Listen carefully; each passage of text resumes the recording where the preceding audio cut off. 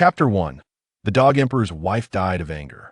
The intricately carved redwood bed loomed in the dim light, its drapes embroidered with opulent peonies swaying gently, revealing two undulating figures. The bright yellow dragon robe and the blue imperial garments lay scattered across the floor, trailing towards the woman's white embroidered shoes. Song Wushuang gazed down at the disheveled dragon robe, her back rigid, while the woman's sultry whispers faded into silence around her. Her heart felt as though it had been hollowed out, a chilling breeze sweeping through despite being wrapped in a thick fox fur coat. She felt a penetrating cold. Wushuang, my heart yearns for you. I shall surely marry you in the future. Wushuang, I aspire to ascend that position, yet I am merely an uncherished prince, with no one willing to assist me. Wushuang, the frontier is harsh and frigid. You have endured much in leading troops to battle. Once my realm stabilizes, I shall make you empress. Wushuang, the Ming king has rebelled. Hasten back to the capital to save me. Wushuang, this sword you wield was to protect me. Even if you are unable to bear children in the future, you will forever be the one woman in my life. Such solemn vows echoed in her ears. Yet the very man who professed everlasting love was indulging his favored concubine just a curtain away. How ironic! To assist him in claiming the throne, she forced herself into the treacherous game of court politics with those power-hungry ministers. In her quest to solidify his reign, she donned the armor of a warrior and ventured onto the battlefield. Now, he had ascended to the pinnacle of power, while she was left with nothing but pain, rendered unable to bear children, and her family wrongfully imprisoned. A single tear fell upon the dragon robe on the ground. It was her folly, her naivety. How could she expect genuine affection from a heartless emperor and an ungrateful son? Time slipped by, and the cloud of passion upon the bed had dissipated. A long hand parted the drapes, revealing the handsome and fierce visage of Jun Qingma, alongside the flushed Chen Guofei, clad only in a waistcloth behind him. Song Wushuang, with eyes as lifeless as ashes, shifted her gaze from the marks on Jun Qingma's collar to the alluring face of Chen Guofei, then calmly withdrew her gaze, bending her knees to kneel. Your servant pays respects to your majesty and to the esteemed Guofei. Jun Qingma's temples throbbed with restrained fury as he demanded, Do you have nothing to say to me? Song Wushuang lowered her head, replying, Your majesty, my father and brothers are loyal subjects who love their country. The heavens bear witness to their innocence and lack of treasonous intent. I implore your majesty to see the truth. I ask you, do you have anything to say to me? Do you truly care not, even if I summon other concubines to my side? I beseech your majesty to clear my family's name. Silence. Jun Qingma interrupted her sharply, his gaze dark and penetrating. The Duke of the State has conspired with traitors to betray the nation. The evidence is irrefutable. How can there be any injustice? Song Wushuang looked up in shock. Disbelief etched across her face as she gazed at the exalted emperor. Forming factions, engaging in treachery, and betraying one's country? Merely based on the one-sided testimony of a few bureaucrats and a handful of forged letters, he condemned her father. A profound sorrow enveloped Song Wushuang. She should have anticipated this. With enemies so close, how could one rest easy? The Song family, renowned for their merits, commanding an army of 500,000, had undoubtedly become a thorn in Jun Qingma's side.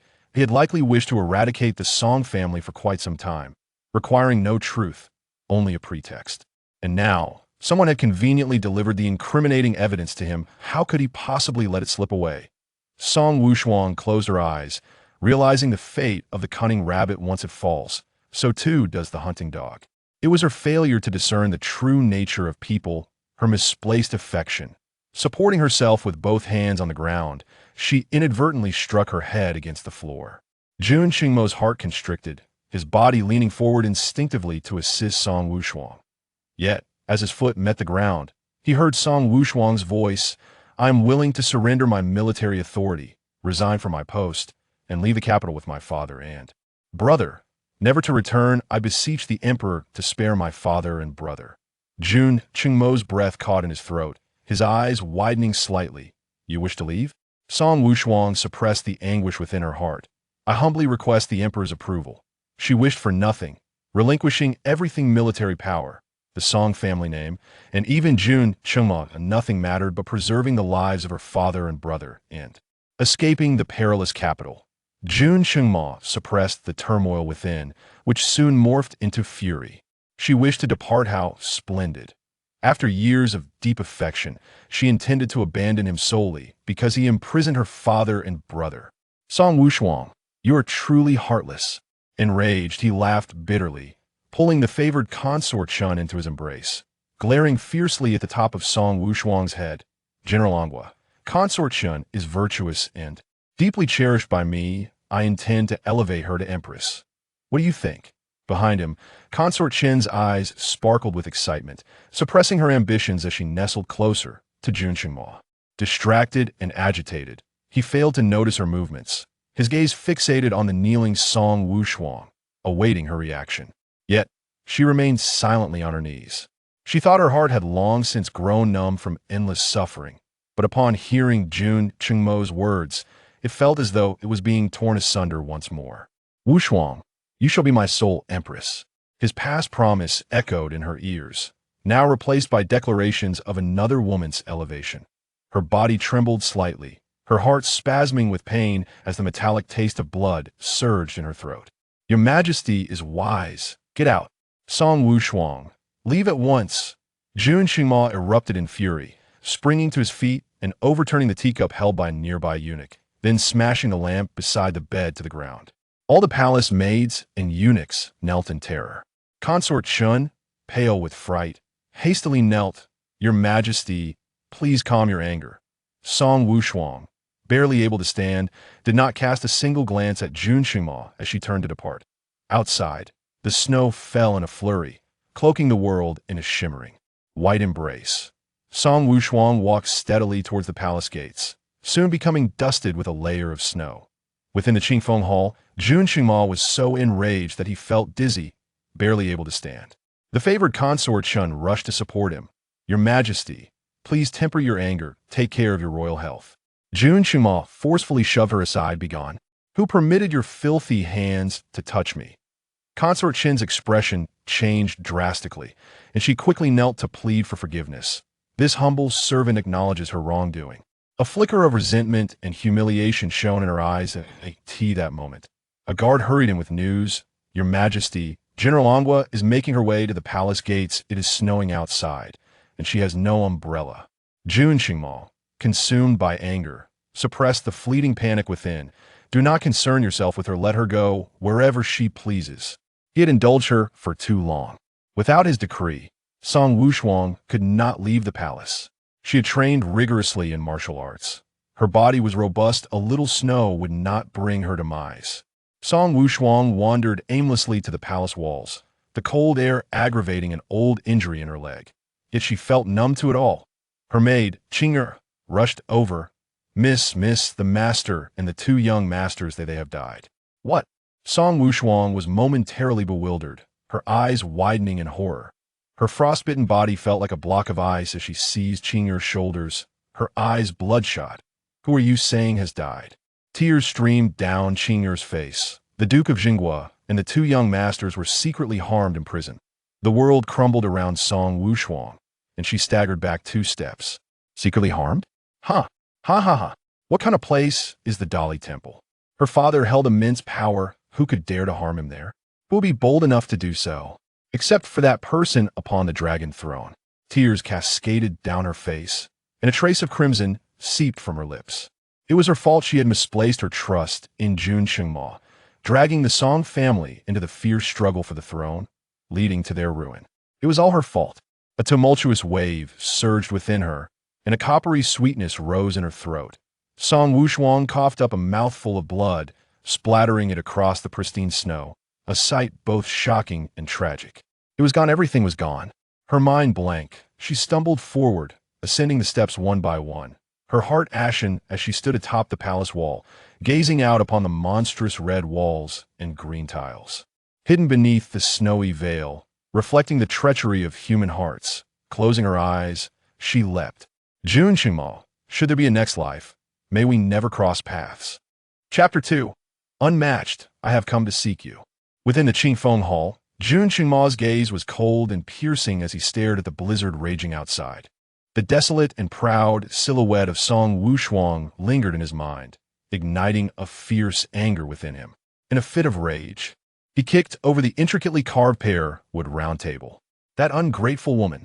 It was his excessive indulgence of Song Wushuang that had led her to become increasingly arrogant. It was time for her to experience some hardship, to understand who truly was the sovereign of Tianshan Kingdom, who was her celestial being.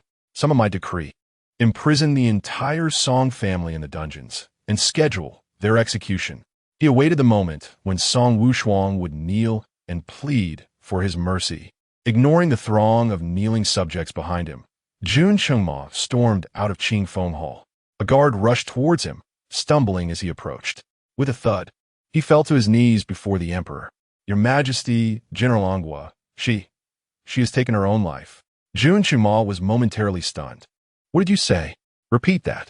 Was the blizzard so fierce that it had caused him to mishear? The guard trembled. "General Anghua has taken her own life." His heart felt as if it had been ripped apart, the cold winds rushing in to fill the void. Jun Qingma kicked the guard, sending him sprawling into the snow. The man hastily scrambled up, shivering uncontrollably as the melting snow soaked his garments. "How dare you curse General Anghua?" Jun Qingma glared fiercely at the guard's bowed head. How could he dare to utter such a curse upon Wushuang? She had been perfectly well just moments ago. How could she possibly be dead? The chief eunuch Lu Fu and the palace maids and guards followed behind, kneeling in trepidation. "Where is General Anghua?" Yun Xingmu demanded angrily. At the palace gate. General Anghua jumped over the palace wall and took her own life. Jun Qingma continued to glare at the wretched guard on the ground. The howling wind and snow had muted all sound. His mind was as blank as the icy expanse around him. Suddenly, darkness engulfed him, and he fell silently backwards. Lu Fu quickly rose to support him, and after a brief moment of dizziness, Jun Qingma pushed Lu Fu away and rushed toward the palace gate. Before the gate, the crimson hue extending from Song Wushuang's form was the only splash of color amidst the vast, white landscape. The young woman, draped in a fox cloak, lay silently in the snow. Jun Qingma stumbled forward, his legs stiffened as he knelt beside her lifeless body, his heart wrenching in agony. Trembling, he reached out to brush the snow from her face, revealing her pallid features. It was his Wushuang. He violently spat out a mouthful of blood, darkness clouding his vision, and he fell backwards. "Your Majesty! Your Majesty! Quickly, summon the imperial physician." Jun Qingma lay in bed for 2 days before awakening. The first thing he did upon opening his eyes was to ask Lu Fu, "Where is General Anghua?" "Wushuang. No, where's my Wushuang?" With tears brimming in his eyes, Lu Fu replied, "Your Majesty, General Anghua's body has been placed in the side hall.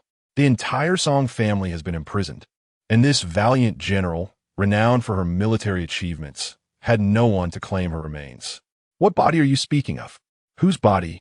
Jun Qingma's gaze turned malevolent as he kicked Lu Fu to the ground. "How dare you curse my Wushuang?" Lu Fu was filled with trepidation as he prostrated himself on the ground, uttering his condolences to the emperor.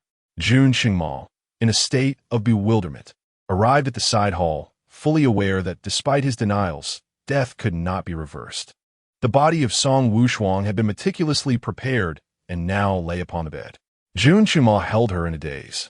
Having lost weight drastically over the past few days, his complexion pale, eyes sunken, and expression vacant, as though his very soul had been extracted, he stubbornly clutched the lifeless form of Song Wushuang, lost in a haze of despair, murmuring to himself, "It was I who forced you to your end. It was I who killed you. How cruel you are! I merely wished for you to care for me, yet you avenge yourself through death. I have not touched another woman. It is only you. Is it cold, Wushuang? Why are you so cold?" He pulled the blanket up, covering her body tightly, perplexed by the chill that persisted despite his grasp. "Wushuang, why are you so cold?" Lu Fu, standing nearby, felt his eyes welling with tears at the heart-wrenching sight. "Your Majesty, it is time to allow General Anghua to be laid to rest." Though the cold air preserved the body, too many days had elapsed. Further delay would lead to decay. Jun Qingma's gaze turned sharp and menacing, tightening his embrace around Song Wushuang's body. You wish to take my Wushuang from me. Lu Fu hastily knelt, pleading, Your Majesty, the deceased must be honored. Please let General Nguo rest in peace. Get out. Jun Qingma's sudden roar caused Lu Fu to tremble, hastily retreating from the hall. The chamber fell silent as Jun Qingma lowered his head, placing a gentle kiss upon Song Wushuang's forehead. Wushuang, no one will disturb us now. Sleep. Days passed, and Song Wushuang's body became mottled and began to decompose. Alarmed, Jun Qingma urgently summoned ice to preserve her form, while he himself kept a relentless vigil by her side, barely clinging to life. News of the emperor's madness reached the previous dynasty, causing further turmoil following General Nguo's suicide. One day, the Empress Dowager arrived with a guard, furiously reprimanding Jun Qingma for neglecting the nation for the sake of a woman. Jun Qingma remained oblivious, his mind detached from thoughts of statecraft. What did the empire matter now? He had ascended to power only to forge a future with Song Wushuang, and with her absence, everything felt meaningless. All he desired was to remain with her until the final flicker of life, then descend to find her. The Empress Dowager, seething with rage, yet suppressing her fury, conveyed a message from General Nguo. Startled, Jun Qingma lifted his gaze. The kneeling guard trembled as he spoke. General Nguo wished for the emperor to live long and prosper, and, above all, to not join her in death. On the road to the underworld, she does not wish to see you. Jun Qingma froze, tears streaming down his face. To live well, and not to be seen on the road to the underworld. How cruel. Wushuang, how could you be so heartless? The following day, the emperor convened the court, declaring General Nguo to be honored as empress, and ordered the royal tomb to be opened for her burial, insisting they share a coffin in death. The ministers opposed vehemently, the blood staining the ground before the dragon column in the Golden Wan Hall, yet Jun Qingma remained unmoved. After the demise of Song Wushuang, he never set foot in the imperial harem again. All his energy was devoted to managing state affairs. In merely a decade, he had exhausted his vitality. His hair, now a crown of silver. His deteriorating health was sustained solely by medicinal concoctions. He endeavored to survive, enduring a life steeped in anguish, a punishment imposed by Song Wushuang upon him, a sentence of solitary old age, with no promise of a peaceful end. Throughout his life, Emperor Qingtian remained childless. Upon reaching middle age, he selected capable scions from the royal clan to enter the palace, nurturing them with great care and eventually designating one as the crown prince. 40 years after Song Wushuang's passing, Emperor Qingtian, suffering from a heart ailment, bequeathed the throne to the crown prince. As he lingered on the brink of death, he gazed at the ethereal snow scene, murmuring softly, I have endured punishment for 40 years. Wushuang, can you find solace? I have come to seek you. Chapter 3 Rebirth. The dog emperor's leg was crushed. A cacophony seemed to echo in his ears, akin to a persistent hum. As Jun Qingma found himself engulfed in a haze of confusion, his mind felt as though it were being pierced by countless needles, a torment both excruciating and vexatious. I know my sins, came the sultry voice of a woman. Yun Xingmu overwhelmed Shong pondered why he had subjected himself to 40 years of solitude and self-punishment, only to be tormented even in death. Why could he not find peace and seek forgiveness from Wushuang? Since the demise of Song Wushuang, he had not set foot in the imperial harem. Thus, where could these subjects be? Gradually, as he blinked his eyes open, his consciousness began to return. He beheld a multitude of kneeling courtiers and eunuchs, alongside a woman clad in a striking crimson peony bodice. The scene was hauntingly familiar. During those lonely 4 decades, he had dreamt of this moment nearly every night, envisioning the despairing yet resolute silhouette of Song Wushuang. He had often shouted at his indifferent self to pursue her, yet no matter how frantically he screamed, the figure in his dreams remained oblivious. Awakening in the dead of night, drenched in sweat, he was met with an overwhelming void and regret. Thus, he endured this cycle of suffering and remorse day after day, year after year, languishing in a stupor.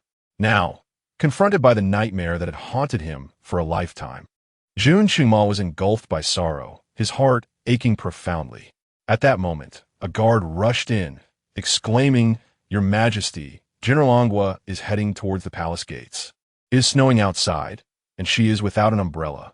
Stunned, Jun Qingma stood frozen as a gust of frigid wind, laced with snow, swept through the palace doors, delivering a bone-chilling draft. Was this truly a dream? He pinched his own hand, the pain jolting his senses. Jun Qingma trembled. Somehow he had returned to. As realization struck him, his expression shifted dramatically. Wushuang. With a terrified shout, Jun Qingma dashed outside. The tempest of snowstorm raged around him, and he concentrated all his internal energy into his feet, employing his lightness skill to traverse the thick palace walls, soaring over the snow-laden imperial garden. The red walls and green tiles fading into the distance as the majestic palace walls loomed ahead. The snow fell in torrents, blanketing everything in silver, while a vibrant splash of red amidst the palace walls resembled a blooming red plum blossom. It was Song Wushuang. Yet before he could revel in joy, he witnessed her gracefully leap, akin to a withering plum in the wind, descending softly. Wushuang. Jun Qingma's heart raced with urgency. He surged forward, catching the descending Song Wushuang in his arms. However, in the haste of the moment, he miscalculated the angle of her fall, leading to his own abrupt descent. Crack! His legs shattered upon impact. The emotional turmoil, compounded by his absence of royal robes as he rushed out, clad only in a thin inner garment, rendered him vulnerable to the biting cold. The fall left him dazed. In a state of panic, Song Wushuang scrambled off Jun Qingma, utterly bewildered. How could she have been so deft in leaping over the palace wall, only to be caught by someone midair? And now, it appeared she had inadvertently knocked him unconscious. Upon realizing that the person she had struck down was Jun Qingma, her face paled dramatically. Your Majesty! Your Majesty! Someone, summon the imperial physician. Quickly! Your Majesty! Your Majesty! The emperor lay in a deep coma, plunging the court into turmoil. The Empress Dowager, filled with fury, condemned Song Wushuang to the dungeons on charges of plotting against the emperor. Within the Zixiao Hall, palace maids and eunuchs knelt in disarray, while the royal physician stood before the Empress Dowager, trembling with trepidation. The matter was not trivial. The emperor had contracted a severe cold, treatable with a few doses of medicine. More grave was the fracture of his leg, necessitating months of recuperation. The Empress Dowager cast a glance at the still unconscious Jun Qingma, pondering when he might awaken. By tomorrow at the latest, came the reply. The Empress Dowager's expression softened slightly at this, yet her voice turned icy as she inquired about the events leading to Song Wushuang's alleged assassination attempt on the emperor. Concubine Chun, her eyes flickering, gracefully approached and curtsied to the Empress Dowager. It is said that General Angua quarreled with the emperor regarding the imprisonment of Duke Xingua. The emperor remained resolute against showing mercy to the Song family, and I could not help but wonder if the general harbored resentment towards his majesty because of this. The Empress Dowager snorted coldly, declaring that the Song family, having committed such a heinous act, had no right to seek clemency. Concubine Chun, with a demure demeanor, noted that the relationship between General Angua and the emperor was quite intricate, occasionally leading to a certain arrogance stemming from favoritism. Realizing her own misstep, Concubine Chun halted abruptly, biting her crimson lip in regret as she half-kneeled to plead for forgiveness, acknowledging her indiscretion before the Empress Dowager. Lu Fu, the chief eunuch waiting by the dragon bed, cast a glance at Concubine Chun before lowering his head once more. The ambiguous relationship between the emperor and General Angua was an open secret, yet no one dared to voice it aloud. Concubine Chun's mention of it before the Empress Dowager was clearly malicious intent. As expected, the Empress Dowager's countenance darkened at the insinuation, branding it shameless for a courtier to disrupt the inner palace with such bewitching tactics. She had long disapproved of Song Wushuang, who, despite not being a consort, spent nights in the emperor's bed, captivating him to the point of neglecting the harem, leaving them devoid of offspring. However, Song Wushuang's military achievements rendered her untouchable, as the inner court was prohibited from meddling in state affairs, leaving the Empress Dowager at an impasse. Now, an opportunity presented itself. Concubine Chun, filled with concern, insisted that General Ngwa was fiercely loyal to the emperor, suggesting that a misunderstanding must have occurred. She believed that once the emperor regained consciousness, he would surely vindicate the general. The Empress Dowager's expression darkened further. Indeed, once the emperor awakened, he would undoubtedly favor Song Wushuang, and she could not allow the latter any chance for redemption. "Summon Lord Li, the Minister of Justice, to see me," she commanded. It was imperative to condemn Song Wushuang before the emperor regained consciousness and ensure her demise. With the Song family already fallen and the clan imprisoned, everyone would prioritize their own safety, and no one would dare oppose her decision to execute Song Wushuang. By the time the emperor learned of it, she would be gone, and he would not dare confront his mother for the sake of a woman. With her resolve firm, the Empress Dowager departed with a fierce glint in her eyes. Concubine Chun allowed a triumphant smile to grace her lips, with the emperor delaying the establishment of a consort. It was evident to all that Jun Qingma harbored affections for Song Wushuang, and the position of empress was being reserved for her. If it were not for the fact that a woman unable to bear dragon heirs cannot ascend to the role of empress, it is likely that Jun Qingma would have already conferred upon her that honor. Chun Guifei's eyes flickered with ambition. She was the daughter of the current prime minister, the most esteemed concubine in the imperial harem. Once Song Wushuang was eliminated, the position of empress would undoubtedly be hers. The memory of the emperor's words in Qing Feng Palace, declaring his intention to elevate her to empress, sent her heart racing uncontrollably. After Chun Guifei departed, Lu Fu hurried to the dragon bed, his face etched with urgency. Your Majesty, please awaken. General Angua is in peril." Chapter 4. The Dog Emperor's heroic rescue of the fair lady Lu Fu was in a state of frantic agitation. Observing the Empress Dowager's demeanor, he feared that Song Wushuang would not fare well in the dungeons. It was not merely the possibility of torture. The dungeon was a grim and damp place reserved for death row inmates. What woman could endure such an environment? Yet, the imperial physician had indicated that the emperor might not awaken until the morrow. Lu Fu hesitated as he brought forth a cup of tea, contemplating the audacity of using it to rouse Jun Qingma from his slumber. As the chief eunuch, Lu Fu had witnessed how Jun Qingma and Song Wushuang had navigated their path to this moment. However, considering Jun Qingma's recent frequent visits to the inner palace and his apparent neglect of Song Wushuang, Lu Fu found himself in a quandary. What if the emperor had ceased to love Song Wushuang? If he were to pour this tea, his own head might be on the line. Ultimately, he set the cup down slowly. Song Wushuang was not like ordinary women. She was a battle-hardened general, forged in the crucible of war. The dungeon should have little impact on her. Within the dungeon, Li Wei, the Minister of Justice, had been tasked by the Empress Dowager to interrogate Song Wushuang. Upon seeing the woman before him, shackled and restrained, Li Wei's eyes gleamed with a sense of triumph.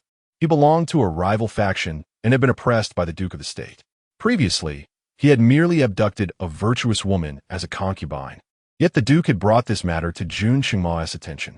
What began as a trivial incident had escalated when Song Wushuang whispered in the emperor's ear, leading to Li Wei being punished with 6 months' salary withheld and, in front of all the court officials, receiving 20 lashes, which stripped him of his dignity and left him bedridden for half a month. Though he ultimately killed that woman, his resentment lingered. Now, with the Song family in ruins and Song Wushuang in his grasp, he relished the prospect of her demise. Li Wei's eyes darkened as he tossed the confession before her, declaring, "General of the Ngwa, you stand accused of conspiring to assassinate the emperor. Do you plead guilty?" Overwhelmed by the betrayal of Jun Qingma and the anguish of her father and brother's deaths, Song Wushuang had long since desired to forsake life. However, her desire for death did not equate to a willingness to be falsely accused, especially by a despicable and shameless scoundrel like Li Wei. Raising her head, her cold, battle-scarred eyes radiated an icy disdain as she cast a contemptuous glance at Li Wei. Li Wei, raising an eyebrow, taunted, "You refuse to confess? That is precisely what I awaited. A refusal to confess opens the door to torture." Seize her. With a sinister gaze fixed on Song Wushuang, he continued, "In this dungeon, there are 18 forms of torture. How many do you think you can endure? Outside, The snow fell increasingly thick, and Lu Fu's anxiety grew within the Zixiao Hall. Why had the emperor not yet awakened? A trusted eunuch had just reported that Li Wei had emerged from the Empress Dowager's chambers and was heading to the dungeon. Given Li Wei's enmity with the Song family, what chance did Song Wushuang have to survive in his clutches? Consumed by worry, Lu Fu approached the dragon bed once more. Recalling the moment when Song Wushuang had leaped from the palace walls and Jun Qingma had dashed forward to catch her, with a resolute heart, he splashed the cold tea across Jun Qingma's face. The tea had grown cold long ago, and the frigid temperature rendered it akin to ice water. The sudden shock invigorated him, and he awoke with a start, shouting, "Wushuang!" Suddenly sitting up, with a frantic gaze scanning the cold, desolate purple clouds hall. He found no trace of Song Wushuang. Indeed, it had all been a dream. A wave of immense loss and sorrow surged within Jun Qingma as he turned to Lu Fu by the bedside. Upon encountering the face aged by decades, he was momentarily stunned. Lu Fu?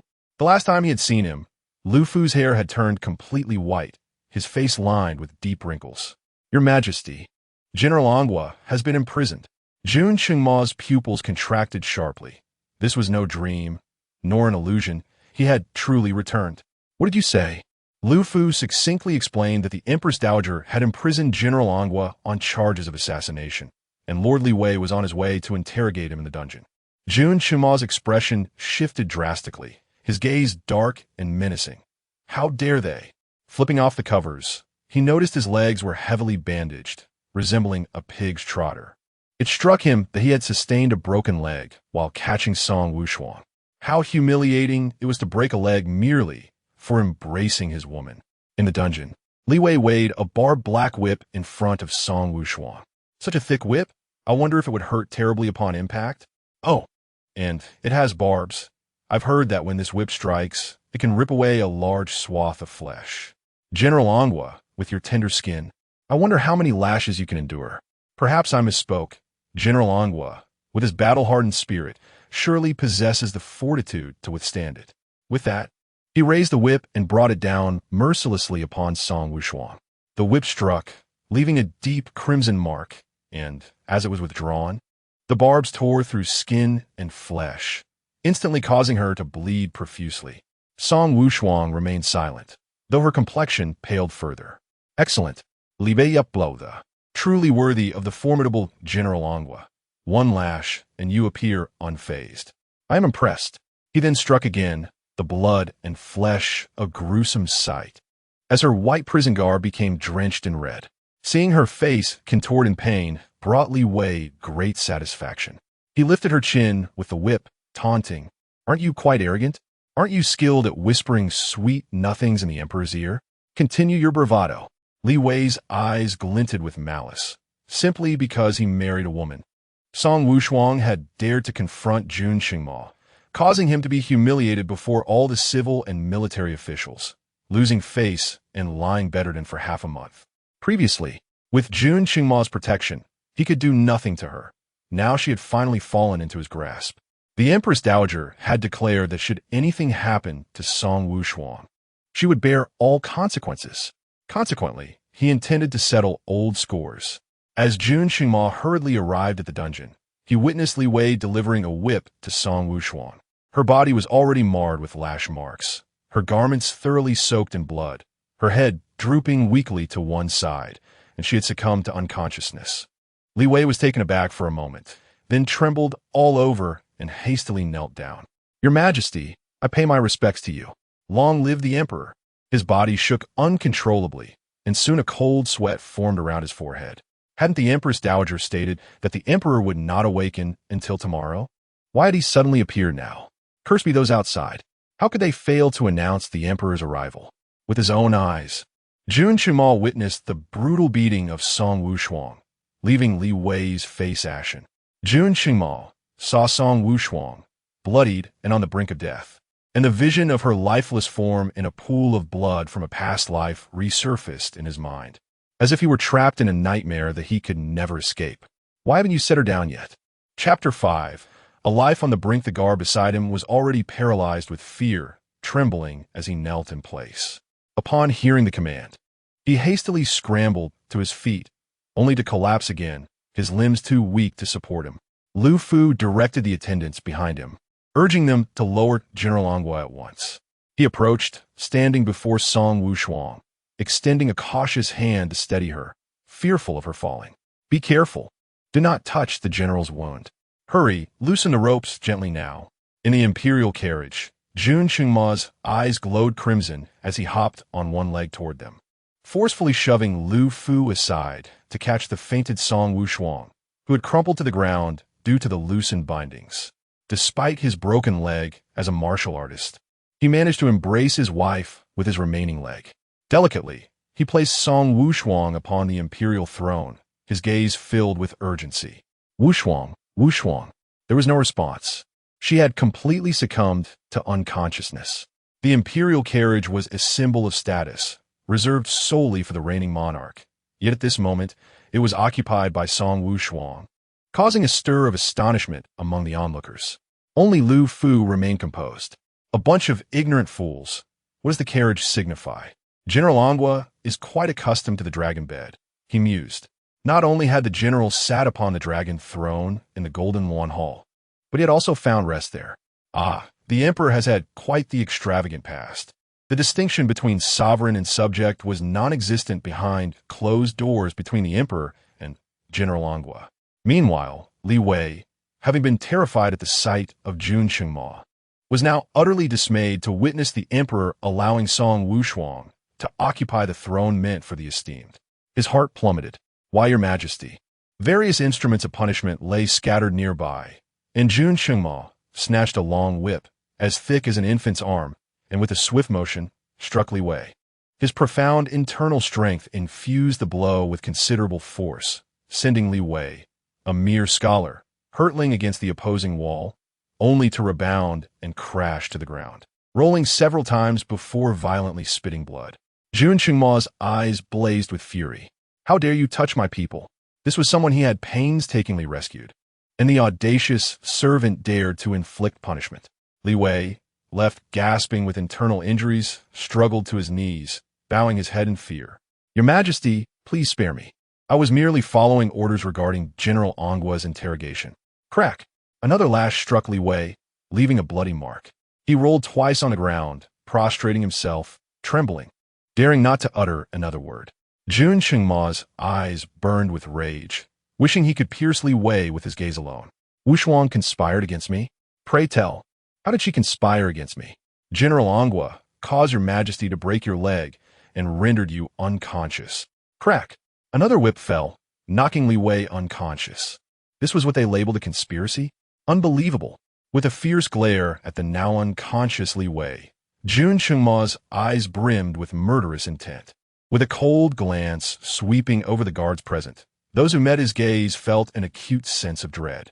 A servant swiftly approached, holding a basin of chili pepper water, which was then splashed directly onto Li Wei. The contact with the pepper caused Li Wei to scream in agony, writhing on the ground in torment. Lu Fu hastily instructed the guards to silence him, lest his cries disturb the emperor. Li Wei's mouth was stuffed with a filthy rag, emitting muffled sounds of suffering as he looked at Jun Qingma in terror.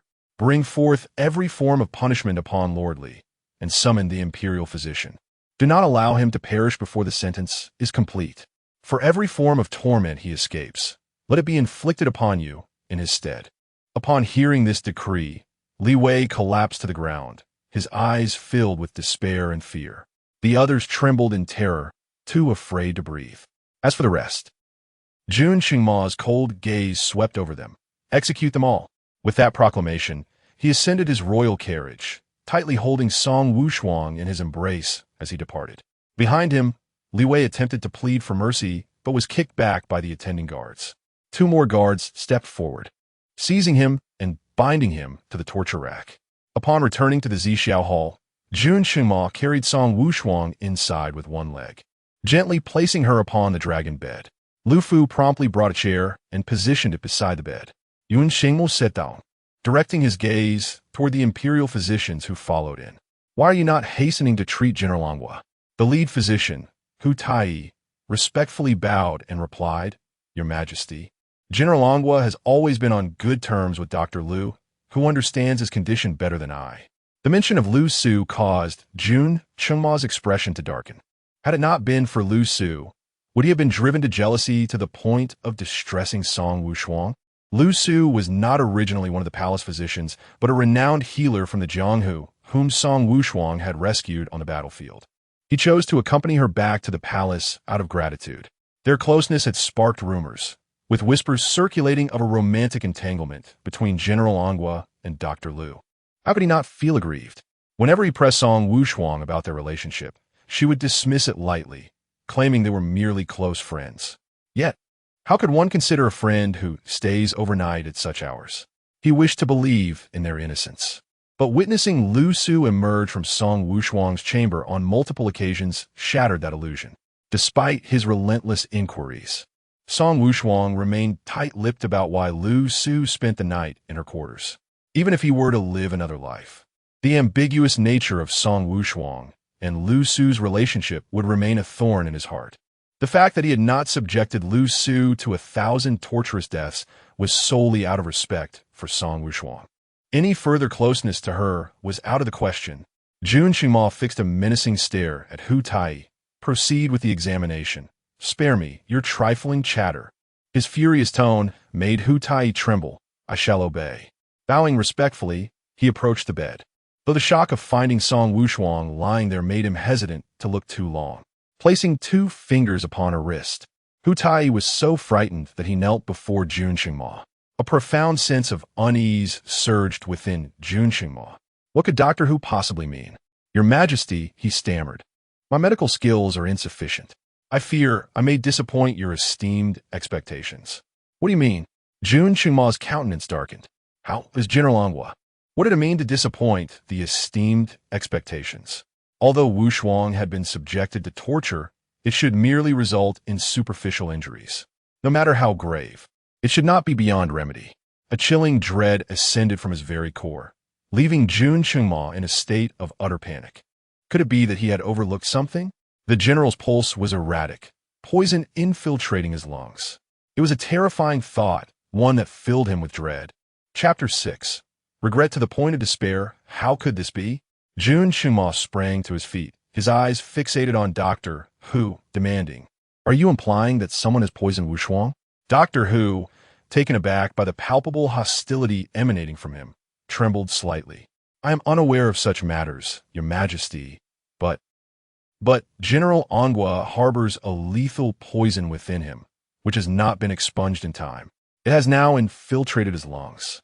I am powerless and failed to discern the nature of the poison afflicting the general. I implore Your Majesty to punish me. Jun Qingma felt as though struck by a bolt of lightning, collapsing back into his chair. His right leg thumped heavily against the ground, causing his wound to reopen, blood seeping through the bandage unnoticed. Lu Fu, alarmed, exclaimed, Your Majesty, you are bleeding.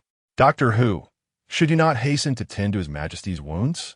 Jun Qingma remained oblivious, enveloped in a fog of despair.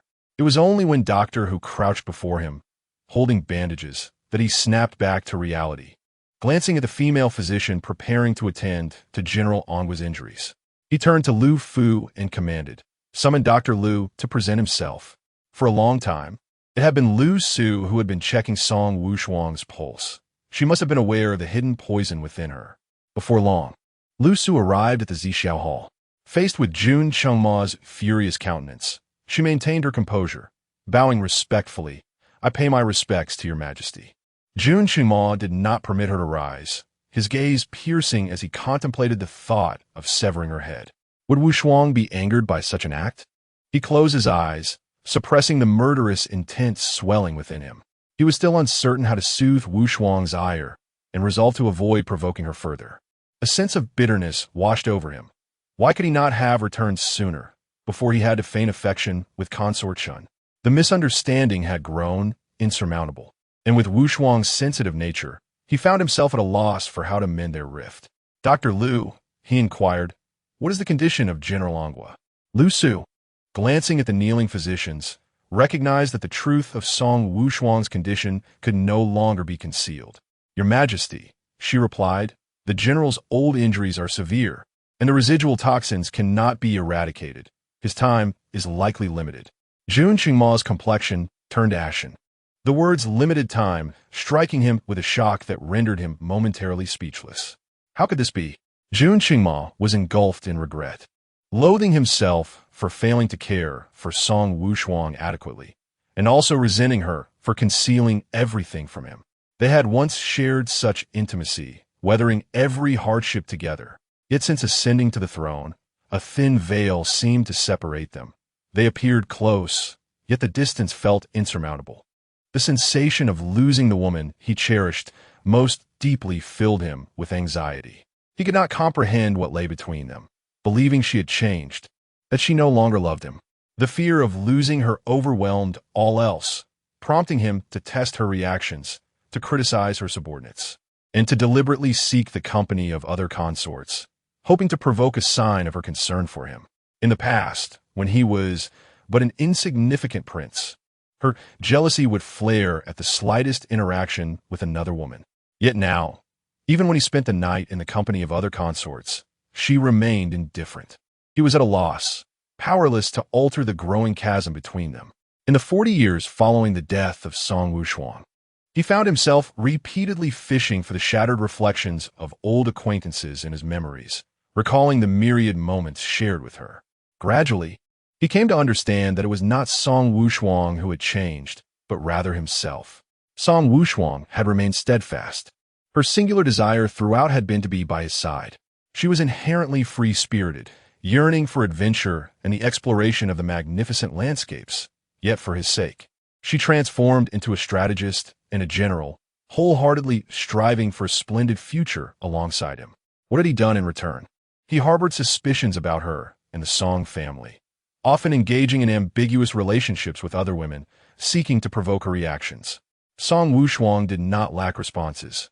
Rather, her heart had turned to ashes after enduring countless wounds. During those lonely 4 decades, whenever he recalled the dim, lifeless gaze of Song Wushuang, Jun Qingma felt as though his heart were being cleaved in two. His eyes gradually reddened with unshed tears. He resented Lu Su for concealing Song Wushuang's illness, but he loathed himself even more. In a moment of introspection, he questioned how he could have overlooked her plight, allowing her affliction to go unnoticed until her final breath. Now, pondering the past bore little significance. What mattered most was how to restore Song Wushuang's health. He closed his eyes, contemplating the state of the Nguoi general's body and whether there existed a remedy to restore it to vitality. Chapter 7. She wants to kill him. Jun Qingma wearily closed his eyes. He had returned from 40 years in the future, driven by the desire to atone for Song Wushuang, to seek redemption. As long as there remained a glimmer of hope, he would not yield. At any cost, he must save Wushuang. The minister vowed to do his utmost. The physician had already tended to Song Wushuang's whip wounds. Lu Su entered to take her pulse, administer acupuncture, and prescribe medicine. Everyone else withdrew, leaving Jun Qingma by the dragon bed, tears brimming as he gazed upon Song Wushuang's pale face. His hand gently brushed against her skin, warm to the touch. It was a comfort beyond measure. Nothing was better than her being alive. Yet, the thought of Song Wushuang's frail body plunged Jun Qingma into despair and regret. He lay down beside her, yearning to embrace her, but hesitated, fearful of aggravating her wounds. Their arms lay close together, feeling the warmth emanating from her, granting him immense solace. This moment had been envisioned for 40 years. No one knew the agony he endured during those 4 decades, confined to a cold palace, awaiting a person who would never return, tormented daily by remorse and guilt. Fortune had smiled upon him, granting him a second chance. This time, he would cherish his Wushuang. After experiencing countless upheavals that day, Jun Qingma felt utterly exhausted. Lying beside Song Wushuang instilled a profound sense of peace, and soon he succumbed to slumber. Upon awakening, he found that she had not yet stirred. Her complexion was ghostly, her breath shallow. He placed his hand on her pulse, confirming its steady rhythm, allowing his anxious heart to finally settle. At that moment, Song Wushuang's eyelids fluttered, and she slowly opened her eyes. Jun Qingma held his breath, gazing at her with bated anticipation. Their eyes met, and for a moment neither spoke. For Song Wushuang, it may have felt as though only half a day had passed. For him, it had been a full 40 years, a lifetime devoid of her presence. Song Wushuang merely glanced at Jun Qingma before averted her gaze. Realizing she lay on the dragon bed, her expression unchanged. As she propped herself up, the fiery pain from her wounds made her wince. Instantly, Jun Qingma became alarmed. "Do not move. You are injured." He extended his hand, gently pressing down on her shoulder to guide her back to the bed, retracting it immediately afterward. The person he had longed for over 40 years was right before him, yet he dared not touch her. The fear of proximity was all too palpable. Song Wushuang understood she could not rise, nor could she leave. Not wanting to face Jun Qingma, she turned her head away, fixing her gaze upon the wall opposite. His heart ached at this gesture. It felt as if a knife had pierced through him. In the past, whenever he appeared, her bright eyes would unconsciously gravitate towards him. Now, she wouldn't even spare him a glance. It was his own doing, and he deserved this suffering. Nervously, he fiddled with his fingers, uncertain of what to say. "Wushuang," he called softly. Song Wushuang showed no response, not even deigning to look at him. "Wushuang." Jun Qingma called out again, tentatively reaching out his hand, hoping to take Song Wushuang's hand. However, as soon as he made contact, she disdainfully jerked away, exclaiming, "Don't touch me. You're filthy." Her tone struck Jun Qingma like a heavy blow, reminding him of the time he had intentionally drawn close to other women to provoke Song Wushuang, ultimately leading to her demise. He perceived his past self as a fool. In a sudden impulse, he raised his hand and slapped himself across the face. The sound echoed sharply, startling Song Wushuang. "What are you doing?" Jun Qingma's eyes glistened with urgency as he gazed at her. Seeing his face quickly swell from the force of his slap, she exclaimed, "Jun Qingma, are you out of your mind?" His eyes became moist, nearly spilling over with tears. It had been so long since she had called him by his name. Once, they had shared an intimate bond, with her freely addressing him by name, but later, she had only referred to him as Your Majesty. Hearing it again now made him acutely aware of how much he longed for her to call him by name. Song Wushuang. It is I. It is my fault. Forgive me." Song Wushuang looked at the man whose eyes and nose were reddened, momentarily lost in thought. In their childhood, Jun Qingma had often been bullied and would come to her crying. But as they grew up, they learned to conceal their emotions. It had been ages since Jun Qingma had shown any vulnerability in her presence. This fleeting moment of nostalgia was interrupted when Song Wushuang's gaze fell upon the teacup on the intricately carved rosewood table. "I would like some water." This was the first request she had made since his rebirth, and Jun Qingma was filled with excitement.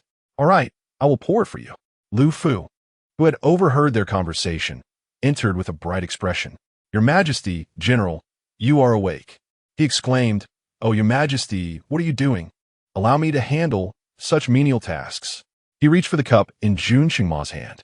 Jun Qingma evaded Lu Fu's outstretched hand, glaring at him. "Go away.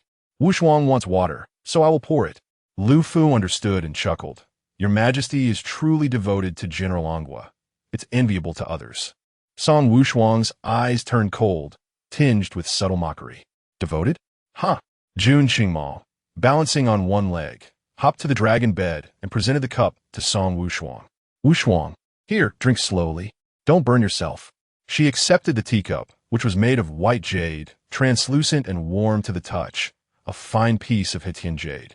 After taking a sip, she suddenly splashed the water against the bed and smashed the cup against the wall. The jade shattered, cutting her palm and drawing blood. Yet Song Wushuang felt no pain. Instead, she seized a sharp shard and pressed it against Jun Qingma's neck. "Ah!" Lu Fu screamed. "General Angua, what are you doing?" "Your Majesty, Your Majesty." "Someone protect silence." Jun Qingma commanded Lu Fu, turning his gaze to Song Wushuang. As their eyes met, filled with hatred, a chill coursed through his heart. Did she truly despise him that much? "Wushuang, please calm down. Why did you kill my father and brother?" "Jun Qingma, what have my Song family done to wrong you? Why did you take the lives of my father and brother?" Chapter 8. Is Song Wushuang also reborn? The sharp jade shard sliced through the skin of his neck, and crimson blood began to seep forth. Lu Fu was utterly terrified. General Angua, be careful. Your Majesty, Your Majesty, what shall we do? Jun Qingma felt a piercing hatred emanating from Song Wushuang's eyes, and he realized without a doubt that she truly wished to kill him. Did she despise him so profoundly? His heart twisted in anguish, yet as he heard her words, he was momentarily taken aback. I killed your father and brother? How is that possible? Had he lost his mind? He knew all too well how much she cherished her father and two brothers. Even if given 100 opportunities, he would never dare to harm them. Although he had imprisoned the Duke of Zhan and his two sons, it was merely a result of circumstance, a gamble to provoke her into submission. Regardless of whether the Duke had conspired against the state, for Song Wushuang's sake, he would spare the lives of the Song family. Song Wushuang pressed the jade shard closer, her eyes filled with madness and despair. Gazing upon the once indelible handsome visage before her, she was left with only regret. Why had she ever encountered him? Why had she fallen in love with him, leading to the ruin of the Song family? She was the sinner of the Song clan. Tears streamed down her cheeks, brimming with the hatred in her eyes. Jun Qingma felt a tightness in his chest. Wushuang, I know your father and brother are innocent. Rest assured, I will thoroughly investigate this matter and restore their honor. At this juncture, his heart was heavy with despair. In his previous life, he had been swayed by those so-called evidences, believing the Duke harbored treasonous intentions. It was only after Song Wushuang's death that he gradually emerged from his sorrow, dispatching people to thoroughly investigate the Duke's alleged treason, whereupon he learned the immense injustice suffered by the Song family. The ministers in court had exploited his suspicious and paranoid nature, systematically plotting against the Songs. The noble family of martial generals had no understanding of the intricate machinations of court politics, becoming victims of a trap from which they could not defend themselves. In time, the truth emerged, and he restored the Song family's former glory. However, the death of Song Wushuang dealt a devastating blow to the Duke, leading the Song family to see through the hypocrisy of the court and ultimately to lay down their arms and return to their fields. They merely wished to take Song Wushuang's ashes to a tranquil and beautiful place to live a simple life. Yet, he did not allow the Song family to carry away her remains, and they could not find peace in their seclusion. On their journey home, they encountered bandits and perished entirely. Jun Qingma dared not recall the horrific scene of discovering the bodies of the Song family in his past life, their heads severed, limbs hacked off, with not a single part of their bodies left unscathed. A family of loyal heroes met with such a gruesome fate. How could a clan of martial generals be unable to fend off mere bandits? This incident was clearly premeditated. Later, he uncovered the identity of those responsible for the massacre of the Song family and avenged them. But what was the use? The tragedy had already transpired, and the dead could not be resurrected.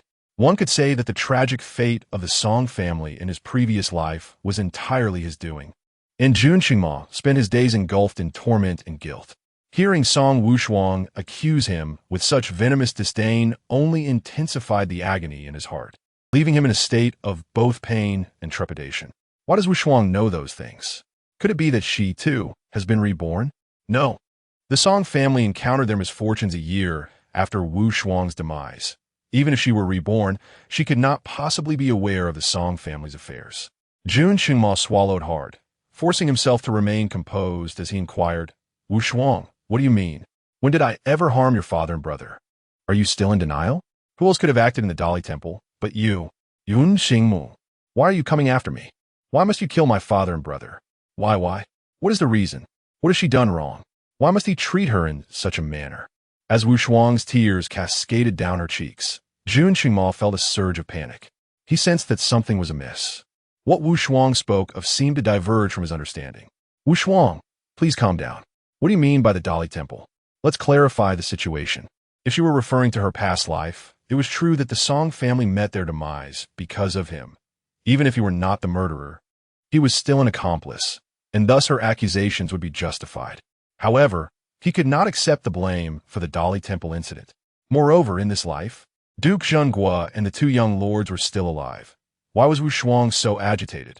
Jun Qingma felt anxious, yet Wushuang's mental state was clearly unstable. No matter how anxious he was, he had to endure and engage with her. I do not understand what you are saying, Wushuang. Is there some misunderstanding? There is no misunderstanding. My father and brother were secretly harmed in the Dali Temple prison. Do you even comprehend what the Dali Temple is? Who besides you could kill there? Duke Xinghua and the two young lords are dead? That cannot be. Jun Qingma's expression shifted dramatically. In his previous life, the Song family had encountered misfortune only after Wushuang's death. Prior to that, they had lived well, never having suffered punishment. Could it be that due to his rebirth, the fate of the Song family had altered? A chill ran down Jun Qingma's spine. If something had indeed befallen the Song family in prison, then Wushuang would never forgive him in this life. Wushuang, please calm down. I will send someone to investigate immediately. Your father and brother are not dead. Trust me. Yun Xingmu, you are still deceiving me. Jun Qingma felt a wave of despair wash over him. I am not. I truly do not know. He was genuinely innocent. Wushuang, there may be some misunderstanding. Please allow someone to check the prison. Wushuang remained unmoved, her eyes still filled with hatred. To her, Jun Qingma's words were nothing more than a ploy to buy time. Qing'er had personally informed her that her father and brother had died, that they had been harmed in prison. How could that possibly be false? Do you think I would still believe you? The indifference and distrust in her eyes pierced Jun Qingma's heart like a dagger. It was all his doing. He had shattered her trust, and he deserved this. Wushuang, please give me one last chance to earn your trust. Trust me this once, and I shall never let you down again. Wushuang, I have never wished to harm your family. Please believe me. Song Wushuang's gaze remained as cold as ever. Her trust in Jun Qingma had long been eroded by repeated disappointments.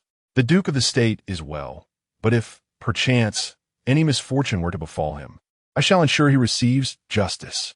The current developments diverged from those of the previous life, leaving Jun Qingma hesitant to make definitive statements. He discreetly signaled Lu Fu, urging him to hasten and send someone to the Dali Temple for inquiries. Lu Fu, filled with trepidation, dared not leave, fearing that the jade piece in Song Wushuang's possession might indeed bring harm to Jun Qingma. Go quickly, Jun Qingma emphasized, prompting Lu Fu to finally turn and depart. Chapter 9. I make my own bed. They cannot share my space in Mo Shuang. Could you kindly set down the jade piece?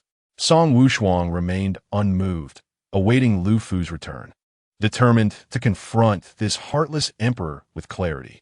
The venomous glare in her eyes pierced Jun Qingma's heart like a dagger. Once, those very eyes had gazed upon him with adoration and joy. How had it come to this? Now filled only with coldness and indifference. The Dali Temple was a considerable distance from the imperial palace, and Jun Qingma, fearing that Song Wushuang's hand might tire, implored, Wushuang, please put down the jade piece. Your hand must be weary. With a scoff, Song Wushuang retorted, is that your aim? To buy time while plotting your escape? Yun Xingmu, do you truly believe that I would require time to escape? Though Song Wushuang possessed great strength, he was not without his own capabilities. Seizing the moment while she was momentarily distracted, he grasped her wrist, forcefully twisting it to dislodge the jade piece from her grasp. Upon seeing it fall, he immediately released her, concerned not to aggravate her injury. Song Wushuang swiftly retreated, distancing herself from Jun Qingma, her gaze filled with wariness. Jun Qingma curled his fingers. Despite his overwhelming desire to embrace her, he could not tolerate her distance. Yet she refused to trust him, leaving him with no choice but to endure. The two remained in a tense standoff for an unknown duration until Lu Fu finally rushed back. Your Majesty, Your Majesty, the Duke of Xinghua and young Master Song are unharmed. They are safe. He panted heavily, a broad smile illuminating his face. Thank goodness, thank goodness. Jun Qingma exhaled in relief. He had known that in his previous life, the Duke of Xinghua and the two young masters of the Song family did not perish until a year later. It was inconceivable that calamity had struck them so suddenly. Yet, why had Song Wushuang claimed that her father and brother were dead? Wushuang, look, your father and brother are alive. Song Wushuang's expression remained unchanged. Her gaze towards Jun Qingma increasingly filled with disappointment. Jun Qingma, do you still wish to deceive me at this juncture? I do not. He countered vehemently. Lu Fu hurriedly interjected, My general, I assure you, your father and brother are truly safe. Song Wushuang's eyes were icy. Did you witness this with your own eyes? Lu Fu faltered, of course not. As a eunuch, he was unable to leave the palace. It was confirmed by the imperial guards who rode swiftly to verify. I doubt any guard would dare to lie. Faced with Song Wushuang's incredulous gaze, Jun Qingma felt helpless. Knowing her disposition, he realized that without her seeing for herself, she would remain unconvinced. Given her injuries, he could not allow her to leave the Zixiao Hall. Thus he commanded that the Duke of Jinghua and the two young masters of the Song family be brought directly to her. Behind a screen, Song Wushuang beheld her father and brothers standing in the outer hall, tears of joy welling in her eyes. They were alive. Father, brother. She yearned to rush forward, but was restrained by Jun Qingma. He signaled Lu Fu, who promptly exited to usher the Duke of Jinghua away. Jun Qingma, what is your intent? Song Wushuang cried in fury. Jun Qingma secretly reminisced about the sensation of having her call his name directly, then evasively replied, I merely stated that you should witness for yourself that they are alive. I never suggested that you meet them. The Song family is currently in a precarious position. Song Wushuang's gaze turned icy as she regarded Jun Qingma with a sardonic expression. What does His Majesty intend to do with his subject? Liu Fu, startled, quickly retreated and closed the door behind him. Jun Qingma's lips trembled and his hands clenched at his sides. Wushuang, are you deliberately trying to provoke me? Song Wushuang lowered her head, her eyes reflecting endless mockery and sorrow. Upon seeing her derisive smile, Jun Qingma was reminded of his past transgressions and suddenly found himself unable to face her. I'm sorry, he murmured, in response to his display of weakness. Song Wushuang remained unfazed. Whatever course the emperor chooses for his humble servant, I harbor no grievances. However, my father and brother are innocent. I beseech the emperor to exercise discernment. Understand, I will ensure a thorough investigation into the Song family's alleged treason, and I shall restore the honor of your father and brother. He had already unraveled the complexities surrounding the Song family in his previous life. Retracing the steps would be a mere formality. Wushuang, rest assured, as long as I am here, I shall guarantee the prosperity of the Song family. The mockery in Song Wushuang's eyes became increasingly pronounced. Guarantee our prosperity? Was it not his actions that led my family to this plight? That is unnecessary. I comprehend the principle of merit overshadowing the sovereign. I only request that, once my family's innocence is restored, my father and I be allowed to resign from our posts and return home. Resign and return home? How can that be? Jun Qingma protested. You promised to stay by my side. You cannot go back on your word. They had once vowed to each other that they would never part. A promise she had uttered herself. A sense of melancholy enveloped Song Wushuang. I did promise to stay with you. But has the emperor forgotten the conditions under which I made that vow? If you do not betray me, I shall never leave your side. Yet now, you have betrayed me. Her expression dripped with sarcasm as she pondered how Jun Qingma could dare to invoke their former oaths. I have not. Jun Qingma hastily countered. Wushuang, I have not betrayed you. You are my only one. Is that so?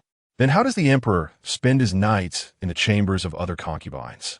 Surely it is not merely for conversation under the covers? Jun Qingma felt a surge of self-reproach, cursing himself for his foolishness.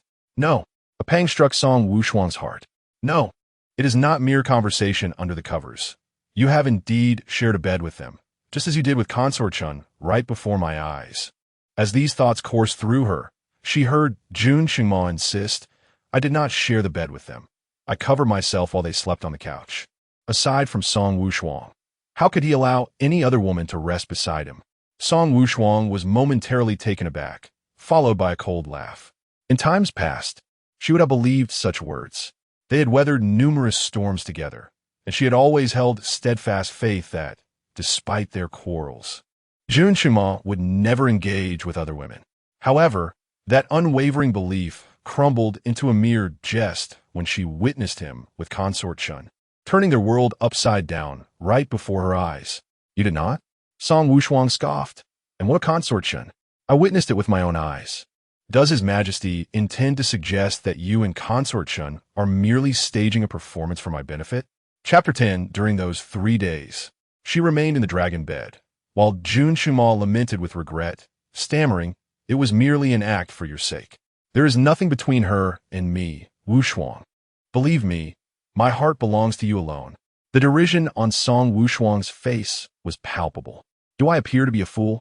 Has she blinded her eyes or deafened her ears? The voice of concubine Chun echoed throughout the entire harem. The very thought of that moment caused Song Wushuang's heart to ache painfully. Wushuang, I truly have not touched concubine Chun. If you do not believe me, I can summon her for a confrontation. Enough. Song Wushuang interjected. I have no desire to hear your excuses, regardless of your affections for concubine Chun. Why do I have to question it? She is the one you personally bestowed the title upon, a legitimate consort, while what am I? A mere lover you cannot openly acknowledge. Whether or not anything had transpired between him and concubine Chun had become irrelevant to her. Seeing her blatant disbelief, Jun Qingma was in a state of frantic desperation, loathing the foolish schemes of his own making. Now, it was not merely a case of shooting himself in the foot. He had dug a deep pit in which he was now ensnared. Unsure of how to prove his innocence, he gritted his teeth and declared, "If you do not believe me, you are welcome to inspect for yourself." Yes, how could he have forgotten? Although he had returned from 40 years in the future, the events of today felt distant. Yet in reality, his dealings with concubine Chun had only occurred half a day prior.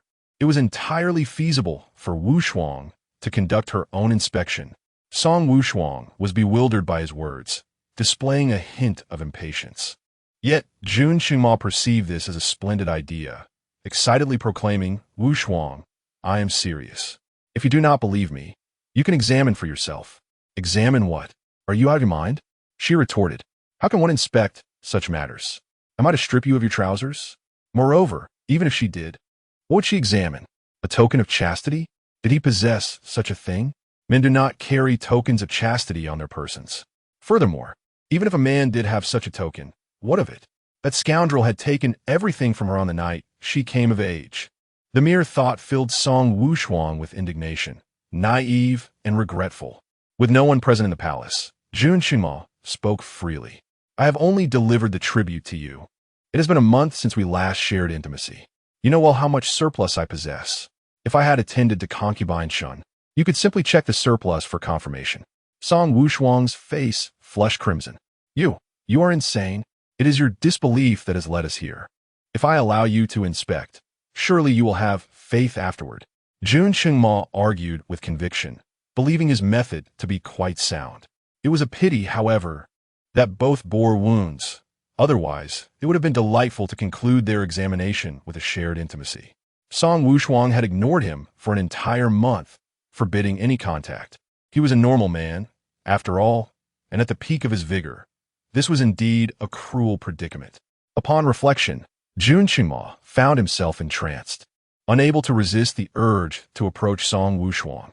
Wushuang, the utterance of her name, stirred his heart, nearly revealing the depths of his longing. Enraged, Song Wushuang lost all semblance of reason, bewildered by how a civil discussion had devolved into this chaos. She hastily retreated, casting a wary glance at him. "Yun Xingmu, if you seek to vent, find another woman. Do not provoke me." Jun Qingma was momentarily taken aback, a flicker of hurt crossing his features. "Vent? Do you believe my feelings for you are merely a means of release?" "I assent it," she retorted. "Song Wushuang, it is because I hold affection for you that I desire to be with you." A chill enveloped her gaze. Had he forgotten his own words? He had once declared that all women were mere tools for his gratification, and she was no exception. After that, she had stormed off, furious, and later received a summons to Qingfeng Palace, where she witnessed the disgraceful scene involving concubine Chun. Disgusted, she wished to avoid Jun Qingma altogether and turned to leave the hall. Seeing her departure, Jun Qingma panicked and swiftly blocked her path. "Wushuang, where are you going?" "Back to my residence." She could not place her hopes of rescuing her father and brother in the hands of a heartless emperor. She must return to seek evidence herself. As long as she could save her family, they would flee the capital, this den of conflict, without delay. As for Jun Qingma, she cast him one last glance. A mixture of admiration, resentment, reluctance, and resolve swirling in her eyes, leaving him in a state of disquiet. Wushuang was genuinely disappointed in him. "Do not leave. Are you intending to confine me within the palace, Your Majesty?" Jun Qingma's eyes flickered, betraying a hint of guilt. That was not my intention. Then what is your intention? Wushuang, must our relationship be so estranged? Song Wushuang, unwilling to engage further, attempted to bypass him yet again, only to find him blocking her path once more. She regarded him with icy disdain. Jun Qingma, unable to meet her gaze, spoke softly. Wushuang, I am aware of your condition. Her expression darkened, and she remained silent. Wushuang, I have wronged you, unaware of how severely you suffered. There is no need for apologies. Soldiers returning from battle carry wounds, each one. But you fought on the battlefield because of me. Jun Qingma felt his heart constrict painfully. Had she not taken to the harsh frontiers for his sake, a mere woman, enduring the trials of war that even men found intolerable? Song Wushuang wished to avoid reminiscing about the past.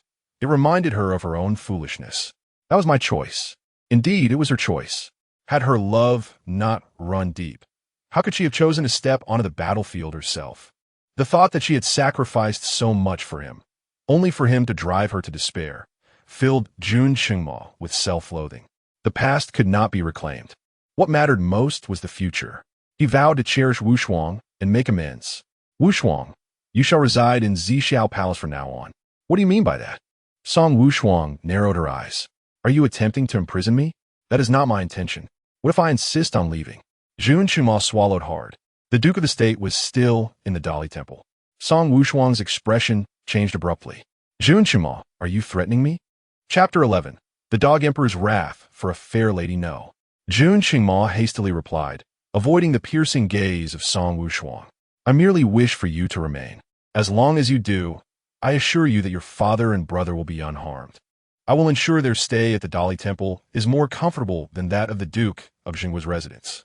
Song Wushuang's chest heaved with anger as she glared at Jun Qingma, a look that caused him to feel an acute sting in his heart. Was this not a threat? Wushuang, I. He faltered, feeling utterly helpless. The torment of 40 years of solitude haunted him, rendering him incapable of enduring the thought of her absence. In a tone almost as if to justify his own confinement, Jun Qingma murmured, in the past. You also resided with me. Wushuang, can we return to how we once were? I promise to treat you well. I shall never let you down. A cold chill enveloped Song Wushuang's eyes. Such words were not new to her. She had heard them countless times before, only to be met with deeper wounds each time she chose to believe. I find you repulsive. Jun Qingma's body trembled slightly. Repulsive? How could she deem him so? I have never. He protested. You are the only one for me. I have not laid a finger on anyone else. Is that so? Sarcasm dripped from Song Wushuang's words. Does the emperor dare claim he has never touched Consort Shin? Never. Absolutely not. The dog emperor swore fervently, declaring that she was merely performing for her own amusement, that he had not even grazed her with a fingertip. Is that so? You have never touched her, yet you embraced her in your arms. Jun Qingma cried out in protest, but his voice faltered. Upon reflection, he realized he had indeed held her close. Fueled by indignation that Song Wushuang could not appreciate his affections, deliberately flaunting his embrace of Consort Shin before her. With a cold laugh, Song Wushuang remarked, and you still intend to elevate Consort Shin to the status of empress? Jun Qingma lamented, wishing fervently that he could have been reborn even a moment sooner. Had he done so, he might have avoided committing countless irreparable follies. Those were not my true feelings. My only empress is you, Wushuang. Trust me, I will certainly make you empress. Those are not your true sentiments, but rather what you subconsciously believe to be the most wounding words to utter. Are they? As her heart bled, Song Wushuang accused him. You spoke those words with intent. You wish to inflict pain upon me, do you not? Yun Xingmu, do I owe you anything? Rendered speechless, Jun Qingma felt a sharp pang in his heart. I am sorry. Struggling to confront Song Wushuang, he hurriedly added, I still have memorials to review. You should rest for now. With that, he swiftly departed. Outside the palace doors, Lu Fu awaited anxiously. As soon as the door opened, he rushed forward. Your Majesty. Yet, before he could finish a sentence, he witnessed Jun Qingma leap away with a single leg, employing his lightness of body to escape. Lu Fu was left bewildered. What is happening? Why does it seem as though the emperor is fleeing? It must be an illusion. It surely is, he reassured himself. How could the illustrious emperor of the Tianshan kingdom possibly be running away? Though bewildered, Lu Fu hastily instructed guards to remain outside the Zixiao Hall, and then pursued the imperial carriage. Song Wushuang did not anticipate that Jun Qingma had actually fled, causing her to spit blood in frustration. Without Jun Qingma's decree, she could not leave the palace and could only sit in indignation, contemplating that she would have him release her once he returned in the evening. Little did she know, this wait would extend for several days. It remained unclear whether Jun Qingma was intentionally avoiding her. He had not shown his face for days. Apart from Lu Su, who visited daily to attend to her ailments, the only other individuals she encountered were palace maids and eunuchs. The medicine Lu Su administered was of the highest quality, and after a few days, her whip wounds had nearly healed. However, to remedy her chronic ailment would require more than just a fleeting moment. Growing increasingly agitated and anxious during her time in the Zixiao Hall, Song Wushuang could not help but wonder about the well-being of her father and elder brother. Although Jun Qingma had assured her that as long as she remained in the Zixiao Hall, he would treat her family kindly after enduring so much, she found it difficult to place her trust in him. Dr. Liu, has anything significant occurred in the court these past few days? After Lu Su had just finished her acupuncture and meticulously gathered the silver needles, she replied, "Are you inquiring about the Duke of Jinghua and his two sons?" Song Wushuang nodded.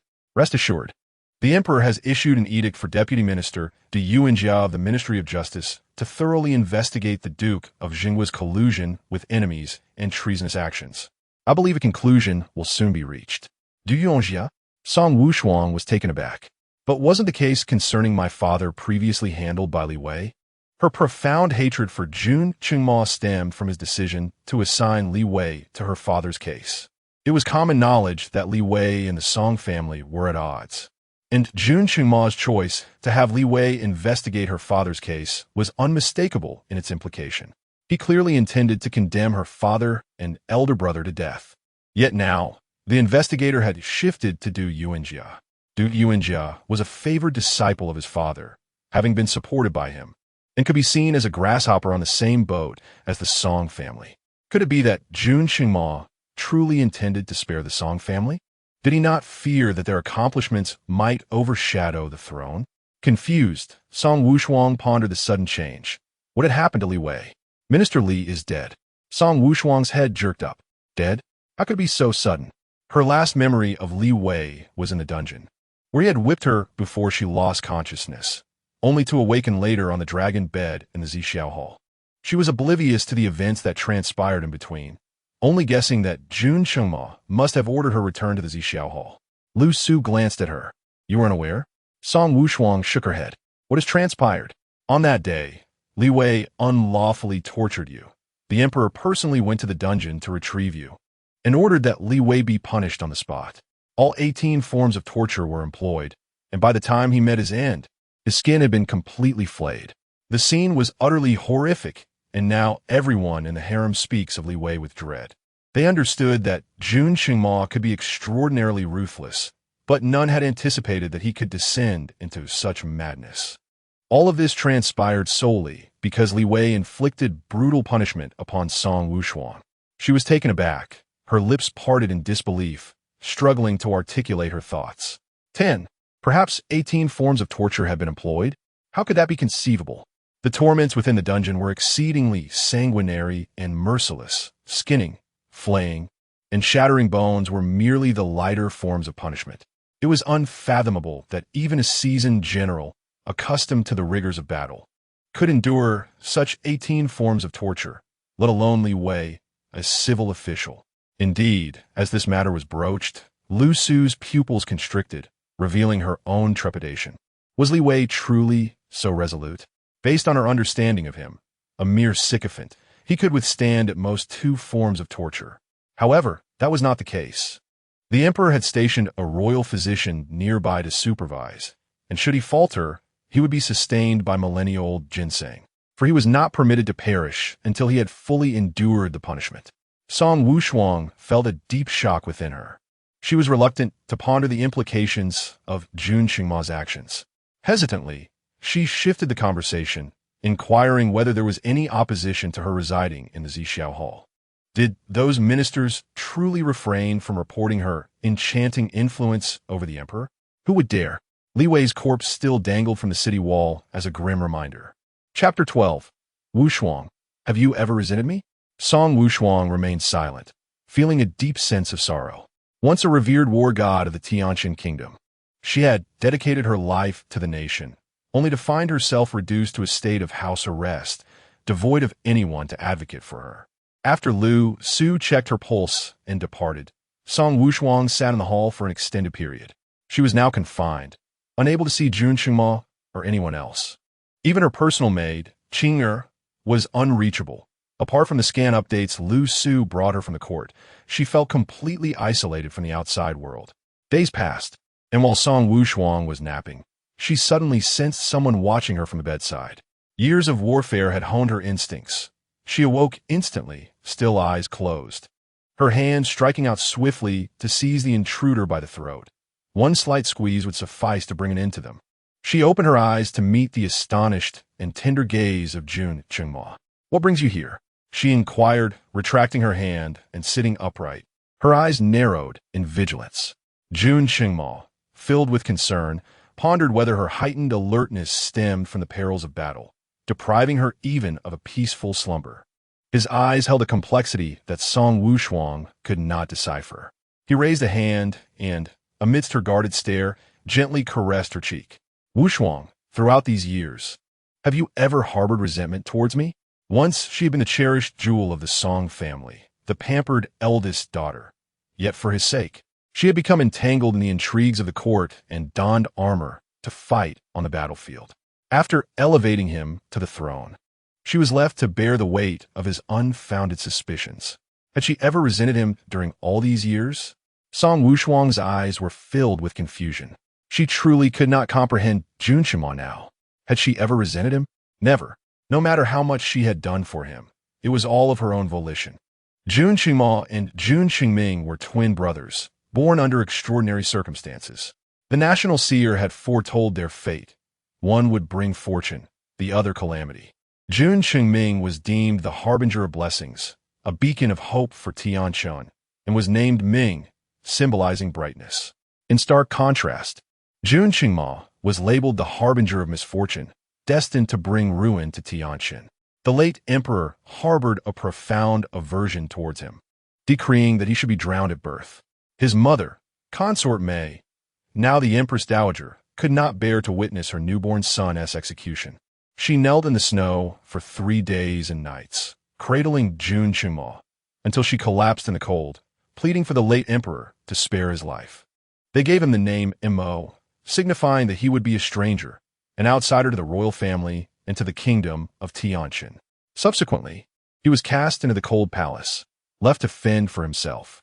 What difference was there between abandoning a 3-day-old infant in a desolate cold palace and outright killing him? From the very beginning, the late emperor had never intended to spare his life. Fortunately, Jun Qingma was resilient, and he was discovered by a deranged consort who had lost her child to treachery and was banished to the cold palace. Everyone presumed that the deranged concubine had perished. Yet to their astonishment, she had survived, aimlessly mistaking Jun Qingma for her lost child, subsisting on wild vegetables and leaves. When Jun Qingma was 6, the mad concubine died, leaving him utterly alone to forage for leaves, wild grasses, and bird eggs, enduring a life more wretched than that of a dog, bewilderedly surviving in the cold palace. It was during this period that Song Wushuang encountered Jun Qingma. She had entered the palace for a banquet, but lost her way and, for reasons unknown, stumbled into the cold palace, where she found Jun Qingma stuffing wild grasses into his mouth. She recalled how small he appeared at that moment. Despite being 6 years old, he was as emaciated as a monkey, even smaller than her 2-year-old cousin. At the time, the Song family was at the pinnacle of their fortune, and, as the cherished eldest daughter, she enjoyed the finest of everything. Thus, she could not fathom why someone would resort to eating wild grasses. Shouldn't T1 indulge in fragrant rice porridge and delightful rabbit buns instead? What are you doing? The young Wushuang inquired with innocent curiosity. Jun Shuma stared at her in a daze. Apart from his mother, he had never met anyone else and had never seen someone so beautiful. I am eating, he replied. Wushuang blinked her large, expressive eyes, filled with confusion. Is it tasty? Jun Shuma was unfamiliar with the concept of deliciousness. He only knew that it was edible. Carefully, he extended the wild grasses towards her. Here, you can eat. Wushuang took a bite, and immediately spat it out, her delicate features contorting in distaste. Bitter. It's dreadful. Just then, she remembered the pastries she had snatched during the banquet and offered them to Jun Shuma. Please, have some. It was the first time he savored something so delectable, devouring it with unrestrained eagerness. He was still hungry, so Wushuang led him outside, taking a long route through the palace until they reached the kitchen, where they pilfered food. Since the Song family had a daughter favored by the emperor, Song Wushuang could visit the palace frequently, and each time, she would secretly bring treats to Jun Shuma or take him to steal food. This arrangement persisted for several years, and when Wushuang turned 10, she finally learned of Jun Shumu's princely identity. It was then that she discovered that the boy she had affectionately dubbed Little Monkey was named Jun Shuma. She shared all she had learned with him. By that time, Jun Shuma had reached the age of 13, having grown up in a fog of confusion, only then realizing his own name and identity. He experienced bewilderment, uncertainty, resentment, and even hatred. He had seen other princes. During their escapades to pilfer food, he observed those well-dressed princes laughing as they rode on the backs of eunuchs, feasting on exquisite delicacies he had never encountered, surrounded by adoring attendants. He could not comprehend why, as a son of the emperor, the other princes could live in luxury and splendor, while he languished in the cold palace, enduring a life more miserable than that of a dog. Why should that be? Is it merely because of that so-called star of disaster? What fault does he bear? The grievances, suffering, and bitterness have taken root in his heart, ultimately transforming into an inextricable obsession and resentment. He yearns to ascend to that position. They're all princes. Why should he not rise above others? Why should he not become the supreme ruler? For a prince who possesses nothing, even one whose existence is unknown to others, aspiring to the throne may seem like a fanciful dream. Yet, Jun Shuma refuses to succumb to defeat. He does not believe in fate and is determined to fight for his desires. The only person who can assist him is Song Wushuang. She's the sole friend he knows. Chapter 13.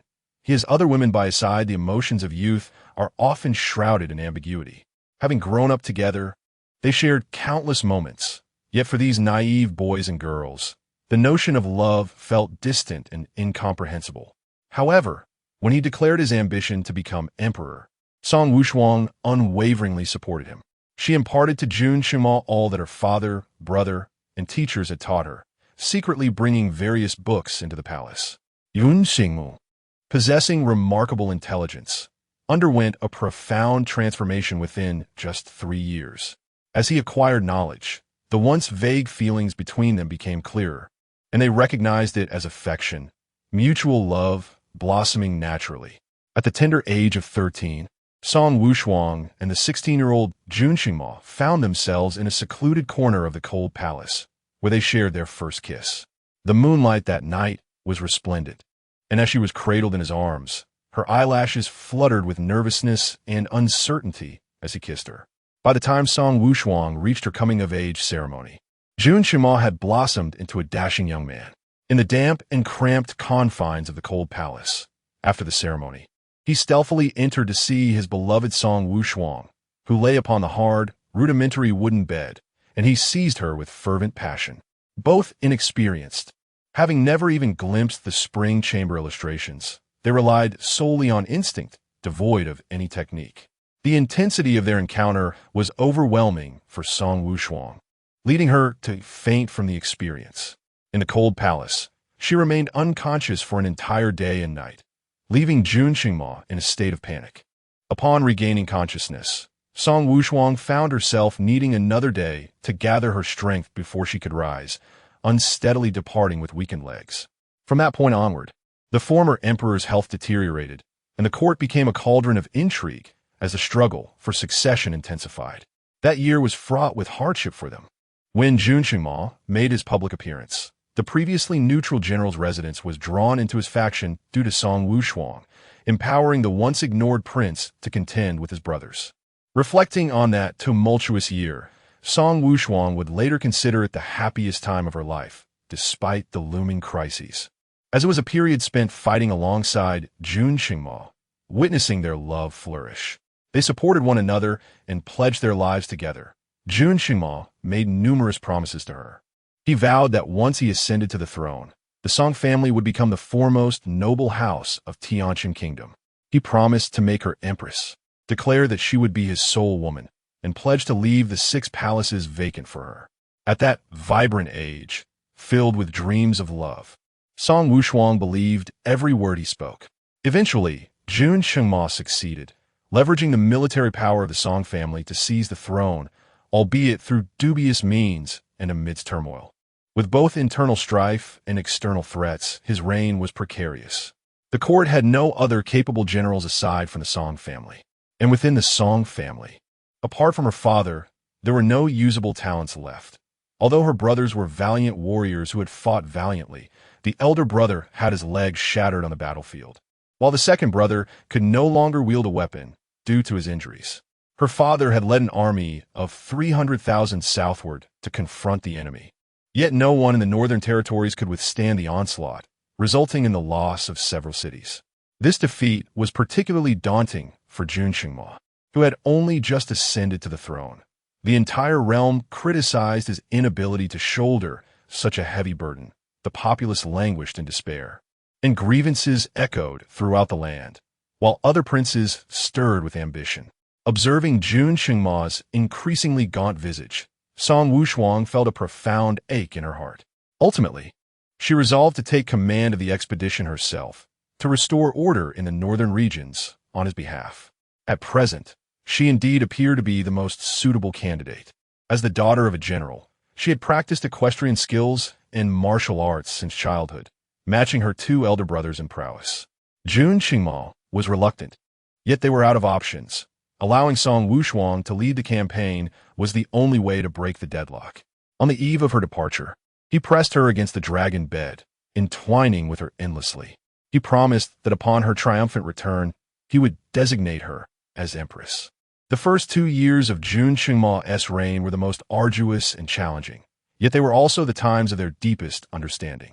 Jun Qingma firmly established his position in the court, purging internal and external threats, effectively cleansing the entire administration and solidifying military power. Song Wushuang fought valiantly across various fronts, securing victory after victory, instilling terror in the hearts of their enemies, her name echoing as the goddess of war throughout the Tianqin Kingdom. Though their time together was scarce, they toiled towards a singular objective, their hearts never having been so closely intertwined. When did they begin to drift apart? It was 2 years later, during her first return to court. By then, she had been bestowed the title of General of Ngua by Jun Qingma.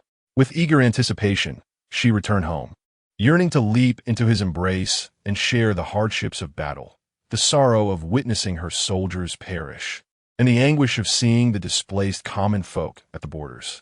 However, none of her dreams materialized, adorned with accolades of war. She was greeted by the emperor himself at the city gates, yet, separated by numerous ministers and citizens, she could not run into his arms. Instead, bowing respectfully to the exalted sovereign while clad in her military garb. In that moment, she felt for the first time that their relationship had fundamentally changed. The distinction between sovereign and subject had become palpable.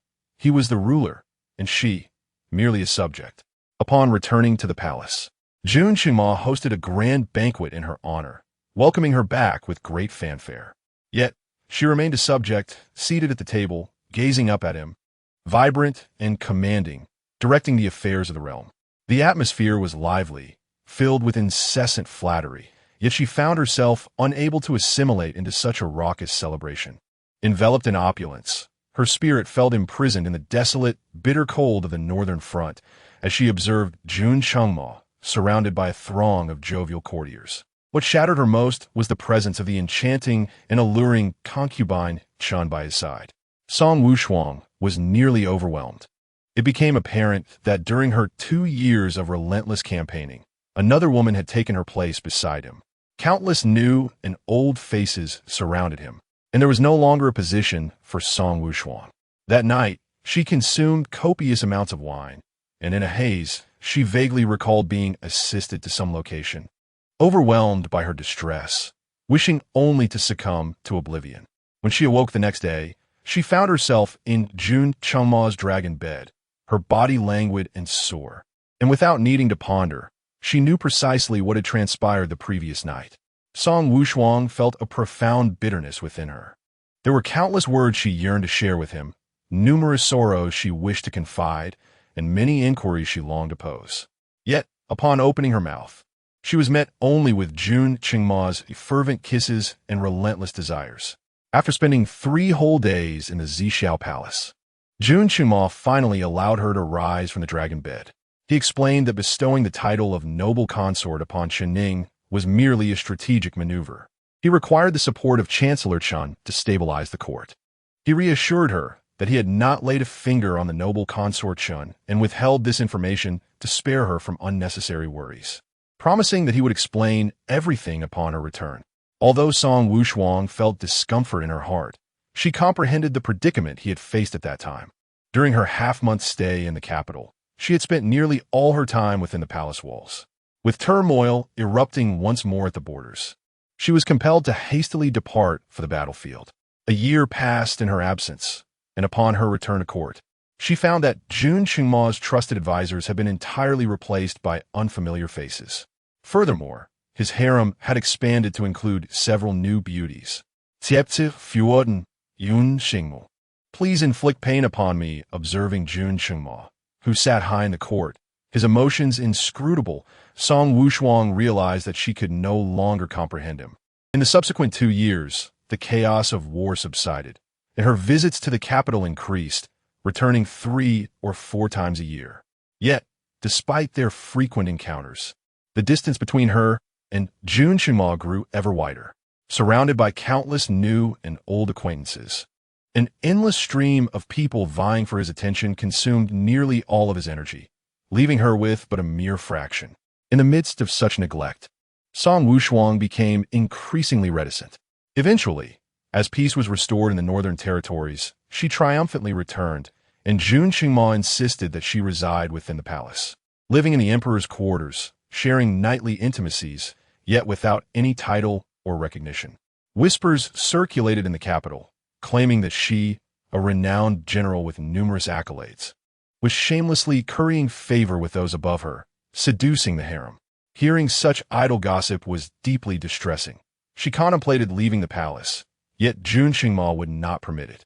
They had been apart for far too long, and the prospect of separation was unbearable. Amidst the swirling rumors, Song Wushuang grew even more silent. Countless times, she yearned to inquire of Jun Chengma when he might bestow upon her the title of empress. Many times, she wished to share with him the hardships she endured on the battlefield, the toll it had taken on her health, and how the physician had warned her she might not have many years left. Could he not show her a little more kindness, a little more affection? However, the words remained unspoken. Some sentiments, if not acted upon by the other party, felt trivial and self-indulgent to voice. It seemed as though she were leveraging her suffering to compel him into action. Coming from a lineage of martial generals and having battled for 5 years, she was devoid of the gentleness typically associated with women. Instead, she embodied a free-spirited boldness that rendered her unable to articulate these matters to Jun Chengma. Moreover, he was perpetually occupied, laboring over memorials until the early hours, and she did not wish to burden him with her troubles. At times, when her injuries became unbearable, particularly on rainy days when her leg ailment flared, she longed to rouse the slumbering Jun Chengma for comfort. Yet, gazing at the dark circles under his eyes, she refrained from disturbing his rest. Perhaps, she thought, she would wait until he was less busy, or maybe he would eventually notice her plight. However, the next opportunity never seemed to arrive, and the chasm between them widened, filled with incessant suspicion, quarrels, and cold silences. Jun Chengma began to linger in the company of other concubines, openly expressing affection for other women before her eyes. Merely half a year had passed since she descended from the battlefield, and they had reached an impasse. The words she once longed to speak became forever trapped within her. Jun Qingma, too, failed to notice, oblivious to her pain, even when sleepless nights tormented her or when she could scarcely walk due to her ailments. The radiant moonlight, over time, can turn into spoiled remnants, while the once cherished beauty mark can become an irritating blemish. Memories flitted by like fleeting shadows, as if awakening from a dream. Now, when Jun Qingma asked if she held any resentment toward him, she reflected that initially there was none. Though she had endured considerable suffering alongside him, it had all been her choice, a sacrifice made in pursuit of a shared future. No matter how arduous the trials, she had been willing to endure them all. However, later on, he betrayed her. How could she not harbor resentment? Yet her heart had already turned to stone, and she no longer wished to resent. A single tear trickled down her cheek, and Jun Qingma panicked. Wushuang, do not cry. In a flurry, Jun Qingma attempted to wipe away Song Wushuang's tears, but as soon as his hand brushed her face, she recoiled. The coldness in Song Wushuang's gaze pierced Jun Qingma to his very core. I am sorry, Wushuang. I am truly sorry. It is my fault. I was wrong. I apologize. Jun Qingma, let me go. Her tone was calm, as devoid of warmth as a heart turned to ashes. She had completely lost faith in him, and this realization filled Jun Qingma with dread. His hands hung limply at his sides, feeling utterly lost. Not daring to continue down this path, he hastily interjected, Wushuang, I have something to ask you. Why did you say your father and brother were dead that day? In recent days, he had been preoccupied with investigating the treasonous activities surrounding the Duke of Town's collusion with the enemy, leaving him little time to rest. Yet when he did find a moment of respite, his thoughts were consumed by Song Wushuang. However, he dared not confront her, unsure of how to face her, and could only double his longing. He reminisced about their past, recalling the days following Song Wushuang's death in a previous life, particularly the haunting image of her leaping from the palace wall. Each time in his dreams, he failed to catch her, waking in the dead of night, unable to return to slumber. The more he pondered, the more he uncovered discrepancies. Song Wushuang was deeply sentimental since the downfall of the Song family.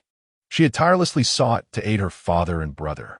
Even if she were profoundly disappointed in him, she would never choose to end her life while her father and brother languished in prison, with her family reduced to mere shadows.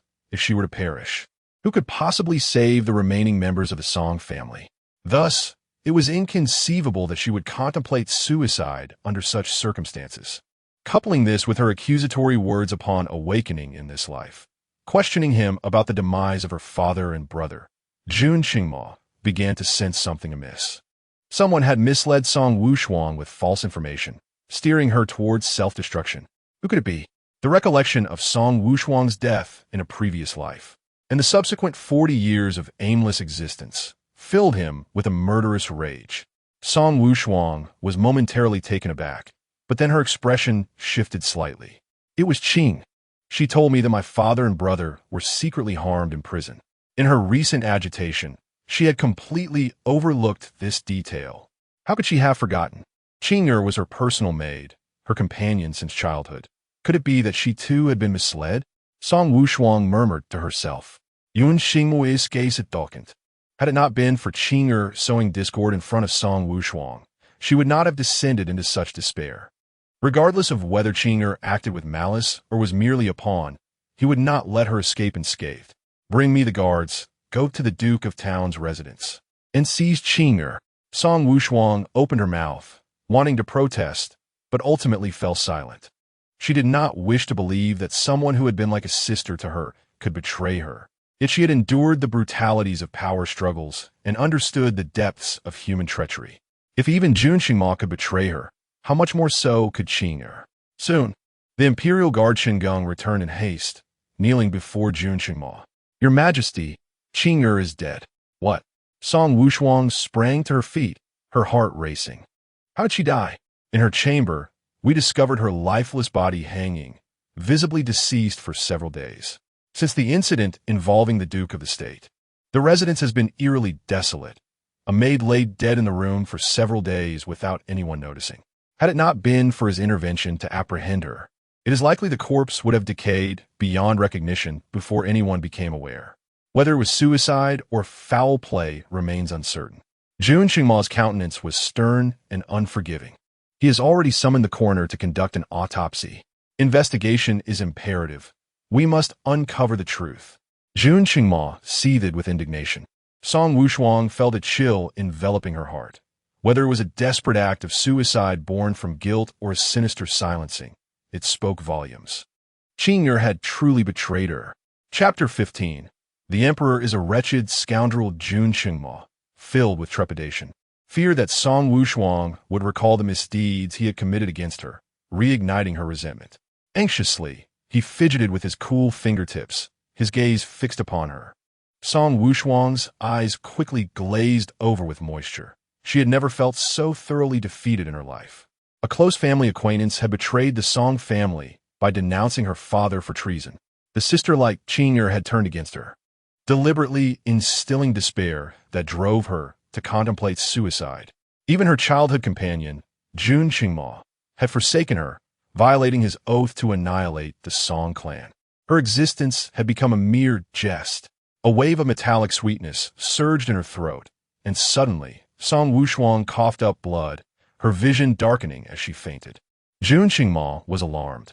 He swiftly caught her before she collapsed. Wushuang! Wushuang! When Lu Su braved the wind and snow to reach Zixiao Palace, Song Wushuang remained unconscious, while Jun Qingma anxiously kept vigil at her bedside. Before Lu Su could check her pulse, Jun Qingma urgently inquired about her condition. How is Wushuang? Returned to the Emperor. Lu Su began, but was interrupted. Stop with the formalities. Get to the point.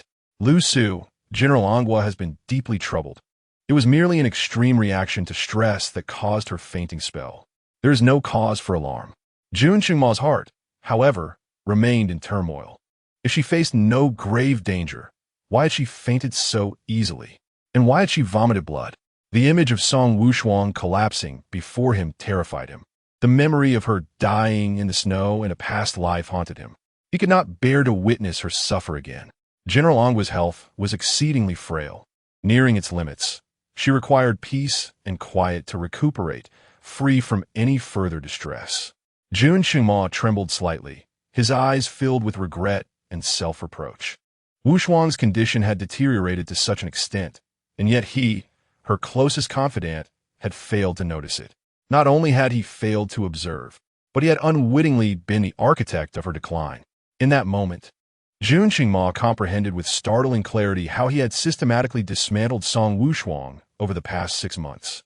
The treacherous power struggles had not vanquished her. The perilous battlefield had not defeated her.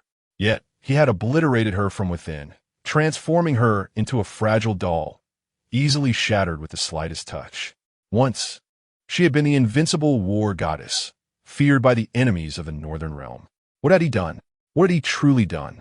Jun Qingma's heart felt as though it were being crushed in a vice, as if a hand were ruthlessly squeezing the life from it. Gently, he brushed his fingers over Song Wushuang's pale features, his eyes brimming with remorse and regret. I swear in this lifetime, I shall never allow you to suffer even the slightest injustice.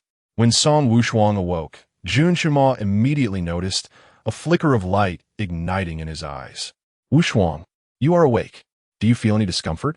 With a stoic expression, Song Wushuang glanced at him before turning her gaze away, indicating her unwillingness to converse. Jun Qingma felt a pang of defeat, but dared not express it.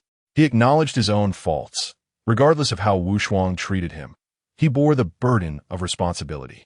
Seeing Song Wushuang attempt to rise, he swiftly extended his hand, carefully assisting her to sit up, even thoughtfully providing a pillow for her back to ensure her comfort.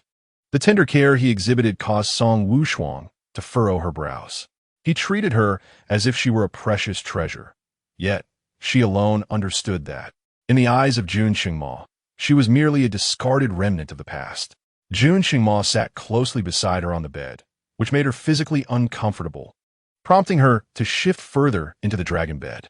This movement pierced Jun Qingma's heart like a sharp blade, sending tremors through his fingertips. He clenched his fists tightly to steady the trembling of his hands and forced a smile, suggesting that she should take the medicine while it was still warm. Upon his words, Lu Fu quickly gestured to the waiting maid, Wan Hua, who understood and brought forth a bowl of dark medicine. Jun Shima accepted it, scooping a small portion with a jade spoon to taste. It was neither cold nor hot, but just right. He offered a spoonful to Song Wushuang's lips. His gaze filled with anticipation. Song Wushuang frowned slightly, insisting, "I can manage myself." A flicker of disappointment crossed Jun Chengma's eyes, yet he obediently handed the bowl to her, reminding her to take it slowly. However, she did not heed his advice and gulped it down in one go. Observing her decisive action filled Jun Chengma with bittersweet sorrow. Song Wushuang had always loathed bitter medicines and would throw tantrums as if her life depended on it. When had all her ladylike delicacies vanished, she downed the bitter concoction without so much as a grimace, finishing it off in one swift motion. As soon as she set the bowl down, a piece of candied fruit was presented to her lips, and Jun Chengma spoke gently. "This is the biggest piece. Do give it a try." Song Wushuang cast him a blank stare, replying, "No, thank you. You used to adore candied fruit, especially after taking medicine. You would always insist on having 3 pieces afterward." He reminded her. Song Wushuang looked at him, puzzled, uncertain of his intentions. The innocence in her eyes twisted Jun Chengma's heart. "You used to fear bitterness, requiring my coaxing every time you took your medicine." "Not anymore," Song Wushuang replied nonchalantly. "After 5 years of life and death struggles, where swords wielded indiscriminately and resources were scarce on the battlefield, having medicine to alleviate injuries was a privilege. Who had the right to complain about bitterness? Anyone who had endured the harshness of war could shed their former delicacies."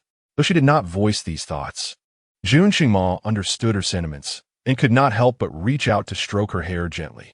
He then offered the candied fruit to her lips once more, insisting, "Just 1 piece, please."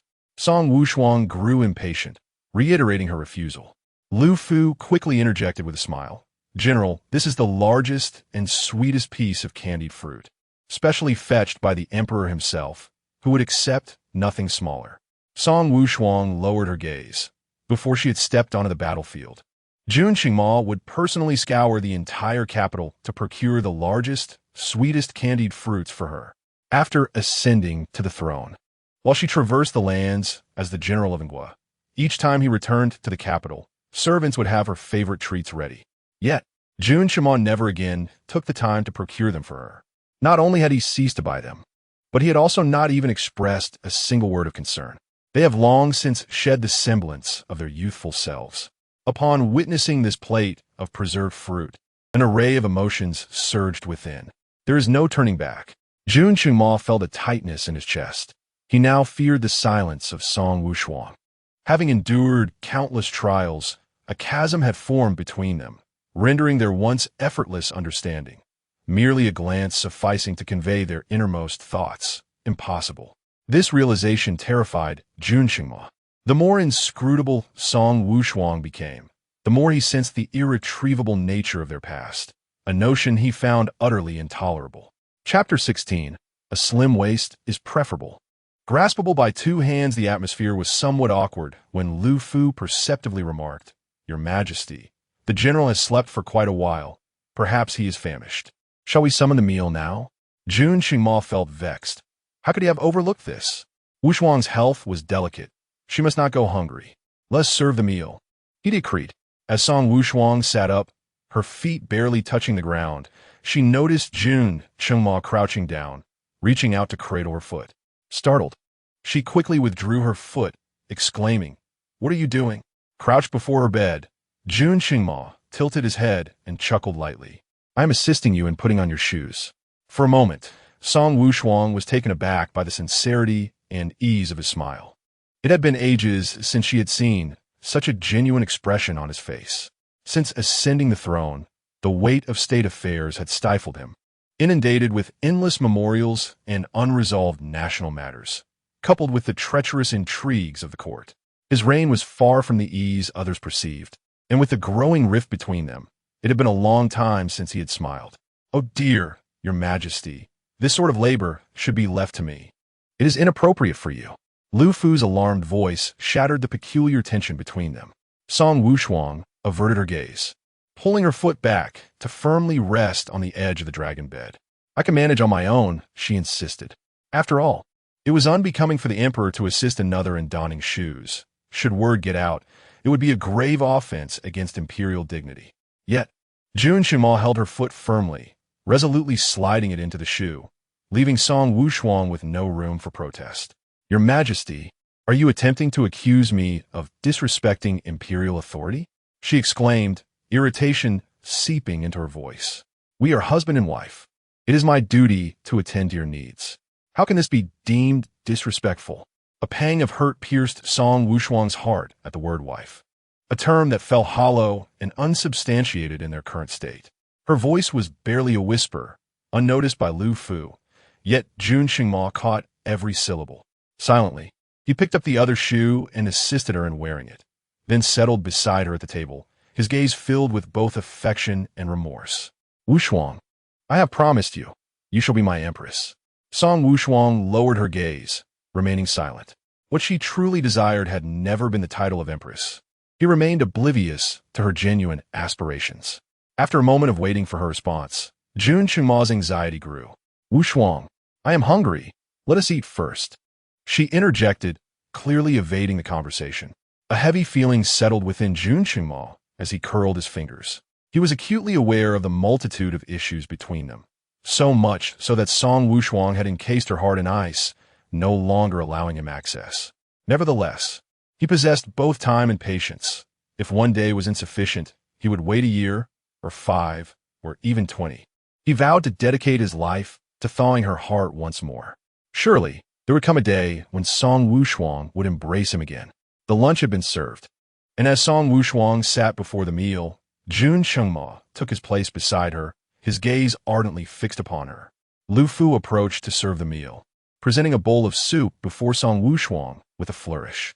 General, this is your favorite pigeon meatball soup, simmered for 2 hours at the emperor's behest, richly infused with flavor.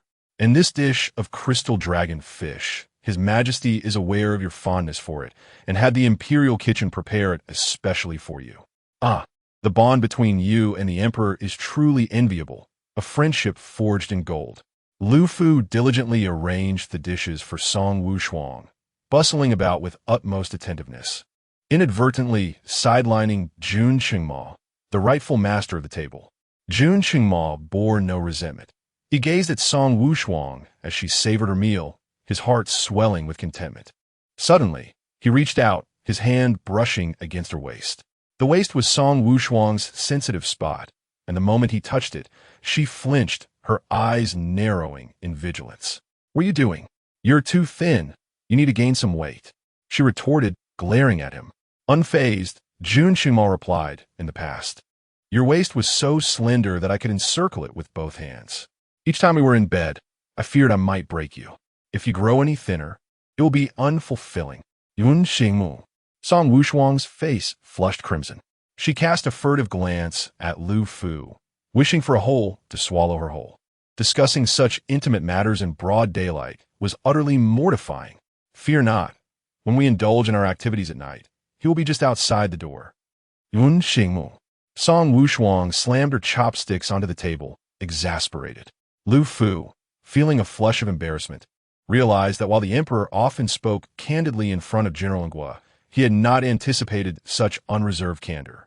Are you intentionally preventing me from eating? Song Wushuang exclaimed, her anger mounting. Jun Qingma fell silent, picking up a piece of pigeon meat and placing it in her bowl, urging her to eat. Song Wushuang, feeling overwhelmed, set down her chopsticks after just a couple of bites. Jun Qingma straightened his seat.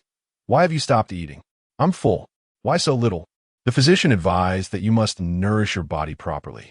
Consuming so little will not suffice. Be good, eat a bit more. Song Wushuang lacked an appetite, and after a brief moment of contemplation, Jun Qingma commented, if you choose not to eat, so be it. I rather enjoy a slender waist. From behind, my hands fit perfectly around it. Perhaps we could explore that tonight. Before he could finish, Song Wushuang had already lifted her bowl, gulping down 2 servings of soup. You prefer a slender waist, do you? then perhaps I should gain some weight to keep my distance. A subtle smile graced Jun Qingma's lips. But do not merely drink the soup. Lu Fu, please serve Wushuang another bowl of rice. Once she had polished off a bowl of rice, Jun Qingma gauged that she might be satiated and finally spoke. Wushuang, were you upset just now? Did I say something amiss? Earlier, when he mentioned elevating her to the position of empress, she had remained silent. Avoidance indicated an unresolved issue. If there were unresolved matters, they ought to be addressed. In the 40 years he lost her in his previous life, he pondered deeply on the moments they shared and why he had lost her. The conclusion he reached was that he possessed a mouth yet lacked the ability to communicate. Faced with challenges, he remained silent, as did Song Wushuang. Their mutual silence only deepened misunderstandings and barriers, driving them further apart. Ultimately, they arrived at an irrevocable conclusion. Should they live again, they must not tread the same path as in their previous existence. Regardless of any misunderstandings, everything must be clarified. After posing his question, Jun Qingma gazed intensely at Song Wushuang. She set down her utensils and took the embroidered handkerchief offered by Lu Fu to dab at the corner of her mouth. I have promised you that I would elevate you to the position of empress. I shall certainly fulfill that vow. Song Wushuang interrupted his words. Such childhood banter. Your Majesty need not be taken seriously. What banter? These are my heartfelt sentiments. Realizing that he had inadvertently referred to himself in the first person during his moment of urgency, Jun Qingma quickly corrected himself. Song Wushuang remained expressionless, responding, Your Majesty jests. Consort Chun is virtuous and esteemed, capturing your heart. If Your Majesty intends to elevate Consort Chun as empress, please refrain from jesting with a humble servant. Virtuous and esteemed, capturing my heart, were words he had uttered before, now echoed back to him by Song Wushuang. Jun Qingma felt a deep yearning to turn back time and deliver a resounding slap to his own reckless tongue. Chapter 17. The Dog Emperor's Unwanted Advances. Cast down from the bed, all of that was mere fabrication, not spoken from the heart. Wushuang, you understand me. Song Wushuang's gaze was profound, though unfeeling. It struck at the emperor's subconscious, revealing the most painful truths. Thus, the emperor deliberately sought to cause her distress, did he not? Jun Qingma fell silent, his eyes flickering, unable to meet the clarity of Song Wushuang's gaze. I apologize. There is no need for the emperor to express regret to me. You are the sovereign, and all your actions are justified. Jun Qingma found himself at a loss for words, nervously tugging at the hem of his dragon robe. Wushuang, please do not speak to me in this manner. How should I speak? In our past conversations, we never referred to ourselves in such formal terms. As he spoke, a flash of pain crossed Jun Qingma's eyes. In times gone by, he and Song Wushuang had transcended the boundaries of their roles, never acknowledging the distinctions of ruler and subject. He never referred to himself as I for her, nor did she ever call herself this humble minister in his presence. When had things changed? A hint of derision glimmered in Song Wushuang's eyes. Did you not state it yourself? You are the sovereign, and I am but a subject. How could I dare to overstep my bounds? Jun Qingma was momentarily taken aback, his complexion paling. He suddenly recalled the incident that had altered their dynamic, the time he had punished Song Wushuang to kneel in the snow for 2 hours. So much time had passed, and countless arguments had ensued. He could no longer remember the cause of that particular quarrel. He only recalled that day, spent in the imperial garden, admiring the plum blossoms, surrounded by several concubines. Yet, Song Wushuang had shown him no deference, openly confronting him in front of so many ladies. In a fit of rage, he had exclaimed, Wushuang, I am the sovereign, you are but a subject. Why do you have to argue with me? This is insubordination. Kneel in the snow, and rise only when you recognize your error. In his fury, he had indeed commanded her to kneel, allowing all the concubines to witness her punishment, in an attempt to salvage his own pride after losing the argument. Yet, as he watched her silently walk into the snow and kneel alone, regret washed over him. However, in the presence of so many, he could not retract his words. He resolved to remain steadfast, thinking that once Song Wushuang confessed her fault, he would personally assist her at her feet. But how stubborn she was, she remained kneeling in the snow for 2 hours without yielding. Eventually, he deemed enough time had passed and mercifully allowed her to rise. Yet, Song Wushuang could not stand. She struggled to lift her legs, but her body refused to respond, and she ultimately fainted. Panic seized him, and without a second thought, he rushed to her side, initially believing that her prolonged kneeling had left her too stiff to rise.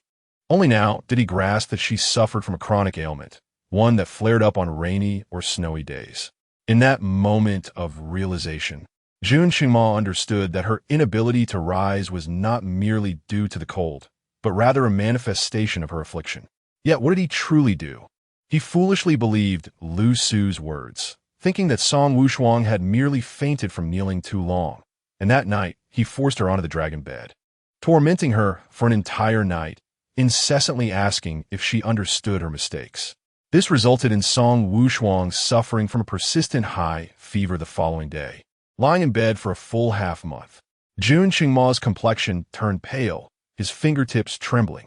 It seemed that after that incident, Song Wushuang concealed her temperament before him, no longer confronting him, no longer arguing, and never again referring to herself as I, but rather as this humble minister.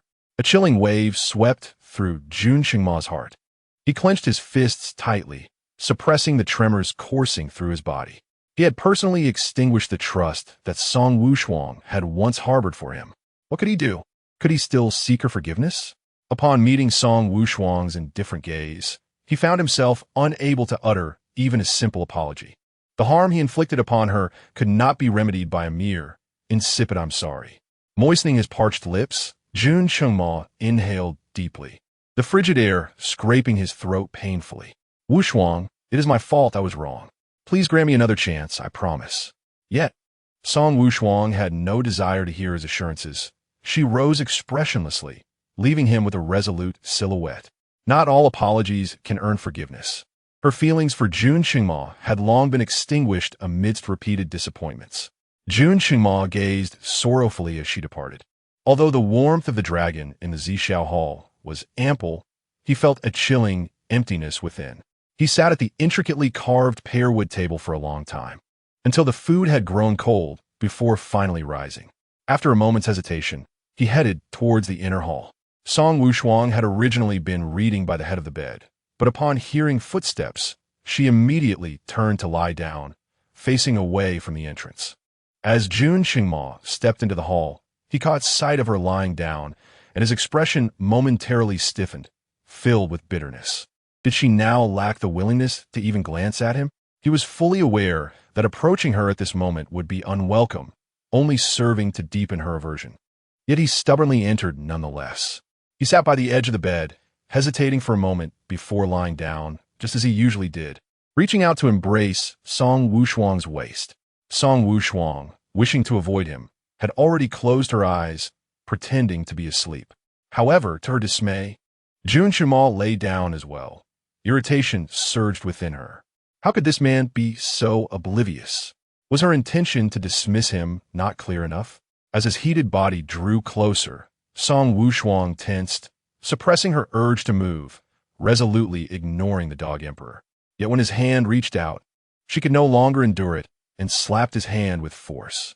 Years of martial training had endowed her with considerable strength, despite her current frailty. Her power was not to be underestimated. That furious slap left Jun Qingma's hand swollen. Grinning through the pain, he thought that as long as he could hold her, the two slaps were worth it. "Let go." Song Wushuang's tone was icy. Yet, Jun Qingma not only refused to release her, but pressed closer, tightly enveloping her in his embrace, lowering his head to place gentle kisses on the nape of her neck. Song Wushuang felt a shiver run down her spine. "I have something to say to you." She had raised her hand, poised to strike, but hesitated for a moment before lowering it again. The only topic she could broach with Jun Qingma was the Song family.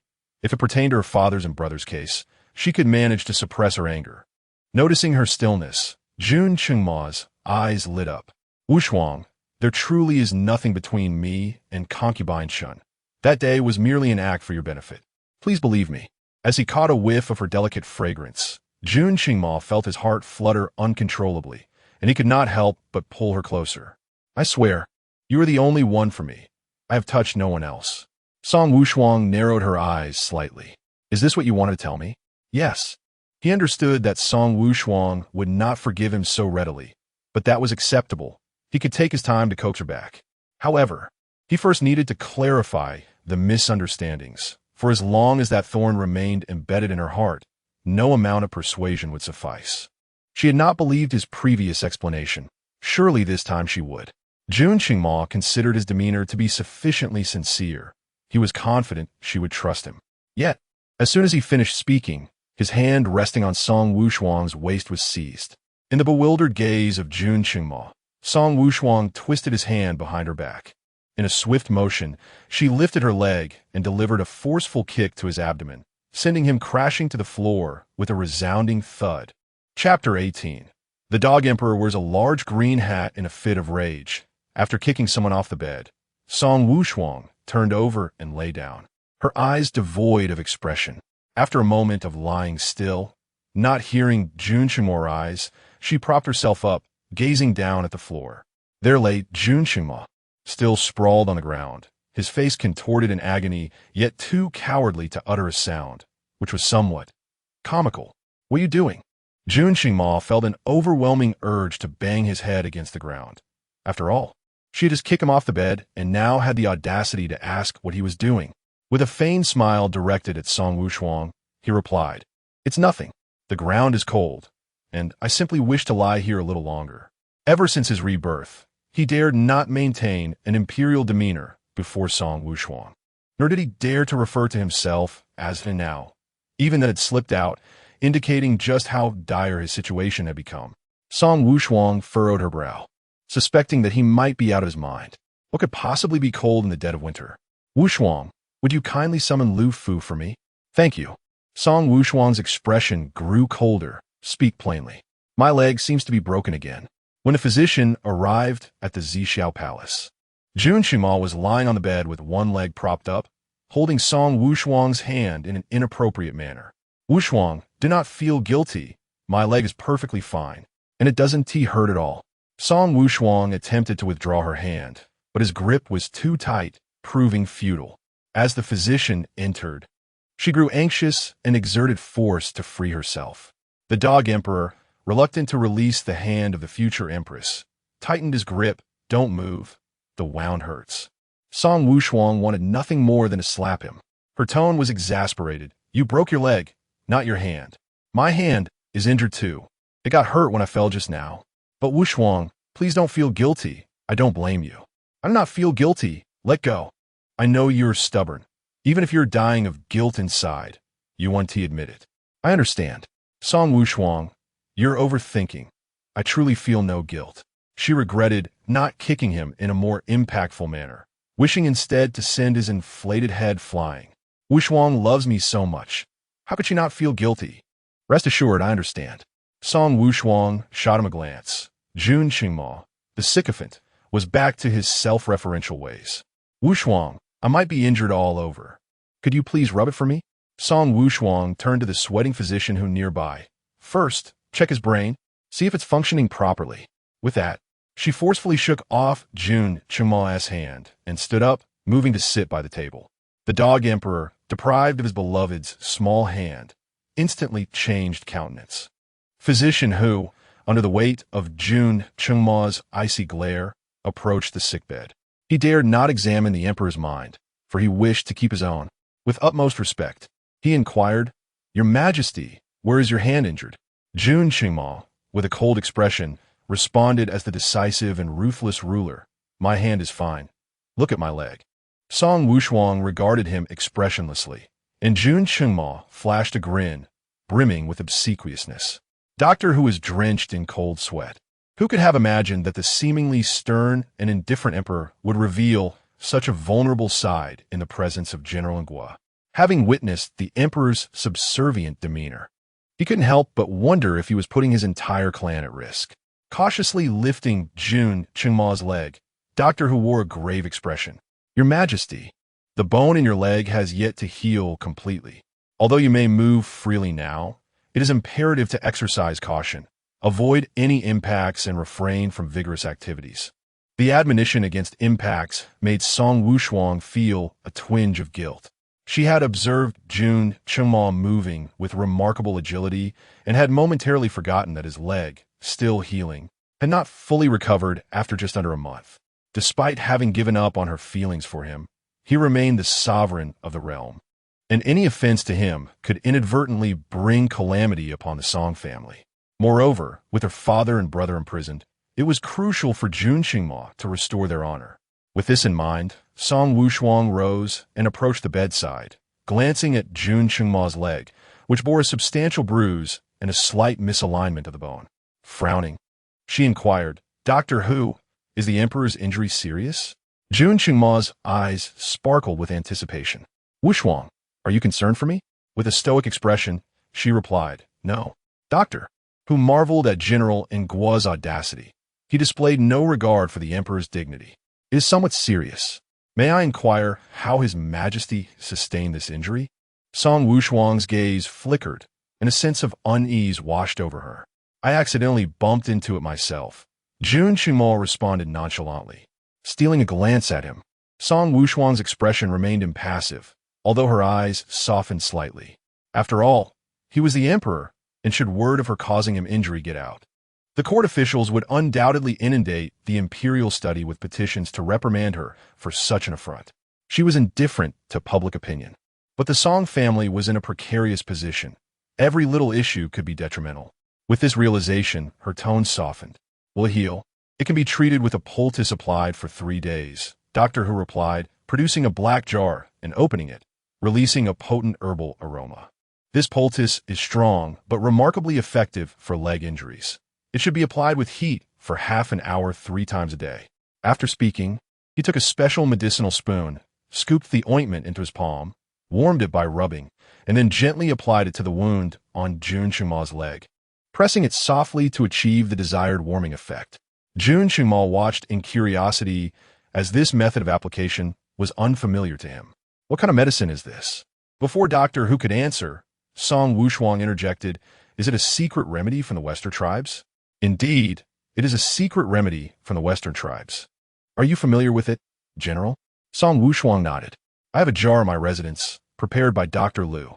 At this revelation, Jun Qingma erupted with fury. The thought of the old ailment on Song Wushuang's leg, combined with Dr. Hu's application technique, and the numerous nights Lu Su had spent in her chamber ignited a tempest of jealousy within him. "Did Lu Su apply this medicine to your leg during his visits?" Song Wushuang's gaze remained unflinching. "Yes." This implication struck him with a jolt. Not only had Lu Su seen her leg, but he had also touched it, and each time, for no less than an hour. The canine emperor seethed with jealousy, his wrath transforming into a tumultuous sea of vinegar. How outrageous! He vowed to gouge out the eyes of Lu Su, to sever her paws, to behead her, and to annihilate her entire lineage. Jun Qingma's face contorted with fury, his hands gripping the silk bedsheet so tightly that he wished to rip the exquisite silk quilt embroidered with golden 5-clawed dragons, as if it were Lu Su's face.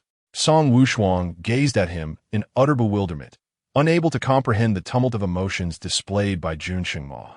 Ever since she leapt over the palace walls, his behavior had become peculiarly affectionate, yet she discerned the facade behind it, prompting her to withdraw her gaze and disregard him. Meanwhile, Physician Hu was drenched in cold sweat at the back. How could Physician Liu dare to spend the night in the general's chambers? Was this not akin to placing a green hat upon the emperor? Even more astonishing was the fact that the emperor seemed to tolerate such an affront. My heavens! Was he privy to some hidden palace intrigue? Would he face a secret execution?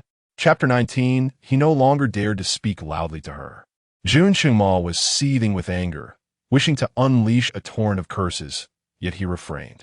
It was his fault to begin with, and now, faced with Song Wushuang, he dared not utter a single word, even if envy consumed him. All he could muster was a begrudging promise. "If your leg hurts, inform me, and I shall assist you with the ointment." How could another man gaze upon his woman's legs? Song Wushuang regarded Jun Qingma with a hint of surprise, expecting him to erupt in outrage. After all, he had ample precedent. Each time he witnessed her proximity to Lu Su, Even the slightest delay in their conversations would provide him with a pretext to vent his frustrations. Yet, this time, he appeared unusually composed. It felt like a conspiracy. Her watchful gaze pierced through Jun Qingma's heart, leaving it riddled with anxiety. Wushuang did not trust him, even though he restrained his temper and bore his grievances. Her skepticism remained. It was all self-inflicted.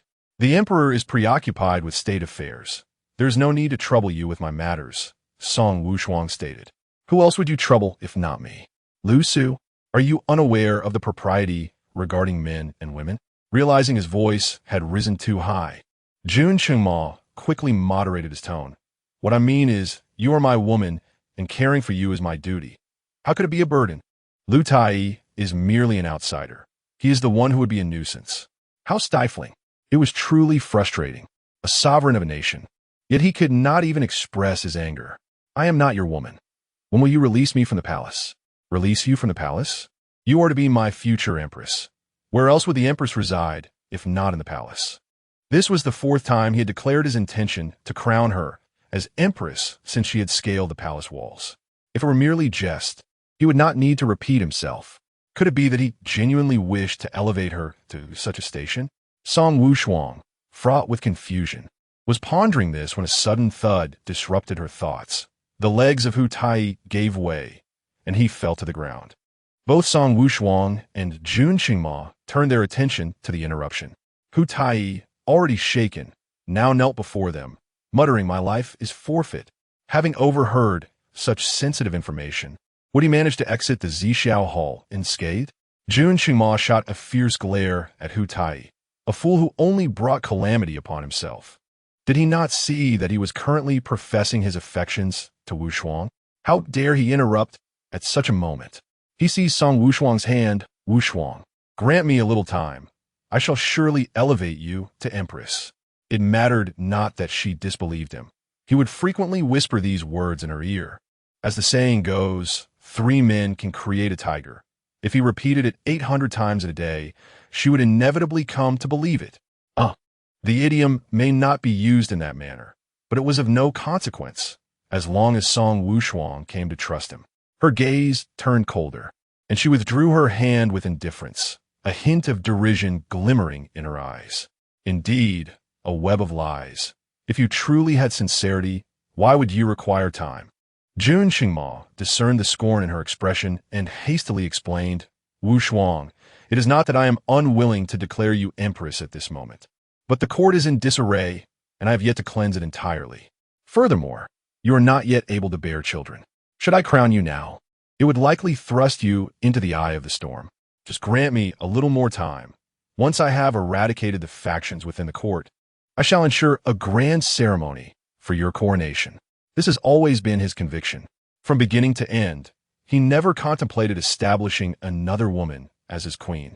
It could only be Song Wushuang and no one else. The so-called favoritism towards other women and the intention to crown someone else was merely a ploy to provoke her, a manifestation of his anxiety over their increasingly distant relationship. In his desperation to retain her and evoke her concern, he employed misguided methods, ultimately pushing her further away. Fortunately, fate has been kind, granting him a second chance to amend his mistakes and truly love her. Doctor, who had collapsed to the ground, utterly dismayed. What a disaster. Why must the emperor discuss state affairs in the presence of a mere physician? Would he be silenced for this? Beside him, Lu Fu remained as steadfast as a mountain, casting a sidelong glance at the crumpled doctor who, contemplating the lack of composure in contemporary individuals. Look at him so at ease. Since the emperor had not dismissed them, it implied they were permitted to listen. They merely had to keep their mouths shut. What was there to panic about? Song Wushuang withdrew her hand. No need. I do not wish to be the queen. Jun Qingma's expression was one of confusion. Not wish to be the queen? Why? Was it not because she had overheard him speaking of crowning Consort Chun in a fit of anger, leading her to despair, especially after being misled into believing that the Duke of the State and his 2 sons had perished, prompting her to leap over the palace wall in a moment of hopelessness? Why now, then, did she declare her disinterest in being the queen? You do not truly comprehend what I desire, Song Wushuang replied calmly. Jun Qingma felt a surge of panic, hastily seizing her hand, his voice urgent. Wushuang, these past years, I have neglected you, but I can change. We once shared such an understanding. Grant me a little time, and I shall recover what we once had. Song Wushuang offered a bitter smile. What is past is past. We have both changed. It cannot be reclaimed. Jun Qingma discerned the unspoken words within her, his expression growing more desperate. He cast a glance at Lu Fu and Doctor Hu within the hall, and coldly commanded, "You may leave." Doctor, who felt as though he had been granted a reprieve, hastily scurrying away, while Lu Fu exited with the utmost reverence. The inner chamber was left with only Jun Qingma and Song Wushuang. Jun Qingma spoke with urgency. "Wushuang, it can be restored. You see, just now you said nothing. Yet I inferred from your expression that you doubt my sincerity, that you believe if I genuinely intended to crown a queen, it would require no time. I can also surmise that you think I cannot recover our past. Look, I've discerned all this. We can still achieve the understanding we once had. Wushuang, will you trust me once more? We have known each other for over a decade, and we shared such a profound connection that a mere glance sufficed for understanding. All these years, I have erred, allowing my suspicions to distance you from me, but I have changed. I know you are weary and cannot move forward. That is all right. You need not do anything. Merely watch me. I will strive to restore your faith in me, to reignite your love. I will reclaim our former understanding. Just remain where you are and await my approach. Will you?" Jun Qingma spoke with fervor, his eyes filled with hope and humility as he gazed at Song Wushuang. The sincerity reflected in his gaze caused her to momentarily falter. She slowly clenched her hand, then gradually released it. The sovereign is devoid of affection, and the young man, lacking in loyalty, has already experienced this truth. To plunge into the abyss once may be an act of ignorance, but to do so a second time is sheer folly. Loving someone too deeply brings immense pain. She has endured the torment that has stripped her of her very flesh and blood, emerging from the gates of the underworld, determined not to tread the same path again. The cold rejection has dimmed the light of hope in Jun Qingma's eyes, flickering gradually. Yet, she remains unconvinced.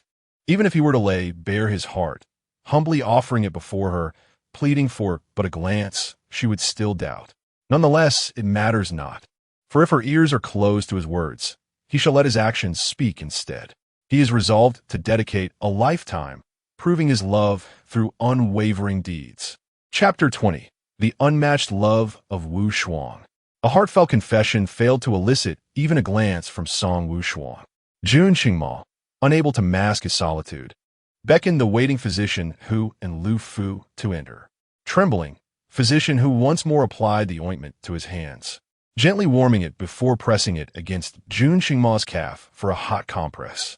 After observing for a while, Jun Qingma inquired, "This medicine needs to be applied for 3 days?" "Indeed," replied physician Hu. Jun Qingma's peripheral vision swept over Song Wushuang's impassive face, and he said, "Physician Hu, since your hand is injured, let someone else handle the application of the medicine." Physician Hu, perplexed, responded, "But, Your Majesty, my hand—" Before he could finish, Jun Qingma interrupted, "I grant you 3 days off. Go home to recuperate." Physician Hu was even more confused, casting a questioning glance at Lu Fu, hoping that the head eunuch, reputed to be privy to the emperor's innermost thoughts, could offer some insight. Lu Fu rolled his eyes inwardly, thinking how lacking in perception people had become, unable even to flatter properly. He smiled and said, "Physician Hu, the emperor is being considerate of your injured hand by granting you leave. You should express your gratitude." Physician Hu, still bewildered, stammered, "I humbly thank your majesty for your great kindness." Although he was uncertain of what he was thanking for, he had no recollection of injuring his hand. Lu Fu sighed dramatically, feigning concern. "Alas, if Physician Hu's hand is injured, who will apply the medicine to the emperor's leg?" Physician Hu thought there was no need for worry. The imperial hospital was replete with court physicians. "I can have—" "No, you cannot." Lu Fu interjected. "General Angua just mentioned that you have used this ointment before." As he spoke, his keen gaze fell upon Song Wushuang. Perplexed, Song Wushuang nodded slightly. "Yes, I have a jar in my residence." "Ah, splendide. The general must be very familiar with the usage of this medicine. So it would be a great help if the general could apply it for the emperor," Lu Fu suggested. Jun Qingma cast an appreciative glance at Lu Fu before directing a piercing look at physician Hu, nearly frightening the elderly physician to death. Song Wushuang's expression twisted slightly. Was she to apply the medicine to Jun Qingma? Would it not mean daily physical contact with him? Absolutely not. Were there not enough physicians at his side? Were the numerous court ladies and physicians in Zixiao Palace mere decorations? Was Lu Fu, the head eunuch, not capable? It should not fall upon her. Just as she was about to voice her objections, Lu Fu continued, "It is all the fault of this foolish servant for not knowing such a special method of application. Otherwise, we would not trouble the general." However, the emperor's leg was injured while saving the general, so surely the general would not refuse? Song Wushuang. With such a statement made, what could she say? If she were to decline now, would she not be accused of being ungrateful? Gritting her teeth, she resolved not to refuse.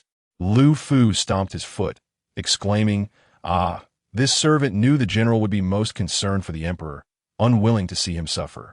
Even personally applying the medicine.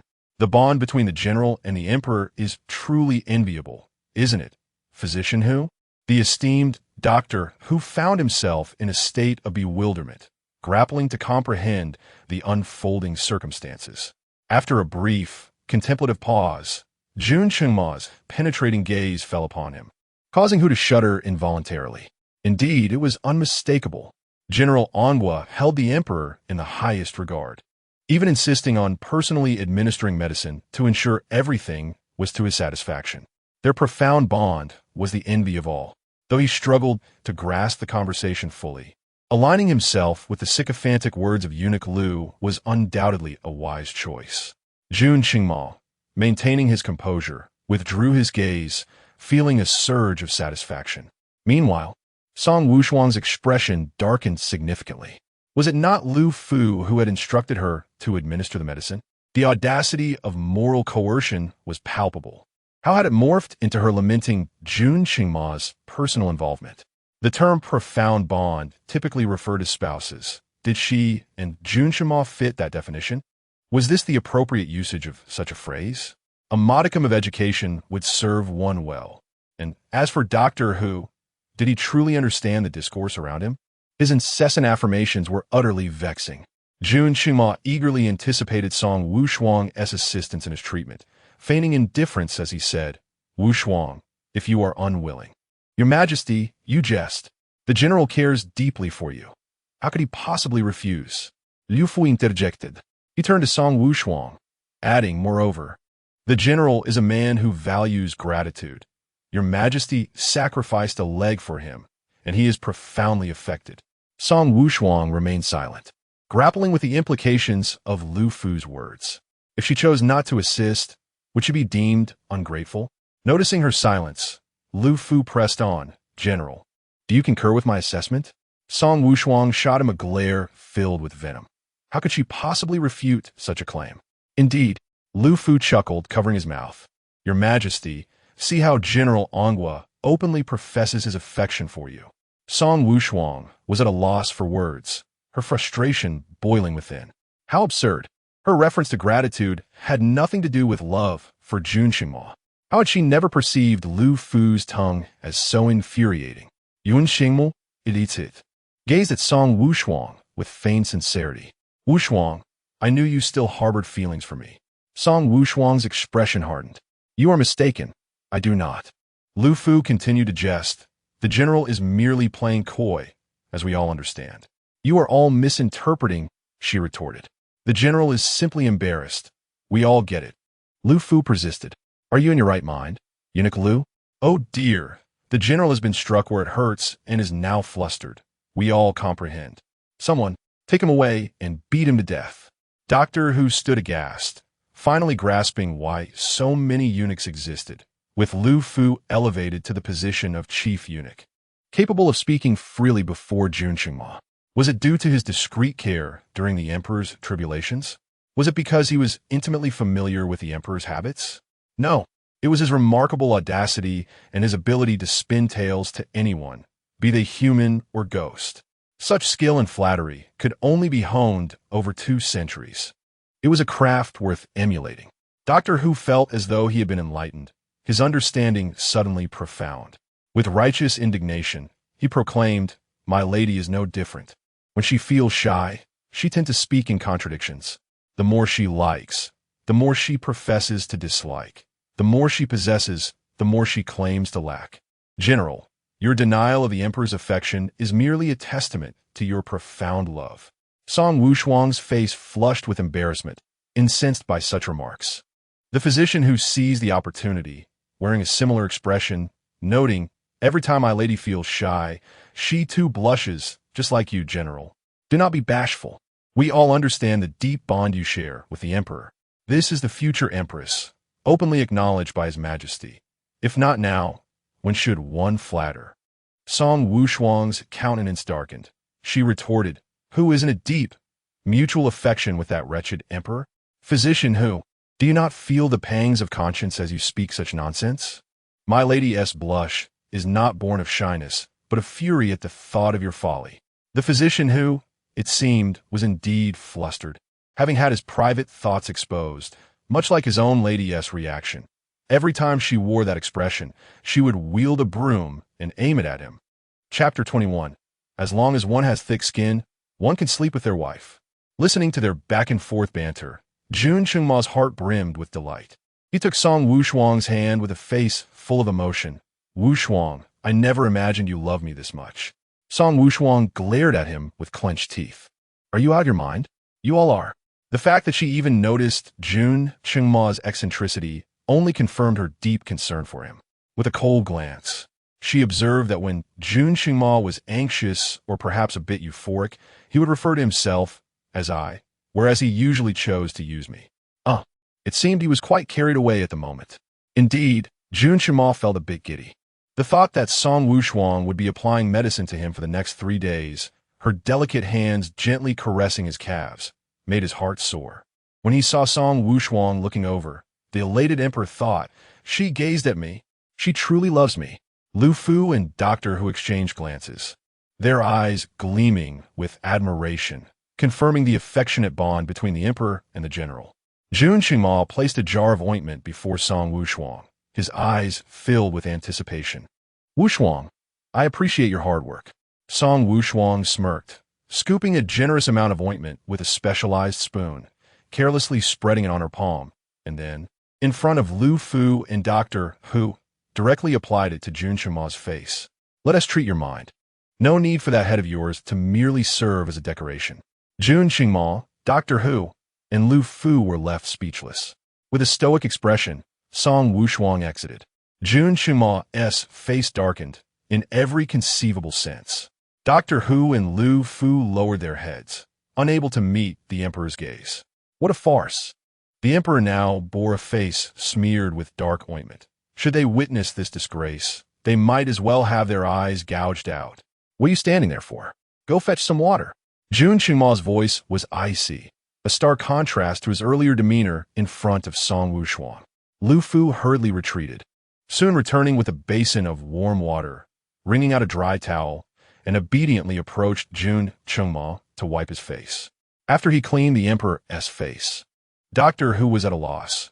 In such a situation, should he continue with a hot compress or wait for General Angua to do so? "Get out!" Jun Chengma's fury was palpable, as if he were willing to sacrifice his own eyes. Doctor Hu scrambled away in a panic. Outside, the wind and snow raged, and due to her frail constitution, Song Wushuang, who was sensitive to the cold, did not leave but instead sat in the outer hall. Soon, Doctor Hu hurriedly exited the inner chamber. Seeing Song Wushuang seated there sipping tea, he respectfully said, "General Angua, I entrust the emperor's injury to you. Remember to apply hot compresses 3 times a day for at least half an hour each time." After which, he departed in haste. Song Wushuang thought, couldn't he have finished treating that dog of an emperor first? After stewing in frustration for a while in the outer hall, she reluctantly made her way into the inner chamber. Jun Chengma lay on the bed with one leg exposed, calmly awaiting her service. Lu Fu stood to the side, showing no inclination to assist with the medicine. Song Wushuang seethed with indignation, thinking, with your pants rolled up so high, you might as well freeze. As Jun Chengma's eyes sparkled with delight, he inquired, "Wushuang, are you concerned for me? I am cursing you." Did you not perceive that? She retorted. Striking is affection, and scolding is love. Your curse upon me signifies your love, he replied. Song Wushuang's gaze fell somberly upon his head, contemplating whether he would still assert that striking is affection should she shatter his skull. General, have you come to administer medicine to His Majesty? Liu Fu inquired.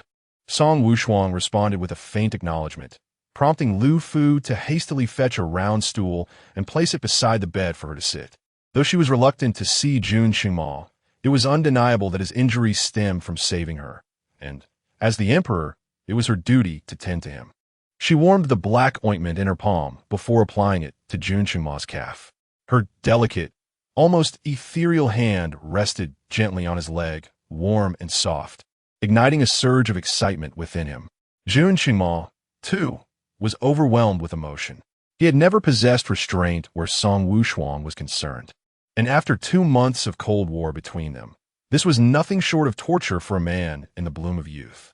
He exchanged a glance with Liu Fu, who understood immediately and discreetly exited the chamber. The room was left in quietude with only Jun Qingmao and Song Wushuang, neither speaking. She diligently applied the medicine while he fixated on her face, the atmosphere serene yet charged.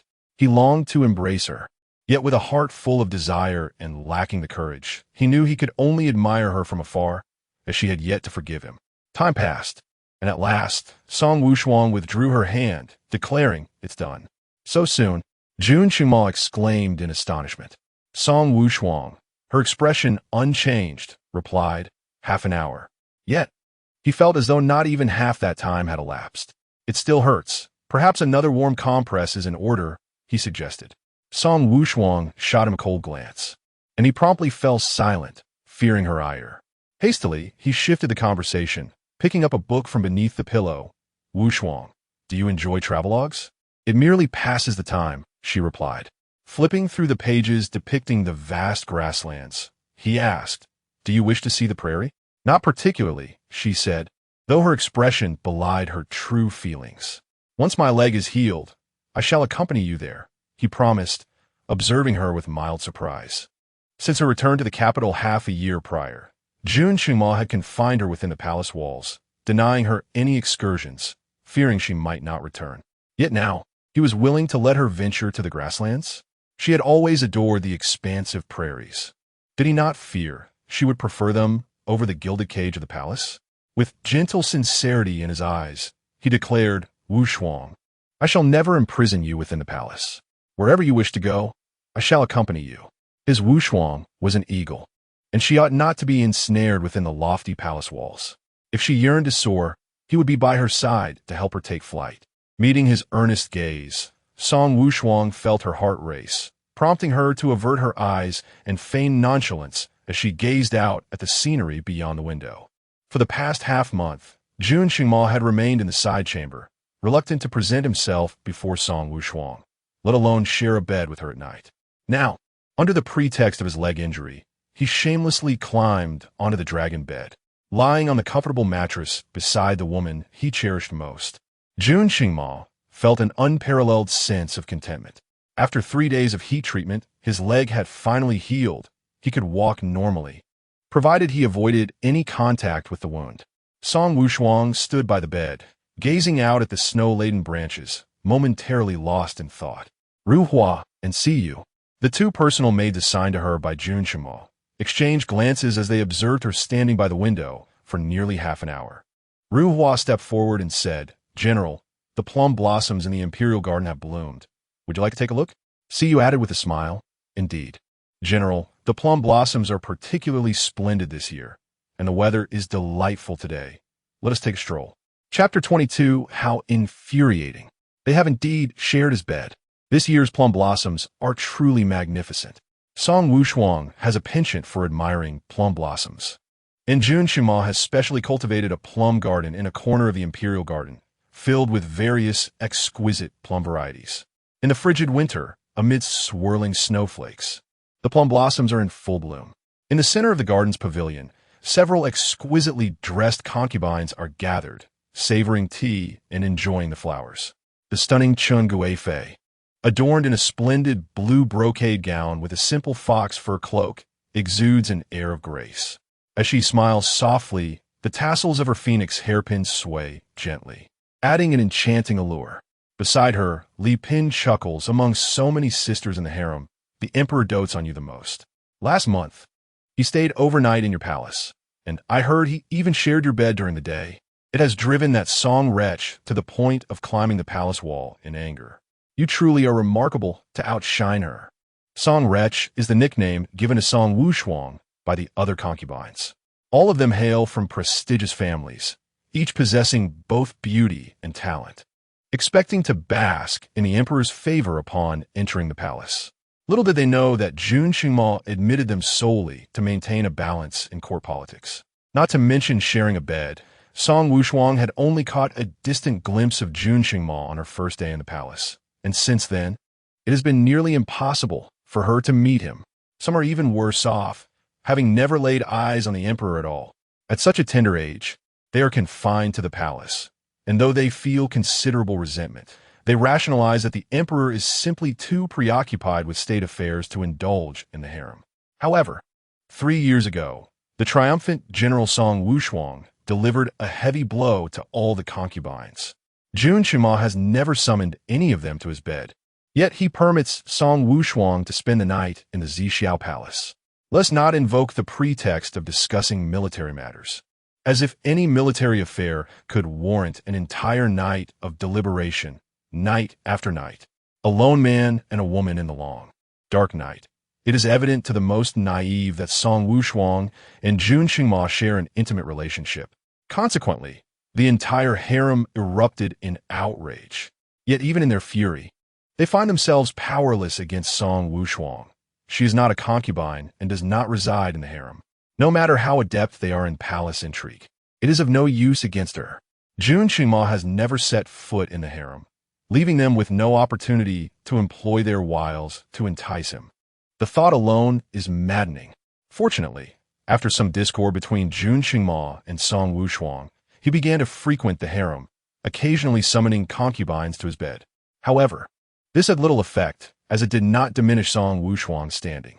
A turning point occurred last month when it was reported that Jun Qingma visited Qingfeng Palace during the day, summoned Chen Guifei to his bed, and made Song Wushuang stand at the foot of the bed watching. Outraged, Song Wushuang attempted to leap over the palace wall in fury. Alas, she failed to meet her demise.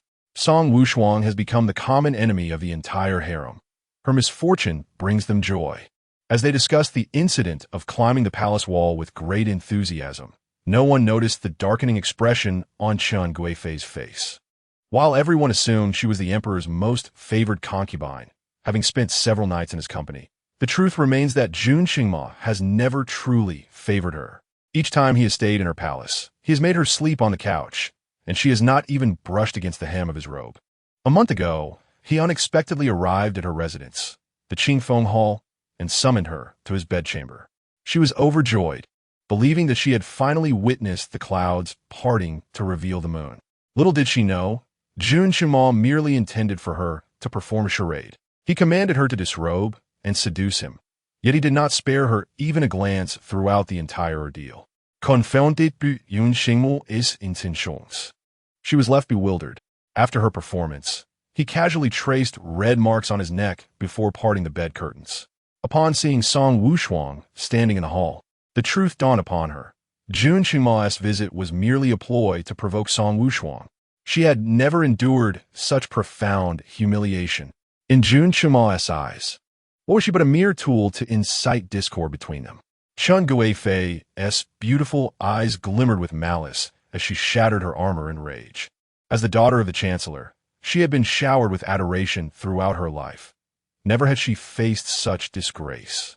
Song Wushuang, always Song Wushuang, so long as she existed, the throne of empress would forever elude her grasp. Contemplating this, a fleeting glimmer of murderous intent flashed in Chen Guifei's eyes.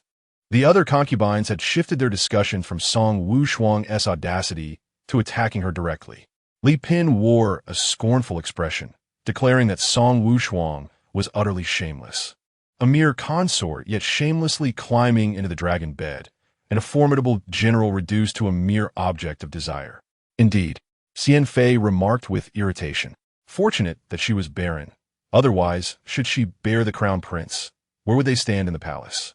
At this point, Xian Fei cast a curious glance at Chen Guifei's abdomen, inquiring, Chen Guifei, you have shared the emperor's bed numerous times. How is it that you have not conceived an heir? Could it be that you two are unable to bear children? Xian Fei was the daughter of General Meng, who held a prestigious position in court, second only to the Duke of Zhen and the General of An. Since Jun Shima had grown suspicious of the Duke of Zhen's household, he had secretly suppressed them while supporting General Meng, leading to his rising influence in court, subtly overshadowing the Duke of Zhen and positioning himself as the foremost military leader. Though the harem was traditionally forbidden from political involvement, the interests of the court and the palace were inextricably linked.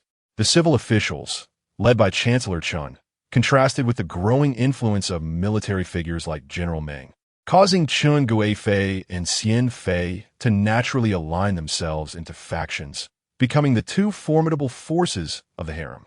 Consequently, Xian Fei spoke to Chen Guifei without restraint. Her remark about inability to conceive pierced Chen Guifei's most vulnerable spot.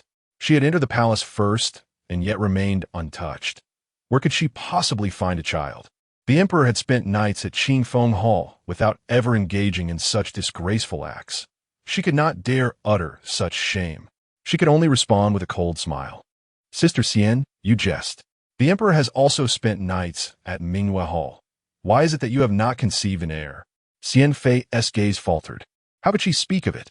Though the emperor had once stayed with her, he had relegated her to the couch for the entire night. She had not shared his bed, let alone conceived. It was the dead of winter, and the cold had nearly claimed her. Such a humiliating truth must remain concealed. Yet, refusing to be outdone, Xian Fei retorted with a smile, I have only shared the bed once. My failure to conceive is merely a matter of fate yet to unfold. However, dear sister, you have shared the bed more than 10 times, have you not? Surely, you ought to have conceived by now. Slap. Concubine Chen had once again broken a piece of armor. That wicked Lady Xian had truly been summoned to the emperor's bedchamber. Every time Jun Qingma spent the night with her, he never allowed her to share the bed, leading her to believe that the other concubines were treated similarly. To her astonishment, it turned out that the other concubines indeed experienced the emperor's affections, while she was left in falsehood, with a gaze filled with resentment. Concubine Chen dared not show her true feelings. She forced a stiff smile, assuring her younger sister that there was no need for concern, as she had just summoned the imperial physician to confirm her good health, expressing confidence that she would soon conceive an heir. Did this imply that she had indeed been summoned? Lady Xian's expression twisted in disbelief. She had thought that Jun Qingma entered the harem solely to provoke Song Wushuang, believing he had not touched her, nor any of the other concubines. To her dismay, he had allowed that vile concubine Chen to share his bed. How could this be justifiable? Was it because she was not as beautiful as that wretched Chen? Or perhaps her father's position was not as esteemed as that of the chancellor? Why was it that he chose to bed that vile Chen instead of her? Chapter 23. The challenge. The two women exchanged sharp retorts, each countering the other with pointed remarks. The other concubines, listening in, turned pale with envy. They held respectable positions within the imperial harem, each having been favored by the emperor. However, when he came to visit, it was always to summon them to the couch while he claimed the bed for himself. The humiliation of being favored yet not allowed to share his bed was a secret kept closely guarded, for no one wished to tarnish their dignity. They had speculated amongst themselves that if they were denied the emperor's company, perhaps the other favored concubines were too. It was only now that they realized, to their dismay, that the others indeed enjoyed his company, while they alone were relegated to the couch. Was it a matter of beauty? Were they deemed unworthy in the emperor's eyes? This was the prevailing thought haunting the minds of all the favored concubines.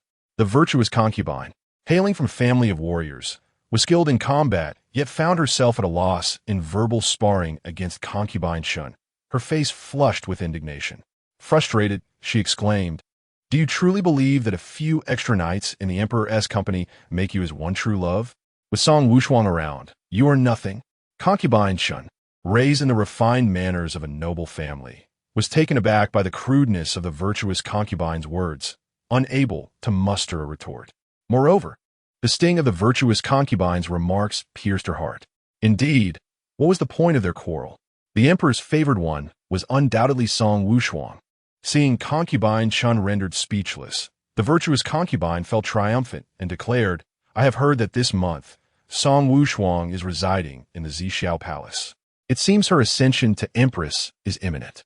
She cast a disdainful glance at the phoenix hairpin adorning concubine Chen's head, scoffing, "A mere imitation of a phoenix.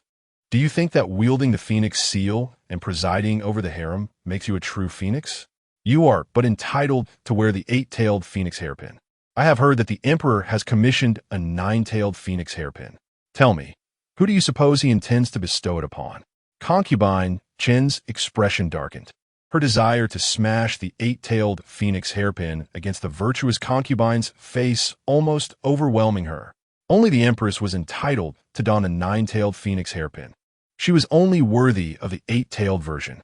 The contrast between authentic and counterfeit was nothing short of a humiliation. A cold gaze swept across the virtuous concubine's face before she smiled. The 9-tailed phoenix, of course, is destined for Song Wushuang. We all know who the vacant position is meant for. A flicker of confusion crossed the virtuous concubine's eyes. Why was concubine Chen not angry? Did she not yearn to be empress? Hearing of the emperor's intent to elevate Song Wushuang, she remained remarkably composed.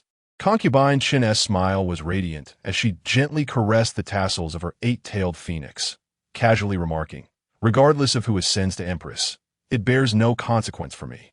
As long as my father's position as chancellor remains secure, no one can undermine my status as concubine. However, dear sister, your position may not be so assured." The virtuous concubine's eyes darkened with suspicion. "What do you mean?" she inquired. "I have heard that the emperor is striving to clear the name of the Duke of Jinghua for Song Wushuang. If she becomes empress, what do you think will become of the dukes standing in court? My father is a scholar. The rivalries among military generals will not affect him. But General Meng may not be so fortunate." Upon hearing this, the virtuous concubine's expression shifted dramatically. Military generals are often straightforward in nature. To put it bluntly, they may lack the cunning required to navigate the treacherous waters of courtly intrigue. Thus, if concubine Chun had not offered her counsel, she would have entirely overlooked the implications of Song Wushuang ascending to the role of empress on her own standing. A wave of trepidation washed over her. The Meng family had only attained their current status following the downfall of the Duke of Jinghua, and should the Duke regain favor, what would become of her father and her? A figure clad in a vibrant yellow robe gradually entered the plum garden. The golden embroidery of a 5-clawed dragon shimmering brilliantly in the sunlight. The 5-clawed dragon is a symbol of the emperor, and only Jun Xingmo is permitted to don it. Concubine Chun initially believed the emperor had arrived, her eyes sparkling with anticipation. However, upon closer inspection, it was unmistakably Song Wushuang.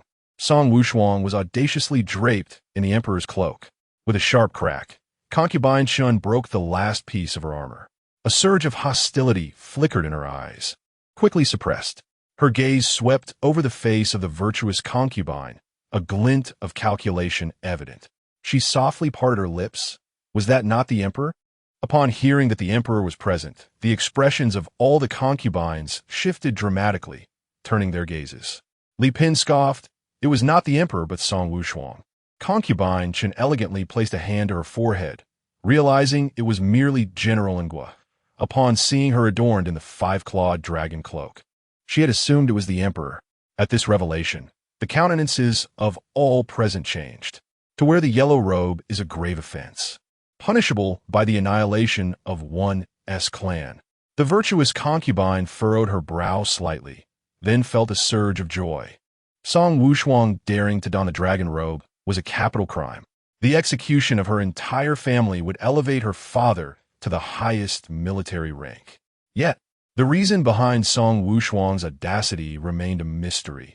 If it was by Jun Xingma's command, punishing her would be a formidable task, but if it was her own reckless decision, then a spectacle was sure to unfold. Suppressing her inner scheming, The virtuous concubine instructed her maid to summon General Ngua. Concubine Chun raised a cup of hot tea, taking a delicate sip to mask her smile. Song Wushuang was taken aback to find so many concubines present in the plum garden, her expression darkening. It was here, in front of these concubines, that Jun Shengma had made her kneel in the snow for 2 hours. The gazes of onlookers felt akin to that of spectators observing a caged animal, leaving her utterly humiliated. Disinterested in the frivolities of the harem, Song Wushuang turned to leave. Yet, before she could exit the plum garden, a maid blocked her path, stating, "General Ngua, the virtuous concubine requests your presence." Maintaining a frosty demeanor, Song Wushuang regretted her decision to admire the plum blossoms today. Ru Hua quickly stepped forward, asserting that the general was unwell and needed to return to the palace to rest. Zhu Er, a maid-in-waiting to the virtuous concubine, accustomed to being revered by the other maids, now wore a displeased expression. What? Is the virtuous concubine unable to summon General Ngua? Such arrogance. All the concubines in the harem are the emperor's women, and every minister bows to them. There is no reason why she should be unable to summon him. This was one of the reasons Song Wushuang wished to avoid the women of the harem. In the past, she might have yielded somewhat, but now she found herself unwilling even to tolerate Jun Shengma, let alone his women. Weary of further discourse, Song Wushuang turned to leave. Sui was incensed. How dare you disrespect the virtuous concubine? Such audacity from General Ngua. Song Wushuang's eyes turned icy, emboldening me to act without restraint. What did you possibly do to me? Zhu Er scoffed. I once thought you were the esteemed general of Anhua. Yet look at you now. Your family is on the brink of ruin. Song Wushuang, what are you worth today? Presently, General Meng's star shines brightly. As the favored maid of the virtuous empress, her status naturally rises. Song Wushuang, merely the daughter of a traitor, dares to act defiantly before her. With that, disregarding Song Wushuang's frigid expression, she reached out to seize her. A sharp glint flashed in Huahua's eyes as she swiftly signaled Siyue with a glance.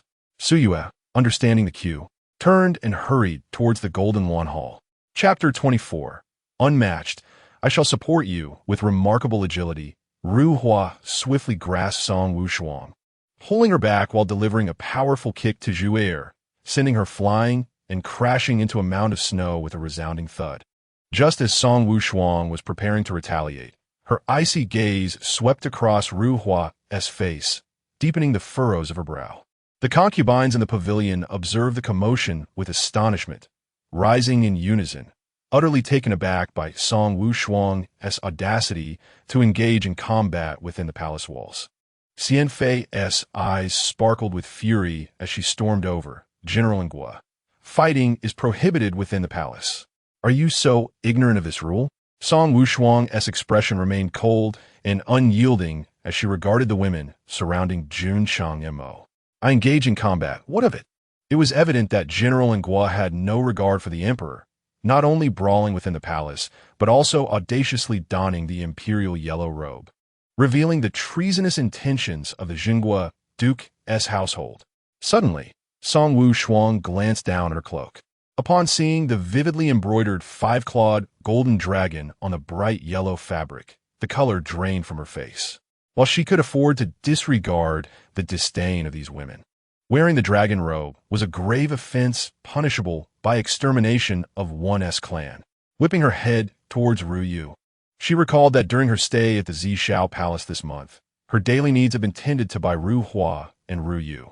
She had never doubted the intentions of those sent by Jun Shengma, accepting whatever garments they provided without suspicion. To her shock, they had presented her with a dragon robe. Was this a deliberate act or a mere oversight? Ru Hua's demeanor remained composed, as if she perceived no fault in Song Wushuang flaunting the dragon robe within the palace. A wave of dread washed over Song Wushuang. Ru Hua's expression was clearly intentional. Xian Fei, initially worried that Song Wushuang wore the dragon robe with Jun Shengma's consent, now recognized from Song Wushuang's countenance that she had donned it of her own volition. I am eager to see how the Jinghua Duke's household will absolve itself this time. Seize her. General Ngua has donned the dragon robe, with treasonous intent. As she finished speaking, a flash of bright yellow appeared at the entrance of the May Garden. Xian Fei's eyes narrowed as she stepped forward and seized Song Wushuang's hand. Song Wushuang abhorred being touched. Leading troops in a battle was fraught with peril, and she remained ever vigilant against assassination attempts. Instinctively, she delivered a swift kick, expending every ounce of her strength. The force of her self-defense was far more potent than Ru Hua's earlier strike against Zhu, sending Xian Fei hurtling 3 meters away, creating a deep crater in the snow. Xian Fei, who had intended to capture Song Wushuang and feign a fall to falsely accuse her, was now dazed, nearly losing consciousness. The palace maids and eunuchs trailing behind her gasped in shock, rushing forward in alarm. "Your Grace, are you unhurt? Oh heavens, Your Grace!"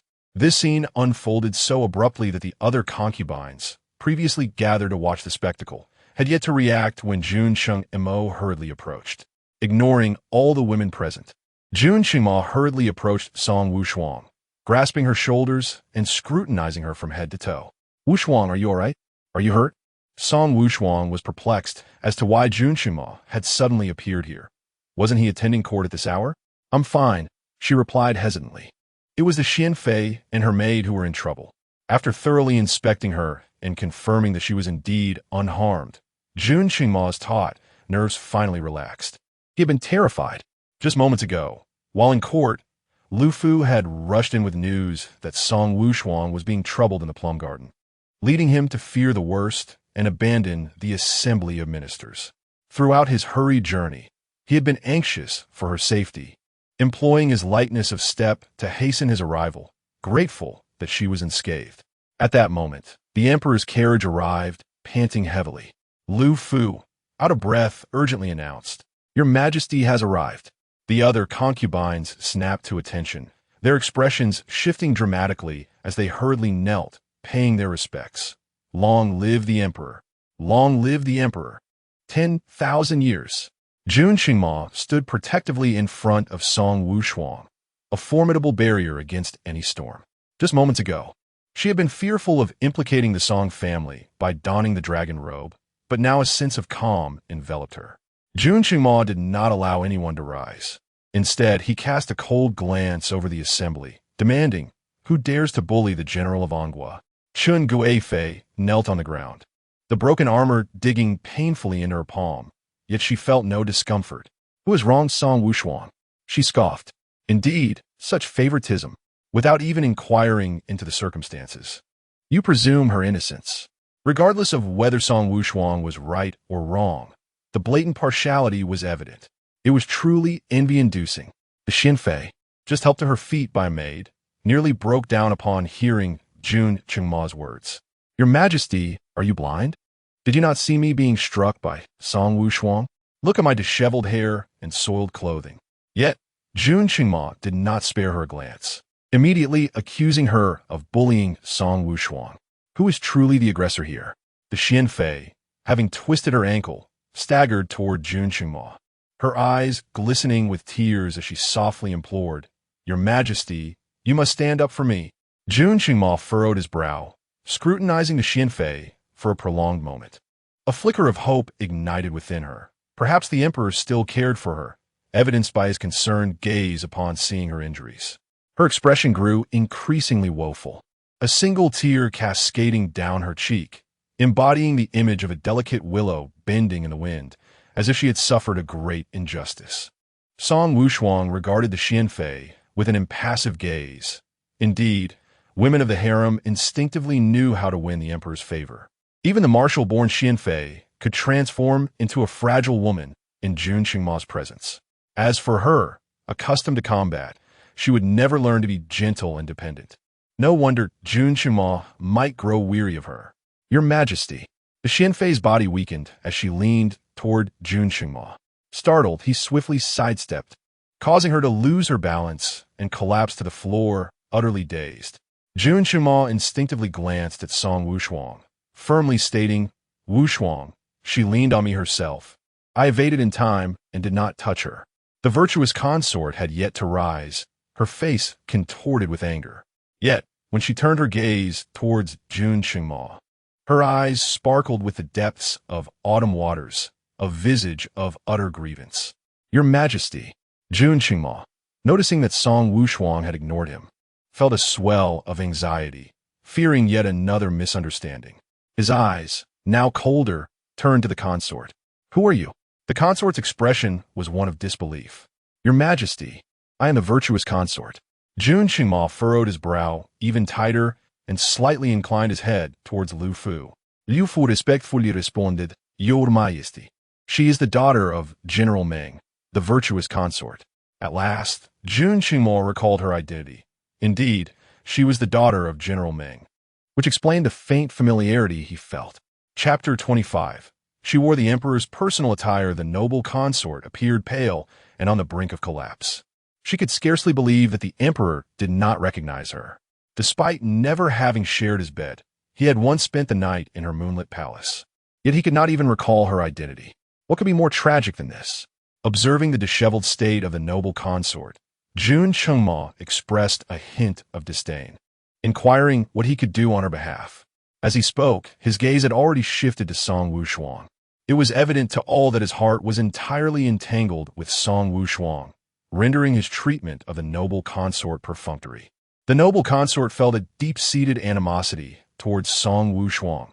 Her teeth clenched as she said, Your Majesty, General Angua has struck me. Upon hearing this, Jun Qingma's expression immediately altered. A glimmer of hope surged within the noble consort. Could it be that the emperor still harbored concern for her? After all, his demeanor changed upon learning that Song Wushuang had harmed her. Jun Qingma's thoughts were notoriously difficult to decipher. The noble consort dared not provoke him further and quickly signaled to the eunuch behind her. The eunuch understood and knelt before the emperor, weeping, Your Majesty, please take a stand for the consort. General Angua has gone too far. Upon seeing the noble consort, he not only failed to kneel and pay his respects but also resorted to violence. Before he could finish his sentence, he was kicked in the chest by Jun Qingma, sending him sprawling backward. Fury radiated from Jun Qingma as he exclaimed, Who dares to demand kneeling and reverence from whom? This is preposterous. If I do not allow Song Wushuang to kneel, how dare you presume to deserve such treatment? The eunuch, bloodied from the kick, trembled as he rose, repeatedly bowing his head to the ground, pleading for mercy. Jun Qingma's anger had not yet subsided as he fixed a frigid gaze upon the noble consort. Did you instruct General Angua to pay homage? The noble consort, trembling with fear, stammered, I did not. Wushuang is a first-rank general. What are you to warrant her respect? The noble consort's body quaked violently, her complexion draining of color. All the concubines knelt in silence, not daring to breathe. Jun Qingma's countenance remained stern, his piercing gaze sweeping over the prostrate women, fully aware of their inner thoughts. The mere thought of so many uniting against Wushuang ignited a tempest of fury within him. If you all delight in kneeling, then you shall remain here for 2 full hours as penance. Upon uttering these words, the expressions of all present shifted dramatically. It was the depths of winter, and the ground was thickly blanketed with snow.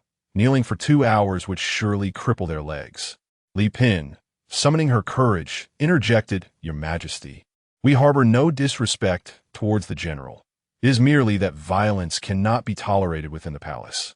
The general's actions contravened palace regulations, prompting my sister, the noble consort, to admonish her. Without rules, there can be no order. The noble consort acted out of concern, especially since General Angua donned the dragon robe in private. My sister feared for the implications of such an act. On the surface, she spoke in defense of the noble consort, yet in truth, she sought to cast her as a scapegoat.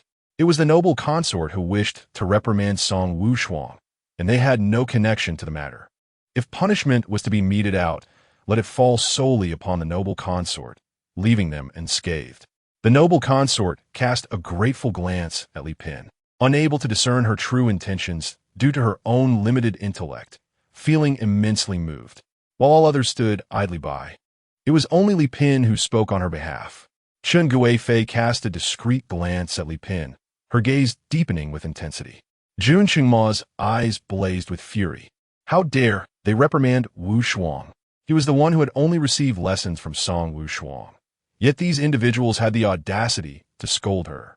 Jun Qingma, in his rage, let out a bitter laugh. Rules? In this palace, Wushuang's words are the law. As for the dragon robe, it is I who allowed her to don it. Do any of you dare to voice your objections? Song Wushuang regarded Jun Qingma with a complex expression. It had been quite some time since he had defended her so unconditionally. It seemed you all have too much free time, seeking trouble with General Ngua. If that is the case, then you shall kneel for an additional 2 hours. As soon as these words left her lips, the countenance of everyone present shifted once more. Jun Qingma, uninterested in their reactions, turned his attention anxiously to Song Wushuang, yearning to reach for her hand, yet apprehensive of her disdain. His fingers fidgeted aimlessly. Wushuang, are you calm now? His tone was laced with an eager caution, far from regal. Song Wushuang's cold gaze fell upon the concubines, who trembled in fear as they knelt before her. Among them, some were deserving of their fate, yet many were merely collateral damage. What wrong had they committed? They were brought into Jun Qingma's harem, but received no affection. Forced to endure their prime years in the frigid confines of the palace while shouldering the brunt of Jun Qingma's unwarranted wrath. The true scoundrel was Jun Qingma. Yet innocent women were made to bear the consequences. Though Song Wushuang was not one to be overly sympathetic, she found herself feeling a measure of compassion for those blameless women, or perhaps for herself. Remaining close to Jun Qingma, they were trapped in a situation beyond their control. Reclaiming her attention, Song Wushuang fixed a blank expression upon Jun Qingma. Does the emperor take pleasure in punishing kneeling in the dead of winter? Yun Xingmui's complexion peathed. He dreaded the memory of her punishment and averted his gaze, unable to meet her eyes. If his majesty has no further matters, this humble servant shall take her leave. Ru Hua, upon witnessing Song Wushuang's departure, hastily followed her. As they returned to the Zixiao Hall, Song Wushuang stepped inside and promptly removed the golden dragon cloak from her shoulders, turning sharply to cast a piercing look at Ru Hua. Ru Hua, initially intending to take the cloak, was halted by the intensity of Song Wushuang's gaze, her lips pursing in apprehension. General, who sent you? Ru Hua appeared bewildered. General, this servant was sent by His Majesty to attend to you. Song Wushuang shook the cloak in her hand. Did Jun Qingma send you to harm me? Ru Hua quickly knelt, and as Ju Yu entered, confused by the unfolding events, she too knelt, imploring, General, please calm your anger. Ru Hua, in a fluster, exclaimed, General, I would not dare harm you, even if given 10 lives. Song Wushuang's delicate features were shrouded in frost. To wear the dragon robe is a crime punishable by the annihilation of one's clan. Do you dare claim it was unintentional? Ru Hua stammered, I merely took the wrong one. Took the wrong one? The dragon robe can only be worn by the emperor. Do you expect me to believe that? Ru Hua retorted, but it is the emperor's clothing which you wear daily. Song Wushuang was taken aback by her response, her eyes widening in disbelief. What nonsense are you spouting? How could she ever wear Jun Qingma's attire, as if she were in some compromising situation? Wearing a man's clothing clandestinely is an act typically associated with a courtesan's attempt to entice a man. Siyu was puzzled by Song Wushuang's sudden anger, but began to piece together the reason. She remarked, General, your garments and the emperor's are often stored together. It is not unusual to mistakenly take the wrong ones. If Hua did not lie, you indeed were the emperor's attire daily. Nonsense. Song Wushuang's face flushed crimson. If she had donned Jun Qingma's clothing, how could she possibly be unaware of it? Indeed, the nightgown you wore to sleep is the emperor's undergarment. The women had only recently been assigned to serve Song Wushuang, so they were unclear as to why she frequently stayed overnight at the Zixiao Palace, yet lacked her own nightwear. Upon seeing the emperor's undergarment given to Song Wushuang as sleepwear, they followed suit. Song Wushuang felt as if struck by lightning. No wonder she had wondered why the nightgown was so oversized. She had thought the imperial household department designed it to be loose-fitting, but little did she know. The realization that she was sleeping in the intimate garments of Jun Qingma made her face heat up entirely. Is it possible that the new garments from the imperial household were given to me to wear? If they were new, it wouldn't be so embarrassing. But Hua, they were all worn by the emperor. Chapter 26. The dog emperor's idleness, Song Wushuang's face flushed crimson. Although she and Jun Shengma had crossed numerous thresholds of intimacy, the notion of donning his personal garments each night left her feeling utterly mortified. The dog emperor, engaging in idleness day after day. Song Wushuang trembled with indignation. Her teeth clenched in frustration. This was the very attire you insisted I wear. It was also rather unfortunate that her spirits had been low this month, and it was only due to the attentive care of the beautiful Ruhua that she had neglected her own wardrobe, unwittingly wearing his clothes for a month without realizing it. Ruhua, innocent in the matter, explained that it was the emperor himself who had initially assisted her. On the day Jun Shengma had retrieved Song Wushuang from the dungeons, he had personally tended to her needs, bathing and dressing her with singular devotion. Later, when they were assigned to care for her, upon discovering the garments of both individuals intermingled, they naturally assumed that Song Wushuang was to wear what had become her customary attire. Desperate to escape her embarrassment, Song Wushuang wished for nothing more than to burrow into the earth. The nature of her relationship with Jun Shengma was well known among the denizens of the Zixiao Hall. Thus there was little need for discretion. Yet, hearing Ruhua articulate it so plainly left her feeling flushed and exceedingly awkward. Ruhua lowered her head in contrition. My apologies, General. I shall be more cautious in the future. I will ensure that I do not mistakenly bestow upon you the Emperor's dragon robes again. Her oversight stemmed from the allure of the exquisite cape, crafted from the finest silkworm silk, which provided exceptional warmth. While the boundaries of their relationship blurred behind closed doors within the Zixiao Hall, the outside world still demanded decorum. Wearing the Emperor's robes carried severe implications, potentially provoking dire consequences if wielded against them by those with ill intentions. Fortunately, today, Jun Shengma had arrived just in time to rescue General Angua.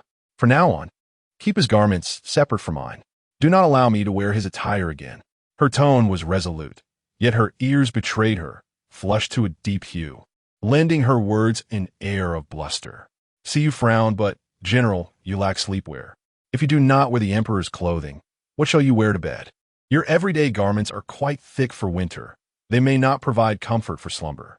Song Wushuang's countenance darkened. How could I lack my own clothing? Well, my previous garments. During her 6 months back in the capital, she had resided in the Zixiao Hall for at least 5 of them, accumulating a wardrobe suitable for both summer and winter. Ruhua and Siyu exchanged glances, both shaking their heads in uncertainty. They were newly arrived this month and had not encountered her previous clothing.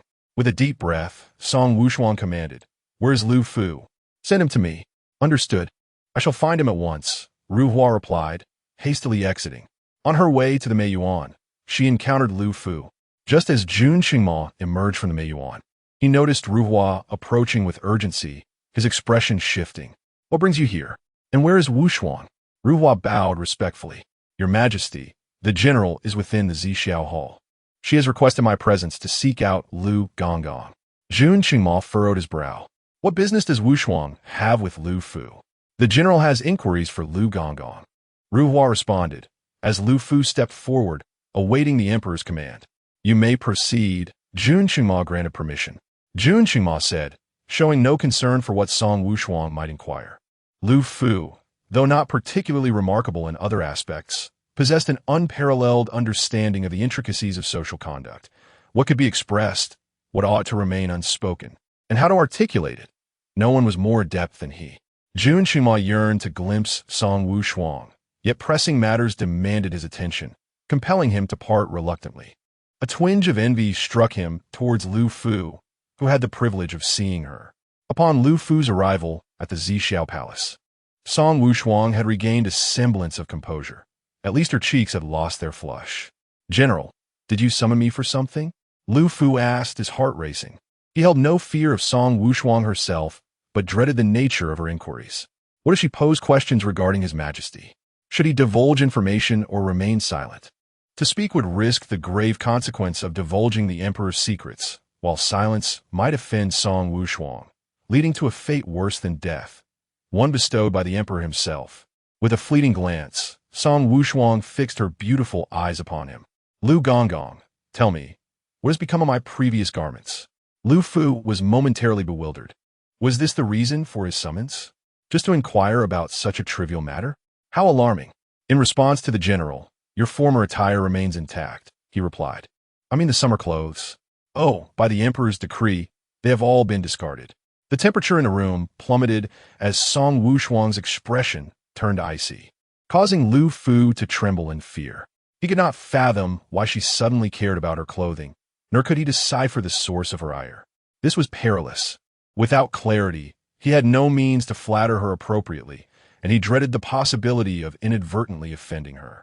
Moreover, as the emperor had ordered the garments be thrown away, what if he unwittingly angered the emperor as well?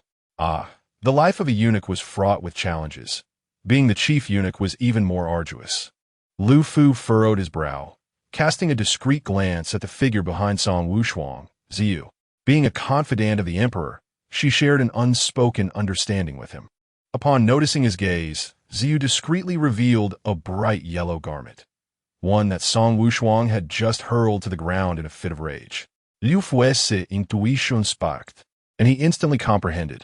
Thus, when Song Wushuang instructed him to procure several new outfits from the Naiwafu, his countenance reflected his inner turmoil. General, the Naiwafu is designated for the emperor and the ladies of the imperial harem. You have yet to be conferred the title of empress. It may not be suitable. He was jesting.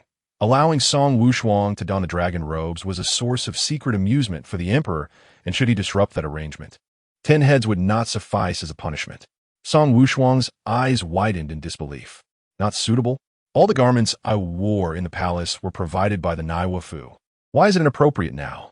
Surely, it was not a matter of propriety, but rather a reflection of Jun Chengma's unworthiness. What were my previous garments conjured from thin air?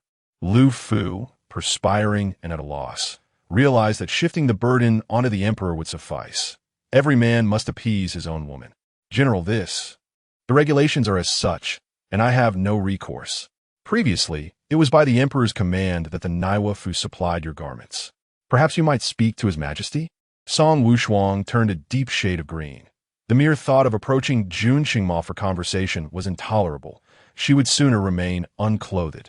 Lu Fucha, adept at reading the room, discerned that Song Wushuang was disinclined to seek out Jun Qingma. This was indeed fortuitous, for it meant he could weave whatever narrative he desired. General, the emperor holds you in such high regard.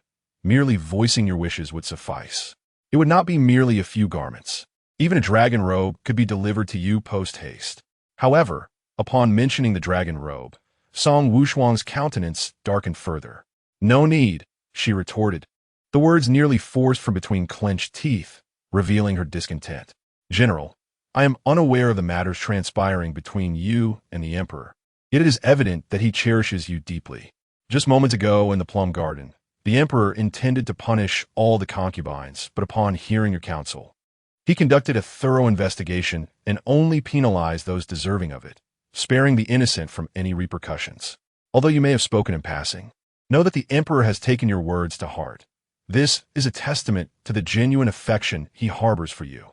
Chapter 27. The dog emperor's stratagem of suffering Song Wushuang was in a state of agitation. Her earlier irritation in the plum garden was not genuinely about the punishment of those women. However, upon expressing her thoughts, it seemed as though the weight on her heart had somewhat lifted. She relaxed her previously tense posture and casually inquired, "Is that so? How many did he ultimately punish?" Lu Fu replied, "All of them." Song Wushuang remained silent. Lu Fu felt a twinge of embarrassment as he explained that the emperor had inquired and found that all the noble ladies present were indeed culpable. They had been gossiping about Song Wushuang behind her back, and thus, Jun Qingma had ordered them to kneel for an additional hour. The act of kneeling took quite a toll, and those seemingly delicate ladies would surely suffer. Though Song Wushuang pondered this matter, it did not concern her greatly. When she herself had been punished by Jun Qingma, none of those women had interceded on her behalf. Instead, they had merely stood by to revel in her misfortune. The wheel of fortune had turned, and since their punishment was well-deserved, she felt no inclination to plead for them. The wheel of fortune turns.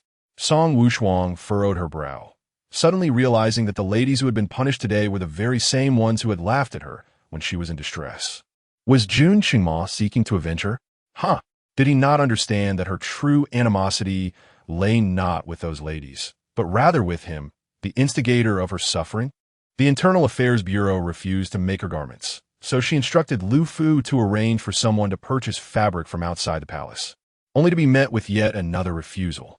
All items within the palace were procured by designated individuals, with clothing being the sole responsibility of the Internal Affairs Bureau. Outside purchases were prohibited. Song Wushuang began to discern Lu Fu's subtle maneuvering. In the past, whenever she desired something, Jun Qingmao would ensure it was procured from outside the palace. Yet now, that privilege was denied. Frustration bubbled within her, but Lu Fu was exceptionally clever. For every statement she made, he could counter with 10 reasons. Whenever she attempted to assert her authority, he would kneel and lament his own plight, claiming he dared not contravene palace regulations.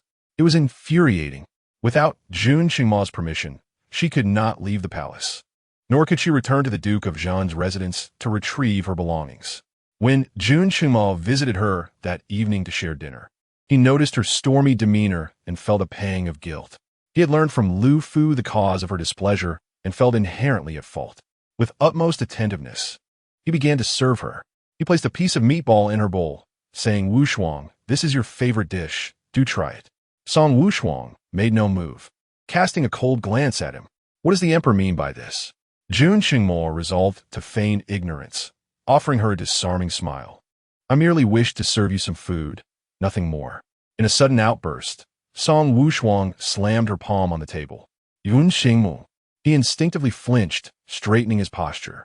I understand. I shall instruct the Internal Affairs Bureau to send over new garments immediately." He merely wished to leave a trace of his presence on her, to affirm that she still belonged to him. Moreover, which man would not feel exhilarated at the thought of his beloved wearing his garments? He had not anticipated such a fierce reaction from her, which left him quite startled. "Wushuang, am sorry, Yun Xing mu softly." Song Wushuang felt an unsettling turmoil within her heart. Recently, Jun Qingmao had repeatedly uttered apologies, and each time she witnessed his cautious demeanor, it felt as if her heart were ensnared in a thick haze. As she rose from her seat, Jun Qingmao followed suit, questioning her departure from the meal. "I shall not eat any more," she declared curtly, turning towards the inner hall. Jun Qingmao hastened to catch up. "Wushuang, are you still angry with me?" Her silence only heightened his anxiety. "Am sorry." "What does my eating or not eating concern you? What is this incessant apology for?" Song Wushuang's expression grew more somber. The Jun Qingmao she knew was a sovereign who towered above all, not one who cowered before her in such a timid and subservient manner. He ought to be commanding the realm, earning the respect of multitudes, rather than desperately seeking the approval of a single woman in such a pitiable fashion. Who was he trying to impress? "Sensing her rising ire, Yun Xingmo tremble, Wushuang." Are you reminded of the past, which has caused your anger? I should not have punished you in the Meiyuan. It was a moment of folly, my fault entirely. He still could not fathom how he had been so heartless as to make her kneel in the snow for 2 hours. His Wushuang, so proud, was humiliated before so many, and his actions had undoubtedly trampled her dignity into the ground. Each recollection of those days left him feeling absurd. How could he, who loved her so dearly, have committed such atrocious acts? "I am sorry, Wushuang. Punish me as you wish. Beat or scold me. I will endure it. I wronged you, and I shall utter not a single complaint." The mention of past grievances darkened Song Wushuang's countenance further. His belated affections were worth little. Who was he trying to convince with his display? What use was an apology if it could not erase her past wounds? Could a simple apology rekindle a heart that had succumbed to despair? It was utterly impossible. She had stumbled painfully once in her dealings with Jun Qingmao, and had no intention of repeating that folly. "Your Majesty, if you truly feel remorse for me, then release me from the palace, allowing me to return to my father and brother." Jun Qingmao's gaze sharpened, a chilling light igniting within. "And then what? You would depart to a life of obscurity, never to return to the capital, never to see me again? Wushuang, how can you be so cruel to leave so easily? Did you ever truly love me?" Song Wushuang stood frozen. Disbelief etched across her features as she regarded Jun Qingmao. Had she ever loved him? Such a notion struck her like a dagger to the heart. If she did not love him, she could have reveled in a life of comfort and affluence. Why then did she entangle herself in the treacherous pursuit of power? Why endure 5 years of hardship in the frigid north? His question, "Did you ever truly love me?" dismissed all her sacrifices, rendering her past a mere jest. What then was the purpose of her devotion, and what had she gained in return? Jun Qingmao realized he had misspoken, his countenance shifting dramatically. "Wushuang, I did not mean it that way. I apologize. I was merely overwhelmed with anger and spoke thoughtlessly. I have never doubted your feelings. Please do not be upset. I am truly sorry." He reached out to grasp Song Wushuang's hand, but she evaded him. Taking a deep breath, Song Wushuang suppressed the tears welling in her eyes. The emperor was right. She had never loved him. Jun Qingmao's face turned pale. "Wushuang, please do not speak in anger." She cast him a glance before turning away and retreating to the inner chamber, shutting the door and severing his gaze. That last cold look left him shivering. His Wushuang was heartbroken. Perhaps it was due to missing dinner, but that night, Song Wushuang felt intensely unwell, tossing and turning in her bed, unable to sleep. The door to the inner chamber was pushed open, and Siyu entered, her face etched with concern. "General, you must persuade the emperor. He is kneeling in the snow of the courtyard and refuses to rise." Chapter 28. Punishments endured and wounds suffered. Song Wushuang swiftly adjusted the quilt to cover her body. "What are you doing?" She spoke with a tone that bore a hint of sternness. The dimness of the night concealed the blush upon her cheeks. "Sir," Ziyu implored anxiously, "the emperor is kneeling outside, refusing to rise no matter how we persuade him. You must go and speak with him." Song Wushuang was taken aback, her expression darkening. "What was he up to now?" "The emperor claims that since you refuse to forgive him, he is punishing himself by kneeling until you are no longer angry. Please leave." She insisted. Ziyu's face grew more anxious. "General, he is the ruler of the nation. No matter how upset you are, you cannot impose such punishment upon him. Even the servants can see that the emperor truly cares for you. Leave now. I need a dress." Ziyu hesitated, then recalled that just before bedtime, Song Wushuang had adamantly refused to don the emperor's garments, leaving her without suitable attire for the night. Thus, she had gone to bed unclothed. Ziyu's face flushed, and she hurriedly fetched Song Wushuang's clothes before retreating. The Zixiao hall had underfloor heating and ample charcoal, making it feel warm even without clothing. Song Wushuang lowered the bed curtains, swiftly threw off the quilt, and donned her clothes. Upon opening the inner hall door, she found Ziyu anxiously waiting. As soon as she emerged, Ziyu's eyes lit up. "General, you must persuade the emperor. He listens to you above all." Song Wushuang's expression was as still as water as she walked toward the outer hall. As the hall door opened, a gust of cold wind rushed in, contrasting sharply with the warmth inside, causing Song Wushuang to shiver. Jun Qingmao knelt firmly outside the door, facing it, while Lu Fu stood beside him, holding an umbrella, his face etched with concern. They had no idea how long he had knelt. The umbrella was already blanketed with a thick layer of snow, and tonight's snowfall seemed particularly heavy. Upon seeing Song Wushuang appear, Jun Qingmao's eyes brightened, only to quickly dim as he noticed her trembling from the cold wind. His heart leapt into his throat. Almost instinctively, he yearned to stride forward and envelop her in his embrace, shielding her from the storm. However, his legs had grown numb from kneeling, and as he attempted to move, he swayed to the side, barely catching himself with his hands to avoid falling. "Go! Fitz Wushuang cloak, Yun Xingmo commended. Liu Fu appeared conflicted. But your majesty, the snow is falling so heavily." "Go," I said. "Do you not see Wushuang is freezing? But you're already numb from the cold." Lu Fu hesitated, but under the imposing aura of Jun Qingmao, he reluctantly approached Song Wushuang. First, he bowed and addressed her, "General." Then, turning to Ziyu, who had just emerged from within, he urged sharply, "Why are you not fetching a cloak for the general? Do you not see she is freezing?" Ziyu finally grasped the situation, hurriedly returning inside. Shortly thereafter, she emerged with a cloak adorned with a 5-clawed golden dragon, draping it over Song Wushuang's shoulders. Song Wushuang. This was excellent. She had just resolved not to wear Jun Qingmao's clothes again, yet here she was, donning them once more. The outside was far too cold. And with Jun Chengma still kneeling in the snow, she could hardly concern herself with anything else. Lu Fu swiftly returned to Jun Chengma's side, holding an umbrella above him, much like a flower unfurling its petals, shielding Song Wushuang as she approached Jun Chengma. In just a brief moment, a delicate layer of snowflakes had settled upon Jun Chengma, illustrating the intensity of the snowfall that night. The biting cold wind howled, stinging their faces, while Song Wushuang struggled to keep her eyes open. One could only imagine how frigid it was for Jun Chengma to kneel there. Jun Chengma, what madness has taken hold of you? He lifted his gaze to her, refraining from answering her inquiry, instead saying, Wushuang, it is cold outside. You must return quickly. If you are aware of the chill, why do you persist in kneeling here?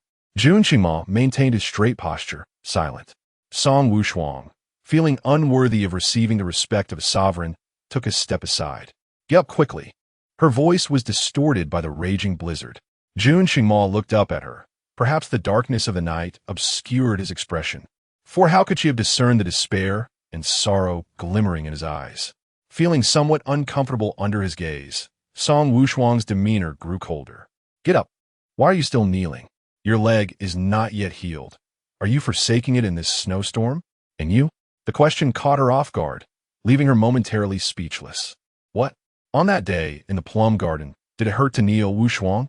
And what of the day she emerged from Qingfeng Hall, without an umbrella, traversing the snow-laden path alone as she ascended the palace walls?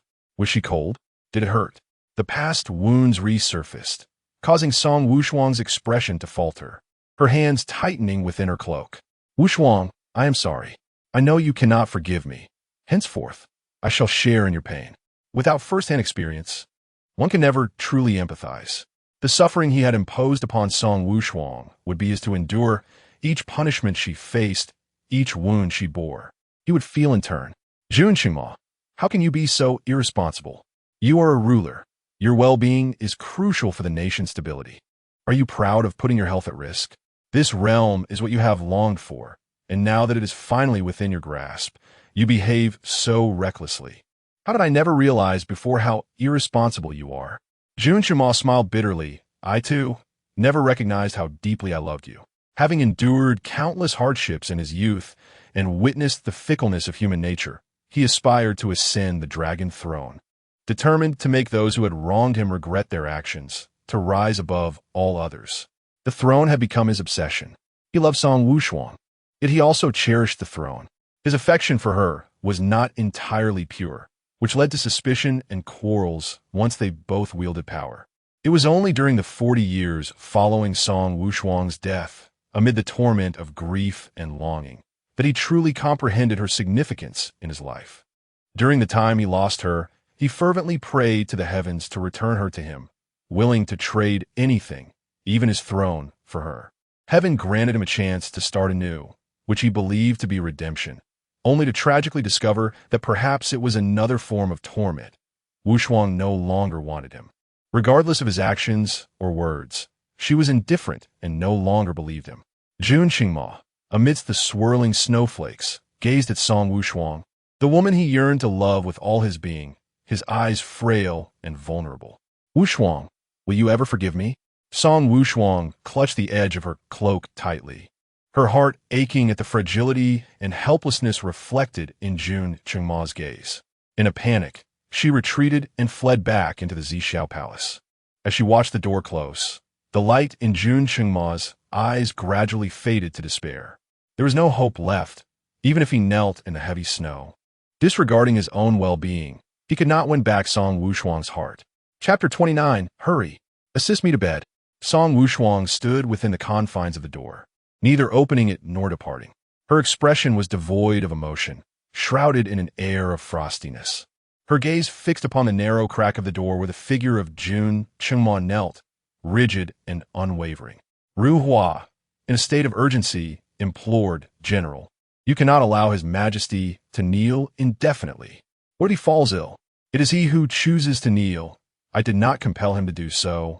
Song Wushuang replied, her countenance impassive, her hand concealed within the folds of her cloak, crumpling the high-quality fabric into creases. But, Ru Hua's anxiety brought her to the brink of tears. His Majesty punishes himself by kneeling because of you. Ziyu cast a sidelong glance at Song Wushuang's top profile, shaking her head at Ru Hua, signaling her to cease further protest. Song Wushuang remained steadfast, the minutes stretching interminably. Outside, the sound of rattling window frames mingled with the furious rustle of leaves. The snow seemed to intensify. The Astronomical Bureau had proclaimed that tonight would witness the heaviest snowfall since winter's onset. Song Wushuang's fingers whitened as she thought, when I knelt in the snow. He did not permit me to rise. Why should I feel pity for him now? The words, scarcely audible, seemed to echo in the stillness. Ru Hua, fretful, inquired General. What did you say? I did not catch that. Ziyu restrained Ru Hua's hand, which was poised to touch Song Wushuang's shoulder, tilting her chin slightly to indicate the gravity of Song Wushuang's expression.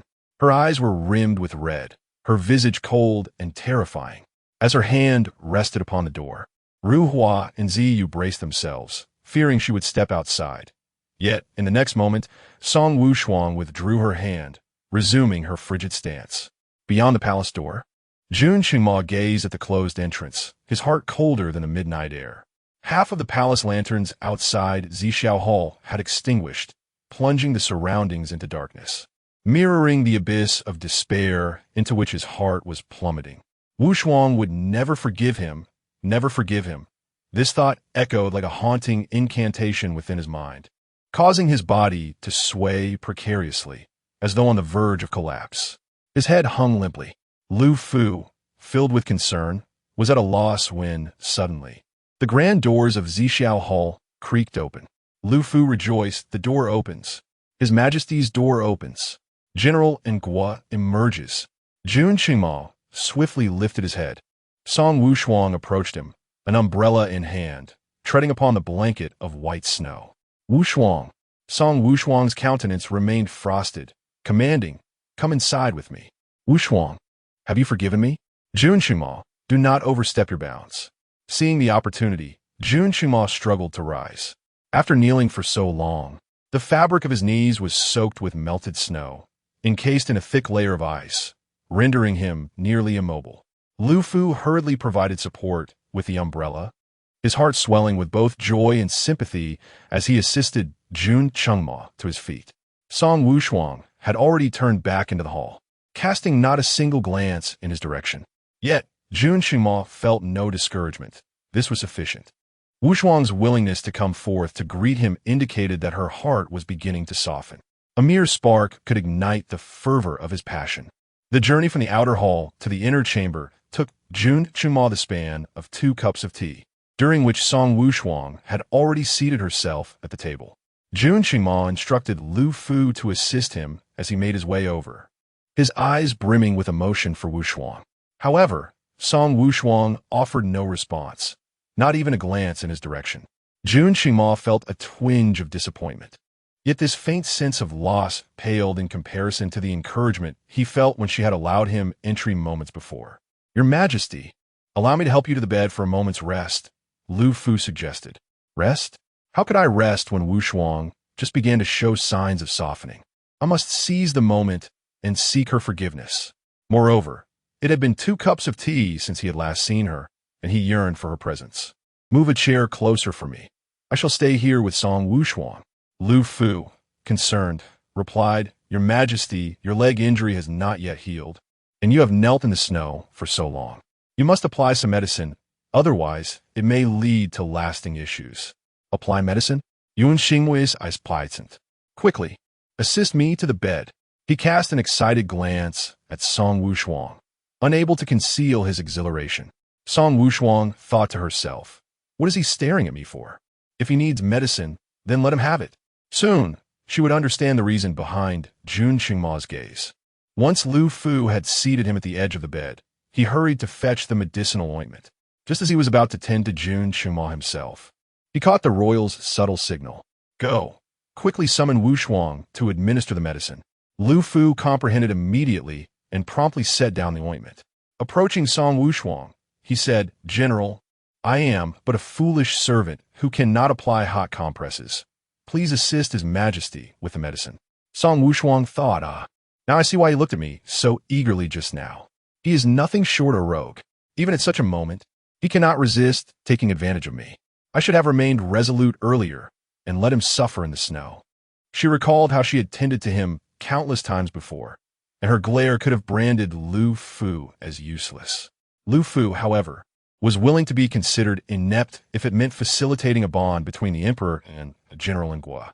Thus, he respectfully added, General, when you applied the medicine to His Majesty, I was not present in the chamber. Song Wushuang realized how clever of him.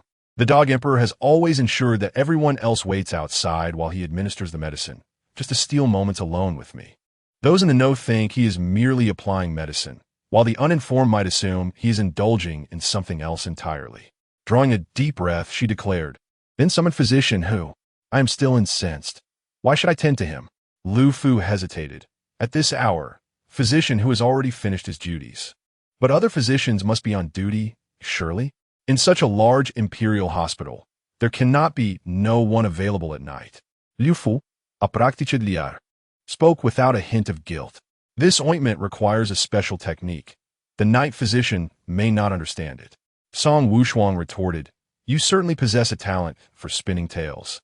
Very well, summon Lu Su. He is the most knowledgeable. Lu Fu contemplated that summoning Dr. Lu before the emperor at this hour could very well result in the emperor's immediate wrath.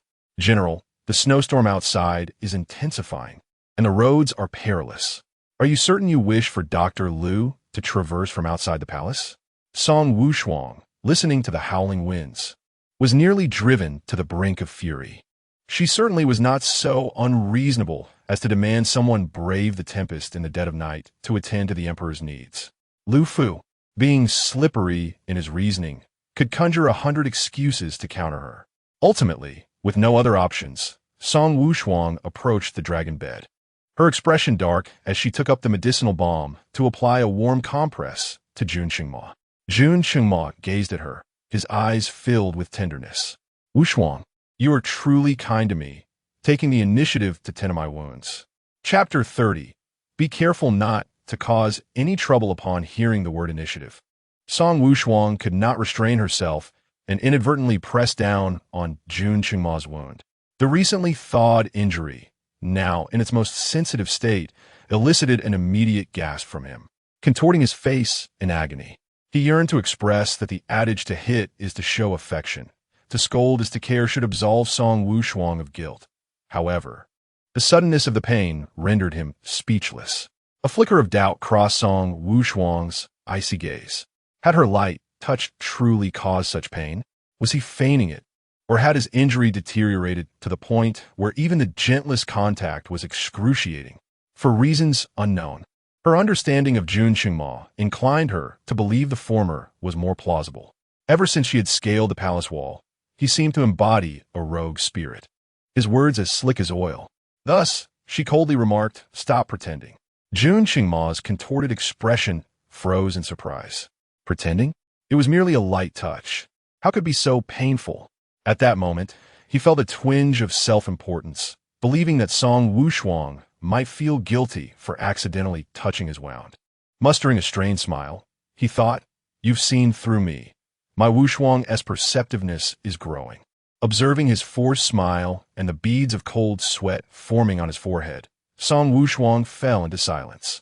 She glanced at the dark ointment in her hand and took a whiff. Something was amiss with this salve. What do you mean? Jun Qingma inquired, puzzled.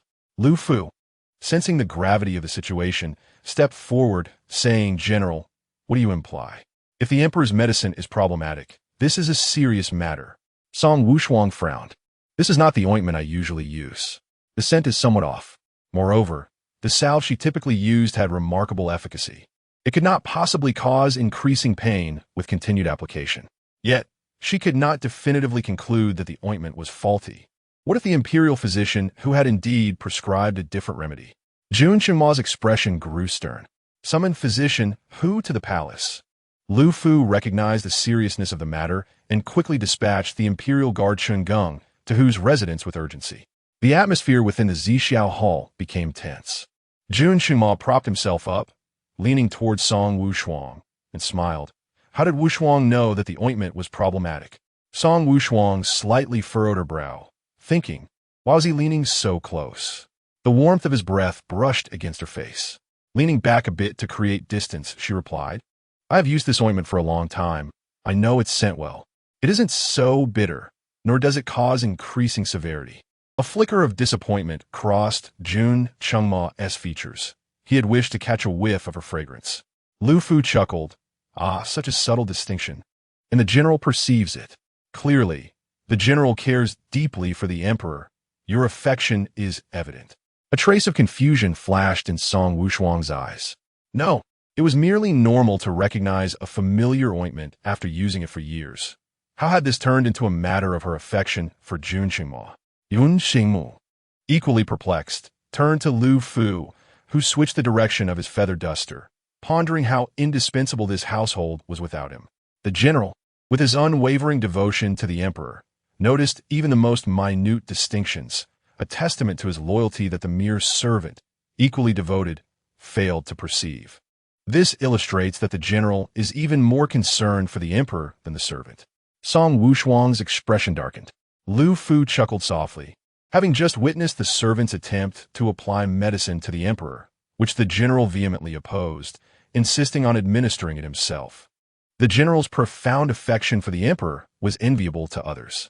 Song Wushuang, holding the medicinal ointment, felt an urge to hurl the dark concoction at Lu Fu's head. What did he mean by saying she disagreed with his attempt to treat the dog emperor? Clearly, it was he who had refused, claiming the attending physician was incapable, thus compelling her to step in. Sooner or later, she would silence Lu Fu's incessant chatter. Jun Chengma Wushuang felt a mix of emotions, touched, bashful, yet somewhat timid, gazing at Song Wushuang as he said, Wushuang, you are truly kind to me. Wonderful, he referred to himself as I. The insufferable man was getting carried away again. She regretted allowing him to enter. She ought to have simply dismissed him. She shot a fierce glare at Jun Chengma. Though her expression was fierce, through the lens of Jun Chengma's infatuation, that glare transformed into a gaze filled with tender affection. Wushuang, please do not regard me with such eyes. You might render me speechless. Song Wushuang's gaze descended slowly, landing between his legs, where he appeared quite lively. This time, it was not merely her hands that trembled, but her entire being, uncertain if the ointment could indeed bring about such a dramatic end.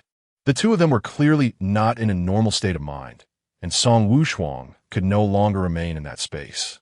She rose and stormed out in a fit of anger. Wushuang, where are you going? Lu Fu clapped his hands in delight, exclaiming, Ah, the general is feeling shy. A flicker of confusion crossed Jun Chengma's eyes. Really? Why does it seem as though Wushuang is upset? I believe Wushuang is indeed angry, Lu Fu stated. After all, the general is a woman. Such intimate matters would make any servant feel bashful, let alone the general. Your Majesty, in the future, please refrain from discussing these matters in her presence. Consider acting upon them instead. Jun Chengma pondered this for a moment, finding much wisdom in it. His thoughts began to wander, contemplating the act itself. Ahem, it had been quite some time since he and Wushuang had engaged in such activities. Counting from his previous life, it had been over 40 years. He wondered if he was still capable. What if he encountered complications? No, he needed to seek an opportunity to propose, sharing a bed, and ascertain whether any issues had arisen. Furthermore, Wushuang had gone too long without being nurtured. She was on the verge of withering away. With a serious demeanor, Jun Chengma prioritized this matter. Meanwhile, physician who was unceremoniously yanked from his warm bed by Chun Geng and hastily transported to the palace, nearly freezing in the process. Chun Geng's urgency led him to believe something had befallen the emperor, yet upon arriving at the Zixiao Hall, he found Jun Chengma earnestly discussing Song Wushuang's attendance at court. Physician who thought to himself, surely he had approached the palace incorrectly. Your servant greets your majesty. Jun Chengma reigned in his fanciful thoughts, casting a cool gaze upon physician who Tai, did you prescribe for me the medicine of the Western barbarians? Indeed, came the reply. Impudent, Lu Fu exclaimed sharply. Doctor Hu, how dare you conspire against his majesty? Doctor Hu, trembling in fear, collapsed onto the ground. I am terrified, Your Majesty. The medicine you provided to the emperor is clearly not from the Western barbarians. Indeed, it is a secret remedy of the Western barbarians. Even if I had 100 lives, I would not dare to deceive the emperor. Jun Qingma's eyes narrowed slowly. Are you implying that Wushuang is lying? A murderous glint flashed in his gaze. Seize him and beat him to death. Doctor Hu nearly lost control of himself in terror. Your Majesty, please understand. I had no such intention. As Chun Gong approached, Doctor Hu's will to survive had never been so fervent. General Anghua, wise and astute, possessed a beauty that could eclipse the moon and stars. Her grace unparalleled, a true treasure of the realm, standing elegantly with an air of refinement.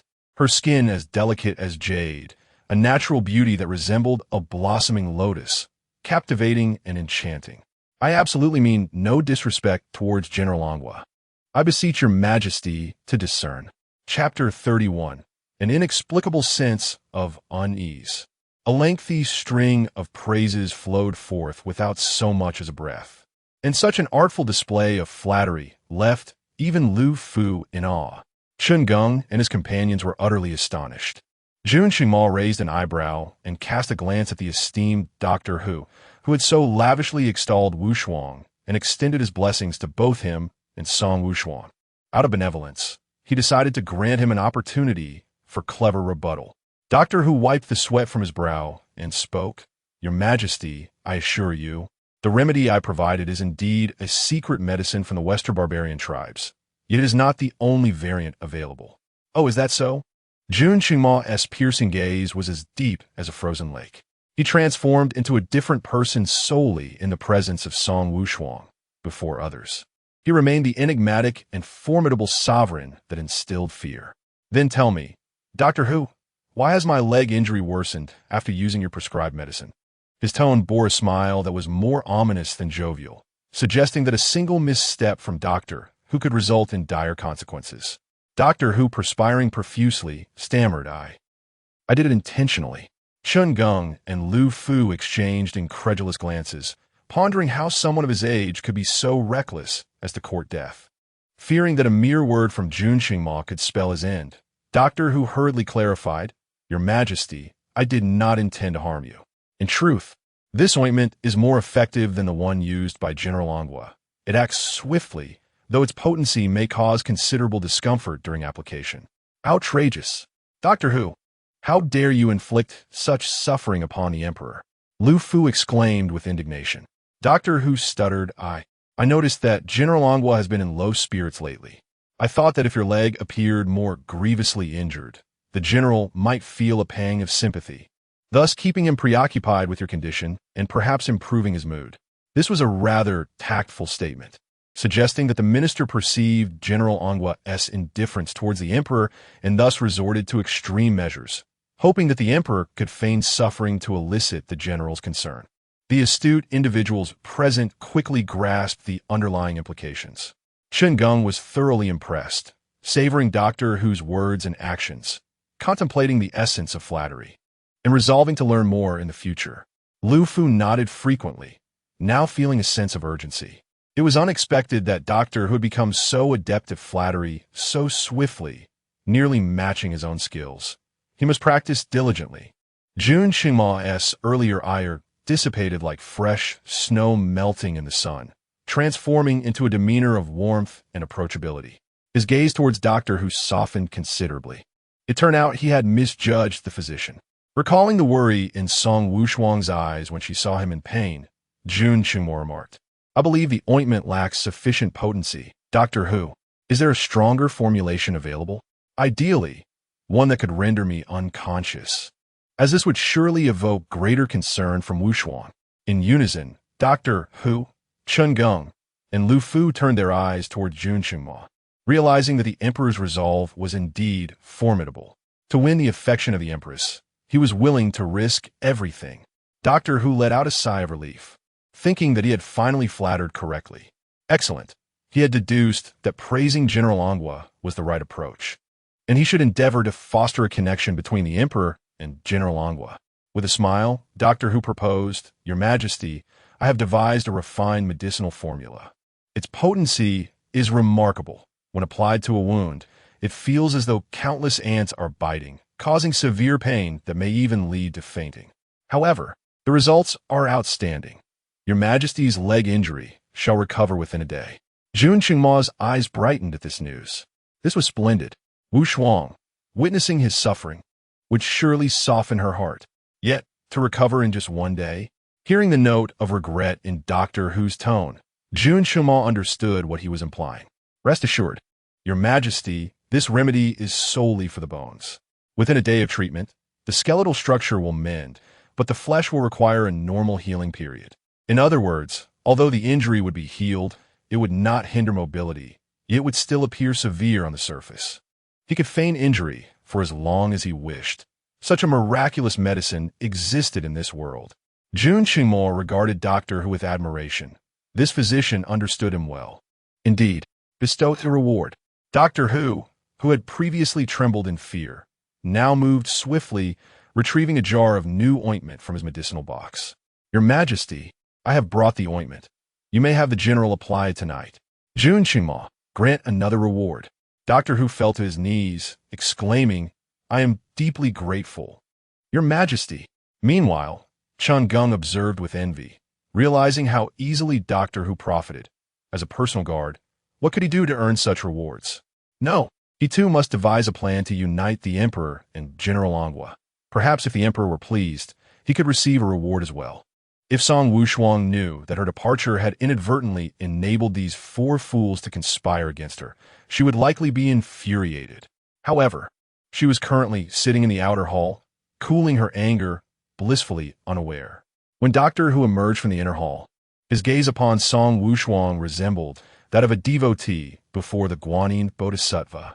He had always shown her considerable respect, but now it was magnified tenfold. The wrinkles on his face nearly blossomed with joy as he addressed her.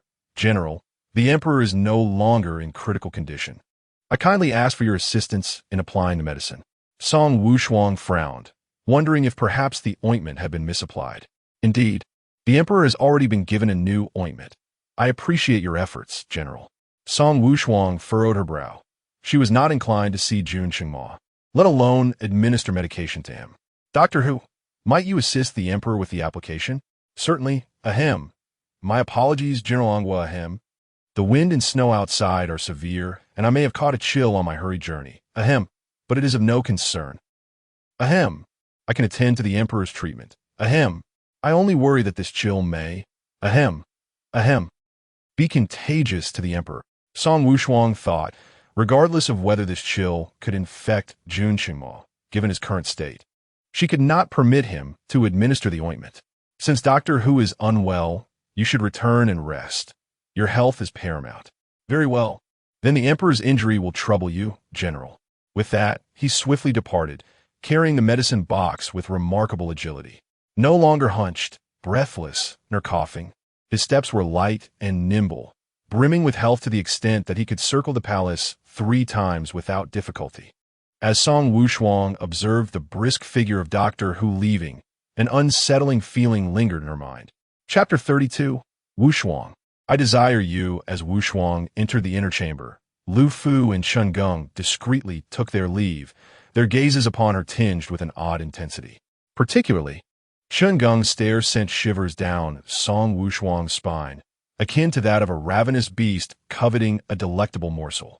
Wushuang's eyes remained fixed on Chun Gung as he departed, brimming with vigilance. Wushuang, came the voice of Jun Qingma from behind her, prompting her to withdraw her gaze. Why do you regard others so? Is it that he lacks charm, wealth, or power? Why do you gaze upon that rugged warrior instead of me? Wushuang redirected her attention and noticed a small jar of new ointment resting on the table beside the bed.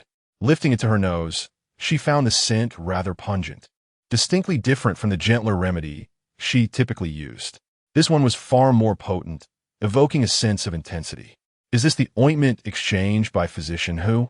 Indeed, Jun Qingma replied, his eyes glimmering with anticipation. What did he say? He mentioned that it is indeed dissimilar to the one you have been using. Yet it is also a secret remedy from the Western tribes. What are the differences? Wushuang inquired cautiously, wary of Physician Who's peculiar demeanor. He stated that your ointment is milder, intended for nurturing old injuries, while mine is for fresh wounds and requires a more vigorous application. I see. Since Jun Qingmao assured her there was no cause for concern, she felt reassured, knowing that physician who would not dare to deceive him. Alas, General Anghua, do be mindful. While physician who may not dare to deceive Jun Qingmao, he might very well attempt to do so before you. With her doubts assuaged, Wushuang delicately lifted the ointment into her palm, feeling its coolness and slight prickliness. As she gently rubbed it, the sensation intensified with the warmth of her hands. Could such a potent remedy truly be safe for Jun Qingmao? Half in doubt, she placed her palms against his calf. Despite her preparations for the inevitable pain, she was unprepared for the intensity of the sensation. The moment her hands made contact, his entire leg jerked in response. Startled, Wushuang quickly withdrew her hands. What is it? Does it hurt? Jun Qingmao's expression was taut. While he could feign bravado before her, he was reluctant to reveal his pain. His masculine pride fought against him. With a strained smile, he replied, "It's nothing, continue." Wushuang's gaze lingered on the fine beads of sweat forming on his forehead before she impassively resumed her ministrations. As her hands pressed down again, Jun Qingmao's body tensed. "Let out. I shan't mock you." She had witnessed him at his most vulnerable. There was nothing to hide between them. No sooner had she spoken than Jun Qingmao lunged forward, enveloping her in his embrace. Wushuang was taken aback by his sudden audacity. Poised to push him away until she heard his muffled voice, "Wushuang, it hurts so much." Her hand hovered in mid-air, hesitating at his words. Jun Qingmao felt a surge of joy in his heart. Indeed, Wushuang cared for him deeply. Observing the effectiveness of his ploy, he became increasingly audacious, inching closer to her. "When I was in pain, you always held me. You said that a hug would ease the hurt. Wushuang, please embrace me once more. Just one more hug." This embrace, he had yearned for over 4 decades, longing for it through 2 lifetimes. Song Wushuang remained still, a hint of awkwardness lingering in the air. Those words had indeed escaped her lips long ago, back when they had just met. At that time, Jun Qingmao was a fallen prince in the cold palace. On one occasion, driven by hunger, he had sneaked into the imperial kitchen to steal food, only to be caught and injured while fleeing. The following day, when Song Wushuang visited him, he was already suffering from an infected wound and a high fever, writhing in pain and calling for his deceased mother. Understanding his sorrow, she had embraced him, soothing him in a gentle, maternal tone, promising that a hug would alleviate his pain. How many years had passed since then? Could a child and an adult be treated the same? Song Wushuang felt her face flush with embarrassment. She found it impossible to comfort Jun Qingmao as one would child. Jun Qingmao, too, would not allow her to treat him as such, as a dignified ruler. He could not afford to lose face. He merely wished for Song Wushuang to initiate an embrace. It had been far too long since she had done so of her own accord. Even the tender moments they shared were instigated by him. She neither initiated nor reciprocated. "Let go." Song Wushuang's voice was tinged with coldness. Jun Qingmao did not release her, instead pressing closer, until his head almost nestled against her bosom. His persistence bordered on audacity, yet his words dripped with charm. "Wushuang, I am in such pain. Please hold me." Song Wushuang felt an overwhelming urge to twist off the head of this audacious man. "Release me." Yun Xingmu acutely tuned to her emotions. Recognize the distinction between her feigned annoyance and genuine anger. Her current tone belonged to the latter. Reluctantly, he let go, though his eyes remained fixed on her, filled with unspoken grievances. With a frigid expression, Song Wushuang warmed her hands and pressed them against his calf. In that instant, Jun Qingmao felt as though he were ascending to the heavens, overwhelmed by a sensation akin to 1,000 mosquitoes biting him, or even a multitude of steel blades striking his legs. His body tensed, cold sweat beading on his forehead, clearly in distress. When he feigned madness, Song Wushuang felt anger rise within her. Yet, witnessing his silent endurance, her heart tightened with an inexplicable heaviness. It reminded her of a young boy who would hide his wounds, fearful that he would trouble her. As memories flooded back, a softening occurred within her heart. Suddenly, she leaned forward, arms outstretched, and embraced Jun Qingma. This hug was gentle, as both hands bore ointment, and she could only encircle him lightly to avoid staining his dragon robe. Nevertheless, this simple embrace sent waves of exhilaration through Jun Qingma, causing his very soul to tremble. It had been an eternity since Song Wushuang had initiated such an embrace. 2 lifetimes, indeed. Jun Qingma could no longer contain himself. As Song Wushuang released her grip, he swiftly enveloped her in his embrace, burying his head in the crook of her neck, holding her tightly, with an intensity that spoke of his longing. Wushuang, Wushuang, I miss you so much. I truly miss you, he confessed, as the pent-up emotions that had been suppressed since his rebirth erupted all at once.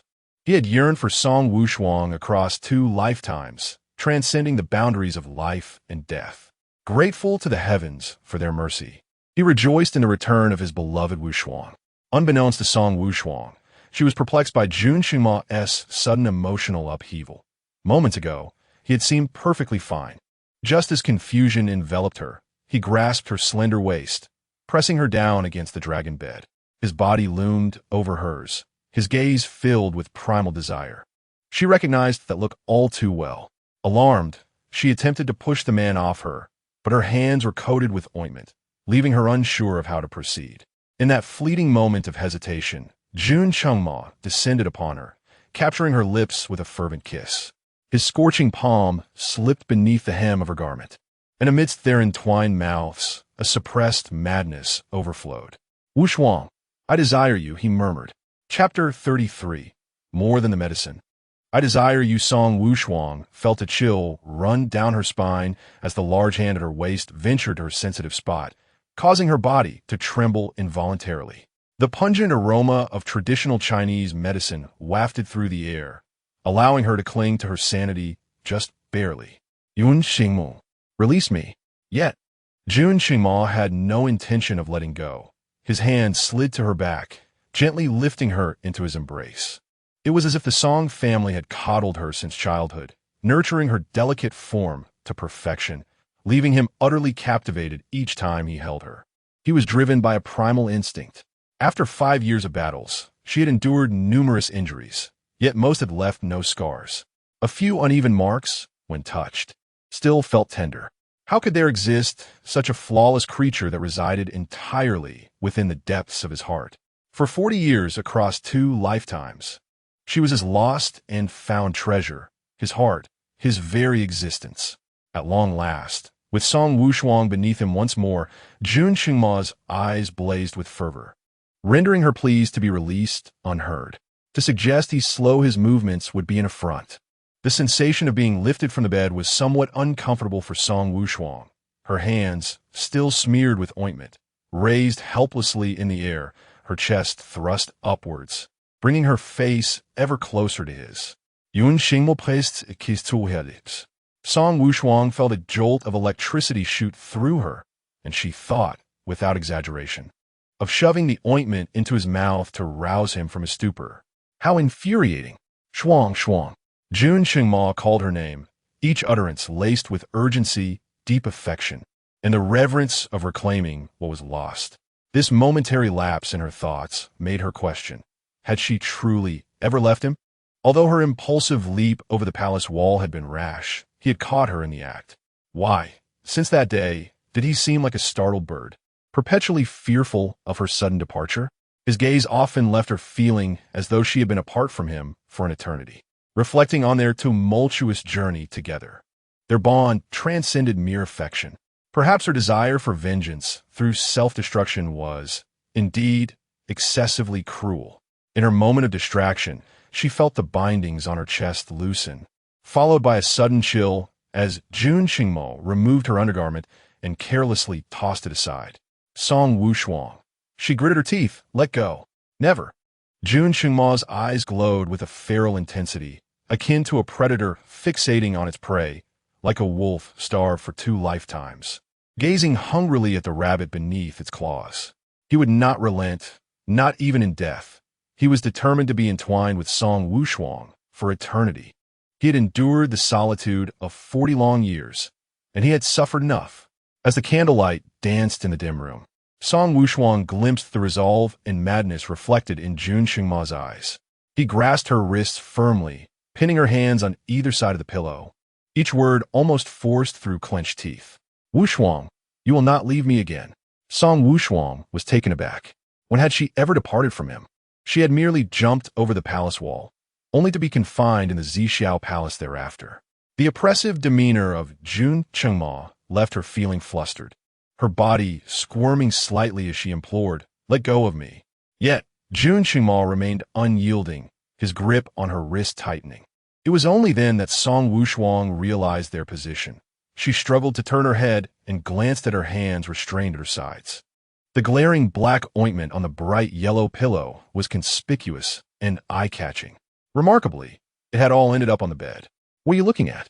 Why aren't you looking at me?" Jun Qingma's gaze darkened with palpable jealousy upon noticing that Song Wushuang had the audacity to glance elsewhere. He forcefully turned her chin back to face him, compelling her to meet his eyes. The precious moment of intimacy was worth its weight in gold. Yet she was distracted by a pillow. The jealous emperor, consumed by his emotion, yanked the pillow away and callously tossed it aside.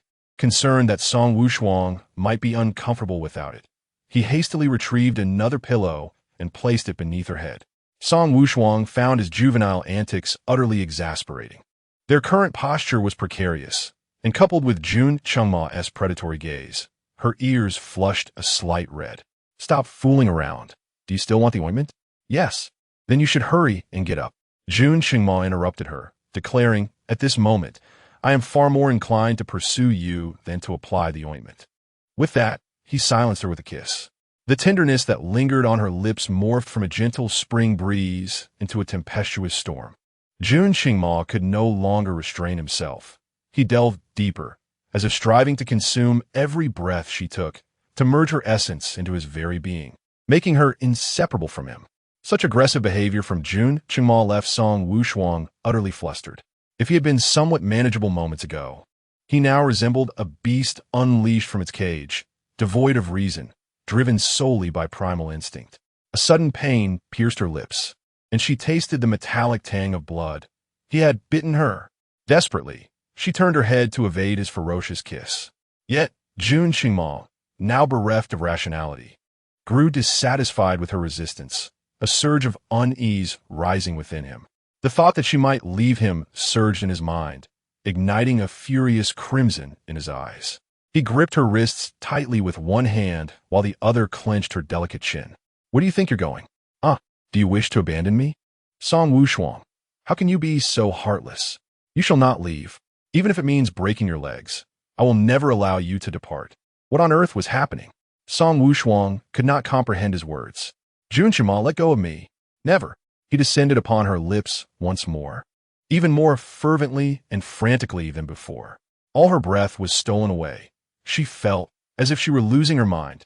She could sense that Jun Qingma was not himself, ensnared within a tumultuous emotional spiral, acting solely on instinct. But why? Had she committed some unforgivable sin that provoked him? Why was he suddenly so unhinged? Although she and Jun Qingma had already shared a marital bond, she did not wish to engage in such intimate acts while they were experiencing a rift. To her, such closeness should stem from mutual affection rather than mere release. She lifted a leg, intending to kick the man who was being unruly upon her, off the bed. Jun Qingma seemed to sense her intent and gently lifted his leg to suppress hers, effectively trapping them. His hands began to restlessly tug at her skirt. Song Wushuang took a deep breath, feeling her patience teetering on the brink. "Jun Qingma, I shall say it once more, let go." If Jun Qingma were still lucid, he would undoubtedly recognize the warning and anger laced within her tone and understand the urgency to retreat. However, his reason had been entirely usurped by desire. His mind consumed with carnal thoughts, oblivious to the gravity of the situation. Chapter 34. The Dog Emperor's unyielding advance as the man's attire was deftly removed by Jun Qingma. His eyes glinted with a feral hunger, akin to a wolf poised to pounce on its prey. Song Wushuang, her head buzzing with fury, summoned a surge of strength that freed her from Jun Qingma's grasp. The moment he intended to indulge himself, He found himself momentarily bewildered. Had her strength always been this formidable? In their previous sparring sessions, he distinctly remembered his prowess overshadowing hers, though he had always allowed her to emerge victorious. How had she transformed into such a powerhouse? In his daze, a resounding slap echoed through the air as Song Wushuang struck his face with a fierce blow. Jun Qingma's visage instantly swelled, not in a ruddy hue but a darkened shade. The medicinal ointment, a thick and pungent concoction, had smeared across his face, some even finding its way into his eyes. The fiery sensation was akin to the modern equivalent of a potent liniment, and the stinging in his eyes was nothing short of torturous. Yet, her fury was far from satiated. She delivered another slap, her frustration palpable. "So you think you're entitled to my grace?" she exclaimed, and the other side of his face began to swell into a small mound. As she donned her clothing, she noticed the unsightly marks of her earlier struggle, the bruises and hickeys stark against her skin, and at that moment, the fragile thread of her reason snapped. Her once calm gaze, illuminated by the flickering candlelight, now radiated a chilling intensity, reminiscent of a shattered crystal vial. Jun Qingma, having regained his senses after 2 stinging blows, held his face in a display of mock grievance, expecting her to feel remorse for the bruises he bore. However, when she met his gaze, her ire only intensified. Realizing the precariousness of his situation, he attempted to flee, but it was too late. Song Wushuang delivered a powerful kick that sent him hurtling backward, crashing to the ground. Indeed, you read that correctly. He was sent sprawling through the air, landing with a resounding thud. After 5 years of military training, with daily exercises in archery and combat, his strength was not to be underestimated. "Jun Qingma, get out," she commanded. Outside the palace, Lu Fu and the enchanting Ruohua were engaged in idle chatter when they were startled by Song Wushuang's furious roar. They turned to see Jun Qingma dashing out, clutching a hastily retrieved dragon robe. He was clad only in a thin undergarment, having, in his fervor, inadvertently shed his own garments along with hers. Had he been stripped entirely, the spectacle would have been too outrageous to fathom. Yet, the current scene was hardly less grim. His face bore the marks of a wrath, swollen and bruised, smeared with dark ointment, and his eyes were red and streaming with tears from the stinging pain. The ruler of a nation, once celebrated for his wisdom, finds his reputation tarnished by the future queen. How utterly disgraceful! Jun Qingma clutched the dragon robe and knocked on the palace door that Song Wushuang had forcefully shut. "Wushuang, Wushuang, I acknowledge my mistake. Please open the door. I promise I shall not offend again. Could you kindly let me in? I truly regret my actions, Wushuang." Barefoot, Song Wushuang stood behind the door, her expression a tempest of anger. Listen to his tone, as though he truly understands his fault. Jun Qingma knocked in vain for what felt like an eternity, and with Wushuang's silence, he resigned himself to the fact that he would not be sleeping within tonight. He sighed and donned the dragon robe reluctantly. The atmosphere grew increasingly unsettling as Jun Qingma turned to confront the 3 stone-like statues, Lu Fu, Ruohua, and Ziyu, whose expressions were frozen in shock. Oh no! They had witnessed the emperor being brutally beaten by General Anghua and subsequently expelled from the chamber. Their gazes fell upon Jun Qingma's disheveled attire and swollen lips, hinting at an incident that resembled a scandalous expulsion. Could it be that the emperor had failed to satisfy General Anghua, leading to such a humiliating outcome? Heavens! What palace secrets were unfolding? If they were to uncover the emperor's vulnerability, would they face extermination? In unison, the 3 knelt down, trembling. Ruohua pleaded with a quavering voice, "Your Majesty, spare me. I swear I have seen nothing." Ziyu prostrated herself, her head touching the ground, silent in her dread. Lu Fu, with his silver tongue capable of reviving the dead, frantically concocted a countermeasure. Seeing the other 2 silent, Ruohua grew more anxious. Her body shook uncontrollably as she implored, "Your Majesty, I would never divulge the story of your encounter with General Anghua. I beg of you, spare me." Ziyu lamented inwardly. "Why must I have such a foolish sister?" Lu Fu, thinking, "I fear not formidable opponents, but rather foolish allies. Please stay out of trouble." Jun Qingma's eyes widened in fury, seething with rage. "Repeat that. Ruwawa, already terrified, collapsed to the ground, her knees giving way. I would never speak of your inadequacies, your majesty. Please spare me. Jun Qingma's expression darkened, his glare fixated on Ruwawa's head, contemplating 100 ways to rid himself of her presence. Lu Fu and Ziyu had never witnessed such a blundering ally. They longed to drag her out and deliver punishment themselves. Yun Xingmu is as neverwood, his gaze as dark as night, radiating an aura of chilling wrath that seemed to freeze the air around him. Say it again. Ruwawa was on the verge of tears, about to speak when Ziyu swiftly struck her, rendering her unconscious. Lu Fu, in a flash, declared, Your Majesty. Ruwawa meant to say she would never disclose the matter of your vigor tonight, which General Angua could not endure, and thus threw a tantrum. Jun Qingma's expression remained unchanged, yet his tone lacked the earlier fury as he commanded, Repeat it. Lu Fuchai, adept at reading the room, discerned that Jun Qingma was no longer in a fit of rage. A sense of relief washed over him. The emperor, robust and vigorous, occasionally displayed a fierce temperament, which could overwhelm the frail General Angua, leading to his outbursts. It was imperative that the emperor be calmed. It was then that Jun Qingma diverted his gaze, contemplating the audacity of the girl who dared to question his capabilities. The embarrassment of having been driven out by Song Wushuang due to his forceful advances weighed heavily on him, and he struggled to find an adequate explanation. Lu Fu, however, managed to maintain his standing, his life spared for the moment. As for the maidens, Ruhu and Si, a glacial gleam flickered in Jun Qingma's eyes. These two were his covertly trained assassins. Though most of his assassins were men, these two women were rare exceptions, their cold and sharp presence a testament to their skills. It was no small feat to find two able to attend to Song Wushuang's daily needs while also ensuring her protection. Their intellect may have been lacking, yet they proved useful. Very well, he would grant them another chance. Jun Qingma let out a cold snort, reflecting on the events of the night. As Lu Gonggong had aptly articulated, do you comprehend? Chapter 35, A Palace with 800 Eyes, alas, with no place to return to. Jun Qingma had no choice but to spend the night in the imperial study. He had previously stayed there, notably last month when he faced the dilemma of confronting Song Wushuang. Yet he had never felt the study so desolate.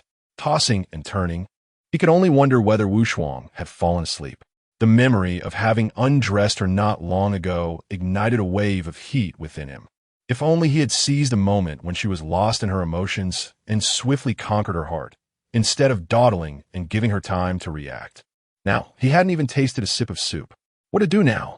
In the depths of winter, he could hardly be expected to take a cold bath. With a frown, Jun Qingma loosened his jade dragon belt and turned over, adjusting the bedding. This quilt, untouched by Wushuang, lacked her scent, making it uncomfortable for him to rest. No, that wasn't entirely accurate. They'd shared this space before. Once, when Song Wushuang had visited him in the study at noon, she had leaned against the window reading, bathed in the gentle afternoon sun that streamed in, illuminating the delicate contours of her face, making her look like a celestial being descended to the mortal realm.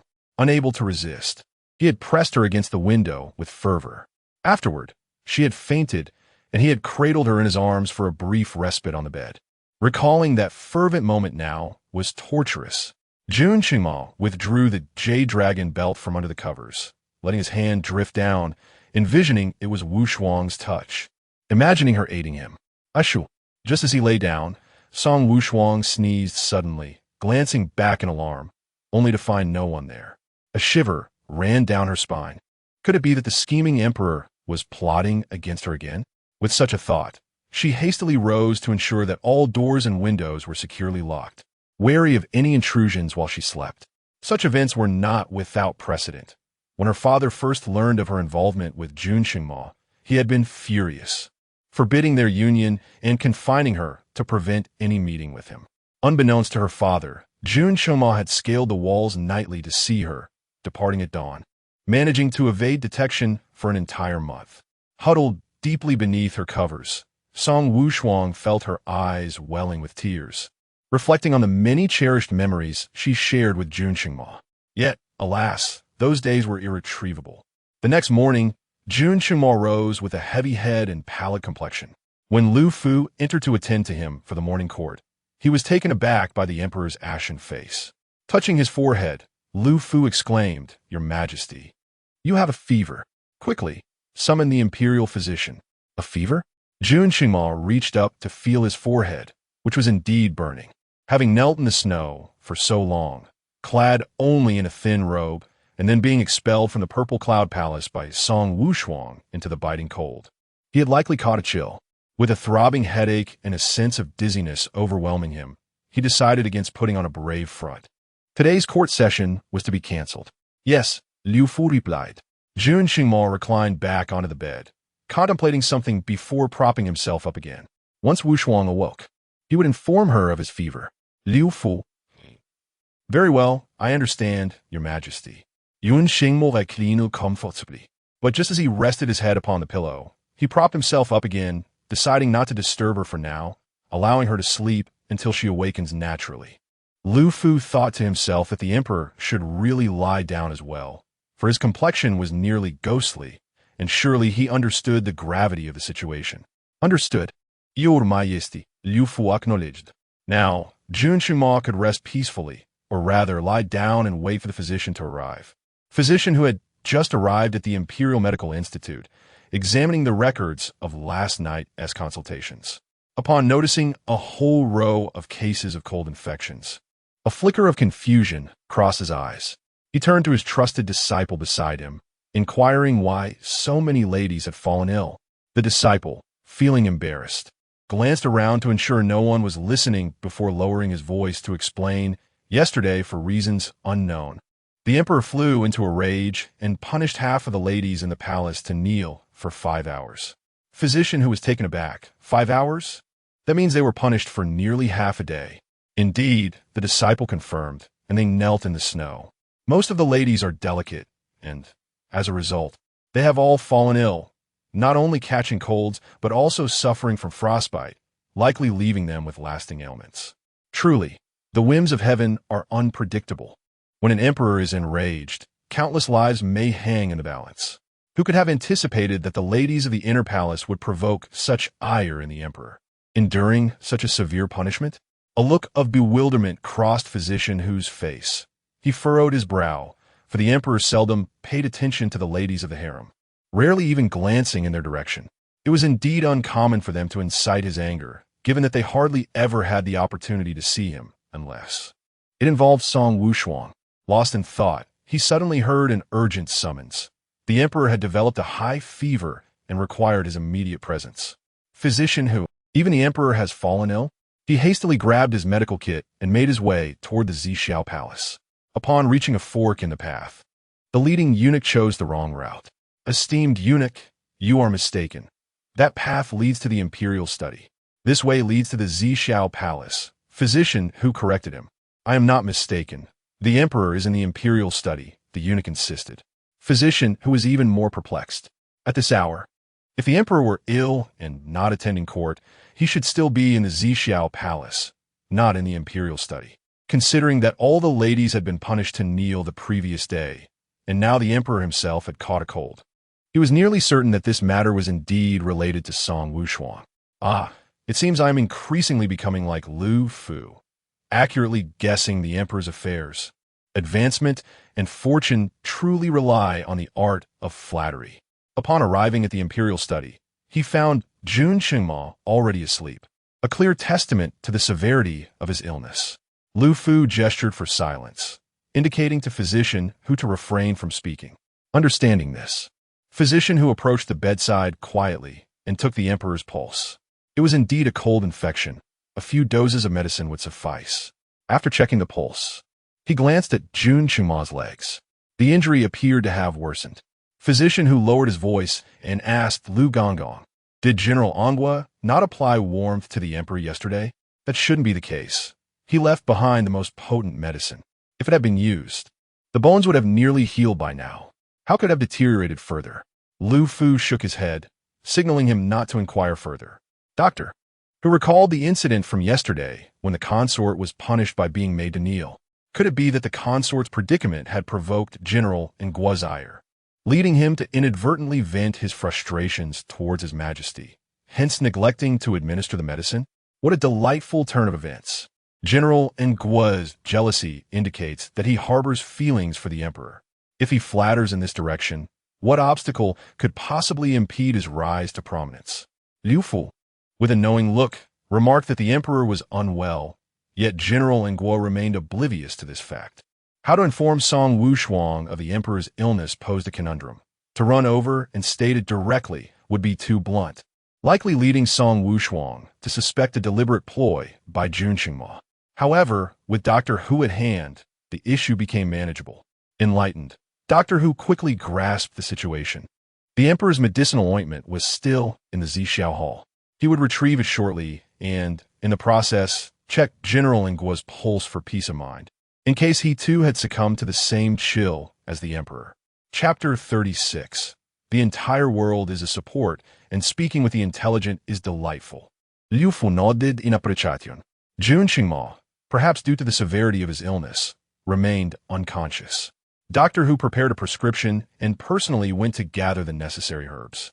Estimating that Song Wushuang should be up by now, he timely arrived at Zixiao Palace. Indeed, Song Wushuang had just finished her breakfast. Dr. Hu entered with a medicine box. Addressing her, General Ngua, Song Wushuang glanced at him, perplexed. Dr. Hu, what brings you here? I have come to retrieve the emperor's ointment.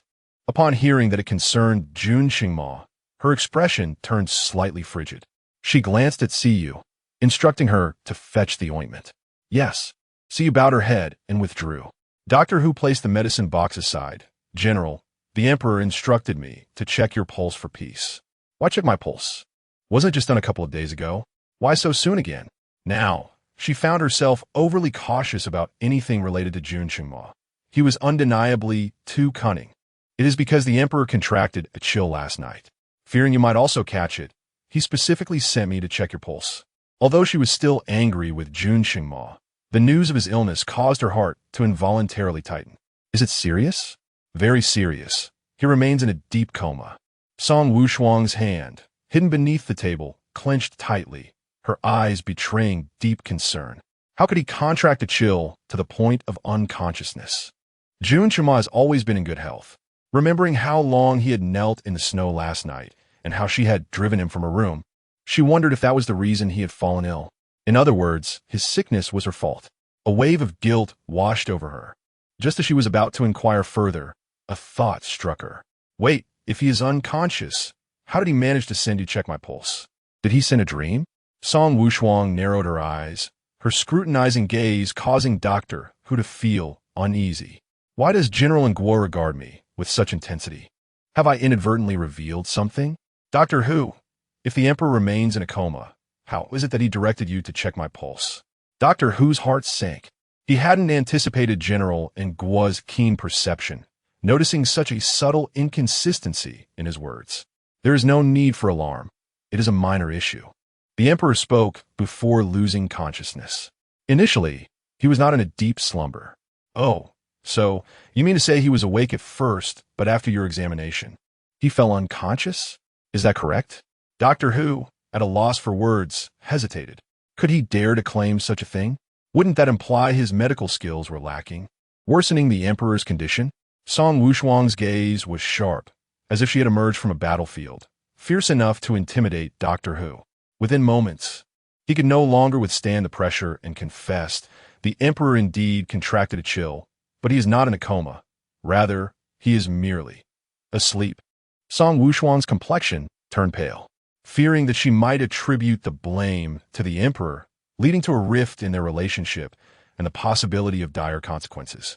Physician Hu hastily clarified that it was his own initiative to claim the emperor was in a state of unconsciousness, and that the emperor was entirely unaware of it.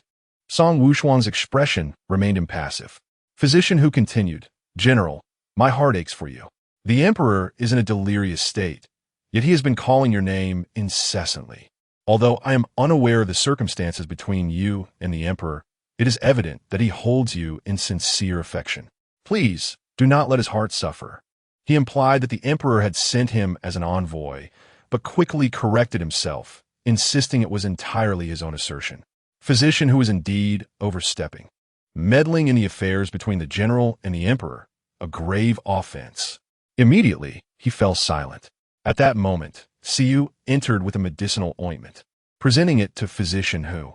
After hesitating for a moment, he remarked, "General, the ladies of the harem have also contracted a chill. I must attend to them. But could I trouble you to apply the ointment to the emperor's injured leg?" This suggestion had been carefully considered, as it not only indicated the illness of the harem ladies, reminding Song Wushuang that the emperor had punished them to kneel because of her, but also referenced the injury to the emperor's leg, subtly indicating that it was due to her actions that he had been harmed. This statement was well crafted, showcasing remarkable cunning. However, the tragedy lay in Physician Hu's ignorance of the true circumstances surrounding the emperor's punishment. His remarks did not evoke fond memories of Jun Qingma in Song Wushuang's mind. Instead, they reminded her of how he had treated her in the past, causing her expression to grow even colder. Physician Hu realized he had miscalculated. With an icy gaze, Song Wushuang inquired, "Are you implying that it is my responsibility to tend to this?" Startled, Physician Hu quickly reassured her, "Of course not. It is merely that I am quite occupied at present, and, as colleagues, we should assist one another. I would greatly appreciate your help, General."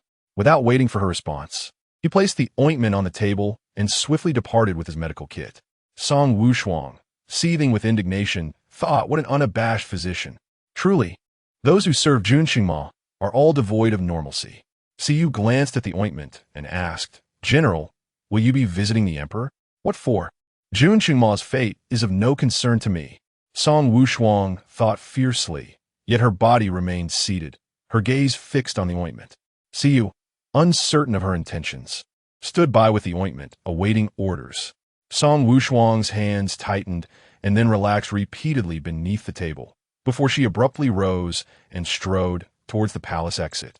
Siyu quickly placed the ointment back on the table and hurried to follow her, while Ru, having just returned with freshly brewed tea, also rushed to keep pace. "General, the snow is heavy outside. Where are you headed?" she inquired. "To the imperial study." Song Wushuang's voice, laced with anger, was carried away by the wind and snow. As she prepared to leave, Ruhu dashed back to the inner hall for a cloak and an oil paper umbrella, while Siyu retraced her steps to retrieve the ointment. It appears that the emperor is not devoid of hope. The general has already begun to feel compassion for him. Within the imperial study, Jun Qingma has awakened. The concocted remedy for dispelling wind and cold has just been delivered. As he sits up, preparing to partake of the potion, he hears the eunuch announce from outside, "Your Majesty, General Angua has arrived. Wushuang has come." Jun Qingma promptly sets down the bowl of medicine, lies back down, and pulls the quilt up. By the time Song Wushuang enters, he has already resumed his appearance of frailty, feigning sleep. Lu Fu steps forward, bowing respectfully, "General Angua." Song Wushuang removes her cloak and approaches the bedside, her expression inscrutable as she gazes at Jun Qingma. The man's complexion is pallid. The right side of his face, bruised from her earlier strike, has yet to fully heal, and his eyes remain tightly shut, exuding an air of vulnerability. He is typically strong-willed, rarely displaying signs of weakness, and Song Wushuang admits to feeling a pang of sympathy for him. Chapter 37. Feeding medicine to the emperor with her mouth, Lu Fu brought over a chair and placed it by the bedside. Song Wushuang sat down, allowing her true emotions to surface only when Jun Qingma could not see her. She reached out, gently pressing her hand against his forehead. It was burning, indeed. He had caught a chill. This time, he wasn't deceiving her. Yes, it was truly hot. Not just his forehead, but his entire body radiated heat. The moment Jun Qingma sensed Song Wushuang's delicate touch, his blood surged with fervor. In truth, he wished she would explore elsewhere. Last night, his own touch had been dull and unsatisfying. Though he had eventually found release by imagining her, the aftermath left him hollow. Now, enveloped in her scent and feeling her fingers against his skin, the younger Jun Qingma could not resist standing at attention.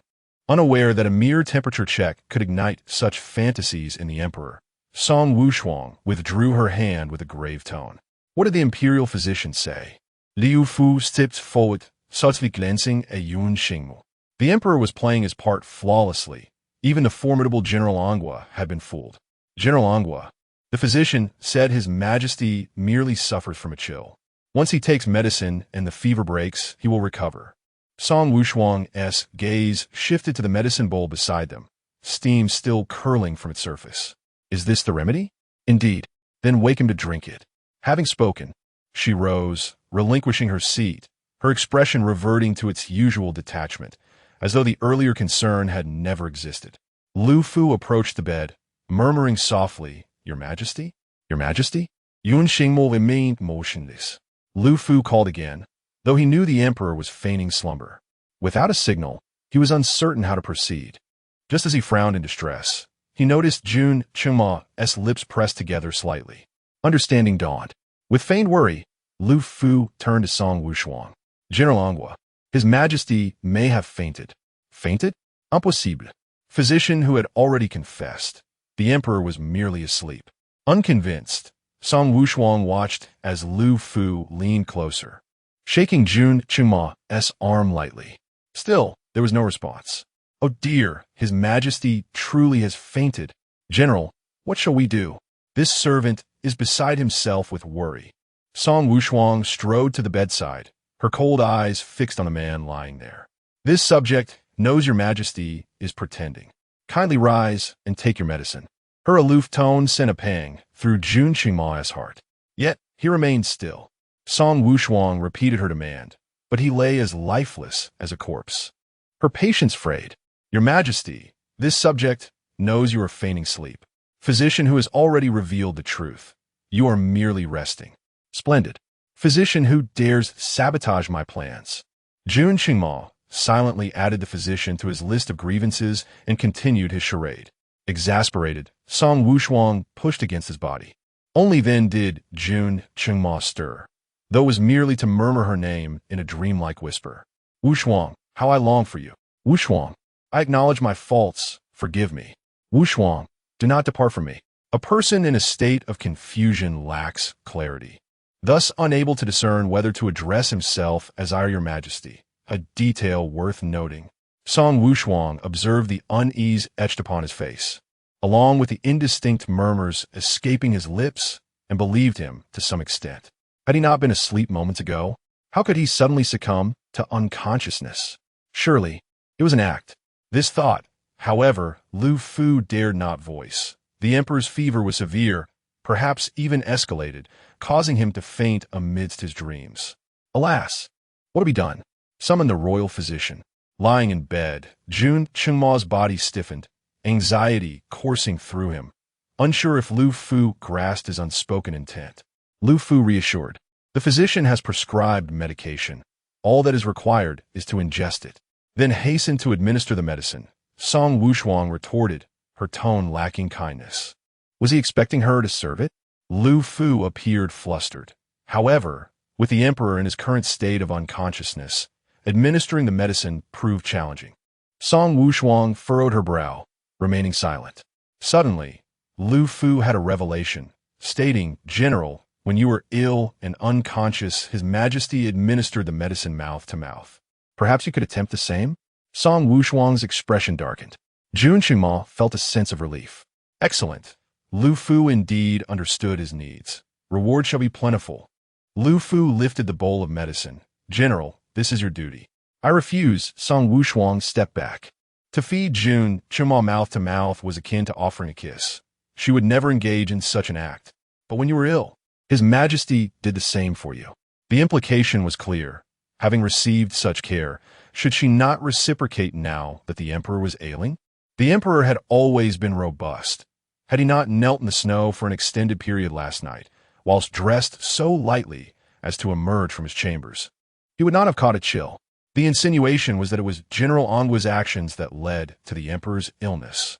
Was it not her duty to administer the medicine? Such a heartless act. Furthermore, the emperor's illness had led to the cancellation of the morning court session. Numerous edicts remained unaddressed. And what if urgent matters required attention? As Lu Fu's reasoning deepened, Song Wushuang's countenance grew increasingly grim. Yet the latter point left her no room for retort. Indeed, she could disregard Jun Qingma's plight, yet she could not neglect the affairs of the realm. Jun Qingma's health was paramount to the nation's stability. However, the thought of personally feeding him the medicine was exceedingly embarrassing. After much hesitation, she turned to Lu Fu. "You shall administer it." Lu Fu, startled, immediately knelt. "General Anghua, you cannot put such a burden upon a humble servant." Nothing seemed permissible, and Song Wushuang was exasperated. The notion of a eunuch feeding Jun Qingma mouth to mouth was fraught with implications.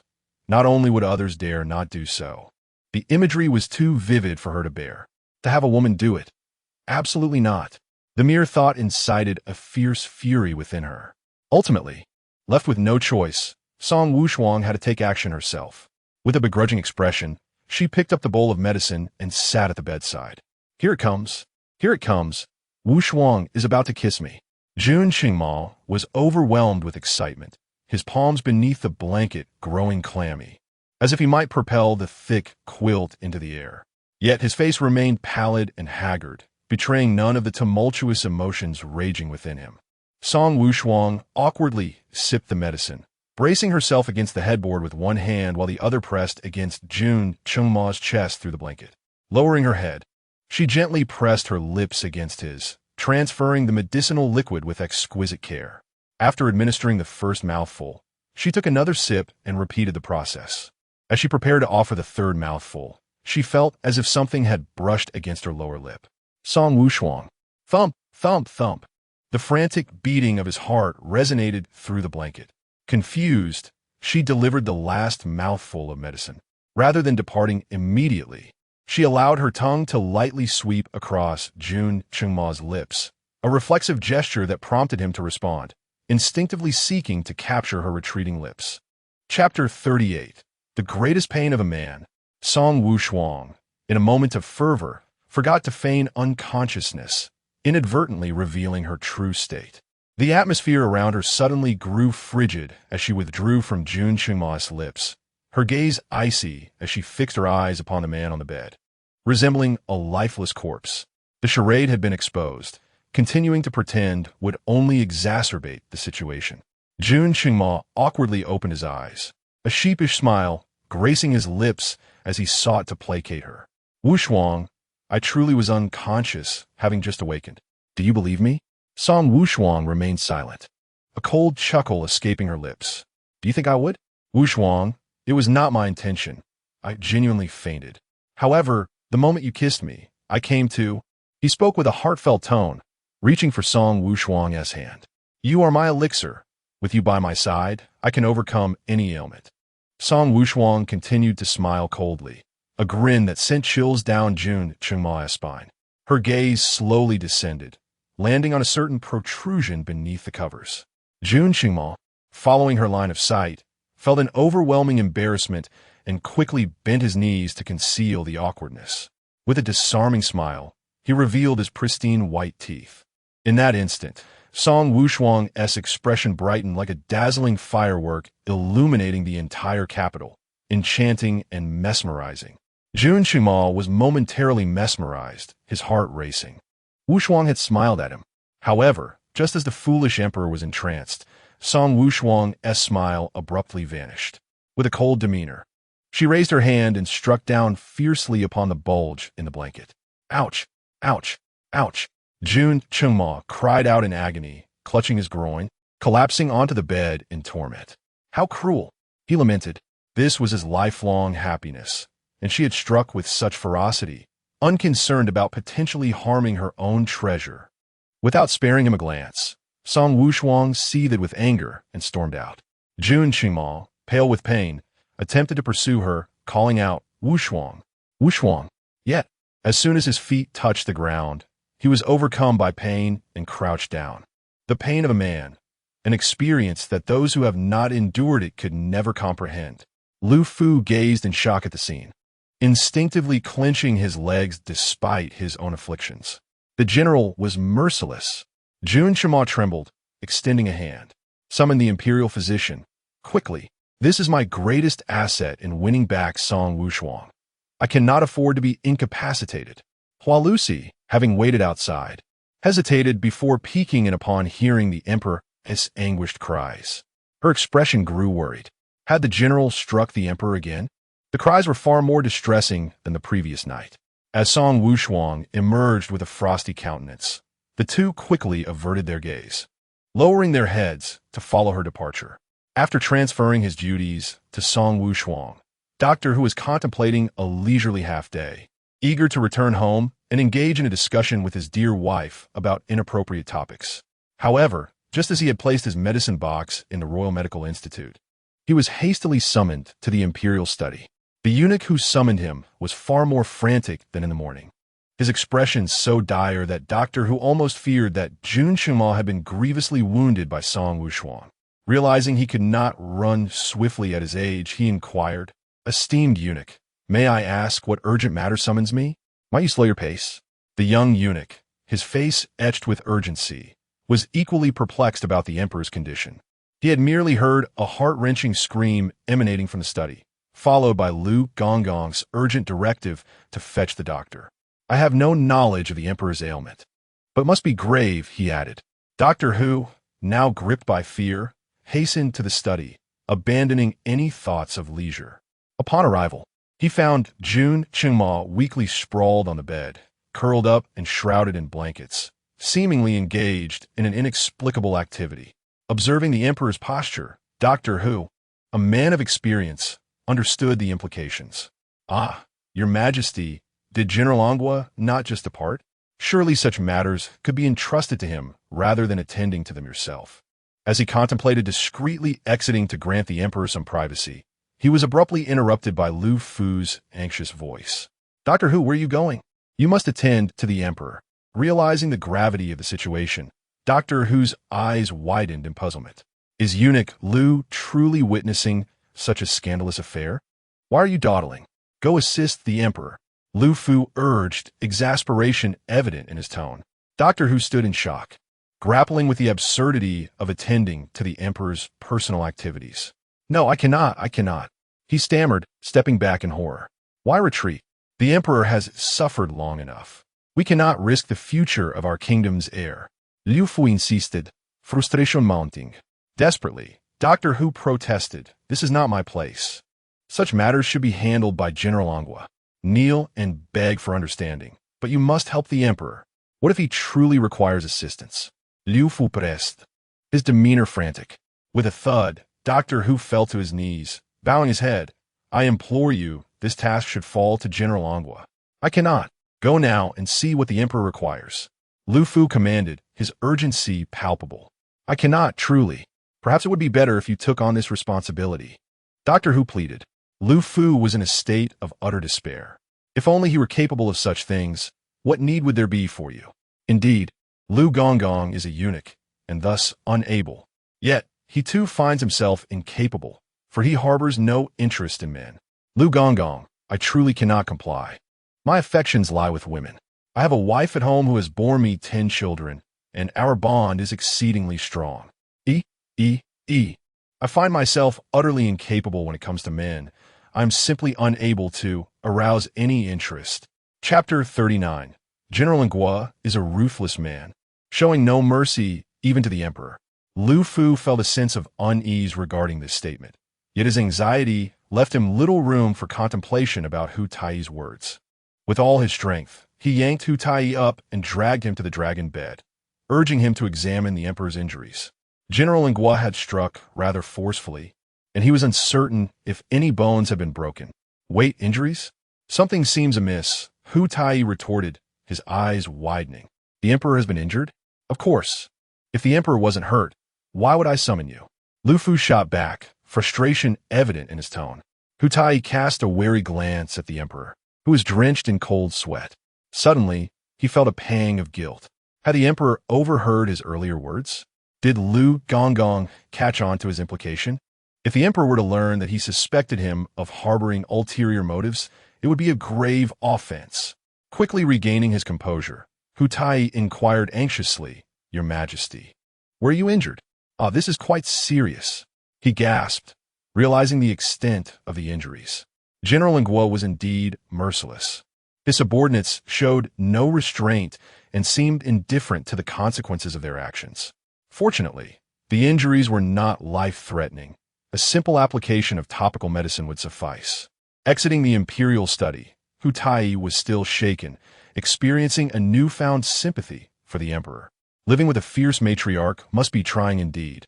Upon returning to the Imperial Medical Bureau, a palace maid hurried in, announcing, Hu Tai, the imperial concubine, is unwell. Please accompany me at once. The health of the imperial concubine was a matter of great importance. Without even setting down his medical kit, Hu Tai followed her.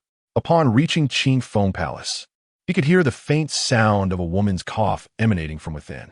The intermittent and weak coughs suggested that she was gravely ill. Upon entering the inner chamber, Hu Tai took a seat at the bedside, where a delicate hand emerged from behind the sheer curtains, resting on the edge of the bed. He retrieved a white silk handkerchief from his medical kit and placed it over the wrist of concubine Chun, before gently checking her pulse. Moments later, he withdrew his hand. The concerned maidservant, Mo Li, eagerly inquired, Hu Tai, how is my mistress's health? Her condition is frail, compounded by a wind-cold infection. Additionally, does she have any frostbite? Yes. The imperial concubine's knees have sustained severe frostbite. May I examine the wounds? Hu Tai requested. Mo Li nodded and led him to the outer chamber, where she brought a chair for Hu Tai. Concubine Chun extended her legs from behind the curtains, lifting her skirts and pant legs. They then covered all areas of her skin except for the wounds with a clean cloth before allowing Hu Tai to re-enter. As the emperor's women, the ladies of the harem could only be seen by him.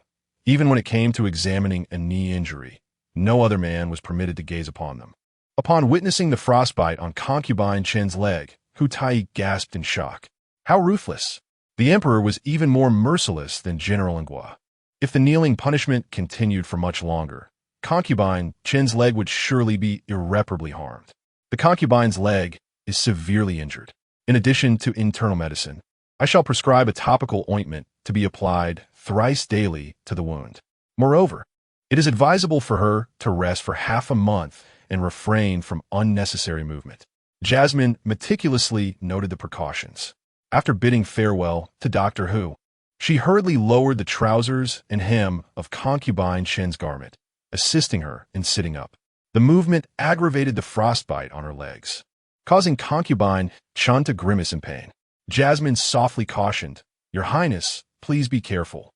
Concubine Chun managed to sit up, but her illness was grave. She felt utterly weak, and the simple act of rising left her breathless. Yet her gaze was filled with venomous resolve. I shall not swallow this indignation. The mere fact that they had spoken ill of Song Wushuang drove Jun Chengma to mercilessly punish them, making them kneel for 5 hours collectively, with Chun Gung overseeing the punishment. The more she pondered, the angrier she became, and she seized the teacup from the bedside, hurling it away in fury. Your Highness, please calm your anger. Concubine Chen's chest heaved with emotion. How can I calm down when this resentment festers within me? Jasmine felt deep sympathy for her mistress, yet was even more afraid of her impulsive actions. Your Highness, currently, the Emperor is closely protecting that little wretch, General Huangua. We cannot act recklessly. If we provoke the Emperor, it is you who will suffer. Contemplating Jun Chengma's defense of Song Wushuang, concubine Chen's expression grew colder. She was certainly not foolish enough to confront Song Wushuang directly. The Empress of Tianjin must embody virtue and kindness. As the future Empress, how could she tarnish her hands with such dark deeds? Moreover, although she currently held the esteemed title of the Six Palaces leader, wielding the Phoenix Seal and overseeing the harem, her power was granted by the Emperor. Unless she could surpass the Emperor, it would be impossible to target those he protected. However, her limitations did not imply that others were similarly constrained. Let's go to Sinang Palace. No matter how formidable the Emperor may be, he is still the son of the Empress Dowager. I refuse to believe that she cannot handle that wretched Song Wushuang. Jasmine expressed her concerns. Your Highness, the Empress Dowager is devoted to Buddhism and seldom interferes in harem matters. Will she take action? Of course she will. Although the Empress Dowager seeks tranquility, it does not mean she will allow Song Wushuang to disrupt the harem. Last time, when the Emperor was injured and fell into a coma, the Empress Dowager had imprisoned Song Wushuang and secretly ordered her execution. Unfortunately, Li Wei acted too slowly, and the Emperor awoke early, saving Song Wushuang's life. This illustrates that the Empress Dowager recognized Song Wushuang as a calamity that needed to be swiftly eradicated. Concubine Chun took a deep breath, reflecting on how, since ascending the throne, Jun Qingmo regarded no one but the Empress Dowager. When he was born, the emperor was furious and intended to drown him immediately. It was the Empress Dowager, then known as Consort Mei, who knelt in the snow for 3 days and nights, pleading for the emperor's mercy to spare his life. One could say that without the Empress Dowager, there would be no Jun Qingmo today. He is a filial and grateful person, and out of this gratitude, he continually promoted the Empress Dowager's family, allowing her relatives to wield great influence in court. Furthermore, due to this gratitude, when the Empress Dowager nearly had Song Wushuang killed, the emperor only executed Li Wei, while the Empress Dowager faced no repercussions. This demonstrates the significant weight she holds in the emperor's eyes. As long as the Empress Dowager intervenes, even if she were to eliminate Song Wushuang, Jun Qingmo would undoubtedly not pursue any consequences. After listening, Jasmine nodded in agreement. Indeed, if the Empress Dowager intervened against Song Wushuang, the latter would undoubtedly meet her demise. However, my lady, this matter is not urgent. Physician who has advised that your leg injury requires a period of rest for half a month and that you should avoid movement. The concubine Chun shot her a fierce glare, expressing that until Song Wushuang is dealt with, she could not possibly find peace in her recuperation. Jasmine quickly affirmed and went to fetch the palanquin. Upon arriving outside the Sinang Palace, concubine Chun disembarked and allowed Jasmine to assist her inside. The lingering chill in the air, coupled with her frostbitten leg, rendered concubine Chun exceedingly frail at this moment, her complexion pale and haggard, a picture of vulnerability without needing to feign weakness. Upon entering the Sinang Palace, the Empress Dowager was seated at a table, reciting scriptures. Concubine Chun approached, slightly bending her knee to pay her respects. This humble servant greets the Empress Dowager. The motion of kneeling aggravated her injury, causing her to wobble unsteadily and nearly fall. Jasmine hurried to support her, cautioning, "My lady, please be careful." The Empress Dowager glanced over, frowning. What has happened to the concubine? With great difficulty, concubine Chun rose, enduring excruciating pain as she once again bowed in apology. This humble servant has injured her knee while kneeling, causing a lapse in decorum before your majesty. I beseech the Empress Dowager for forgiveness. Forgiveness is unnecessary. The Empress Dowager has always been compassionate towards others. Since you're unwell, please take a seat. Thank you. Empress Dowager, concubine Chun replied as she settled down. The Empress Dowager continued her inquiry. Concubine, how did you injure your knee? Concubine Chun smiled faintly. It was my folly alongside the other sisters. We inadvertently offended General Angua, and His Majesty punished us by making us kneel in the snow for 5 hours. 5 hours? The Empress Dowager's expression darkened further. And this is related to Song Wushuang? Absurd. Such a thing. A general of the realm, using seduction to ensnare the emperor. The ambitions of the Song family are indeed treacherous. Concubine Chun explained, the general donned the dragon robe to admire the plum blossoms. My sister, the virtuous concubine, was unaware that the emperor had instructed General Angua to wear it. When she inquired about the reason, she inadvertently angered him, leading to her injury. It is my fault for not managing the affairs of the harem properly, thus provoking General Angua's displeasure, which resulted in the emperor's severe punishment of me and the other sisters. Chapter 40. The Empress Dowager's Challenge. What nonsense! The Empress Dowager's gaze sharpened instantaneously. How absurd! Who dares to don a dragon robe? It is a symbol of the emperor's authority. Imperial concubine Chun seemed taken aback by the Empress Dowager's furious outburst, her shoulders slightly quivering in shock. Yet, a barely perceptible smirk graced her lips. It was merely a cloak. Perhaps the emperor thought it too cold outside, leading him to offer it to General Angua.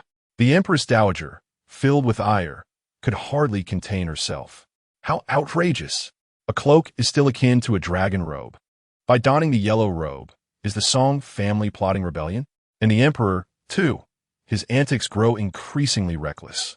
He indulges a woman who is not even a concubine in the inner court, lavishing her with affection each night, and yet she cannot bear him child. Now, allowing her to wear the dragon robe? Is it to imply that should Song Wushuang desire the throne, he might willingly relinquish it? The Empress Dowager's gaze grew frosty, a fleeting glimmer of murderous intent flashing across her eyes. Song Wushuang must not be allowed to remain.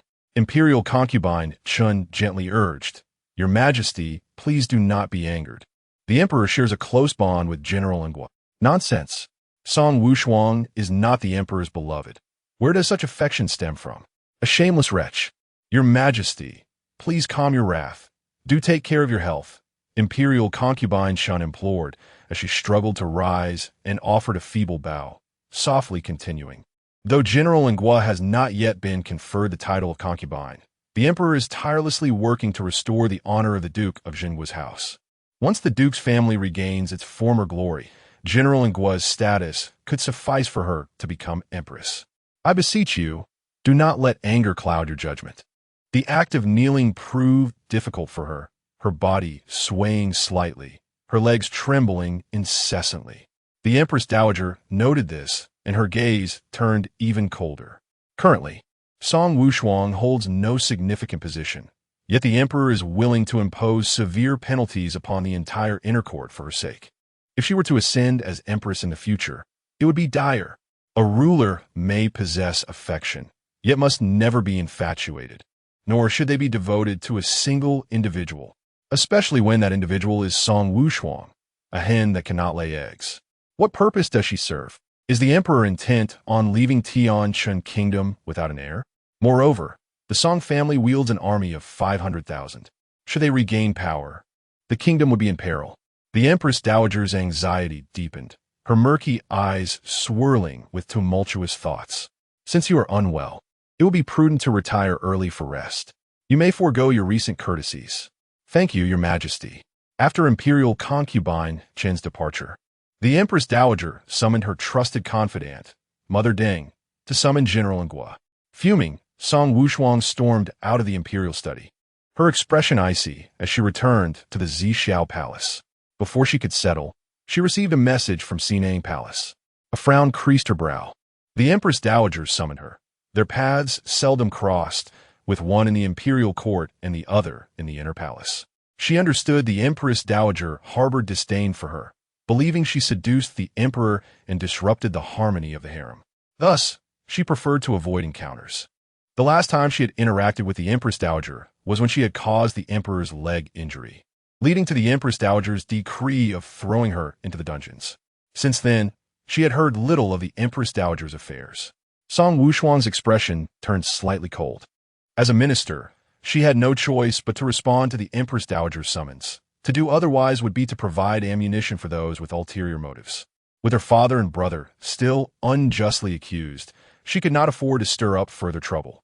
Please lead the way, she instructed the matron. The individual raised their chins slightly, casting a condescending glance at Song Wushuang. Let us proceed, General Ngwa. He stepped forward anxiously. General, should we inform the Emperor first? The matroness' attitude was already telling. The Empress Dowager's intent in sending General Ngwa was undoubtedly ill-spirited. Song Wushuang shook her head gently. There's no need. The Empress Dowager has not only given life to Jun Qingma, but has also saved him. Thus, the Emperor holds her in high regard. There is no reason for Jun Qingma to be put in a difficult position on my account. If the Empress Dowager were to trouble me, would Jun Qingma come to my aid? The last time, she nearly took my life, and he did not reproach her. Besides, this is merely a summons. He would remain indifferent to her plight. With these thoughts, Song Wushuang maintained a calm demeanor. Let's go. The matron shot her a disdainful glance, her eyes brimming with contempt. Did she truly believe that by having spent time with the emperor, she could elevate her status? Just a woman to be toyed with. How could she compare to the Empress Dowager, the emperor's own mother? Bah, see you. Anxious, signaled to Ru Hua to hasten to inform the emperor.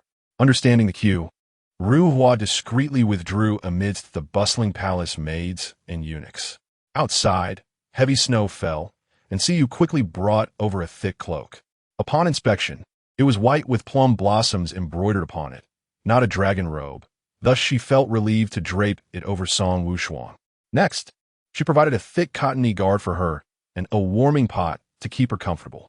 Finally, she held an umbrella aloft, ensuring it shielded Song Wushuang from the biting wind and snow, carefully accompanying her outside. The matron, witnessing this, rolled her eyes in exasperation. General Ongwa, known for his valor and physical prowess akin to a man, was being treated as if he were a delicate maiden. How absurd! Song Wushuang's cold, piercing gaze sent shivers down the matron's spine, causing her to involuntarily take a step back. Realizing this action had placed her at a disadvantage before Song Wushuang, the matron simmered with anger, snorted derisively, and turned away. Once they reached Sinang Palace, she would see how arrogant she could remain. Watching the matron's haughty departure, Siyu's eyes flashed with a glint of malice. Song Wushuang swiftly turned her head, casting a meaningful glance at Siyu. Siyu promptly concealed her murderous intent, adopting an innocent expression. "General, do you have any commands?" Song Wushuang fixed her gaze on her for 2 seconds. Nothing. She then withdrew her eyes, lost in contemplation. Having spent years on the battlefield, she was not only wary of enemy attack, but also of assassination attempts. Thus she was acutely sensitive to the aura of killing intent. Just now, she had sensed an unmistakable presence of it emanating from Siyu. Was it merely an illusion? Upon arriving at Sinang Palace, the gates were firmly shut. The matron instructed Song Wushuang to wait outside while she entered to deliver the message. They waited for a brief moment, but the tempest outside raged fiercely, with the biting wind howling ferociously. Despite Shiyu wielding the largest umbrella, it was no match for the thick, falling snowflakes. Noticing Song Wushuang shiver in the cold, Shiyu hurriedly adjusted her cloak, urging her to wrap herself more tightly. "It's nothing," Song Wushuang replied, but was soon interrupted by a fit of coughing. Her body had been severely weakened. While she fared better at other times, winter was a torment, and she could scarcely endure the slightest chill. Recently, she had been recuperating in the Zixiao Palace, where the warmth of the earth dragon and the crackling charcoal made it feel spring-like, and there had been no visible signs of her ailment. However, after just a brief exposure to the cold wind, she felt lightheaded and weak, her entire being rendered frail and powerless. Chapter 41. Humiliation and punishment. Siyu gazed upon her pale visage, seemingly on the verge of collapse, her heart filled with concern. "General, perhaps we should return for now. Let His Majesty handle matters with the Empress Dowager." "No," came the resolute reply. At this critical juncture for the Song family, they could not afford to provide their adversaries with any ammunition. As long as the Song family remained unscathed, enduring a modicum of suffering was of little consequence. She had withstood kneeling in the snow for 2 hours. Though it left her bedridden for half a month, she ultimately emerged unscathed. Siyu reached for her hand, only to find it chillingly cold. Even the warmth of the hot water bottle in her grasp could not alleviate the frigidness that enveloped Song Wushuang. Ignoring the potential revelation of her own identity as a hidden protector, Siyu pressed her fingers to Song Wushuang's pulse. "General, you cannot endure another gust of cold. We must return swiftly. His Majesty will not hold you accountable." While the Emperor would not blame her, he would surely incur the wrath of the Empress Dowager. Song Wushuang shook her head, swaying slightly, prompting Siyu to steady her by the waist, guiding her to lean against her. Provoking the Empress Dowager might jeopardize the Song family. "That will not happen. The Emperor will safeguard you and the Song family," Siyu exclaimed, nearly beside herself with anxiety. "Why is Hua Hua taking so long? She has yet to summon His Majesty." Song Wushuang managed a faint, bitter smile. "The last time, I was nearly sentenced to death by the Empress Dowager. Did he protect me then?" Siyu fell silent. Indeed, the bond of blood could not be severed. No matter how dearly the Emperor favored the general, he could never transgress against his own mother. Siyu ceased her protests, acknowledging that while her skills were remarkable, her intellect was rather ordinary, no more astute than Hua Hua. Should palace intrigues arise, she would likely be perceived as possessing the same limited wit as Hua Hua. Finally, just as Song Wushuang felt her very blood beginning to freeze, the palace doors swung open, revealing the matron of the Sinang Palace, Granny Deng.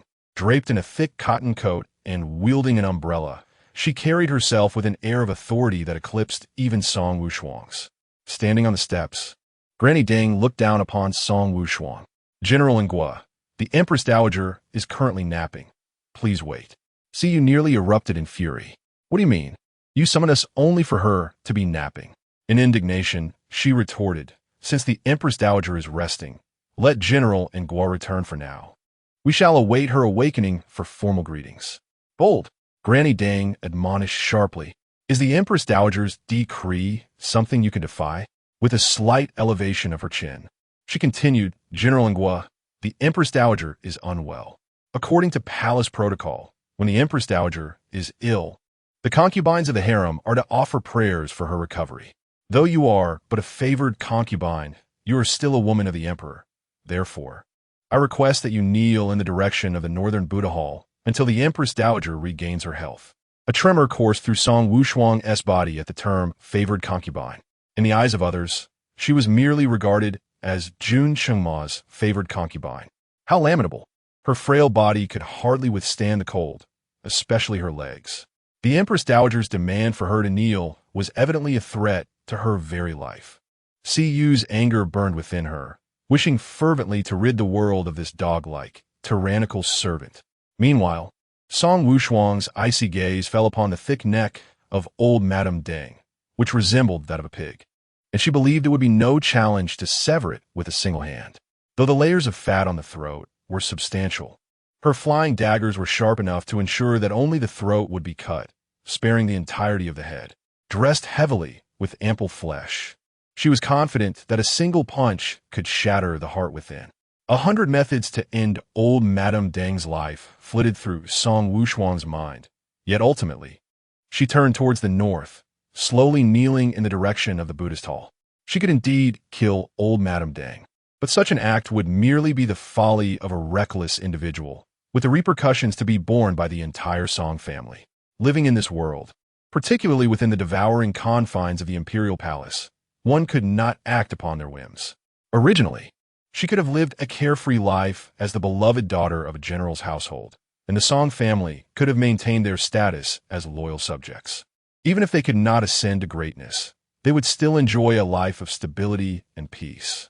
Yet, all of this was shattered when she fell in love with Jun Chengma, dragging the Song family into the treacherous struggle for imperial power, disrupting their tranquility and placing them in jeopardy.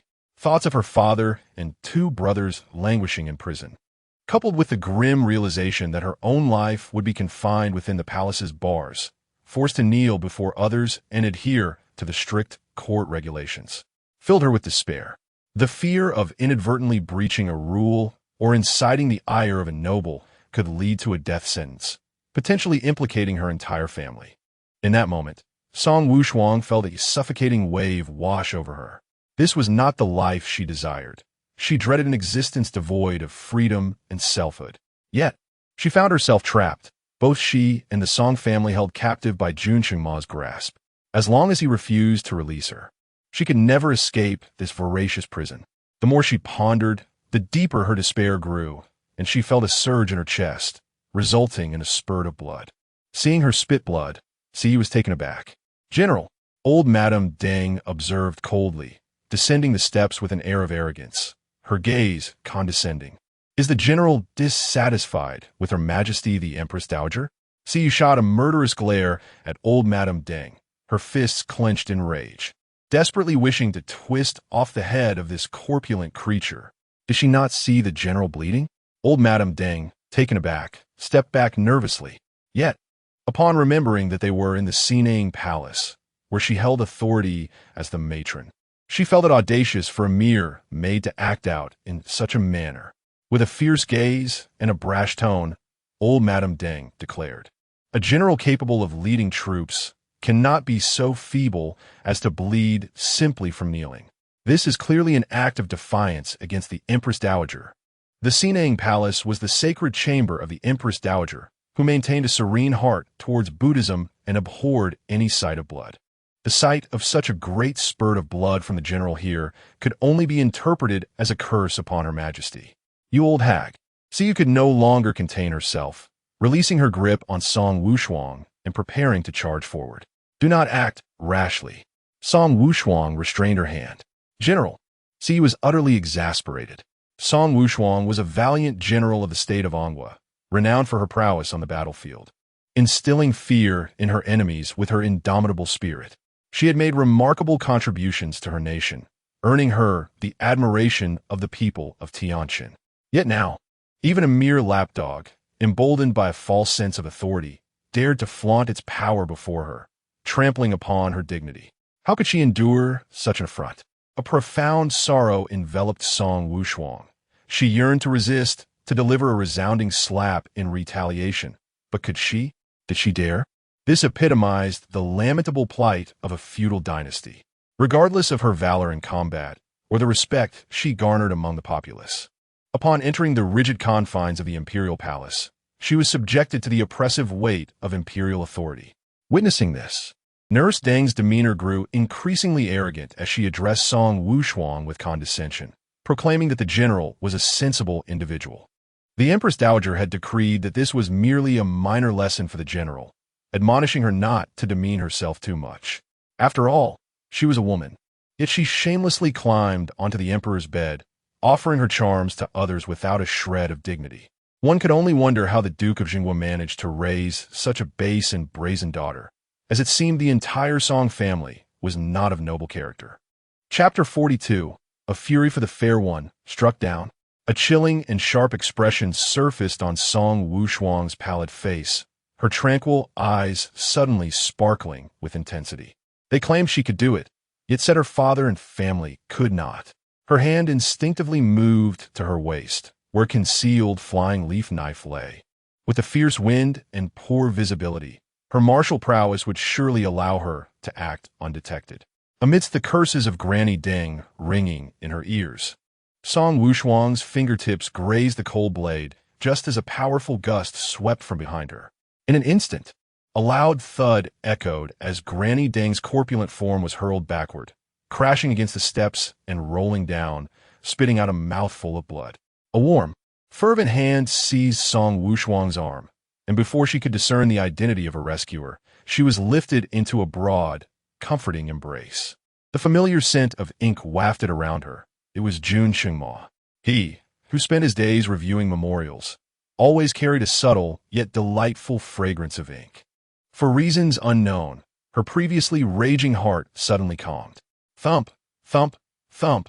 Song Wushuang could hear the thunderous rhythm of Jun Qingmo's heartbeat, uncertain whether it was from his frantic rush or her own fear. Since hearing that the Empress had summoned Song Wushuang, his heart had been in a perpetual state of dread. After a brief embrace that alleviated the tension and panic within him, Jun Qingmo released her, grasping her arms to create distance, scrutinizing her for injuries. "Are you all right? Are you hurt?" Upon observing Song Wushuang's pale complexion, the blood at her lips, the crimson stains upon the snow, and the remnants of snow on her knees, fury ignited within him, as if a feral beast lurked in his eyes, ready to break free. After 40 years of separation, the thought of losing Song Wushuang had driven him to madness.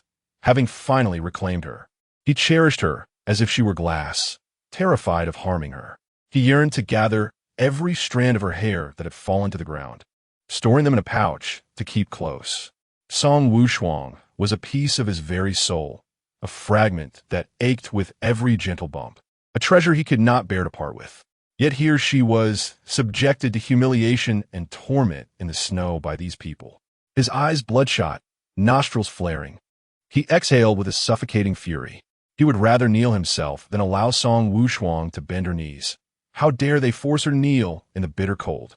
The memory of her kneeling for 2 hours in the plum garden was a regret he dared not revisit. Yet here he was, suffering the same agony anew. Once more, he enveloped Song Wushuang in his embrace, holding her tightly, wishing to conceal her safely within him. "It's all right. I'm here. It's all right. I'm so sorry. I'm so sorry." His words tumbled out, almost incoherent, resembling a soft murmur. Confused, Song Wushuang gazed at him, unable to comprehend the depth of his emotions at that moment. She remained unaware that in his previous life, Jun Qingmo had guarded her ashes for 4 decades. Thus, she could never comprehend the turmoil and unease that resided within him. After a brief embrace, Jun Qingmo hastily removed his cloak and draped it over Song Wushuang. Despite the fact that she already wore a cloak, her frigid body remained impervious to warmth. Wrapping her tightly, akin to a zongzi, he lifted her effortlessly into his arms. Song Wushuang was taken aback. The dog emperor was surprisingly considerate, recognizing that her legs were pained to the point of instability. Jun Qingmao, however, paid no heed to her expression, his gaze icy as it fell upon the struggling Deng Mama, regarding her as one might a corpse.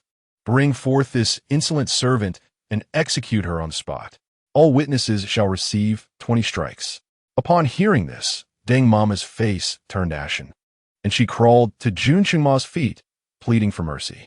Those who had previously gathered to gawk at Song Wushuang now knelt, continually bowing their heads in supplication.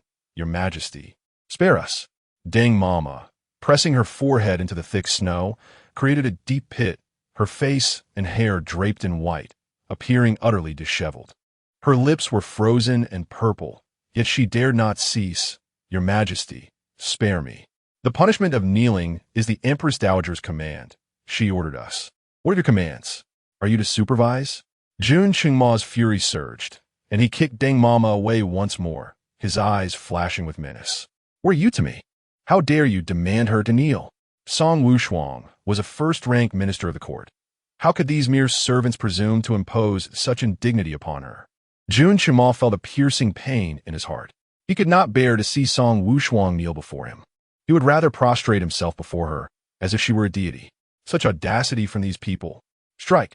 A throng of guards and eunuchs rushed forward, restraining Deng Mama and the onlookers to carry out the punishment.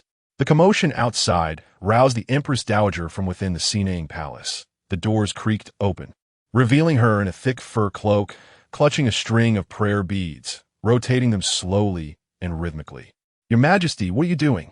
Her tone was authoritative yet calm as she cast a cold gaze upon Jun Qingmao and the woman in his arms. Perhaps the wind and snow obscured her vision. Otherwise, how could she detect animosity in his eyes? Absurdity. She was the emperor's mother and had interceded on his behalf before the late emperor. Jun Qingmao was known for his gratitude. How could he harbor hatred for her? Jun Qingmao's brows were colder than the howling wind and snow. These vile servants are insubordinate and disrespectful. I am merely managing these unruly servants on behalf of my mother. Nestled in his embrace, Song Wushuang was slightly astonished, nudging the cloak that enveloped her, peering curiously at Jun Qingmao through a gap. Was he challenging the Empress Dowager for her sake? Impudence. The Empress Dowager's voice cut sharply. Your Majesty exudes great authority, daring to display such power within my domain. Mother, Yuyist, is not all under heaven the emperor's land? How has this become your domain? Or do you believe that Sinang Palace surpasses imperial authority? The words spoken carried immense weight, causing even the Empress Dowager to experience a moment of trepidation. To assert authority above the imperial power was indeed a grave act of treason. The Empress Dowager's countenance darkened. To compel General Ongwa to kneel was the sentiment of this widow. Could it be that the emperor intended to punish her as well? The inner court must refrain from political interference. General Ongwa is a pillar of the nation, a vital minister, a hero of our Tianjin kingdom. As a mere woman, it would be prudent for the Empress Dowager to restrain her reach. You. Jun Qingmao cast a cold glance at the Buddhist beads in the Empress Dowager's hand. If Mother is so devoted to Buddhism, then let her engage in her spiritual cultivation within the Sinang Palace and refrain from unnecessary outings this month. The Empress Dowager's eyes widened in disbelief. Do you intend to confine this widow's movements? Regardless, Mother recites scriptures daily. Whether she ventures outside or remains indoors bears little consequence. Moreover, given the severity of winter, staying within the Sinang Palace would shield her from the biting winds and snow, which is also for her health. Furthermore, the national treasury is under strain. Mother has always advocated for frugality and spiritual practice. Thus, starting next month, all expenses of the Sinang Palace will be halved. The Empress Dowager was incensed. Not only was her freedom curtailed, but her palace's expenses were also diminished. Was the emperor truly slapping her in the face? Your Majesty, do you genuinely intend to sever ties with this widow over this woman? Jun Qingmao disregarded her words. The inner court must not meddle in state affairs. Should mother extend her influence to the former court and conspire against the generals of Tianshan Kingdom, do not blame me for enforcing the law with severity. Insolence! Have you forgotten who gave you life and who knelt in the snow for 3 days and nights to save you? Jun Chengma's eyes blazed with fury as he roared. Silence! Were it not for the gratitude I bear for your maternal affection and your past pleas on my behalf, the last incident where you commanded Li Wei to execute Wushuang would have warranted your demise 100 times over. Chapter 43. With me here, no one can bully you. The emperor's thunderous shout not only left the empress dowager bewildered, but also took Song Wushuang by surprise. Who would have imagined that the emperor, usually so respectful towards the empress dowager, would openly confront her for the sake of a woman? The sight of Song Wushuang helplessly kneeling in the snow ignited a fury within Jun Chengma that he could no longer suppress. His gaze pierced through the swirling snowflakes, sharply directed at the Empress Dowager. Mother, your previous secret order to execute General Ngua through Lord Li of the Dali Temple was a clear overreach of authority. I chose to overlook it, repaying you for the kindness of the past, but I do not wish to see this repeated. I urge you to remain within your proper boundaries from now on. If the Empress Dowager could maintain her composure for the rest of her life, he would relinquish the grievances of his past life, allowing her to sit securely in her position and enjoy her twilight years. Otherwise, he was unperturbed by the prospect of her facing the same fate as before. Jun Chengma cast a glance at Song Wushuang, who was tightly wrapped, revealing only half of her small head, her complexion alarmingly pale. The health she had painstakingly regained over the past month had vanished entirely. His fury blazed within him, his expression chillingly ruthless. Yet when he looked at Song Wushuang, his gaze softened, capable of melting the frigid storm surrounding them. Do not fear. I am here. No one can harm you again. Raising his head, his gentleness dissipated, replaced by an icy glare that wielded the sharpness of blades, causing everyone in his line of sight to tremble in fear. What are you all dawdling for? Proceed with the punishment. Upon uttering this, he turned to the still, stunned Empress Dowager. Since you cannot manage the dogs under your command, you may stand and witness how I discipline these treacherous servants. Strike! The guards and eunuchs swiftly moved forward, forcing the mocking maidens and eunuchs onto the benches, delivering harsh blows. Meanwhile, Granny Deng was dragged to an open space, mercilessly beaten with clubs. The scene erupted into a cacophony of anguished wails and screams. Your Majesty, spare us. Your Majesty, spare us. Help! Do not strike. Your Majesty, spare us. Empress Dowager, save me. Empress Dowager, help. Granny Deng writhed on the ground, her body and face smeared with a mixture of snow and blood. Desperately reaching out towards the Empress Dowager, attempting to crawl in her direction, only to be struck back by a guardess club.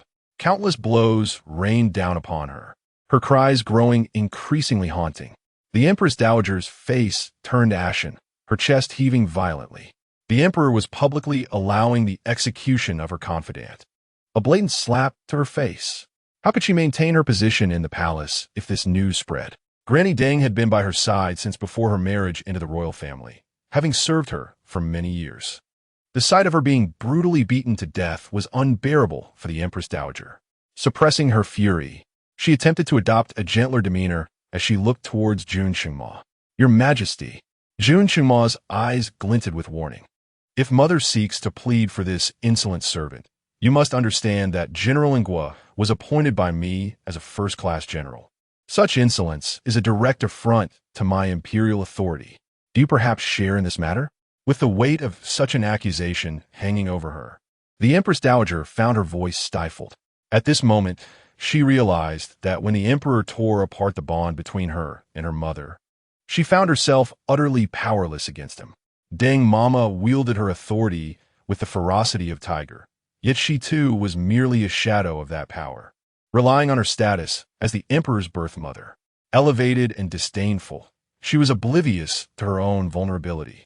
However, when the Emperor, like a fierce tiger, ceased to cooperate with her, she was reduced to a hollow shell. This realization festered within the Empress Dowager, her heart brimming with bitterness akin to wild grass running rampant. Indeed, she was nurturing a treacherous wolf. Meanwhile, Dang Mama continued to wail in agony, and Jun Chungma's expression darkened, chilling as if he had emerged from the depths of hell. Strip her of her garments and beat her, he commanded. The thick layers she wore rendered even the heaviest of blows ineffective. Upon hearing this, the Empress Dowager's face grew increasingly grim. "You fool, hurried forward," instructing the attendants to remove Dang Mama's heavy clothing and to silence her cries with a cloth, lest they disturb the noble guests. Jun Chungma held Song Wushuang for a moment, remaining until Dang Mama's gasps transformed into silence. He then turned and kicked open the grand doors of the Zixiao Hall, anxiously carrying Song Wushuang into the inner chamber, exclaiming, "Summon the imperial physician. Add more coals. Increase the fire of the heated Kong." He stripped away 2 of Song Wushuang's cloaks, placing her gently onto the bed and wrapping her in blankets. He sat beside her, holding her tightly through the layers. Yet she was still so cold. Her face, her hands, her feet, her entire being radiated an unbearable chill. Jun Chungma grasped Song Wushuang's hands, fervently rubbing them to generate warmth, occasionally leaning down to breathe warm air upon her. Yet her hands, chilled to the bone, remained unyieldingly frigid. Why could he not warm her? It was reminiscent of that fateful night when he had punished her by making her kneel in the snow. No matter how he embraced her, he could not thaw her. Jun Chungma felt an urgent pang of anxiety, his eyes reddening, on the verge of tears. "Your Majesty, I am fine," Song Wushuang reassured him, unable to comprehend the turmoil reflected in his expression. "How can you be fine? You are so cold, Wushuang. How can you be so cold?" After a while, the friction had left her hands marked with red welts, and Jun Chungma refrained from rubbing them further. Once the warmth of the room began to envelop him, he slid beneath the covers, holding Song Wushuang tightly, fearful that if he loosened his grip, she might vanish. It felt unbearably frigid, akin to holding a block of ice. "Wushuang, I cannot warm you. What shall I do?" Jun Chungma's voice wavered, filled with emotion. In the days spent in the cold palace, they had often huddled together for warmth. Back then, Song Wushuang had been soft and warm. But now, she was both cold and unyielding. He could no longer provide warmth for her ravaged body, nor could he mend her heart, which bore countless wounds. Song Wushuang understood the unspoken words lingering between them. Remaining silent, the chill of 3 feet of ice was not formed in a single day. She could no longer trust Jun Chungma, even though he had just confronted the Empress Dowager on her behalf. Chapter 44. Late concern is a cotton coat in summer and the fan in winter. Lu Su hurriedly arrived with a medicine box, while Jun Chungma swiftly extended Song Wushuang's hand from beneath the blankets. Upon noticing the red ring around her wrist, Lu Su cast a worried glance at Jun Chungma before focusing intently on taking her pulse. The situation was dire, and Lu Su's brow furrowed with gravity. Jun Chungma's complexion was equally grim as he anxiously watched. Once Lu Su completed the pulse reading, he could hardly contain himself, inquiring about Wushuang's condition. "Not well, Your Majesty. The general cannot afford to be exposed to the cold any longer."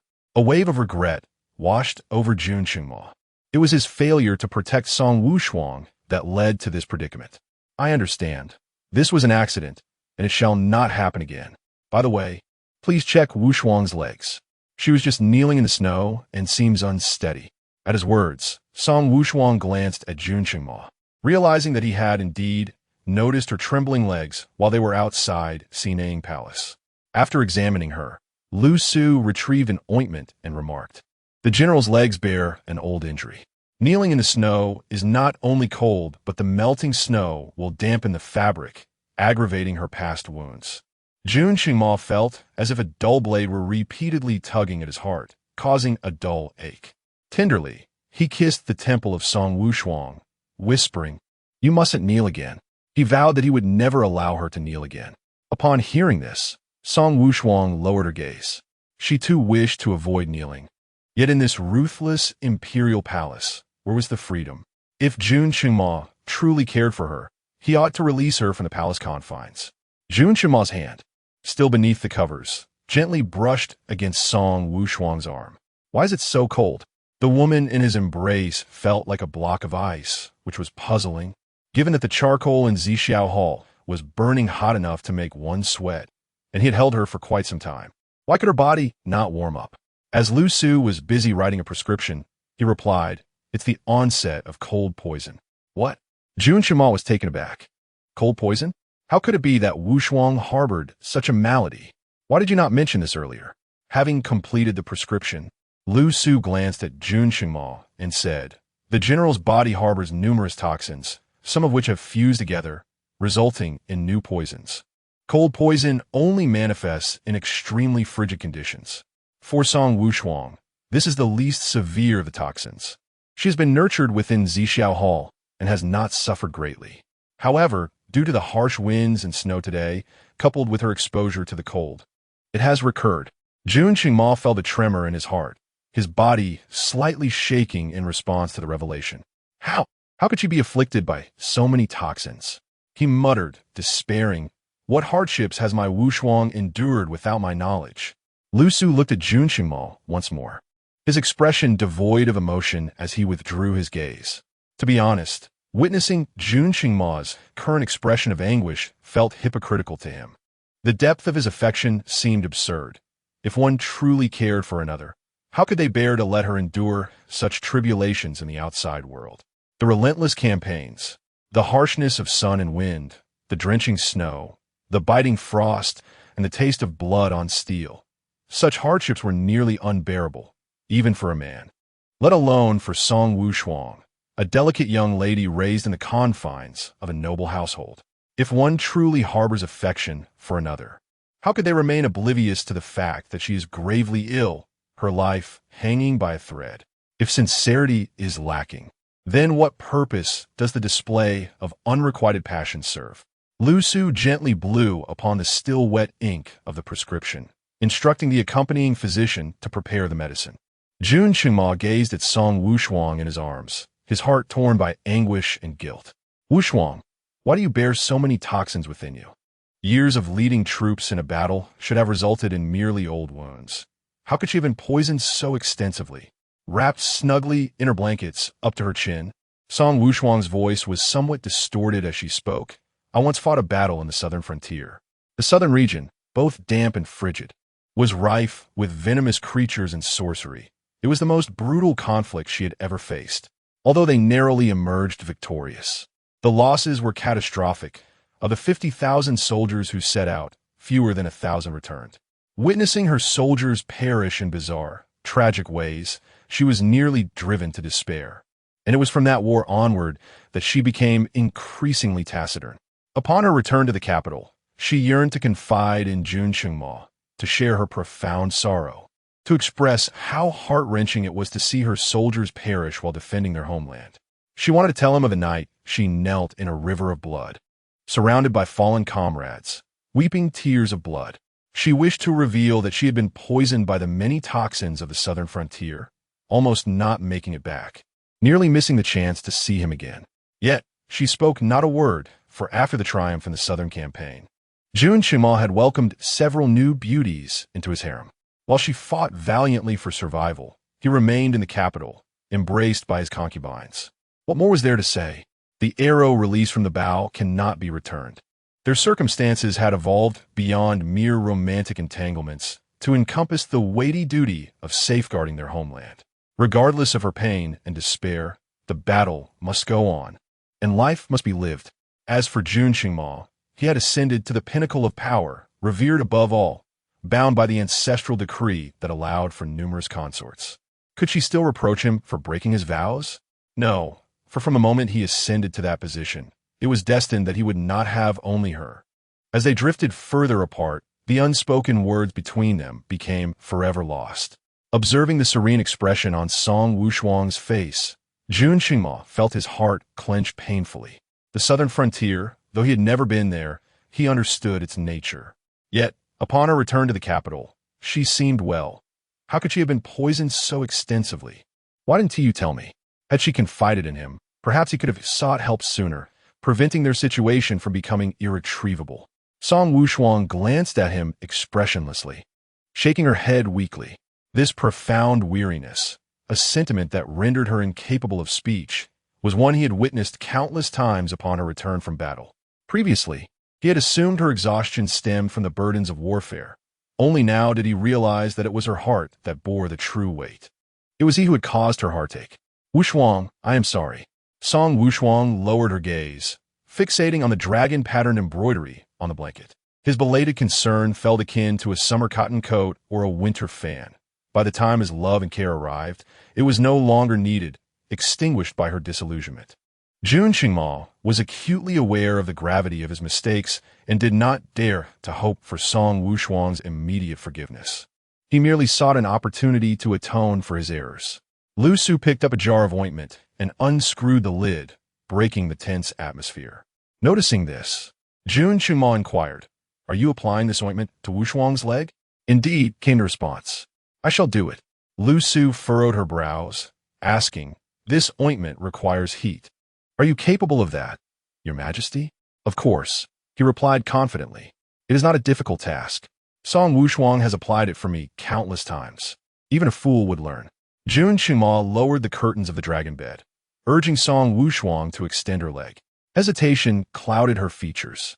She was reluctant to engage in any intimate contact with him at that moment. Moreover, he was the emperor, a sovereign. How could he apply ointment to her? Noticing her reluctance, Jun Qingmao expressed concern, asking, "Are you cold? Should I have someone bring the charcoal fire closer to the bed?" Perhaps the sincerity in his eyes was too palpable, for Song Wushuang eventually extended her leg. Chapter 45. Cradling her face. He kisses her deeply. Her legs were exquisite, long and straight, with skin so fair that even the faint scars from past battles seemed barely noticeable. Women are inherently drawn to beauty. Even Song Wushuang, who had spent years leading troops into combat, subconsciously cared about her appearance in the presence of the opposite sex. She did not find her scars unsightly. On the contrary, they were a testament to her accomplishments. However, she wished to conceal them from Jun Qingmao's gaze. Previously, their intimate moments had unfolded under the cover of night, where the details were obscured and he would only linger over her body, his fingers tracing the uneven texture of her skin without truly observing. Now, in the light of day, she felt a twinge of embarrassment, noticing her evasive movements. Jun Qingmao mistakenly assumed she was feeling cold and instructed Lu Fu to move the charcoal fire closer to the bed. "Are you still cold?" he inquired. Song Wushuang shook her head. She was not cold. She simply did not want him to see the scars on her legs. Yet, he seemed oblivious to her discomfort. Jun Qingmao warmed the ointment in his palms, mimicking the way Song Wushuang had once applied it to him, before gently placing it on her knee. Each application required a brief wait, during which he would cover the area with his hand before applying a new layer of salve. The process was straightforward but tedious, requiring repetition over an extended period. Song Wushuang doubted his patience would endure for half an hour, as he had never been known for it. Yet, to her surprise, he remained remarkably patient throughout. Once finished, Jun Qingmao did not withdraw his hand from her leg. His fingers delicately traced the scars. Each time Song Wushuang returned victorious to the capital, she bore new marks of battle. He had only seen the healed wounds, but had never inquired about their origins.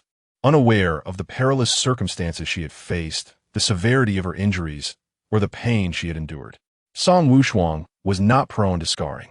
During the struggle for power, she had once suffered a severe attack that left a deep gash across her back, yet it had not marred her skin. What kind of wounds must she have endured to leave such marks? He had never truly looked or asked, remaining ignorant of the dangers she had encountered, the extent of her suffering, or whether she had felt immense pain. Unaccustomed to exposing her scars, she attempted to withdraw her leg, only to find a tear fall on her wound. Song Wushuang was momentarily taken aback. Had he cried? "Wushuang, does it hurt?" he asked softly. She lowered her skirt to hide the ugly scars, shielding both them and his solitary tear from view. "It's all in the past," she reassured him. Jun Qingmao did not lift his gaze. Men do not weep lightly, and he wished to conceal his tears from her. For her, it was a bygone era, but for him, it would never be forgotten. Song Wushuang, with her indomitable spirit, would never show weakness. These scars spoke of her grievances, a silent accusation against him for not being there. The prepared medicine was brought forth, and Jun Qingmao personally blew on it to cool it down before presenting it to Song Wushuang. "Be careful," She took the bowl without a hint of feminine delicacy, tilting her head back to drink it down before placing it aside. He then offered her a candied fruit, holding it to her lips. Behind the sweet treat was Jun Chengma's gentle face. Your favorite candied fruit. Song Wushuang wished to express her discontent. A general who relished sweet delicacies lacked the fortitude to command respect from his soldiers. The arduous conditions of military campaigns left little room for her to indulge in even a single candied fruit. Over time, her fondness waned. Yet, upon witnessing Jun Chengma's eager gaze, she found herself reluctantly parting her lips. As she consumed 2 pieces of candied fruit, Jun Chengma felt an overwhelming sense of satisfaction. Wushuang, you should rest. I still have memorials to attend to, so I shall not disturb you further. As Song Wushuang observed his retreating figure, her gaze lingered on his slightly awkward leg. Exiting the inner palace, Jun Chengma did not proceed to the imperial study to review the memorials. Instead, he made his way to a side chamber. Upon entering, his legs finally faltered, and he leaned against the table to sit down. A cold sweat beating on his forehead as he called for physician Hu. His leg had yet to fully heal, and upon hearing that Song Wushuang had been summoned to the Xinang Palace by the Empress Dowager, he had almost used lightness of foot to hasten there, unleashing his fury by kicking that woman twice with his injured leg. Now, he felt as though his entire leg was on the verge of numbness. Physician Hu arrived in haste, startled to see Jun Chengma's leg bones have fractured anew. This matter must not reach Wushuang's ears, Jun Chengma commanded in a low tone. However, scarcely had the words left his lips when he heard Song Wushuang's voice from outside. Why should I not be informed? The door swung open, revealing her expressionless countenance. Earlier, while in bed, she sensed something amiss with Jun Chengma's demeanor, as if he were suppressing something. Observing his awkward gait reminded her that his broken leg had yet to mend. The thought of him kicking someone and then carrying her back to the Zixiao Palace certainly exacerbated his injuries. As she approached, the sight of Jun Chengma's swollen leg sent an unwarranted pang through her heart. Physician, how is His Majesty's leg? She inquired, having only overheard fragments of the conversation outside. Physician Hu exchanged a cautious glance with Jun Chengma. Wushuang, do not worry. My leg is fine. With time, it shall heal. Then why keep me in the dark? She pressed. I simply did not wish to burden you with concern. Do not overthink it. Jun Chengma, are you intending to deceive me once more? Her words rendered him speechless. He turned to Physician Hu, speak freely. Physician Hu finally replied, to the general, His Majesty's leg. With careful rehabilitation, walking normally should pose no issue. Song Wushuang felt a shudder. If normal walking was feasible, what about other activities? Can he run? Can he practice martial arts? The fractures in His Majesty's leg have occurred too many times. I am woefully inadequate to remedy this. Initially, the first fracture posed no significant concern, as proper care could restore it. However, with repeated injuries, particularly today, as multiple traumas, the entire leg bone was nearly shattered. How could this happen? Feeling a chill in her limbs, her eyes filled with uncertainty. Wushuang, come here. She stood frozen for a moment before approaching the bedside. Yun Xingmo Kast, noting its icy temperature, colder than it had been in the inner palace. It is nothing, Wushuang. With diligent care, recovery remains a possibility. Her eyes glistened with unshed tears. It is all my fault. It is not because of you. No, it is all my fault. Had I not leaped over the palace wall, your leg would not have been broken. Had she not kicked him off the bed, and had he not rushed to her aid, his leg would not have suffered repeated injuries. Unable to run, unable to practice martial arts, what difference is there between this leg and a useless one? Fearing that she might delve into a morose mindset, Jun Chengma cradled her face and kissed her fervently. Lu Fu quickly turned away, exclaiming, Your Majesty, please exercise some restraint. The door is not even closed. For the first time, Imperial Physician Hu witnessed the Emperor's intimacy with Song Wushuang, leaving him utterly dumbfounded. Once he regained his senses, he swiftly bowed his head, unable to meet the Emperor's gaze. Lu Fu hurriedly signaled for everyone to discreetly exit. The door was gently shut, and within the side chamber, Jun Chengma's kisses grew more passionate. When they finally parted, a silver thread lingered between them. with both hands cradling Song Wushuang's face. Jun Qingma gently pressed his thumb against her swollen lips, whispering, "This leg that I sacrifice for you is the greatest blessing bestowed upon me by the heavens." Chapter 46. Another resounding slap to the emperor in the 4 decades of his previous life. During countless midnight reveries, he would have willingly traded everything, even his very existence, for the chance to have Song Wushuang back. Yet, until his final breath, that remained nothing but a fanciful longing. Fortune smiled upon him. Now, having sacrificed but a leg, he could behold Song Wushuang standing alive before him. This was worth more than anything else. Moreover, his leg was not entirely incapacitated. It merely restricted him from engaging in vigorous activities, while his day-to-day mobility remained unaffected. Noticing the glimmer of tears in Song Wushuang's eyes, Jun Qingma leaned in and gently pressed his lips against hers. Unlike the tempestuous kiss that preceded it, this one was tender, akin to savoring an aged wine that had gathered dust over the years, rich and soothing in its essence. After a lingering moment, he released her lips, resting his forehead against hers, their noses touching, their shared breaths intertwining, blurring the lines between them. "Do not blame yourself, for it is my choice," he murmured softly. He wished to shield her from sorrow and guilt. Previously, he had flaunted his injured leg in her presence, fully aware that it could be healed. Now that it was beyond remedy, he wished for her to be free from any sense of culpability. Yet, unbeknownst to him, his thoughts had been overheard. Song Wushuang's heart weighed heavily. The more Jun Qingma absolved her, the more her distress compounded. In a bid to divert the conversation, he proposed, "Wushuang, regarding the incident with the Empress Dowager and Li Wei's private punishment, I did not confront her. Are you upset with me?" "No," she replied, though the resentment in her tone was unmistakable. After all, the Empress Dowager was his birth mother. What was she in comparison? "Apologies. She is indeed my mother. When I was born, she knelt in the snow for 3 days and nights to implore my father to keep me, enduring illness as a result. I must repay that debt." Thus, when the incident involving Song Wushuang occurred, he had avenged her by slaying Li Wei, yet spared the Empress Dowager. To the world, it appeared as though he was dutifully filial, unwilling to confront the Empress Dowager for Song Wushuang's sake. In truth, he was merely repaying an old debt. Those who harmed Song Wushuang would not escape his wrath, and having spared the Empress Dowager once was merely a balancing act. From now on, let bridges be bridges and roads be roads.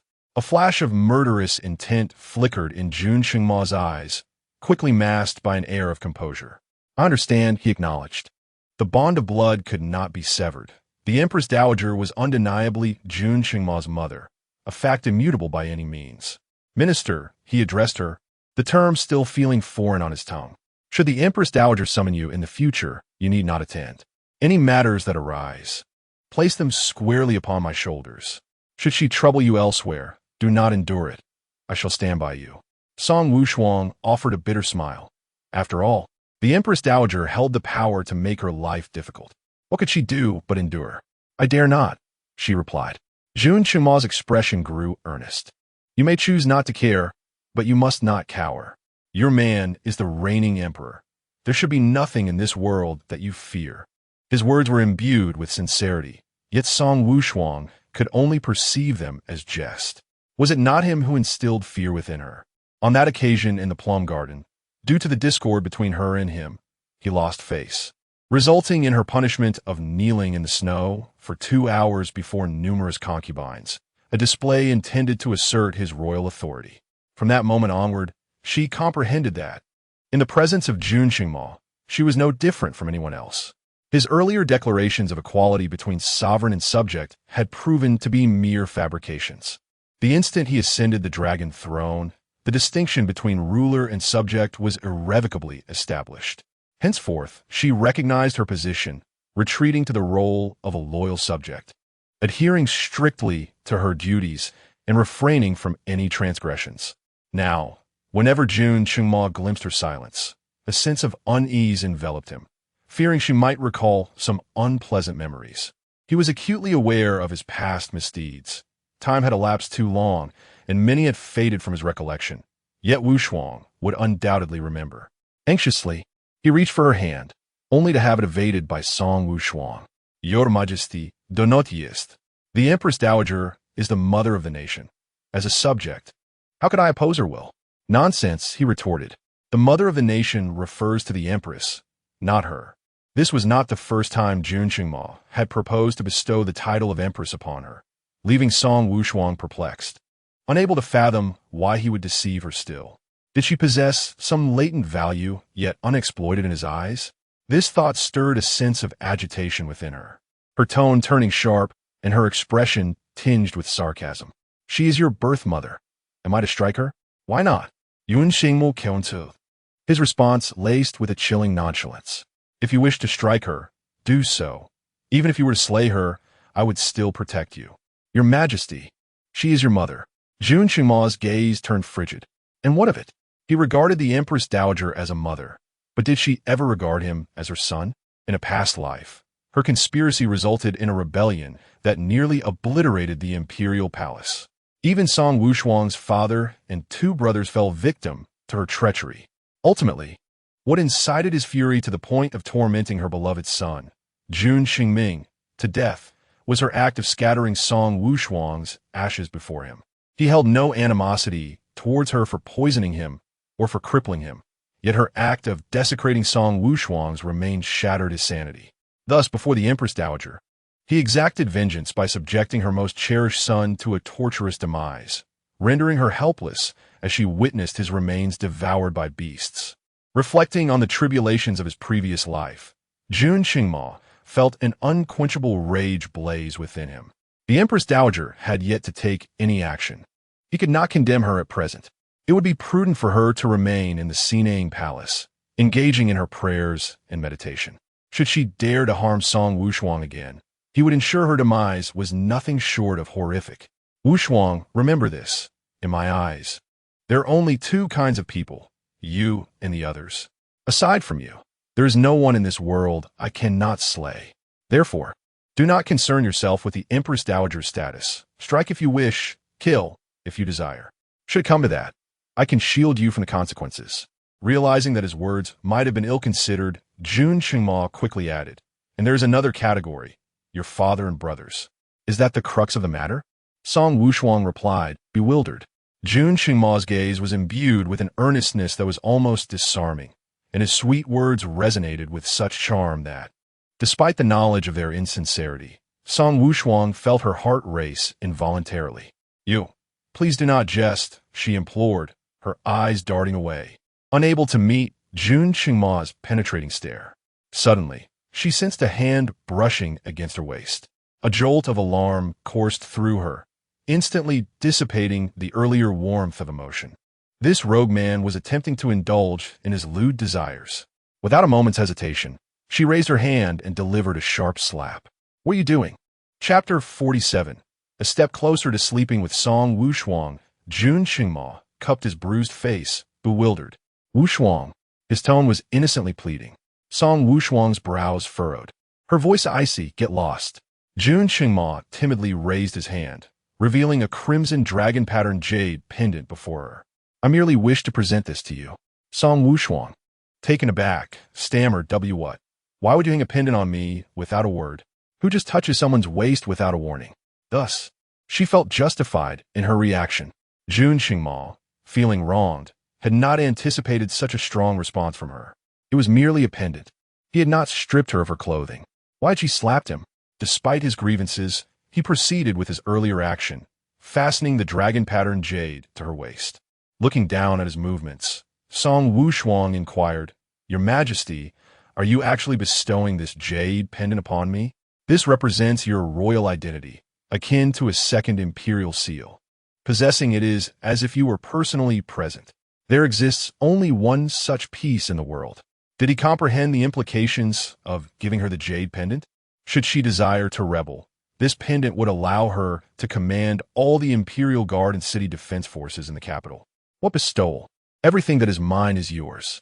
The relationship between sovereign and subject is a mere formality. We are husband and wife. Once secured, Jun Qingma smiled with satisfaction. From now on, carry this pendant with you, and wherever you go, you shall not need to kneel. His Wushuang would never again need to bend the knee in this lifetime. By the way, the wrongful accusations against your father and brother have nearly been resolved. They will soon be exonerated. Upon hearing about her father and brother, Song Wushuang's demeanor shifted. Really? Yes, we just need to find the last witness.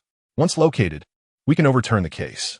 Overcome with joy, Song Wushuang nearly wept. Thank you. Thank you. There's no need for gratitude, Wushuang. Between us, there shall never be a need for thanks. Knowing her father and brother were safe, Song Wushuang's expression softened towards Jun Qingma. She hastily summoned Doctor Hu to tend to his leg. With a new medicinal ointment applied, she took the initiative to treat him without him resorting to any act of self-pity. Jun Qingma was pleasantly surprised, extending his leg towards her and tentatively resting it upon her thigh. She did not push him away. Remarkably, Wushuang did not reject his leg. Excellent. He was now a step closer to sleeping with Song Wushuang. Raising his gaze, he noticed her relaxed demeanor, her lips curving into a gentle smile. Jun Qingma found himself momentarily lost in her gaze. How long had it been since he had seen such a carefree and joyous expression on her face? In that moment, regret washed over him. She had once laughed often, but since returning from the battlefield, genuine smiles had become a rarity. Wushuang, Song Wushuang turned her head, her smile lingering. Jun Qingma was momentarily entranced. It's nothing. He vowed to make her smile every day henceforth.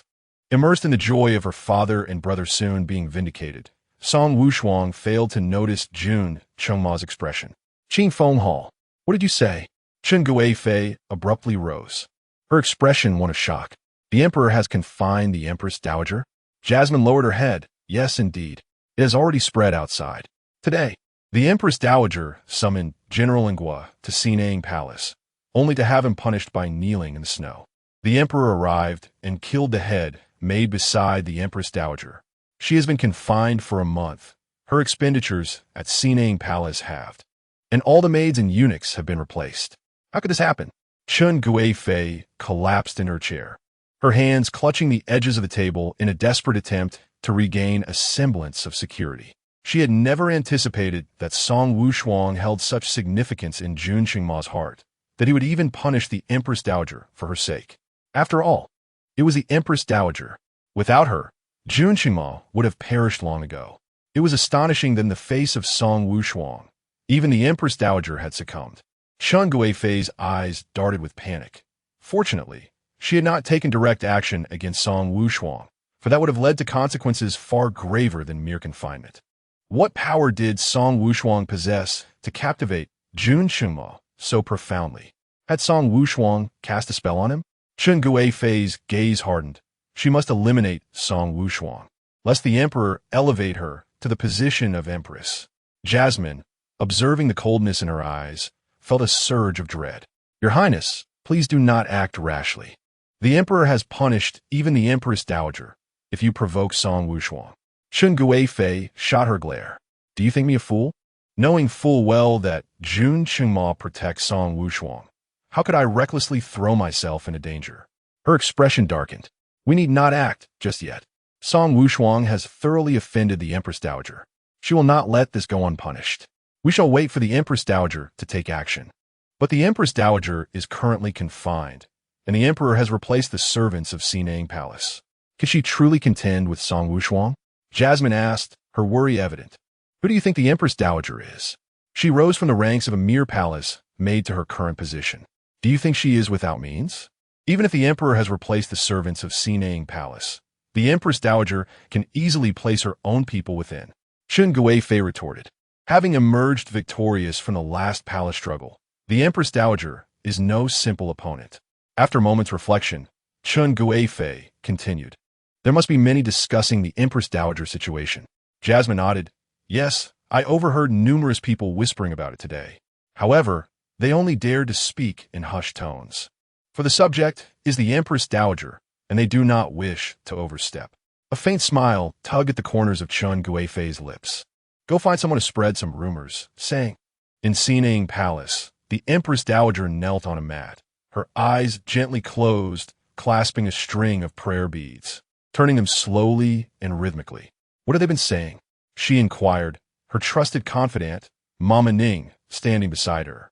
Originally assigned to another important position, Mama Ning had been reassigned to Sinang Palace after Mama Deng's downfall. Reflecting on this, the Empress Dowager's rhythm faltered. Mama Ning hesitated. The servants have been saying, "Go on, it is of no consequence. They all claim, Your Grace, that you cannot compete with General Ngua, asserting that you have grown old and that not only does the Emperor dismiss you, but General Ngua does as well. They even go so far as to say you are of no value, that any woman could easily surpass you, and that you have become a mere joke.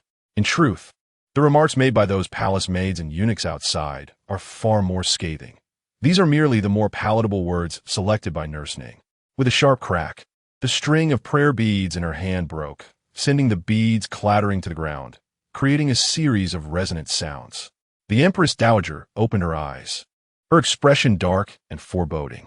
How dare a mere Song Wushuang flaunt her power before me? If she is not given a lesson, some may forget the name of this imperial harem. I have heard that the Emperor is recently reconsidering the case of the Duke of Jinghua. Nurse Ning presented a new string of prayer beads, to which the Empress Dowager accepted and resumed her meditative motion. She cast a glance at the Buddha statue, shrouded in smoke, then closed her eyes once more. Let us solidify the Duke of Jingua's guilt. Chapter 48. A moment of spring night is worth 1,000 gold pieces. The Dog Emperor overexerts himself. Jun Qingmao, in need of recuperation, took advantage of Song Wushuang's soft-heartedness and shamelessly settled himself in the Zixiao Palace, even climbing onto the dragon bed. Observing the man reclining on the bed with a smug, self-satisfied grin, Song Wushuang felt an overwhelming urge to kick him out. Jun Qingmao, oblivious to her dark expression, patted the other side of the bed. Wushuang, come up quickly. I have warmed your blankets. Very well, Your Majesty. This man is becoming overly arrogant again. Song Wushuang rose from her chair, declaring, I shall sleep in the side hall.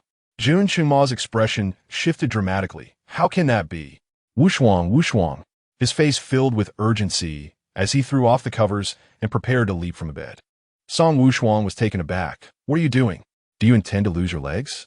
Did you not hear Doctor, whose repeated warnings that your legs must not be further endangered? Jun Qingmao's eyes were filled with panic. Wushuang, where are you going? I'm going to the side hall to sleep. Why? Jun Qingmao asked, feeling aggrieved. Was he not a warm enough human pillow? Or was his physique inadequate, making her uncomfortable? Why must you run off to the side hall to sleep? Song Wushuang remained silent, her expression cloaked in frost. Is it because I am here? Jun Qingmao inquired. Song Wushuang still did not respond, but the look in her eyes was the most eloquent answer. Jun Qingmao felt as though he had been struck 1,000 times. He had believed that Song Wushuang had softened towards him, that she had nearly forgiven him.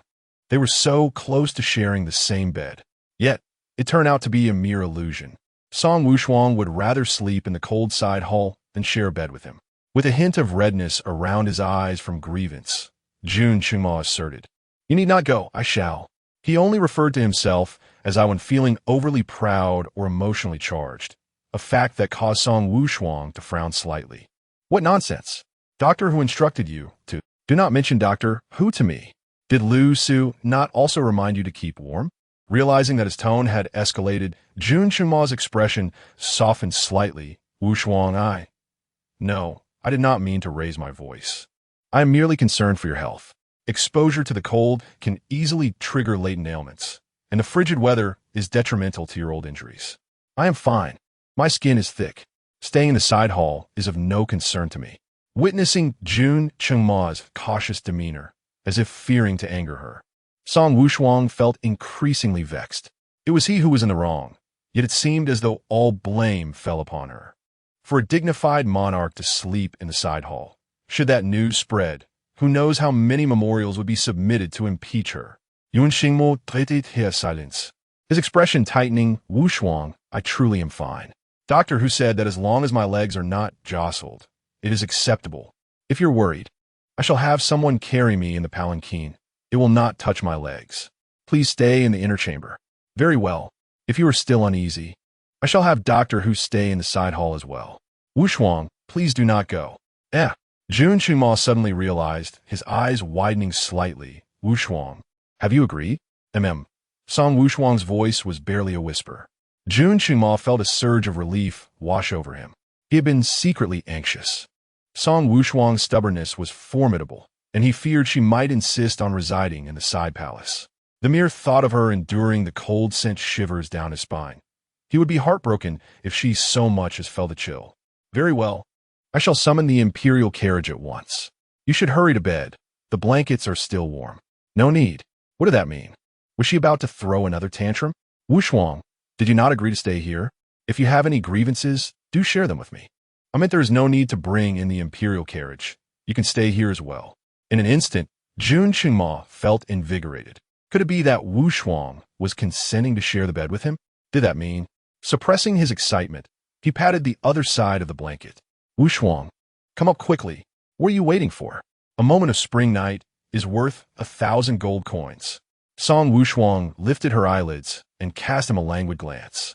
Sharing a bed is acceptable, but you must not lay a hand on me. Yun Xingmu. Oh, it seemed he was not invigorated, but rather deflated. Deep down, he was indignant. How could one lie next to their beloved, yet be forbidden from touching? Though frustrated, he recognized that this was the greatest concession Song Wushuang could offer. Understood, Your Majesty. Song Wushuang remained somewhat apprehensive. Jun Qingma's credibility in her eyes had plummeted to a negative score. Your Majesty, you must not jest. Understood. I assure you, I shall not lay a hand on you. If you remain unconvinced, I can pen a decree guaranteeing it. That won't be necessary. Song Wushuang instructed Lu Fu to bring in a fresh blanket, which she placed beside the dragon bed before cautiously sidling up to the edge. Mindful to avoid Jun Qingma's injured leg. Yun Xingmu. Who on earth sleeps under separate covers as a couple? Wushuang, he replied, his tone laced with helplessness and a touch of grievance. Was he not even allowed to inhale her fragrance? Must the boundaries be drawn so starkly? Song Wushuang had already shut her eyes, drifting towards slumber.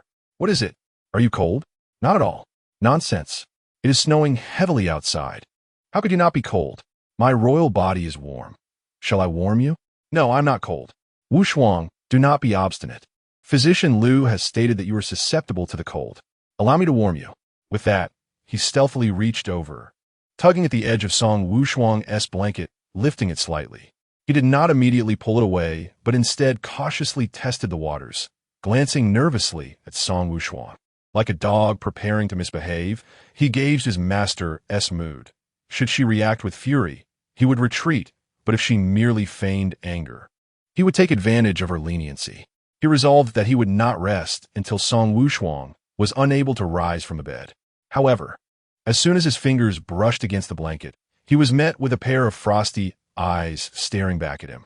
Jun Qingma smiled with an ingratiating and sycophantic expression, a demeanor so submissive it could rival even the most obsequious of courtiers. Song Wushuang's countenance remained frosty. If he truly wished for her to retire to the side chamber, he ought to articulate it plainly. Implicit in her words was a warning. Should he dare to make any untoward advances, she would promptly take her leave. Jun Qingma's hand recoiled as if pricked by a needle, retreating swiftly beneath the covers. I was merely jesting. Do sleep, do hurry and sleep, he stammered. His timidity so pronounced that one could imagine the emperors of the Tianshan kingdom rising from their graves to chastise this disgraceful descendant.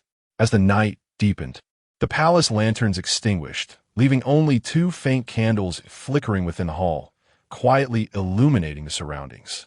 Lu Fuho, stationed by the inner hall's entrance, discerned the silence within and quietly withdrew, gently closing the door behind him. The dragon bed succumbed to an enveloping stillness. Although Song Wushuang's eyes were closed, she remained vigilant, apprehensive that the shameless emperor might conjure some mischief. A soft rustling sound emanated from beside her. Jun Qingma shifted, straining to catch a glimpse of her profile in the dim candlelight. Once hailed as the most exquisite beauty of the capital, Song Wushuang had since become a formidable general. Her fierce disposition and piercing gaze rendering the title of beauty seldom associated with her anymore. Yet, her beauty remained undeniable. A delicate nose, lips reminiscent of cherries, and a jawline boasting the most perfect curve. Through the lens of affection, Jun Chungma perceived her already flawless visage as transcendent, elevating her beauty to an unimaginable zenith, igniting within him a fervor that rendered him restless. Wushuang, I cannot sleep. If you cannot sleep, then leave.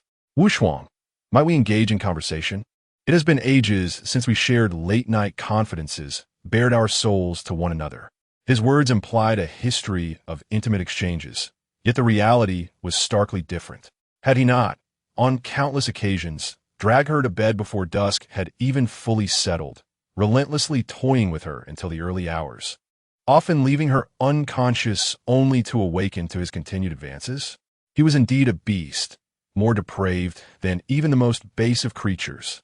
There had been no heartfelt conversations. He excelled in carnal pursuits.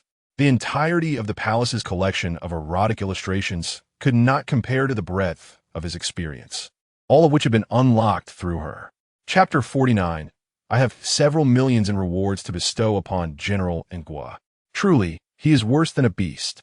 There has been no heartfelt conversation. He excels only in carnal matters.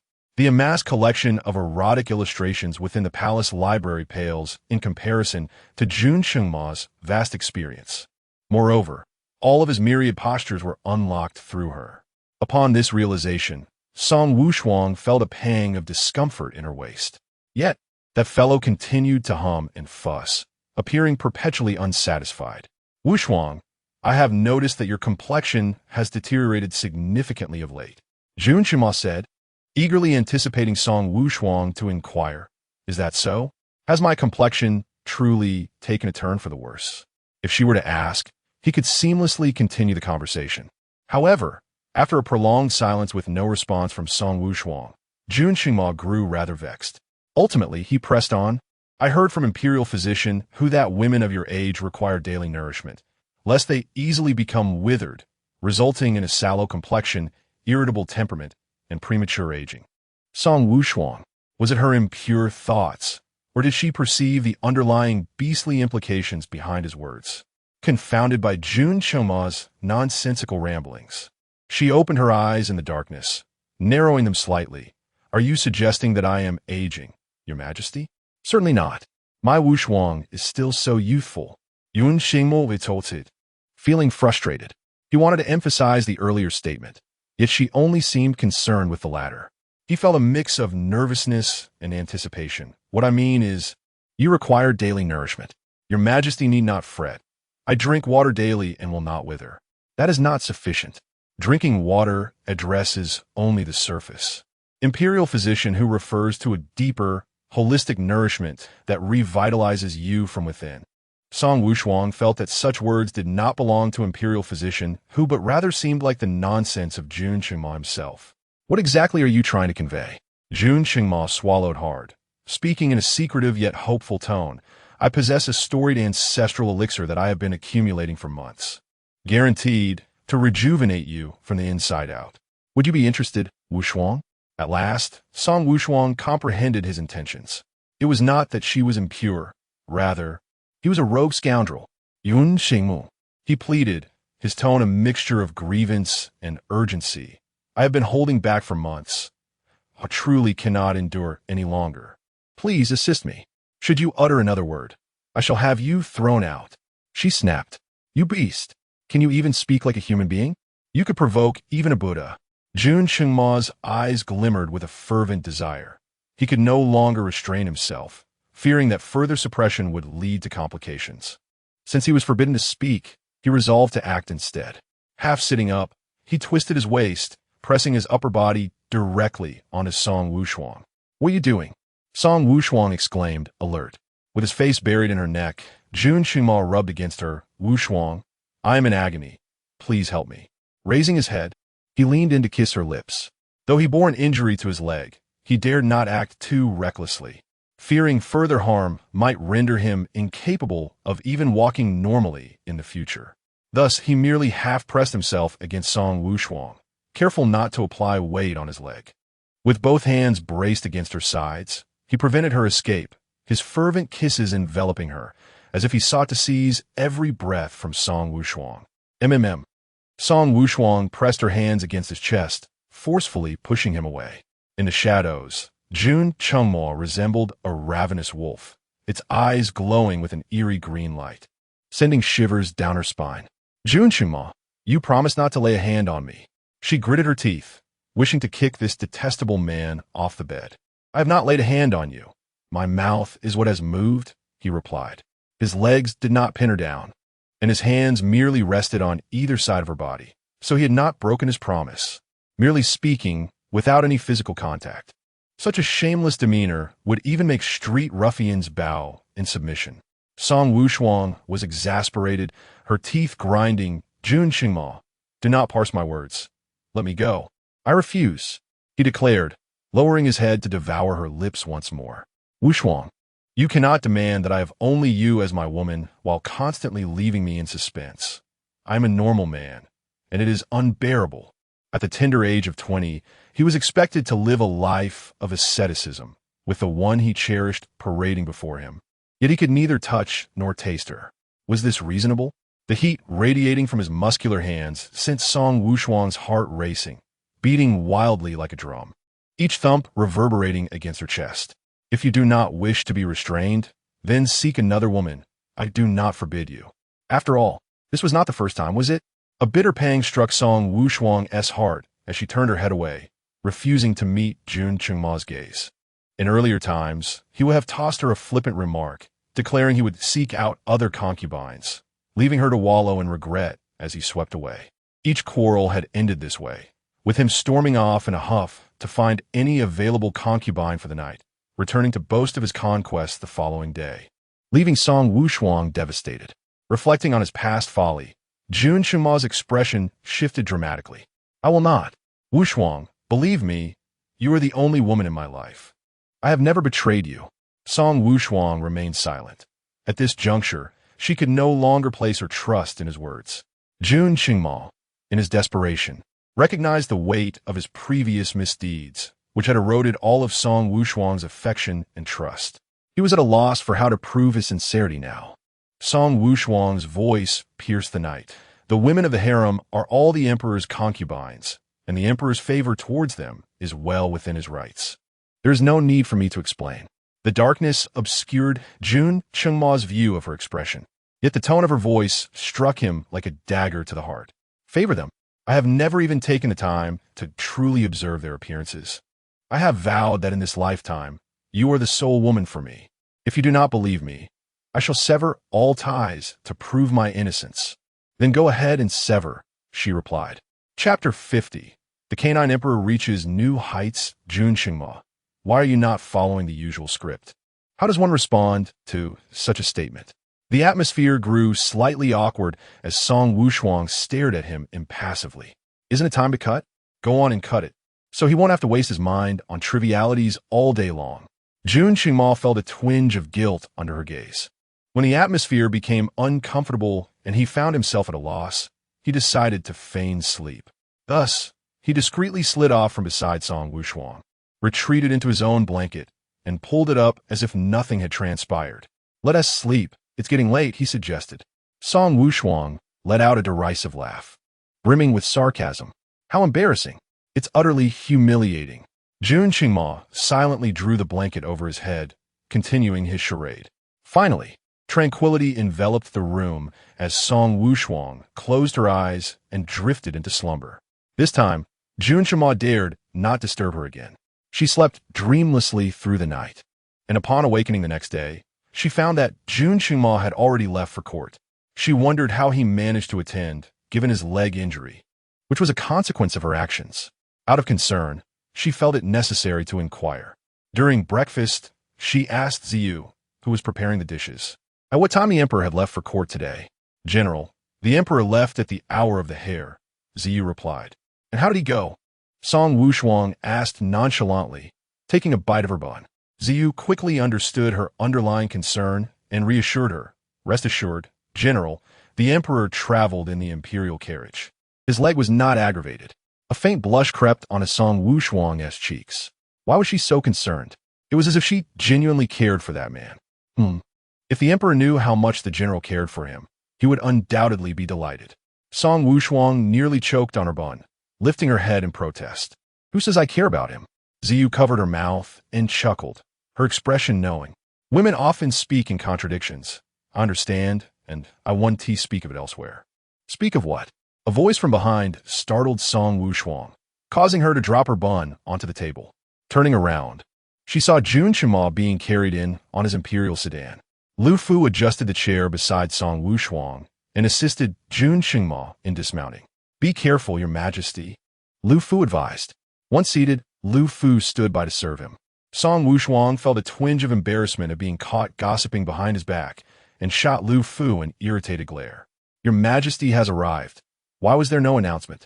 Yun Xingmo smiled knowingly. I instructed him not to announce my arrival, fearing you were still asleep.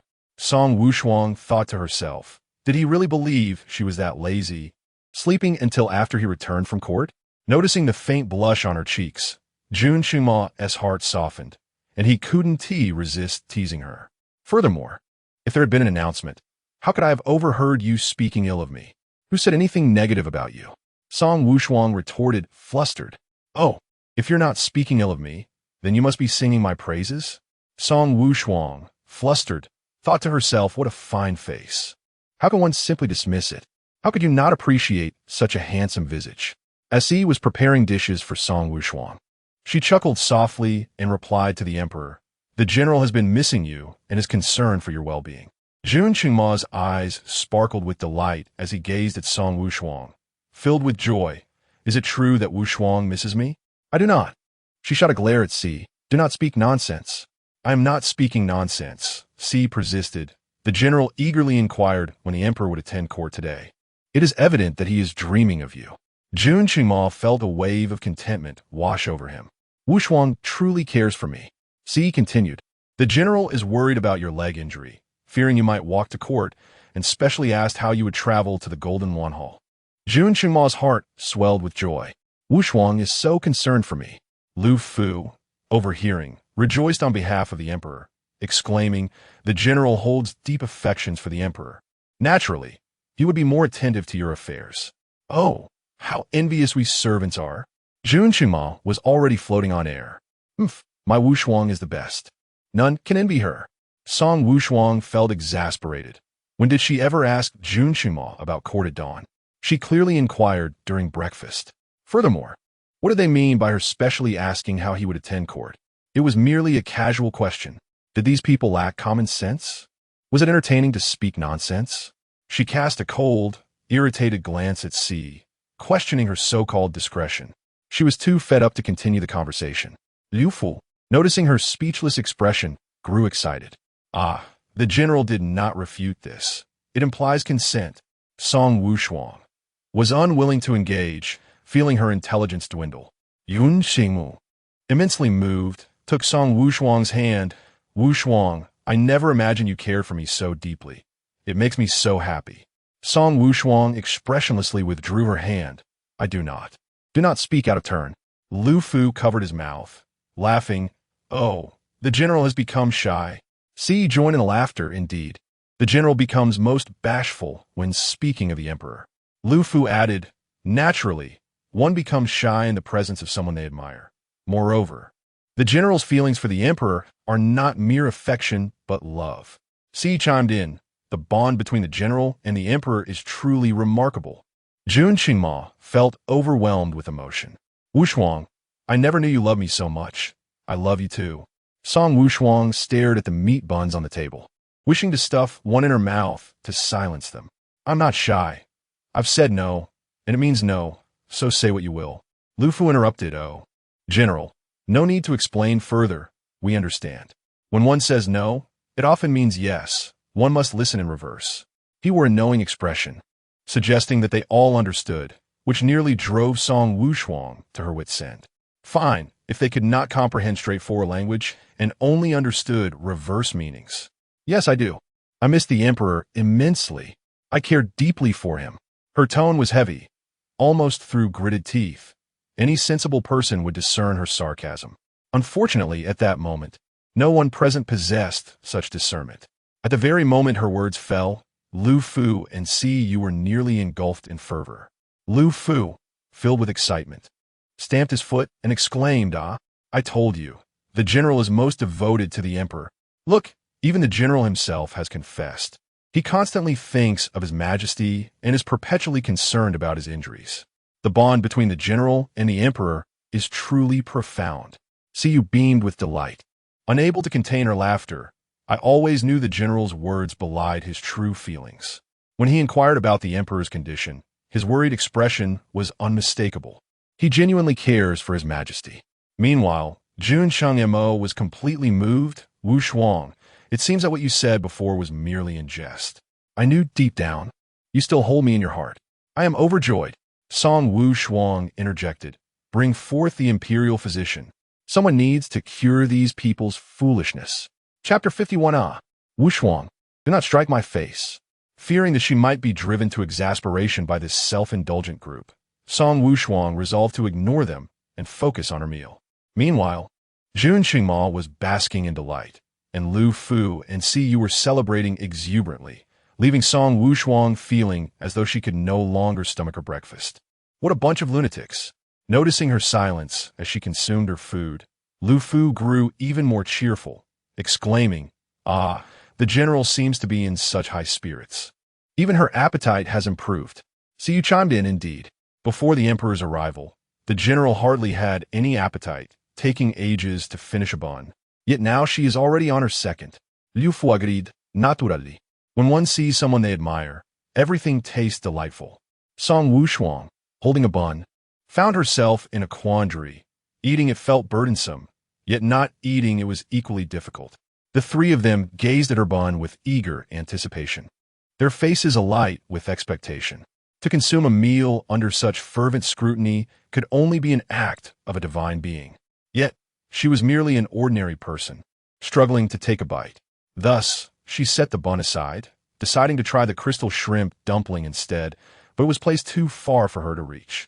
Siyu, standing by with Lu Fu, failed to notice her need for assistance, while Jun Qingma, ever attentive, took it upon himself to pick up some chopsticks and serve her a crystal shrimp dumpling.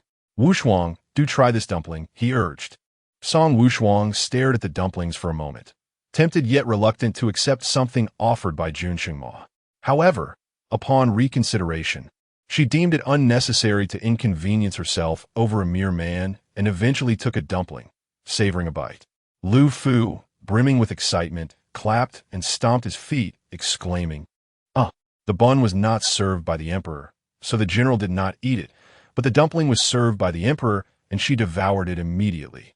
Siyu nodded with glee.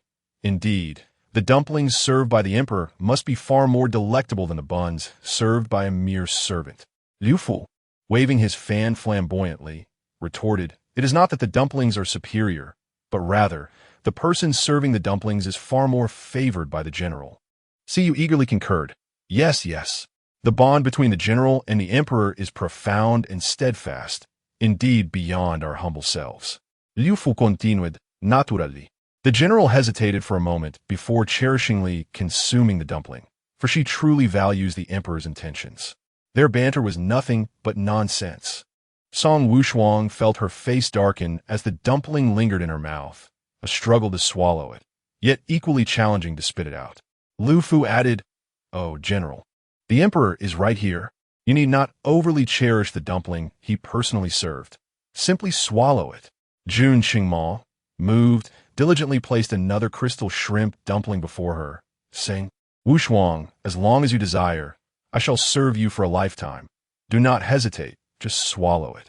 Song Wushuang, under the teasing and hopeful gazes of the three, she struggled to swallow the crystal shrimp dumpling, her expression far more grotesque than if she had swallowed a fly. After swallowing, she abruptly slammed her chopsticks onto the table and rose to stride towards the inner hall. The breakfast was utterly unappetizing. "Wushuang, why do you eat so little?" Yun Xingmu stood up. Lu Fu comforted him. "The general is merely shy." Jun Qingma glanced at the breakfast spread, realizing that Song Wushuang would likely not touch the plate of crystal shrimp. So, he picked up another plate of lotus pastries. With his martial prowess, leaping the short distance to the inner hall would pose no challenge. However, to alleviate Song Wushuang's concerns, he requested a walking stick, hobbling in with a slight limp. Remarkably, despite his bouncy gait, The lotus pastries remained undisturbed. Song Wushuang sat by the window, catching a glimpse of Jun Qingma's entrance in the dressing mirror. She furrowed her brow slightly, but said nothing. He approached her, placing the lotus pastries before her. "Wushuang, please eat something. I'm not hungry." Jun Qingma felt a twinge of unease. "Wushuang, have I done something wrong?" No. Indeed, he had done nothing wrong. Rather, her mind felt somewhat unsettled. Yun Xingmu fell silent, leaning on his walking stick with his head bowed, resembling a chastised spouse. Song Wushuang maintained her frosty demeanor for a while, and upon noticing his lack of response, she lifted her gaze. "What are you doing?" "Reflecting." "Reflecting on what?" "On what I might have done to upset you." "I'm not upset, but your tone suggests otherwise." Jun Qingma's glance held an unsaid grievance, his expression laden with innocence. Frustrated, Song Wushuang's tone turned sharp. "Think as you please." Jun Qingma felt even more grieved. "Wushuang, it's truly vexing." She herself could not pinpoint the source of her irritation. The sight of Jun Qingma's cautious demeanor left her feeling as though something was lodged in her chest. "Wushuang, I know I have erred in many ways, but I shall amend my faults. Please don't ignore me." Song Wushuang's annoyance deepened. The more humble he appeared, the more her irritation surged. Her voice took on a note of exasperation. "I am not angry." "You are." "I am not. You didn't even eat breakfast, yet claim you're not upset." "Wushuang, no matter what I've done wrong, please tell me. I will change. Can you alter the workings of your mind?" She thought indignantly. Jun Qingma gazed at her with a pitiful expression. "If you truly are not angry, then prove it." "How can I prove that?" "Anger is anger. An absence of anger is absence of anger." Song Wushuang found his reasoning baffling, yet the sight of his abandoned puppy-like eyes softened her heart. "How do you wish me to prove it?" "Just." Yun Xingmo hesitated, casting a furtive glance at her. His gaze was filled with careful anticipation, and Song Wushuang felt her heart skip a beat, sensing an ominous premonition. Was it merely an illusion? Why did she perceive a hint of eager excitement in the depths of his eyes? Jun Qingma weakly spoke. "How did you treat me when you weren't angry before? If you do it now, I will believe you are not upset." The moment he referred to himself as I, Song Wushuang's temples throbbed slightly. However, the man before her was now behaving rather convincingly. She could not discern whether he was simply lost in thought or deeply troubled. Thus she inquired, "How did I treat you when I wasn't angry?" Jun Qingmo rubbed his palms together, leaned in to kiss, offered his embrace, and suggested, "Wushuang, which do you prefer? I'm open to all." Please do not strike my face." Chapter 52. The dragon throne has been damaged by General Angua. When Jun Qingma was expelled from his chamber, one side of his face was swollen. Liu Fu, Su Yue, and Ru Hua, who were waiting outside, were utterly astonished. This marked the second occasion the emperor had been driven from his quarters by General Angua. Unable to witness the emperor's turmoil, Lu Fu and Su Yue instinctively covered Ru Hua's mouth and turned their gazes to the sky, the earth, and the distant poetry, deliberately avoiding a glance at Yun Xingmu. The reason for covering Ru Hua's mouth was, of course, to prevent this dim-witted fool from uttering anything that might lead to her execution. Jun Qingma touched the swollen side of his face, pondering how increasingly violent Wushuang had become. After all, he was the emperor. Parading around with such a bruised visage was utterly humiliating. Lu Fu and Su Yue waited for a considerable time, yet silence persisted. Could it be that the emperor, weakened, had fainted? The lack of any sound was unsettling. Exchanging glances, they resolved to sneak a peek, and upon doing so, they locked eyes with Jun Qingma, whose gaze was piercing. "Lu Fu, Su Yue, Ru Hua, our fate is sealed." Fortunately, Jun Qingma was not enraged. Instead, he cast a cold glance at them, causing their legs to tremble, prompting an immediate 90-degree bow in submission. With a cold snort, Jun Qingma summoned the imperial sedan chair to proceed to the imperial study for the review of memorials. Upon entering the study, Jun Qingma was met with mountains of paperwork, overwhelming him with fatigue. In the past, no matter the volume of memorials, he had never felt exhausted. However, at this moment, his thoughts were consumed by one person, yearning to be by her side, making each moment of separation feel interminable. How he wished Song Wushuang could accompany him in handling state affairs. This thought ignited a spark in Jun Qingma's eyes. What a splendid idea. Yet, considering the current extent of Song Wushuang's disdain towards him, it was unlikely she would grace the imperial study with her presence. Thus, he resolved to relocate his work to Zixiao Hall.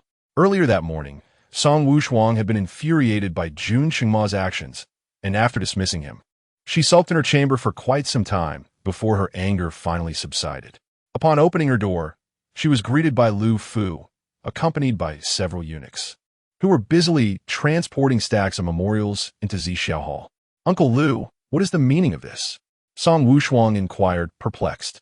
Lu Fu felt a bead of sweat trickle down his brow, though he dared not show it. "General, the heating system in the imperial study has malfunctioned."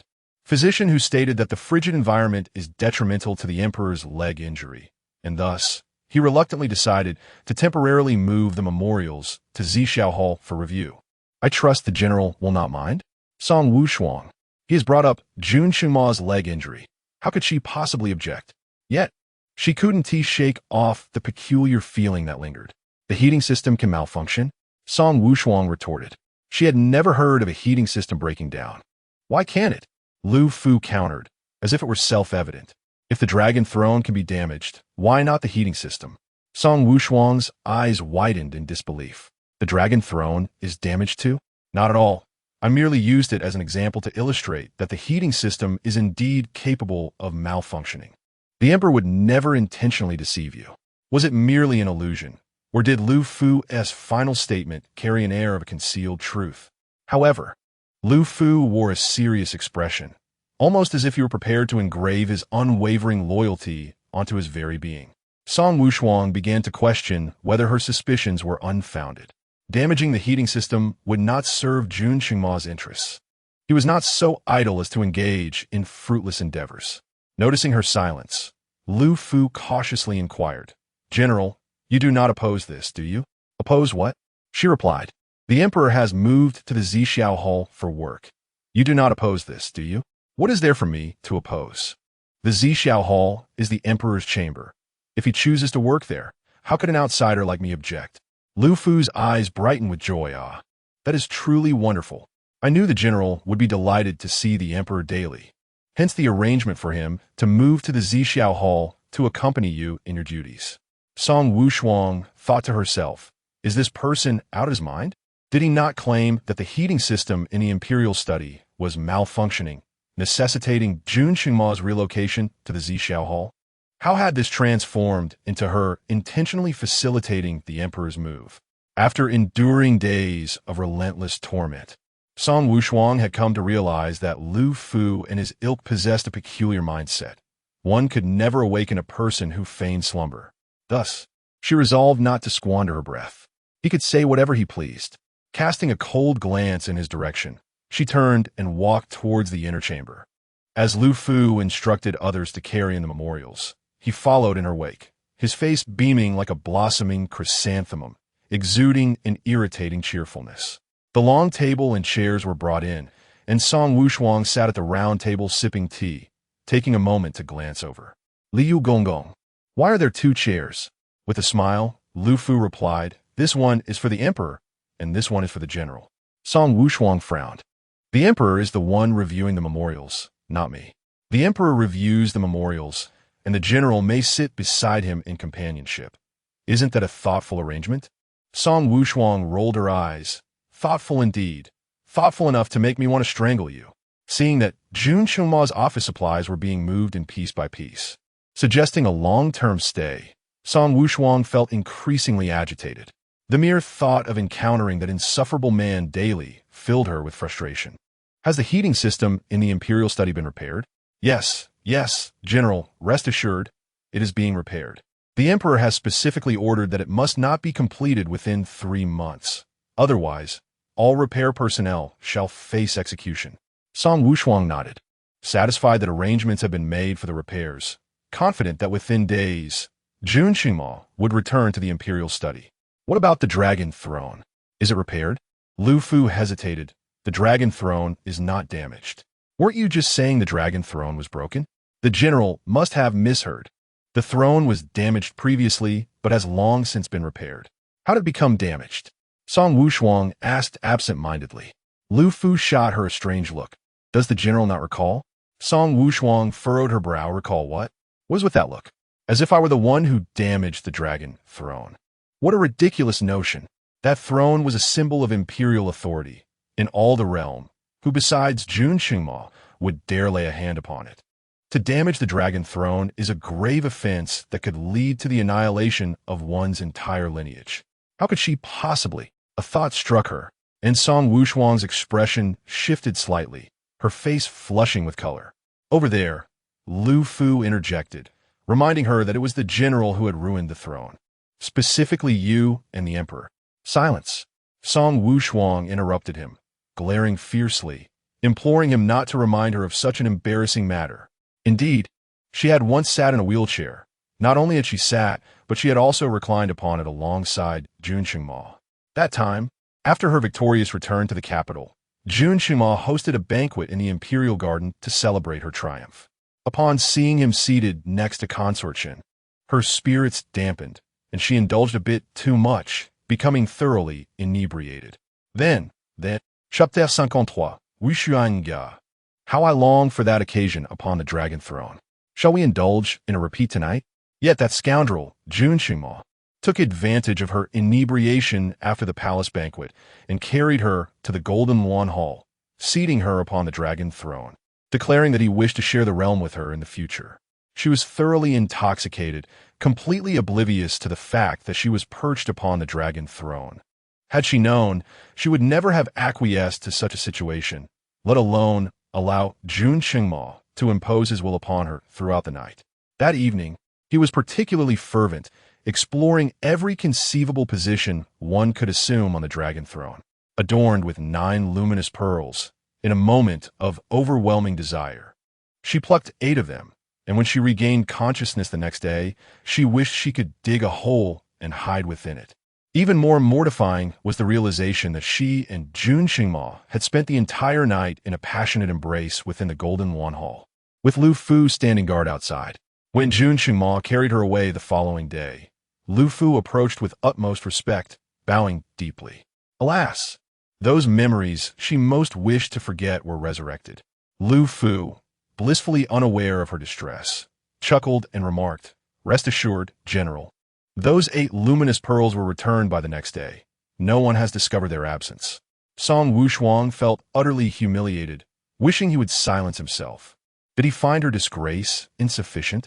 How thrilling that night must have been to have caused the loss of 8 luminous pearls. "What are you discussing?" came Jun Qingma's deep and pleasant voice from the doorway. Song Wushuang shivered, swiftly signaling Lu Fu with her eyes, warning him not to mention the incident, or she would not spare him.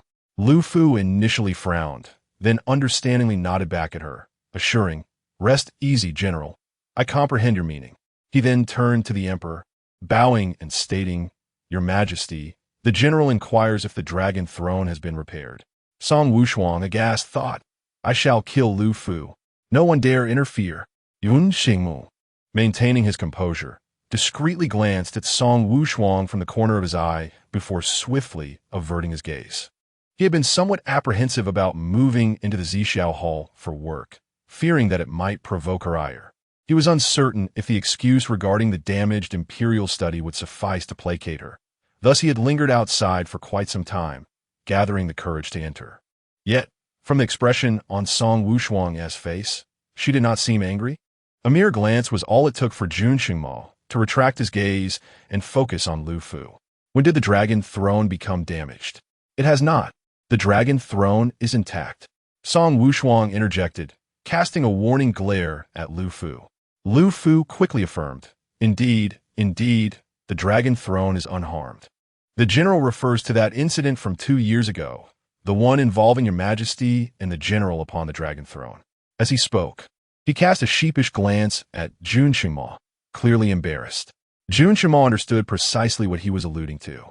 He and Song Wushuang had only engaged in such antics upon the dragon throne once, during which she had been intoxicated and quite compliant. The mere thought sent shivers of excitement down his spine. He reminisced fondly about that night. Regrettably, since then, A sober Song Wushuang had resolutely refused to indulge in any further mischief upon the dragon throne. Thus, that singular experience remained vividly etched in his memory. However, that was 2 years ago. Song Wushuang has deliberately avoided discussing that incident. Why bring it up suddenly? Could it be that Wushuang wishes to revisit the past? Jun Qingma stifled his inner excitement, gazing at Song Wushuang with hopeful anticipation. Wushuang, why has this matter resurfaced? Song Wushuang's face flushed crimson. I did not. Do not speak nonsense. Lu Fu stifled a laugh. Indeed, the general did not mention it spontaneously. She has brought it up with intent.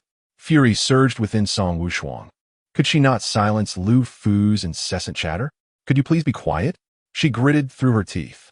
Lu Fu hastily lowered his head. General, did this servant speak amiss? Are you not aware of your own words? Was it not the general who first inquired about whether the dragon throne had been repaired? Song Wushuang was momentarily taken aback. Indeed, she had brought it up first, but was that her intention? She had merely mentioned it in passing. Seeing her ire, Lu Fu quickly apologized. General, forgive this offense. Song Wushuang, her temples throbbing with anger, commanded leave. Yes, Lu Fu complied, retreating, leaving Song Wushuang and Jun Qingma exchanging awkward glances. Jun Qingma's eyes sparkled with tender affection as he approached Song Wushuang, his voice low and laced with a hint of playful intimacy. Wushuang, the night pearl of the dragon throne has been reinforced. It is assured not to be damaged. Would you care to try it? Try what? Song Wushuang shot him a fierce glare, as if to say that should he utter another word, she would transform the Zixiao Hall into a scene of regicide. Or rather, a scene of patricide. Jun Qingma tightened his grip on the confidential report hidden behind his back, boldly declaring, I am quite eager to try. When will Wushuang be in the mood? Only when you are dead. Song Wushuang nearly blurted out. But recalling his status as emperor and the lives of her father and brother resting in his hands, she swallowed her words. Jun Qingma pressed further. How about tonight? The experience from that evening was too delightful. I find myself reminiscing. Regicide is a crime. Regicide is a crime. Regicide is a crime. Song Wushuang silently chanted thrice, her inner rage abating somewhat. I believe Wushuang also harbors fond memories. Otherwise, she would not have suddenly recalled it. This time, even the calming mantra proved ineffective. Song Wushuang's icy gaze fell to his legs, her tone somber. Your Majesty, are your legs well?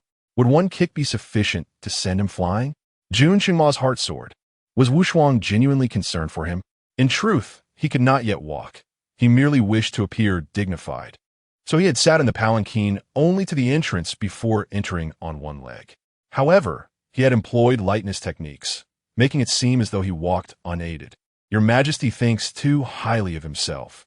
This humble minister merely wishes to remind you that now that your legs are healed, do not court danger. Yun Xingmu. What a heavy atmosphere of hostility. He quickly produced the confidential report he had concealed. Wushuang, I have found crucial witnesses to exonerate your father and brother. What? Song Wushuang gasped, a mix of surprise and excitement flooding her. Is your Majesty speaking truthfully? Jun Qingma gazed upon her face, which was nearly overwhelmed with joy, and the initial intention of exchanging this confidential report for a kiss was swiftly quelled. Aware that her foremost concerns lay with the safety of her father and brother. He nodded affirmatively.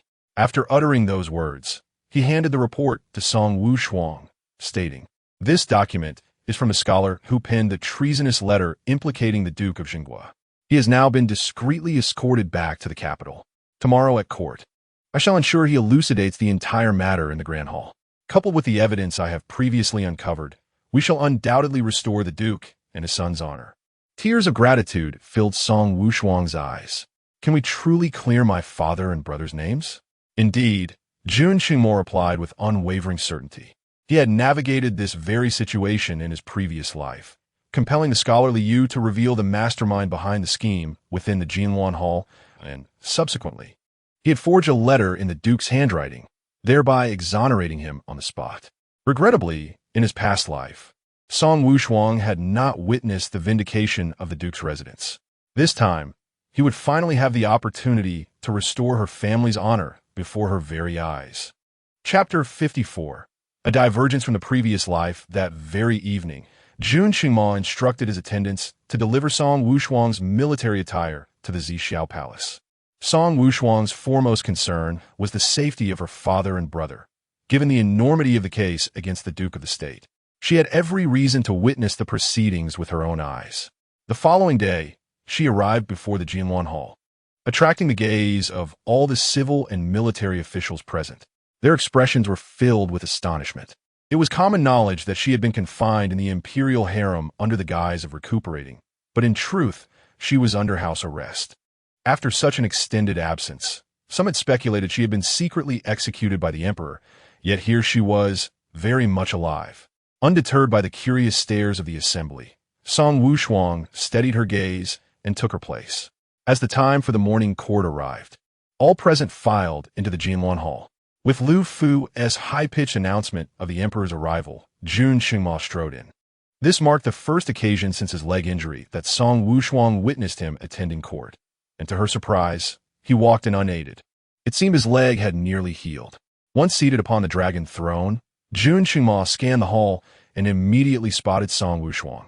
Lu Fu stepped forward to address the court, declaring that those with matters to discuss should present themselves, while others could take their leave. After making his announcement, he stepped back to allow the verbose ministers to engage in their customary lengthy discourse, often filled with superfluous rhetoric. After an extensive exchange of words that bordered on the trivial, Jun Qingma cast a glance at Song Wushuang, their eyes briefly meeting. She averted her gaze almost instantly, leaving him with a sense of disappointment. It seemed that, for reasons unknown, her attention had shifted away from him. Suppressing his feelings of discontent, Jun Qingma ordered the entrance of Liu, who was brought in under guard. The ministers began to murmur among themselves, uncertain of this individual's identity. Who was he? Some speculated he might be a criminal, and it was indeed unusual for a supposed offender to be brought before the Jinluan Hall. The whispers reached Song Wushuang's ears, and a flicker of recognition sparked within her. So this was Liu, the crucial witness whom Jun Qingma claimed could exonerate her family. A glimmer of hope surged within her. Perhaps she could genuinely place her trust in Jun Qingma this time. Seated imperiously upon the dragon throne, Jun Qingma absorbed the reactions of the court with an air of authority. Once Liu was made to kneel, he spoke with commanding gravitas, addressing the assembly's curiosity regarding the man's identity. The court fell silent, awaiting his pronouncement. Jun Qingma's gaze swept over Song Wushuang, noting her composed expression belied by the brightness in her eyes and the tension evident in her tightly pressed lips. With a slight lift of his chin, Chen Gong, who had escorted Liu, nodded and proclaimed, "This man is the one who forged documents in the Duke of the State's name, fabricating correspondence that implicated him in treason." At this declaration, an uproar ensued. Notably, the expressions of Chancellor Chen and General Meng turned grim. As the leading civil and military officials, they had long desired the downfall of the Duke of the State's household. Should the Duke's case be reopened, it would undoubtedly deliver a significant blow to their ambitions. Especially Meng Guoyang, a fellow general, had always been overshadowed by the Duke of State. Only when the Duke fell from grace could he rise swiftly. However, should the Duke regain his footing, or would there be a place for the Meng family among the military ranks? Amidst the fervent discussions of the crowd, Chen Gong nudged Liu's calf, signaling him to speak. Liu, a mere scholar, knelt among the multitude of dignitaries, feeling akin to a chick lost among eagles, his heart racing with trepidation. Trembling, he began, I pay my respects to your majesty. I am Liu, a teacher from Qingyang County. A few months prior, someone approached me, entrusting me with several letters and instructing me to forge a missive accusing the Duke of treason and conspiracy against the state. His words sent ripples of shock through the assembly. The Duke of State was indeed wronged, who possessed such audacity to slander our nation's valor. Such a bold individual must be uncovered and the Duke's innocence restored. The air was thick with fervent discourse, while Song Wushuang's expression remained impassive, her gaze fixed intently on Liu. Sensing her anxiety, Jun Qingma inquired, "Who compelled you to forge the letter, and who orchestrated the slander against the Duke?" Liu trembled like a leaf in the wind, unable to meet the sovereign's intimidating gaze. Chen Geng, unable to tolerate Liu's cowardice, kicked him again, urging, "The emperor is inquiring. Speak up." Liu quivered, cold sweat beading on his forehead. Clenching his hands tightly, he faced the multitude of scrutinizing eyes. Swallowing hard, he stammered, "The one who instructed me to forge the letter and frame the duke is... Who is it?" Yuan Xingmo asked coldly. "It is the duke's second son, Song Wushuang." Like a boulder crashing into a serene lake, his revelation stirred a tempest of astonishment. Song Wushuang's complexion drained of color, her face paling rapidly. "You lie. How could my second brother betray our father?" Her expression turned monstrous, her eyes blazing with fury. Liu, seemingly intimidated by her wrath, quaked as he prostrated on the ground. It was indeed the second son of the duke, who approached me, providing me with a letter penned by the duke himself, instructing me to forge a letter to the crown prince of Dongyang. The letter he gave me is hidden beneath my bed at home. If your majesty does not believe me, you may send someone to search. Song Wushuang nearly succumbed to the shock.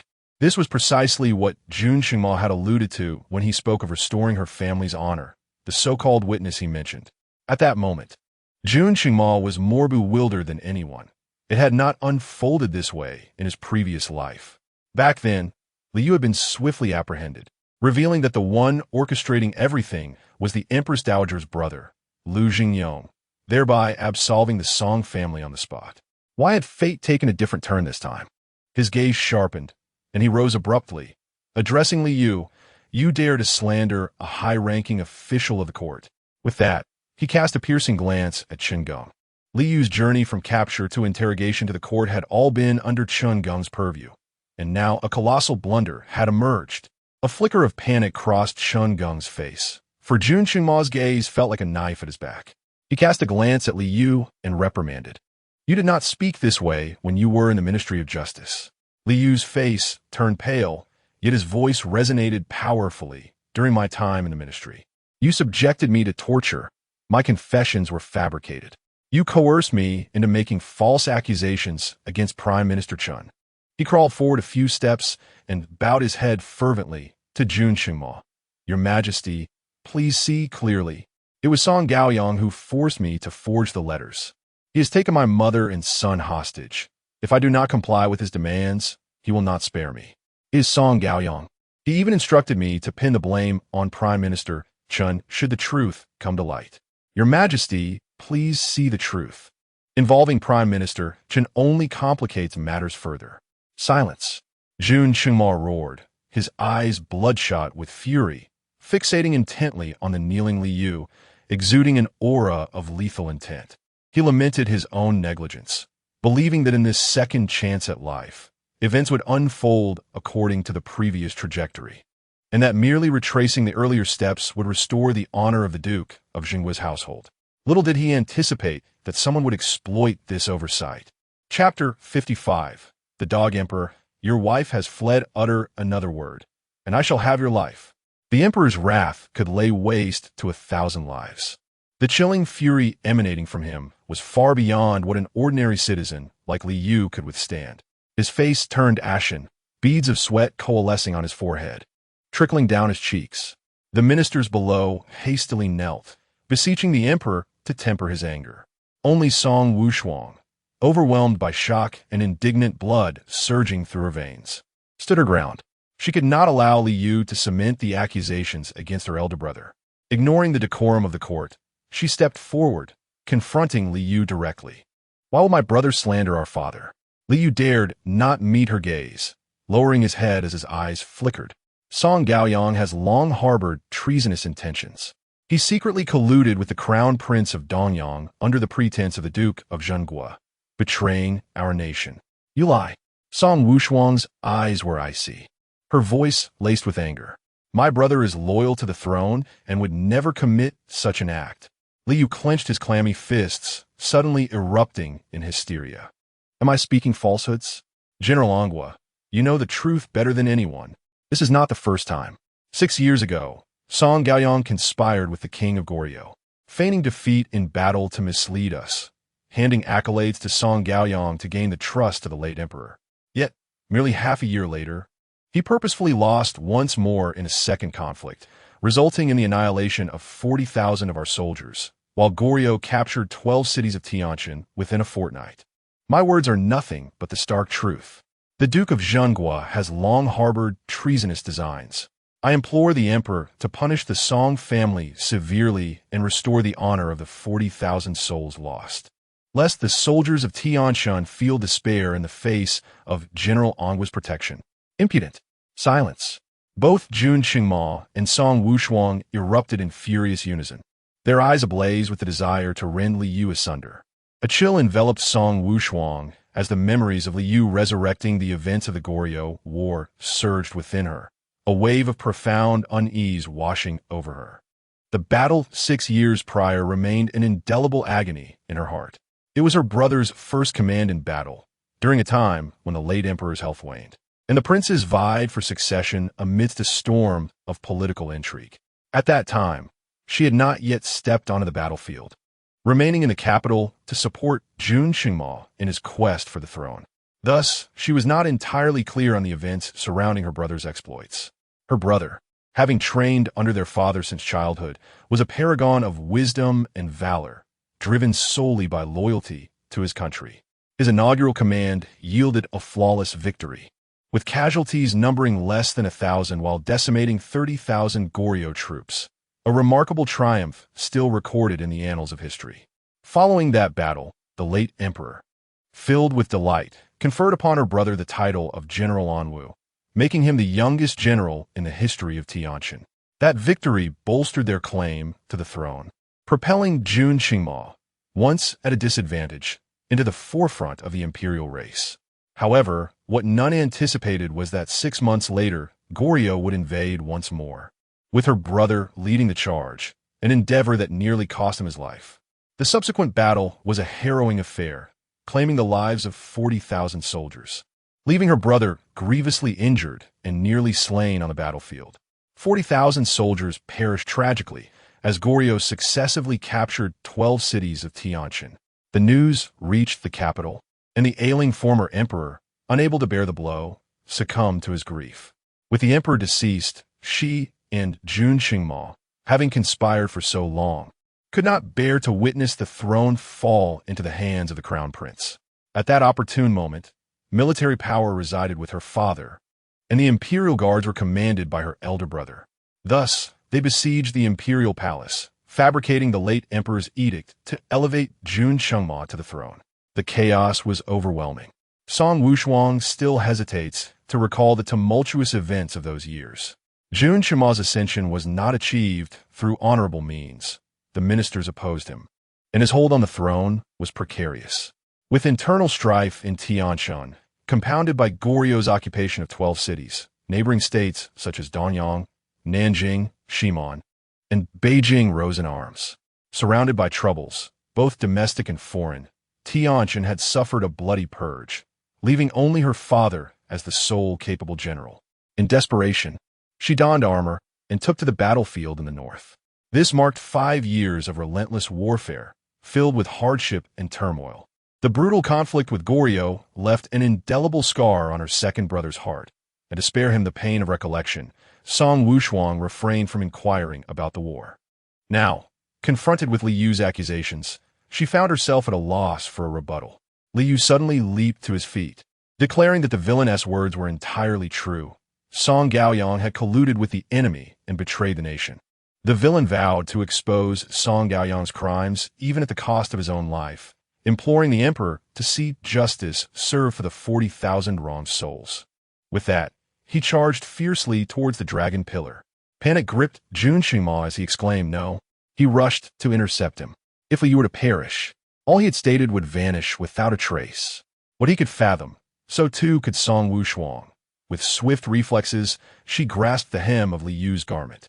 The sound of fabric tearing echoed as she managed to clutch only a piece of his clothing, while Li Yu collided violently with the dragon pillar, blood spilling forth as he fell lifeless.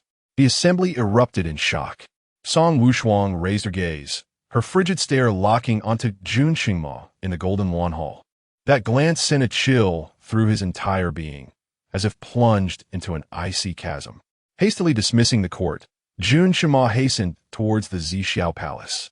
The icy, vengeful look from Song Wushuang left him in disarray. Aside from the instance when she had leapt over the palace wall, he had never felt such trepidation. He had to see Song Wushuang immediately to clarify everything. Seated in the palanquin, Jun Shima urged his attendants to hasten, while Lu Fu wiped his brow, continuously whispering for the bearers to quicken their pace.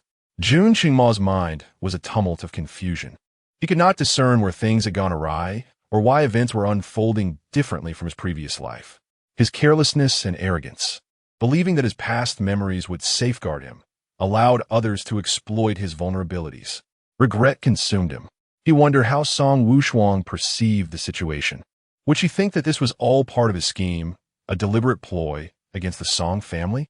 Upon reaching the Zixiao Palace, Riyue and Siwei quickly led a throng of palace servants to greet him, bowing low in respect to the emperor. Jun Qingma cast a swift glance around, not spotting Song Wushuang. Impatiently, he interrupted the formalities, demanding, "Where is General Nguo?" The elegant Hua and the graceful Yu exchanged glances. Yu remarked, "Surely the emperor is aware that the general has gone to court. After all, they departed together this morning." Jun Qingma, burning with anxiety, pondered the possibility that Song Wushuang might be lagging behind, and thus he was compelled to exercise patience. After the passage of a tease time, with still no sign of Song Wushuang's return, his restlessness intensified and an unsettling sensation enveloped his heart. Has General Nguo not returned yet?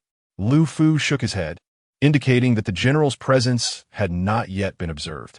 Disturbed and unable to remain still, Jun Qingma rose, exclaiming, "We can wait no longer. I shall personally seek her out." Chapter 56 presents a rather grand scene, indeed, illustrating the adage that beauty does not always accompany intellect. As the journey from the Zixiao Hall to the Jinluan Hall unfolded, the absence of Song Wushuang was keenly felt. The weather, which had recently warmed, now saw gentle snowflakes cascading down.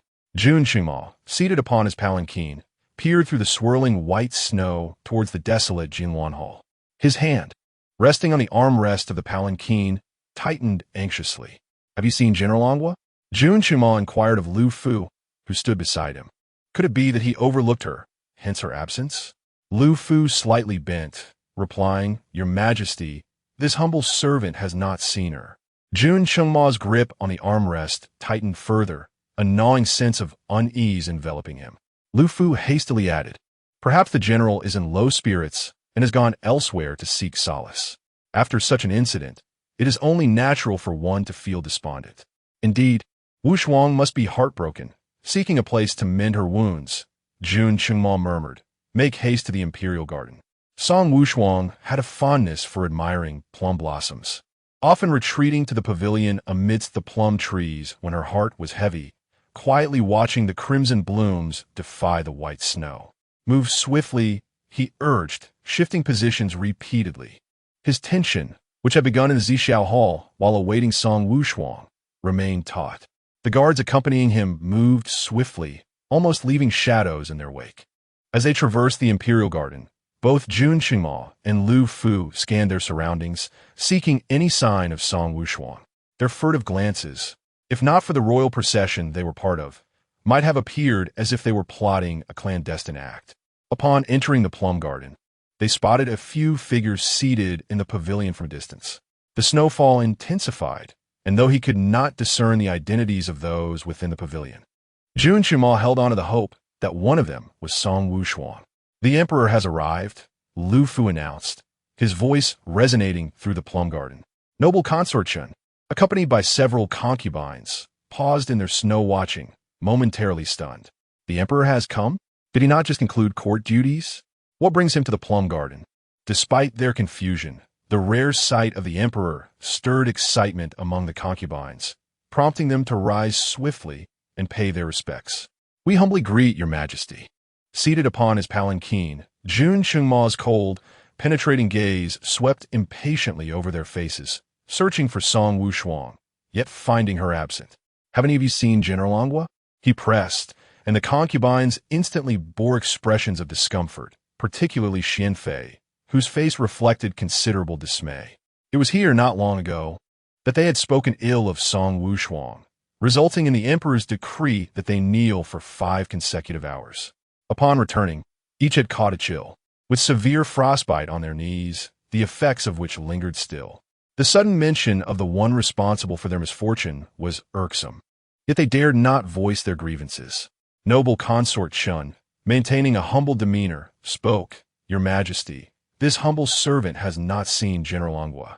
Yun Xingwei's equitation persisted." A pervasive sense of anxiety coursing through him, leaving him restless. If he was not in the plum garden, where could she possibly be? Noble consort Chen knelt with her head bowed, discreetly observing Jun Chengma's expression from the corner of her eye, a faint smile curling at her lips. Although the events that transpired in the court today have yet to spread, her father has already dispatched someone to inform her. The Duke of Jinghua has fallen. It is evident that the scheming behind the Duke's disgrace, executed right under Jun Chengma's watchful gaze, bears the unmistakable mark of the Empress Dowager. Her efforts to circulate rumors about the Empress Dowager in the inner palace have not been in vain. With the Dowager's intervention, she is eager to witness how Song Wushuang will contest the Duke of Jinghua's charges. Having failed to locate Song Wushuang in the Meiyuan, Jun Chengma hurriedly departed, intending to return to the Zixiao Hall. What if Wushuang had already returned? Once the imperial carriage had left, noble consort Shun led the other concubines to rise. She cast a brief glance in the direction Jun Chengma had taken, a flicker of sharpness flashing in her eyes. With Song Wushuang absent, given her father's influence in the court and her own cunning, the position of empress would undoubtedly be hers. Consort Xian patted the snow that had settled on her lap, grumbling in irritation about General Angwa's audacity to have the emperor himself seek her out. The thought of Jun Chengma's regard for Song Wushuang filled her with fury. Unaware of the morning assembly's discussions, she presumed that the court and the inner palace were inextricably linked, with Song Wushuang enjoying such favor. Jun Chengma would surely defend the Duke of Jinghua. In that case, where would her father's standing as a military general be? His past failures would directly undermine her position within the palace, driving her to distraction. The more she pondered, the more vexation creased her features. Noble consort Chen glanced at her, her gaze drifting downward to consort Xian's ample bosom. Indeed, large breasts often accompany a lack of intellect. Such a foolish woman, whose emotions were so plainly etched upon her face, held no regard in Chen's eyes. Yet, foolishness could serve a purpose, for it made her a weapon easily wielded. Jun Chengma was in a state of urgency, nearly wishing he could fly back to the Zixiao Hall with the speed of light. Has Wushuang returned? He had asked the moment he stepped through the door. Both Hua and Siyu shook their heads no. At that, Jun Chengma felt his legs weaken beneath him. Where could she have gone? With such heavy snowfall outside, and without even an umbrella, where could she possibly be? He recalled the day Song Wushuang had leaped over the palace wall, also amidst a heavy snowfall, without an umbrella, venturing out alone, never to return. Yun Xingmu shuddered. Jolted awake from the haunting memories of his past life, his eyes bloodshot with urgency. Search! Hurry and find her. If General Angua cannot be located, I shall hold you accountable. Within Sinang Palace, the charcoal fire crackled warmly in the room. The Empress Dowager knelt upon a mat, a string of prayer beads in her hands, murmuring sutras before the hazy image of the Buddha. Nanny Ning entered, standing respectfully beside her. Your Majesty, everything has been arranged. What of the person? They have already met their demise in the Golden Wan Hall, ensuring their silence forever, the Dowager replied without opening her eyes, continuing her recitation. Song Wushuang dared to challenge her authority. This was the consequence. Nanny Ning whispered, Your Majesty, it seems General Angua is missing. Only then did the Dowager open her eyes, fixing her gaze upon Nanny Ning. Missing? Indeed, the Emperor is sending individuals throughout the harem in search of her. The Empress Dowager initially furrowed her brow, then averted her gaze. Was this not fortuitous? With Song Wushuang missing, the Emperor would undoubtedly be thrown into disarray, preoccupied and unable to attend to the matters of the Dali Temple, thus allowing our informants to act. Yes, I shall relay the message at once. After Nurse Ning exited, she gently closed the door behind her. The Empress Dowager cast a glance at the compassionate Buddha statue, then once again closed her eyes, methodically and rhythmically turning the prayer beads in her hand. Since the die has been cast, it must be a decisive strike, crushing the Duke of the State's residents without mercy. There must be no opportunity for them to rise again. Chapter 57, Poisoned. How is it that we have yet to locate General Ongwa? Jun Qingma inquired anxiously upon the return of Chen Gong. Chen Gong, bowing respectfully, replied, "Your Majesty, I have dispatched men to search every conceivable location. Yet we have found no trace of General Ongwa." Jun Qingma's complexion turned ashen, gripping the armrests of his chair for stability. How could he simply vanish? A man of such stature cannot just disappear into thin air. A chilling thought struck him. Have we sent someone to investigate beyond the palace walls? Your Majesty, we have already done so, and General Ongwa has not approached the palace walls, Chen Gong responded.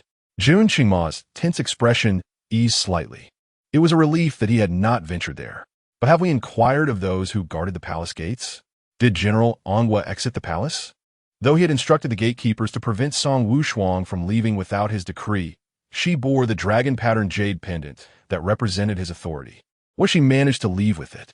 We have questioned them, and General Ongwa has not exited through the palace gates, Chen Gong affirmed, emphasizing that it was General Ongwa who had not departed, not Song Wushuang. The search of the entire palace had yielded no results, and it seemed either she was hiding or had already departed through another route. Jun Qingma's eyes brimmed with bloodshot urgency, his expression one of palpable dread. Search. Continue searching for Song Wushuang. We must unearth her, even if it means digging 3 feet into the earth. He could not bear the thought of losing her again. Chen Gong took his leave to intensify the search efforts, deploying additional personnel for a thorough examination of the palace. Meanwhile, those from the Zixiao Hall were also dispatched to comb through every inch of the hall, leaving Jun Qingma alone in the inner chamber. Exhausted, he slumped into his chair, his heart heavy with relentless self-reproach and regret. He blamed his own carelessness, believing he had lived long enough to grasp every situation. Thus, he had merely instructed his subordinates to follow the lead from his previous life regarding the case of the Duke of Jinghua. He had not paid close attention nor taken precautions, leaving an opening for others to exploit. Recalling the frigid gaze Song Wushuang had cast upon him in the Jinluan Hall, a wave of icy dread coursed through him, chilling him to the bone. She must despise him deeply. Would she ever forgive him? He had to find Song Wushuang. It was imperative that he explain everything to her in person. Yet after a prolonged search, despite turning the palace inside out, there was no sign of Song Wushuang, neither her presence nor even shadow. Just as Jun Qingma was engulfed in despair, Lu Fu hurriedly entered the chamber. Forgetting his leg injury, Jun Qingma leaped to his feet. Have you found Wushuang? Lu Fu wiped the sweat from his brow. Your Majesty, General Ongwa remains unfound. The light in Jun Qingma's eyes dimmed. What is this urgency about? Lu Fu, breathless from running, exclaimed, Your Majesty, the Minister of Justice, Lord Qin, requests an audience. There's been an incident at the Duke of Zhengguo's residence. Jun Qingma's expression shifted dramatically, with Song Wushuang still unaccounted for. Any further misfortune at the Duke's residence could lead to dire consequences. He dared not contemplate the implications and hastily summoned Qin Chu to enter. After Li Wei was executed, the position of Minister of Justice remained vacant. Jun Qingma promoted an individual from the faction of the Duke of Jinghua to succeed this role. The chosen one was Qin Chu, the current top scholar, a protégé of the Duke of Jinghua, and also the senior brother of Song Wushuang. Although the Duke of Jinghua was a military figure, his household also nurtured literati, skilled in grand strategies and troop arrangements. This was the very education that Song Wushuang received in her youth, alongside Qin Chu, who was one of the 2 most outstanding students. Upon entering, Qin Chu knelt before Jun Qingma, proclaiming, Your humble minister pays his respects to your Majesty. Long live the Emperor. At this moment, such formalities seemed unnecessary. Jun Qingma felt a surge of anxiety within, yet maintained an imperial composure on the outside, responding, Qin Aiqing, rise. Qin Chu respectfully stood before him, and Jun Qingma inquired about the situation concerning the Duke of Jinghua. A hint of urgency and gravity appeared on Qin Chu's usually gentle and composed face as he replied, "Your Majesty, the eldest son of the Duke, Song Yaoyang, and the second son, Song Gaoyang, have been poisoned in prison." "What did you say?" Yun Xingmo abruptly rose. His gaze fixed fiercely on Qin Chu. The oppressive aura of imperial authority radiated from him, prompting Qin Chu to kneel hastily, declaring, "This humble minister has failed in his duties." Jun Qingma's eyes, sharp as daggers, bore into Qin Chu's head. If this man were not Song Wushuang's senior brother, his fate would have been sealed. "Qin Chu, it is because you are a disciple of the Duke of Zhenghua that I entrusted the safety of his household to you within the Ministry of Justice. Is this how you ensure their security?" The emperor's wrath was beyond what a mere scholar like Qin Chu could withstand. He quickly knelt again, confessing. This humble minister acknowledges his fault. What good is acknowledgement of guilt? Jun Qingma's head throbbed with frustration, his anger rendering him unsteady. He grasped the armrest of his chair, demanding, "What is the condition of the two young masters? They have already summoned Imperial Physician Liu for treatment. Fortunately, it was discovered in time, and their lives are not in immediate danger, but the poison is quite severe, and they have yet to regain consciousness." Yun Xingmui's heart, which had been hanging in suspense, eased slightly. As long as they could be saved, there remained a glimmer of hope. If both Song Yaoyang and Song Gaoyang were to perish within the Ministry of Justice, Song Wushuang would never forgive him in this lifetime, recalling the time of his rebirth. When Song Wushuang believed her father and brother were dead and had resolutely sought to end her own life alongside him, a chill ran through Jun Qingma's heart. At that moment, Qin Chu spoke again. "Your Majesty, the Duke of Zhenghua, has confessed." "What?" Jun Qingma nearly thought he had misheard. Confessed to what? The Duke was clearly wronged. Why would he admit to any crime? Was he unaware of the dire consequences such a confession would entail? A worried expression crossed Qin Chu's face.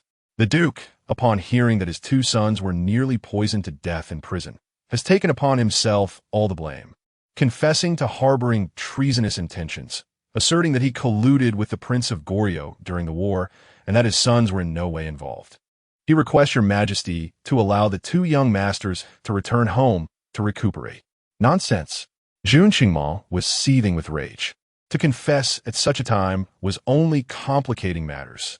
He could not fathom why the Duke would acknowledge such baseless accusations. Treason and betrayal are crimes punishable by the annihilation of one's entire clan. He believes that by shouldering this burden, he can safeguard the entire Song family. Jun Qingma felt a pulsating pain in his temples, his anger rendering him dizzy. He staggered back a step, collapsing onto a chair. Lu Fu, witnessing this, was alarmed and exclaimed, "Your Majesty, please take care of your health." Jun Qingma, trembling with rage, pointed a quivering finger at Qin Chu and demanded, "What else did the Duke of Zhenghua say?" "Nothing," replied Qin Chu. The Duke of Zhenghua merely confessed his guilt, claiming that all actions were his own. He admitted to instructing Li Yu to compose the letter, asserting that his ambitions exceeded his station and that he sought to rebel. Furthermore, he alone conspired with Goryeo to pave the way for Song Gaoyang, intending to collude with Goryeo to fabricate a scheme, bestowing military honors upon Song Gaoyang, while simultaneously seeking to usurp the throne with Goryeo's assistance. Chapter 58. Confession. Jun Qingma never anticipated that events would unfold in such a manner. In his grasp lay the confession submitted by Qin Chu, replete with baseless accusations. Yet the Duke of Zhenghua offered no denial. Jun Qingma narrowed his eyes, gazing at Qin Chu, who knelt on the ground, and inquired, "Who has seen this confession?" "Your Majesty, only this humble minister," came the reply. He could scarcely believe that his esteemed mentor would suddenly confess. Such a pivotal declaration, once made public, would irrevocably tarnish the Duke's reputation. He dared not allow anyone else to behold it.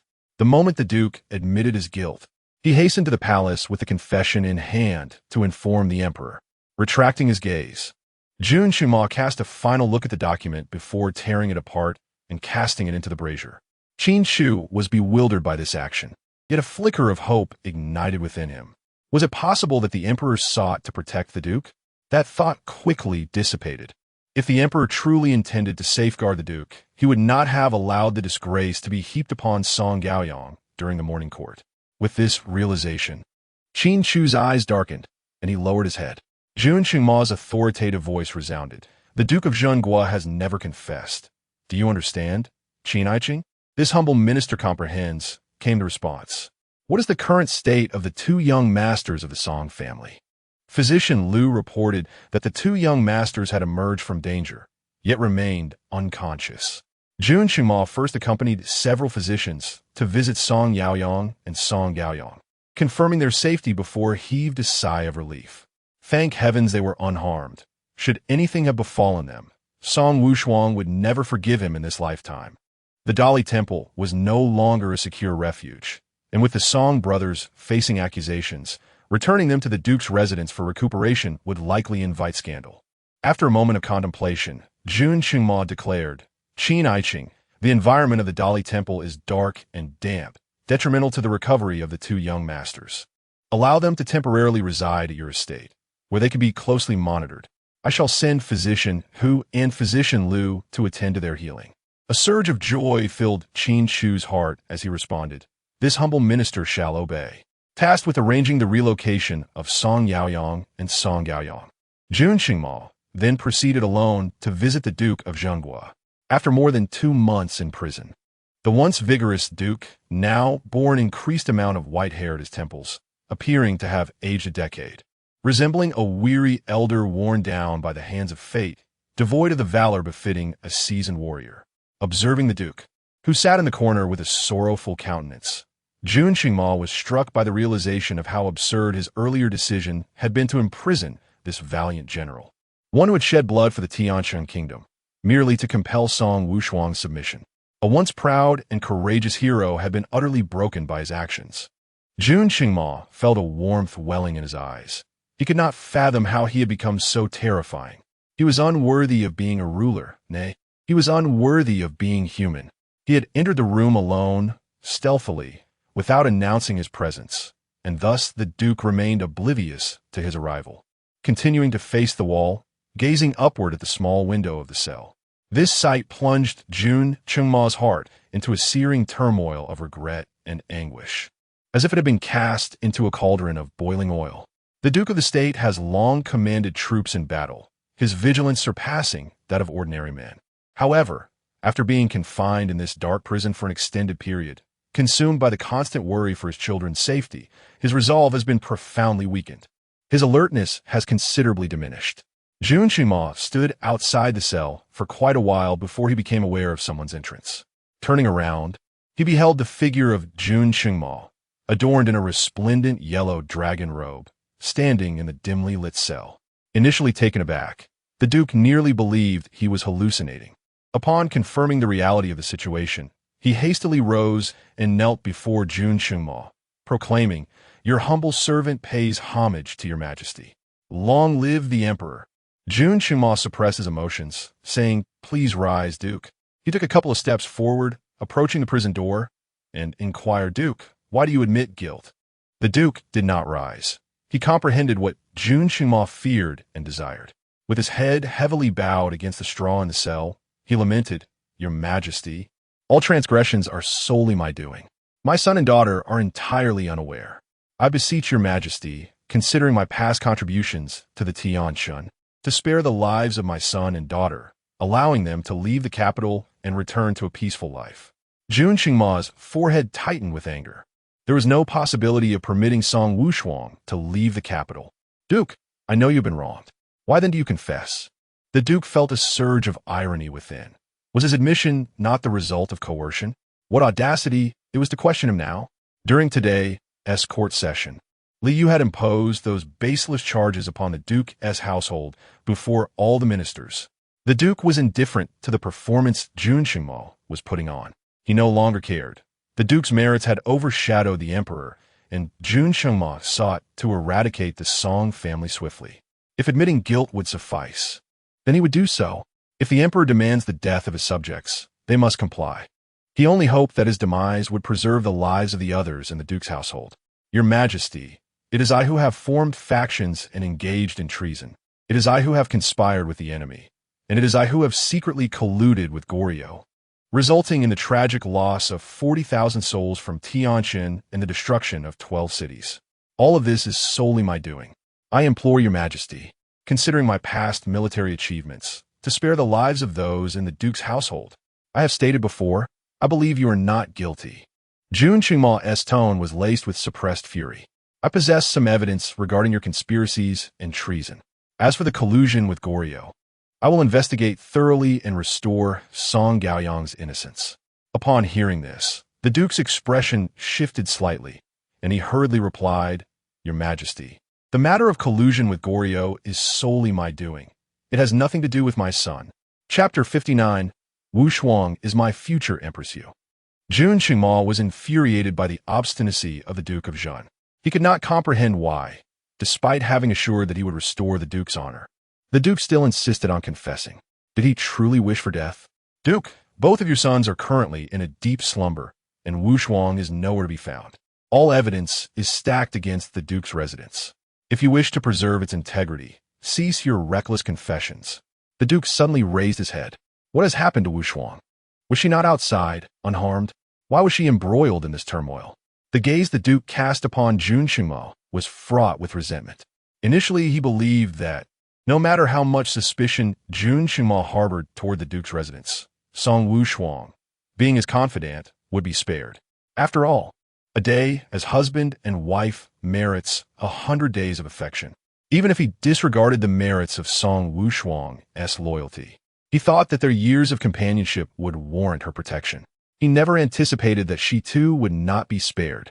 What kind of ingrate has he supported in the Duke of Zhen's residence all these years? Jun Qingma felt a jolt at the Duke's resentful gaze. The entire household had already voiced complaints regarding Song Wushuang's association with him. If they were to learn that he treated her poorly, they would undoubtedly oppose the idea of marrying her to him. Wushuang has left the palace, and I am searching for her as well. Your Majesty, the Duke of Zhen's residence has relinquished all military power, and we have already been imprisoned. We pose no threat to you. Please spare Wushuang. Do not hold her accountable. Wushuang is to be my future empress. How could I blame her? As Jun Qingma uttered these words, a pang of guilt washed over him. It was likely that if he were to bestow the title of empress upon Song Wushuang, she would refuse to accept it. I have come today merely to implore you not to confess. Speak not a word.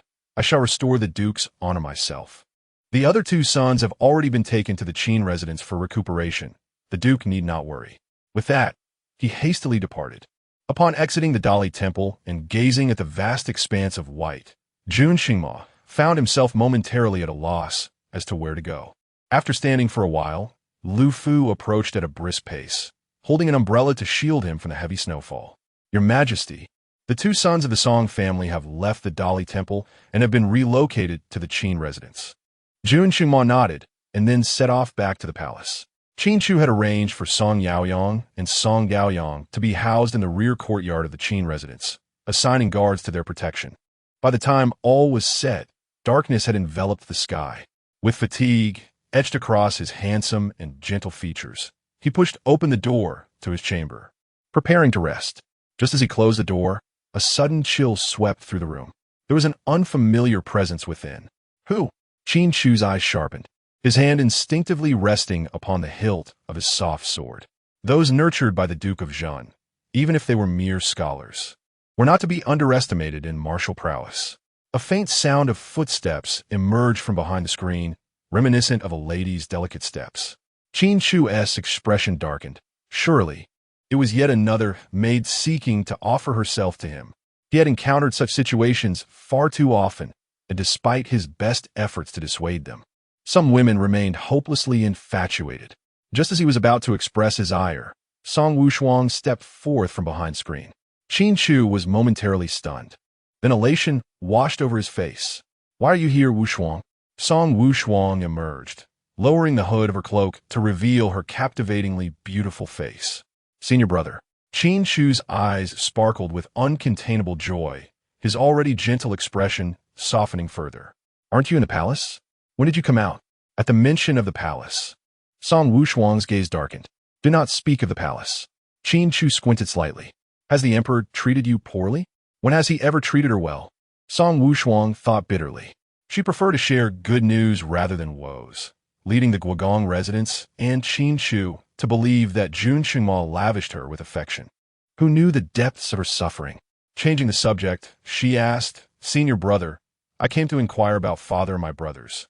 Qin Chu's expression grew somber, and he sighed heavily. Song Wushuang's heart raced. "Senior brother, has something happened to father?" Recalling how Jun Qingma had cast blame upon her second brother in the court that day, her expression turned ominous. She should never have trusted him. Qin Chu approached the round table and poured her a cup of tea. Yet, Song Wushuang had no mind for tea and anxiously pressed, "Senior brother, what has happened? Your elder brother and second brother have been harmed in prison, poisoned severely. Your father, in order to exonerate them, has taken upon himself all the blame." "What?" Song Wushuang sprang to her feet, her trembling hand knocking over the steaming tea. "Be careful." Qin Chu grasped her hand, inspecting it closely. The back of her hand had turned red from the burn. "How careless!" Though his tone bore a hint of reproach, his eyes were filled with concern. Song Wushuang's lips quivered. "Elder brother and second brother. They are safe now, though still unconscious. Doctors Liu and Hu have examined them, and there is no grave danger. By the way, they are my residents. Would you like to see them? At your residence?" Song Wushuang's eyes widened in disbelief. "Aren't they imprisoned in the Dali temple? How do they come out?" "It was approved by the emperor, allowing them to recuperate at my home." Once again, the mention of Jun Qingma darkened Song Wushuang's countenance. "Senior brother, please take me to see my brothers." Seeing her elder brother Song Yaoyang and second brother Song Gaoyang safe, and confirming that the poison had been cured, Song Wushuang finally breathed a sigh of relief. "Senior brother, why were my elder brother and second brother poisoned? Was it the emperor's doing?" Qin Chu frowned. "Wushuang, why would you think it was the emperor? Although he, too, is unaware of who poisoned the two young masters of the Song family, it likely wasn't he the emperor. If the sovereign wishes his subjects dead, they would perish without hesitation. If Jun Qingma intended to kill them, he could simply issue an edict for their execution. There would be no need for such underhanded methods." Song Wushuang smirked coldly. "Isn't Jun Qingma the one most eager to see my family perish?" Chapter 60. The inside story. Qin Chu instinctively glanced towards the door, ensuring no one was present before retracting her gaze. With a frown, she admonished, "Wushuang, one must not address the emperor by name." Song Wushuang, however, was unfazed. "Even if the emperor holds you in high regard, he remains a sovereign ruler, and you are his subject. Courtesy cannot be forsaken. The Duke of the State and his two sons are still under suspicion, and should any incriminating evidence surface, it could be exploited." Song Wushuang felt nothing but derision. How adept was Jun Qingma at masquerading? It was this very skill that led everyone to believe he cherished her deeply. Wishing to evade any mention of Jun Qingma, she declared, "Brother, I wish to see father." Qin Chu's expression grew grave.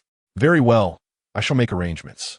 Recognizing the urgency of the matter, she organized for Song Wushuang to meet with the Duke of the State at the Dali Temple that very night. Upon seeing her father, whose hair had turned white, back hunched, and face worn with fatigue, Song Wushuang's heart ached. "Father, Wushuang, are you all right?" The Duke grasped her shoulders, tears streaming down his face. Since the moment Jun Qingma had announced Song Wushuang's disappearance, he had been plagued with anxiety, and now, seeing his daughter again, his eyes moistened. "I am fine, father. I am sorry for bringing trouble to the Song family. Do not speak such nonsense." The Duke interjected sternly, yet his gaze softened as he looked at her. "I merely wish for your well-being. The rest I shall bear." Wiping her tears, Song Wushuang knew this was not the time for sorrow. "Father, what truly transpired during the Goryeo War?" The Duke's eyes flickered. "Wushuang, do not concern yourself with this matter." "How could I not? Rest assured, I have been investigating the accusations of collusion and treason, and I have gathered some evidence. I shall clear your name. The truth of the Goryeo War is that my elder brother would never conspire with the Goryeo Crown Prince. Tell me what happened, and I will uncover the truth. Do not investigate." The Duke interrupted her anxiously. Taken aback by his urgency, Song Wushuang felt an ominous premonition rise within her. "Father?" The Duke shook his head. "Wushuang, do not pursue this. I will take upon myself all the blame. You must plead with the emperor to allow you and your brother to leave the capital, never to return." Song Wushuang's heart sank further. Why not investigate? None of this is true. Why must you bear the blame? Do not ask, Wushuang, just obey. Desperation surged within Song Wushuang. If you want to speak, then I shall go to Goryeo myself, infiltrate the crown prince's side, and investigate. Are you mad? Goryeo and Tianchun are sworn enemies. You would be courting death. When Goryeo retaliated, they annihilated 40,000 troops from Tianchun, seized 12 cities, and crippled Song Gaoyang. Later, when Jun Qingma ascended the throne, Song Wushuang personally led the charge against Goryeo, not only obliterating their forces, but reclaiming the 12 stolen cities and capturing 5 more. If Goryeo's hatred for Tianchun was tenfold, then their animosity towards Song Wushuang was doubled. To venture into Goryeo was akin to entering a den of tigers. Then tell me the truth. Song Wushuang's expression was icy, her gaze resolute.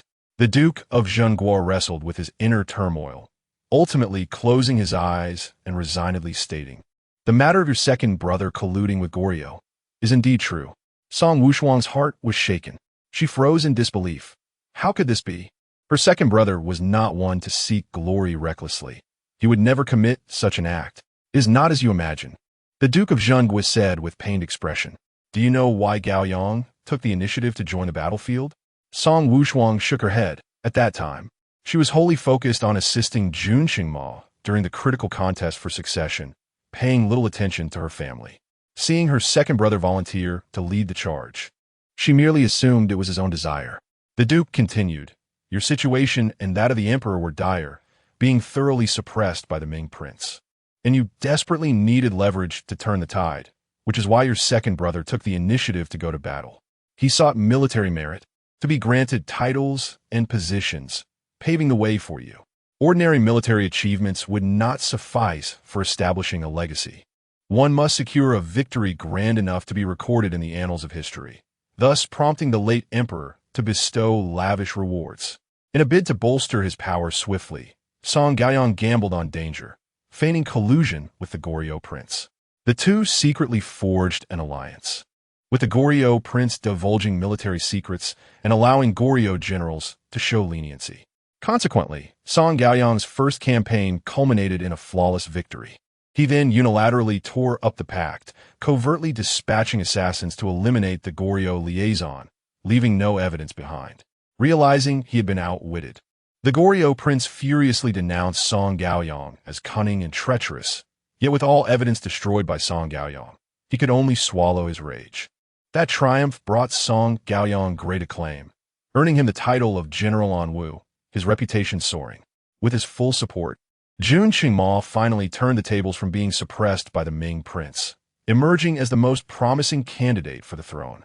One could say that Song Gaoyang's stratagem, though perilous, was remarkably successful.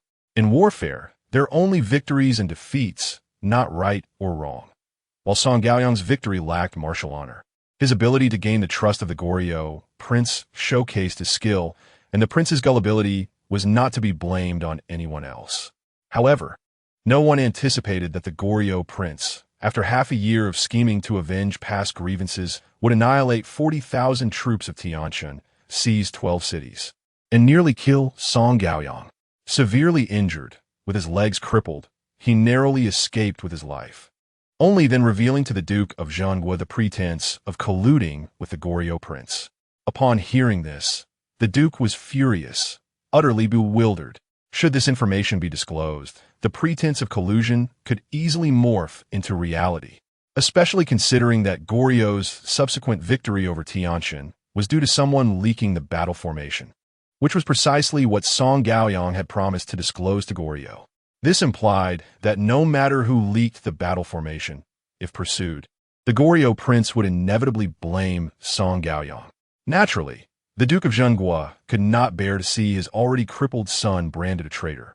So he suppressed the incident concerning the leaked formation, attributing the defeat to Song Gaoyang's command errors.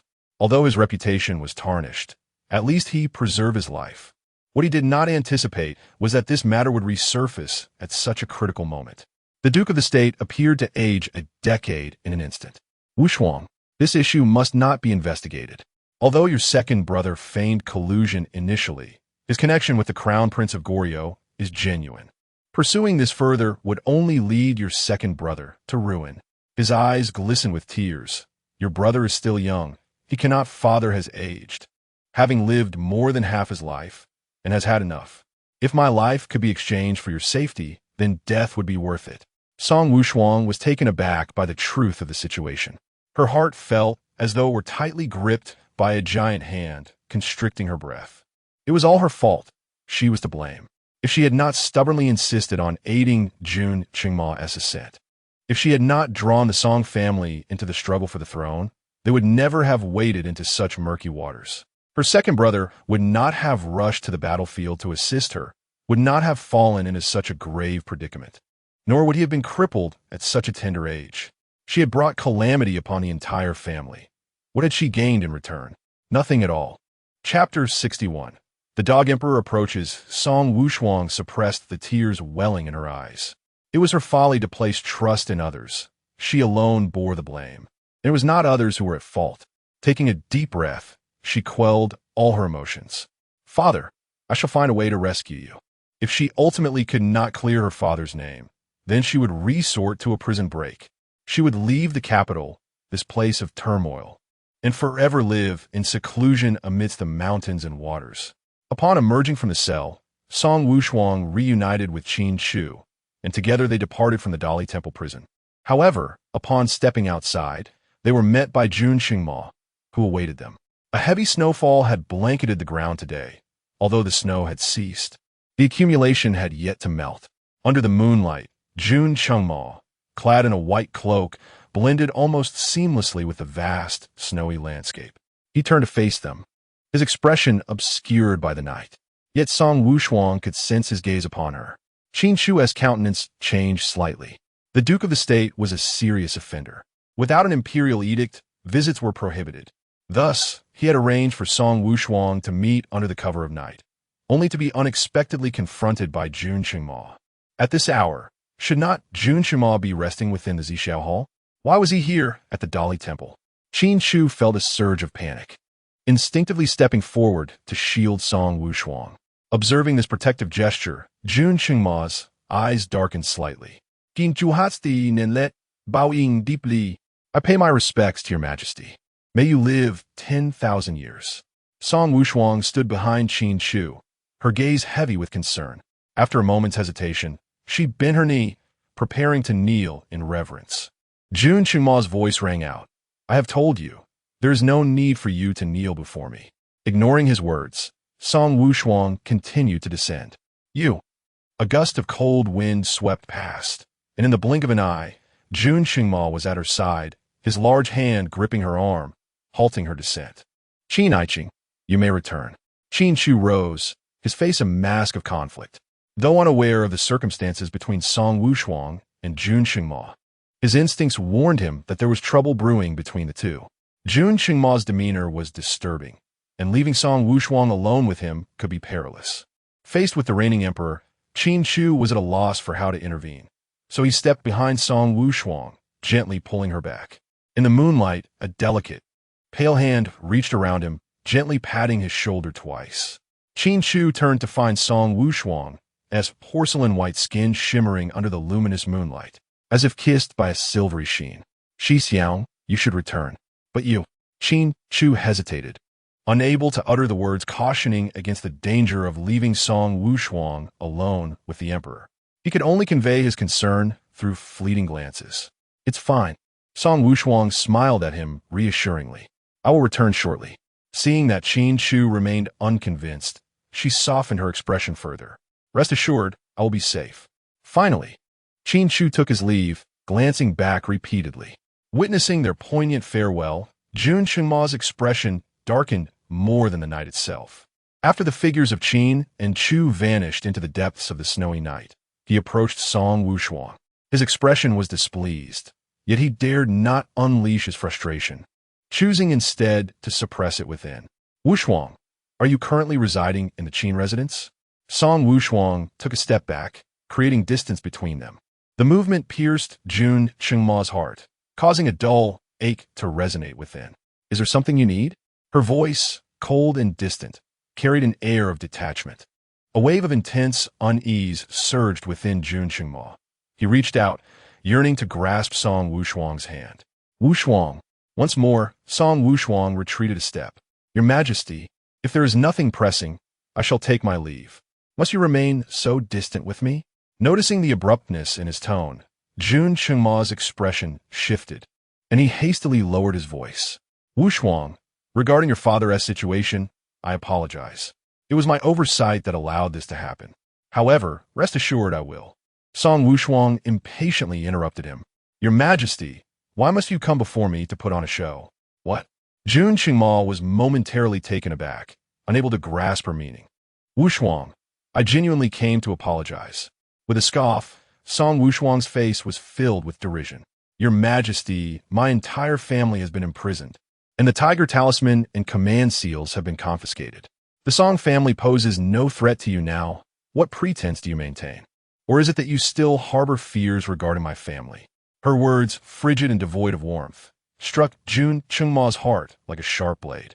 His fingers, tucked within his cloak, instinctively curled. Wushuang, do not deliberately provoke me with such remarks. I acknowledge my mistakes. Hearing this, Song Wushuang furrowed her brow, then regarded him with a calm, yet icy gaze. There was no trace of affection or warmth in her eyes, only indifference. It was as though all the tenderness she had shown during her time in the palace had been nothing but an illusion. Jun Qingma sensed that something had gone awry, yet he dared not delve deeper, fearing the repercussions might overwhelm him. After scrutinizing him for some time, Song Wushuang's brow furrowed once more. Your Majesty, what exactly do you intend to do? Her confusion was genuine. She could not believe he had come to seek her out. Yun Xingwei's petms clinchul tightly. At that moment, Song Wushuang seemed entirely unapproachable, leaving him at a loss for how to address her. Wushuang, why did you suddenly leave the palace? Song Wushuang found his question ironic. At this juncture, he still had the audacity to inquire about her departure. What? Was she to remain in that loathsome place and squander her time with him? What makes you so remarkable? Wushuang, what do you mean by that? A flicker of impatience surfaced in Song Wushuang's eyes. Your Majesty, cease your pretense. For days, you have assured me that you would vindicate my father and brother. Yet here you are, tarnishing my second brother's reputation before my very eyes. Do you not wish to convey that my family is but a mere plaything in your hands, to be crushed at your whim? You have achieved the effect you desired. Why continue the charade? A wave of fear washed over Jun Qingma's heart, leaving him icy with dread. His eyes widened slightly. Do you believe that today's court session was intentional on my part? Is it not? Song Wushuang replied, her demeanor resolute and calm, devoid of any hesitation. Jun Qingma felt a pang of anguish. She genuinely believed him to be such a treacherous and malignant individual. She had lost even the final shred of trust in him. Yet who could he blame? It was all his own doing. Suppressing the pain within, Jun Qingma managed a sorrowful smile. Wushuang, whether you believe it or not, I was unaware of today's events. Oh, is that so? Are you implying that Liu was not summoned by you? Jun Qingma was rendered speechless. He was summoned by me, but then that suffices.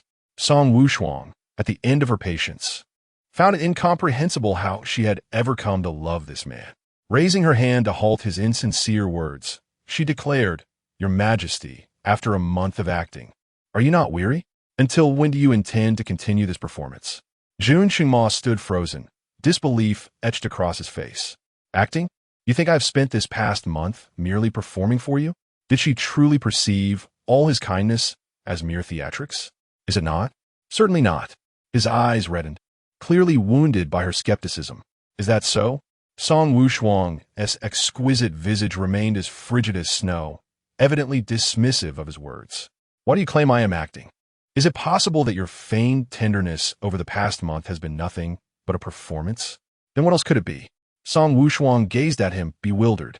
Did Jun Qingma genuinely believe she had softened towards him? Did she possess such low esteem? He had betrayed his vows, imprisoned her family, and engaged in intimate affairs with other women before her. Did he think that a fleeting moment of deception could earn her forgiveness? What audacity! Observing the despair on Jun Qingma's face, she couldn't help but be astonished. Did he truly think she had forgiven him? How lowly did he regard her to believe she would forget such transgressions? Jun Qingma had never considered that Song Wushuang was deceiving him. The blow was too great, nearly overturning his very being. You are merely speaking in anger, are you not? Why would you deceive me? Of course, it is to save my father and brother. What other reason could there be? To save this ungrateful, heartless wretch? Her father and brother were charged with grave offenses. To rescue them would ultimately require Jun Qingma's consent. Since he had vowed to uncover the truth, she had no choice but to place her temporary trust in him. If feigning amiability with Jun Qingma could persuade him to release her father and brother, then she would endure her revulsion to perform this charade for his favor. Yet, reality proved that a wayward soul rarely repents. The heart and blood of a callous individual remain frigid, no matter how well they masquerade. To place all hope upon an ungrateful man is sheer folly. Thus, she fled from the hidden passageway of the palace, no longer willing to engage in a futile game of cat and mouse with Jun Qingma. He was stunned. How could he have forgotten that Song Wushuang was the master of disguise, adept at feigned submission? During the struggle for succession, she had pretended to be loyal to Prince Ming, skillfully deceiving him for half a year, to the point where he nearly believed she was genuinely serving Prince Ming. Little did he know that her cunning and calculative nature would one day be directed against him. She truly no longer loved him. Jun Qingma's eyes brimmed with tears. How could he believe that the once devoted Song Wushuang had discarded all remnants of affection? His fists clenched tightly, his gaze filled with resentment and anguish.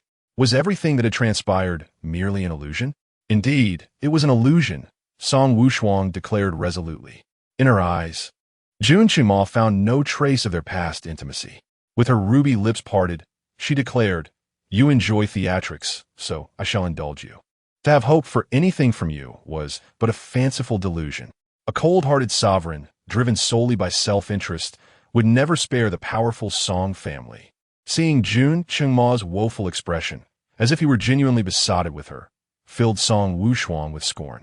Yun Xingmu, do you truly believe that a mere display of kindness will elicit my gratitude? That a few sweet words will compel me to bow in appreciation? Your superficial concern and fleeting affection will not make me grovel in thanks. What makes you so remarkable? What indeed makes you so special? Her eyes burned with fury as she spat these words that had long been pent up within her.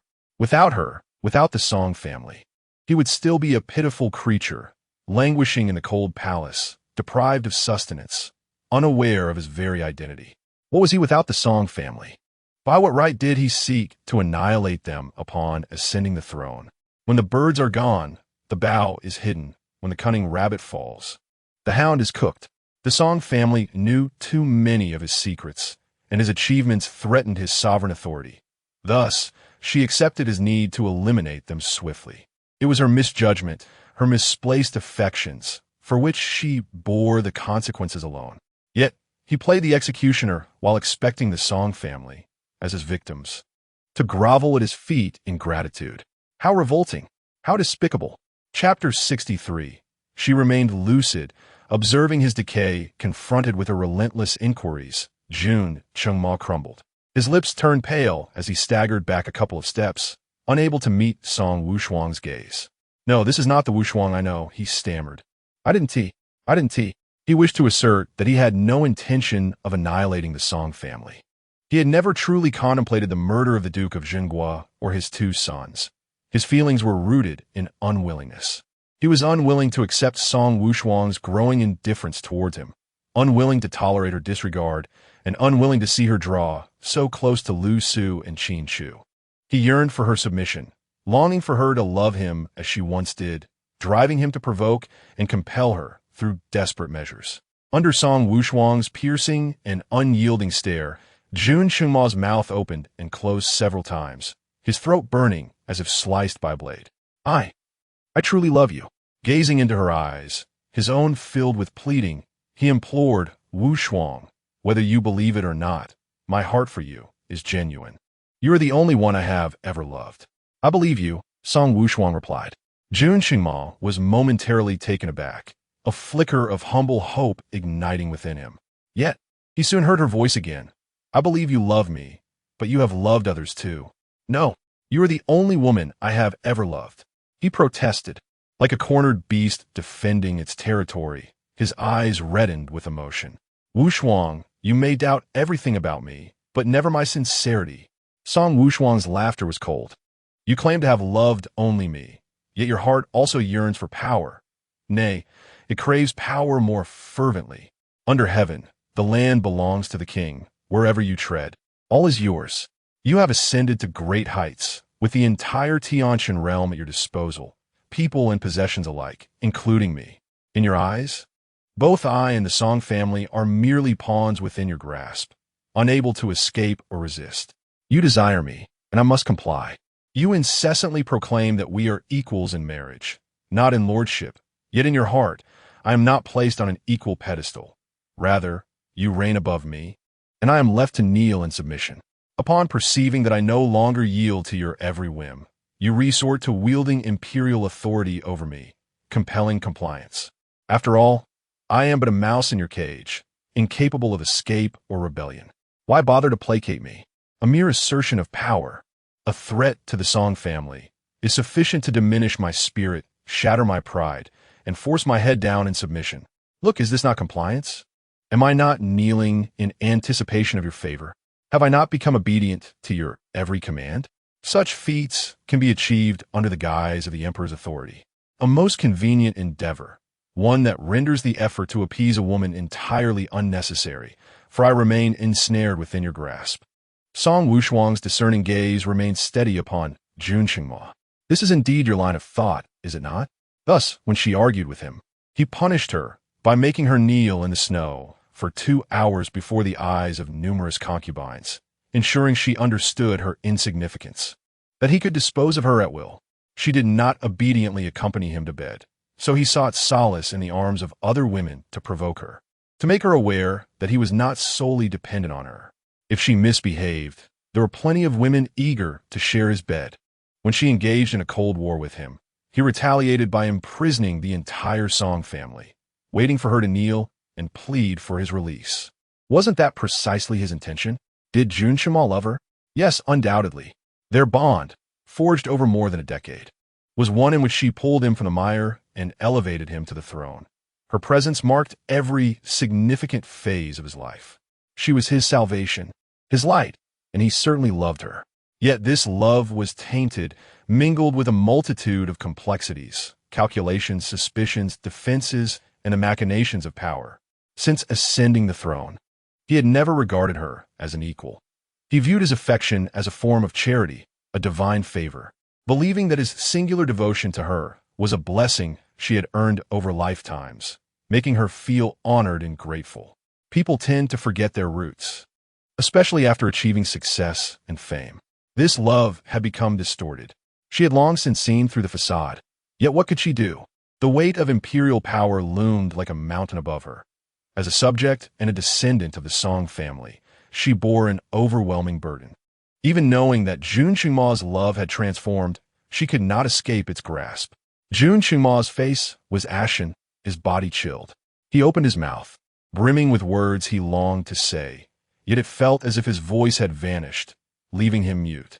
He wished to express that it was not this way, that he truly loved her, albeit through misguided means. This was his first experience of love. His emotional repertoire was sparse, and he was bewildered by many aspects of it, unsure how to love correctly. The deeper his love grew, the more he feared losing her, which bred anxiety in their widening chasm. He feared that Song Wushuang would no longer love him, that he would lose her. She was like sand cradled in his palms. The tighter he gripped, the more it slipped away. Fear and anxiety, compounded by his naturally suspicious disposition, gave rise to unfounded doubts. Why would someone as remarkable as Wushuang ever love him? From a young age, she had been the cherished daughter of a general, excelling in every art and skill, from music to poetry, a paragon of talent. In contrast, he was but a cursed child, abandoned in the cold palace, a fallen prince. Without Song Wushuang, he would have perished in obscurity. No one knew, not even Song Wushuang, that in her presence, he felt a profound sense of inferiority and unease. To him, Song Wushuang was the radiant moon, a deity he yearned for yet could never reach. He had plucked the moon from the sky, cradled the divine in his arms, yet he felt no sense of reality. He could not shake the notion that his flawed self was unworthy of the perfection that was Song Wushuang, and he could not fathom why she would fall for the once impoverished version of himself. The more he struggled to comprehend, the less secure he felt, the greater his insecurity, the more he feared loss. Despite Song Wushuang's unwavering and fervent affection for him, despite her sacrifices that elevated him to the throne, he remained in a state of unease. At the core, it was his own inferiority and sensitivity that plagued him. Upon realizing that their relationship was faltering, a deep-seated fear took root in him. Was Song Wushuang's love for him dwindling? Had she encountered a better man? Was her cold demeanor a precursor to her desire to leave him? Without clarity on the source of his turmoil, he stumbled through misguided attempts to retain her, inadvertently pushing her further away until it became irretrievable. Perhaps he had committed numerous missteps, yet his intentions were solely to keep Song Wushuang by his side. However, time had passed, and after inflicting so much pain upon her, standing before her now under her piercing gaze rendered him utterly speechless and ashamed. He suddenly felt an overwhelming sense of fear, confusion, and indecision, akin to a lost child unable to find the way home. In times of uncertainty, Song Wushuang had once guided him forward, illuminating his path. Yet now, she had distanced herself, leaving him alone without anyone to direct him. He could only wander helplessly in place, reminiscent of his days in the cold palace, isolated, adrift, and bewildered. Wushuang, he could only utter her name, unable to articulate anything further. When one ceases to believe in you, all explanations seem like mere excuses. Perhaps Song Wushuang was right. Deep down, he was selfish, ugly, and arrogant, traits he had yet to recognize within himself. The intoxicating allure of supreme power is the most insidious poison of all, and unbeknownst to him, he had been thoroughly corrupted, his vision tainted, his heart sullied, his very being defiled. He became arrogant and aloof, blind to his own flaws, but Song Wushuang was astute. She possessed a heart perceptive beyond measure. How could he possibly conceal his intentions from her keen insight? She was aware of everything, and one could only wonder what emotions she harbored while remaining by the side of such a hypocritical man. Did she feel anguish and helplessness? She saw through everything but remained trapped within the confines of her own fortress, shackled and unable to escape. A wave of intense unease surged within him, causing Jun Chuma's body to tremble. He felt as though fear had ensnared him, dragging him relentlessly into a frigid abyss. He had always believed that it was Song Wushuang who had changed, that she no longer loved him, leading them to drift apart, when in reality, the one who had transformed was he all along. From the beginning, Song Wushuang had remained lucid, watching him lost in the revelry of excess, observing as he succumbed to the allure of material desires and ultimately fell prey to avarice. It was as if he had awakened from a grand illusion, and he finally comprehended that scars from past wounds would forever linger, that a heart turned cold would not blossom anew, and that love extinguished would never reignite. Chapter 64. Have your legs truly failed you? Faced with the piercing clarity and relentless demeanor of Song Wushuang, Jun Xingma felt as though his heart was being tightly gripped by a powerful hand, causing him an overwhelming pain. His lowered brows trembled, his voice hoarse as if something was lodged in his throat. Wushuang, can you truly never forgive me? Song Wushuang let out a derisive snort, laced with sarcasm. The sound pierced Jun Xingma, making him tremble involuntarily. He had never realized how agonizing it could be to confront the sharp indifference of Song Wushuang. What about her? In the face of his previous emotional abuse and various provocations, had she not felt a deeper pain? Breathing heavily, each inhale felt like a needle piercing through his lungs. He understood that Song Wushuang loathed him deeply. The most prudent course of action would be to leave her presence forever. Yet, he found himself unable to move, as if his feet were encased in lead. In a low murmur, clinging to the last shred of hope, he stubbornly and humbly ventured, "You clearly softened your heart. That day when I knelt in the snow, you came out and let me in." At that moment, she had indeed shown him compassion. How could that have been false? Why would it be false? He pondered, Song Wushuang's eyes grew colder. Do you know I long for that night? Jun Qingma raised his gaze, peering through the haze of his vision, taking in Song Wushuang's breathtaking yet frost-bitten visage. The tears that threatened to spill formed delicate frost upon her long lashes, lending an unexpected fragility to his otherwise handsome countenance. With a chilling gaze, Song Wushuang declared, I wish that you would die kneeling in the snow. Yet she could not allow that to happen. Jun Qingma was a prince. If she did not assist him in rising, she would face impeachment on the morrow. With her father and brother imprisoned, she could not afford to give her enemies any leverage. Such was the tragic reality of her time. No matter how much she resented or despised him, he remained a prince, and she a subject. Even aware that he was merely acting, she had to feign ignorance and comply. The only recourse she had was to feign anger, retreating to the palace, allowing him to kneel a bit longer. Yet that was merely a fleeting extension compared to the 2 hours she had knelt. It amounted to nothing. Jun Qingma felt a shiver run through him, as the resentful gaze of Song Wushuang swept over him like a frigid tide. It dawned upon him just how much she detested him. In a state of desperation, he uttered, Wushuang, my legs hurt. As he spoke, he adopted a pitiful expression, his eyes misty as they sought hers. He yearned for Song Wushuang to show him some semblance of compassion, to soften her demeanor just a fraction, considering he had sacrificed a leg for her. Yet, to his dismay, upon hearing his words, her demeanor darkened further. Her crystalline, cold eyes fixed unwaveringly upon him. Jun Qingma, are your legs truly incapacitated? Her gaze drifted down to his upright legs, then back up to meet his eyes, questioning his very condition. The expression on Jun Qingma's face subtly shifted, instinctively retracting the broken leg a step back, evading Song Wushuang's gaze. Such a slight movement betrayed his inner turmoil. Song Wushuang's countenance was riddled with scorn. Behold, this was the apology he incessantly professed. Though he had ostensibly healed, he deliberately claimed otherwise, asserting that he would never recover, seeking to burden her with a lifetime of guilt.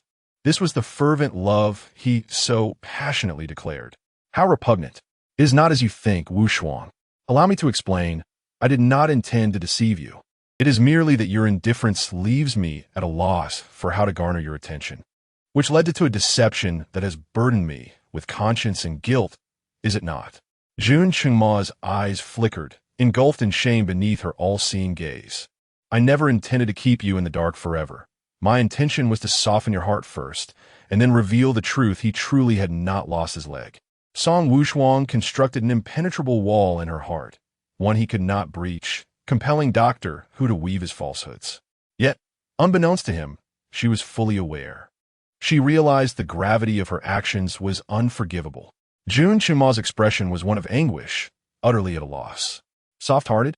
Song Wushuang seemed to have heard a ludicrous jest.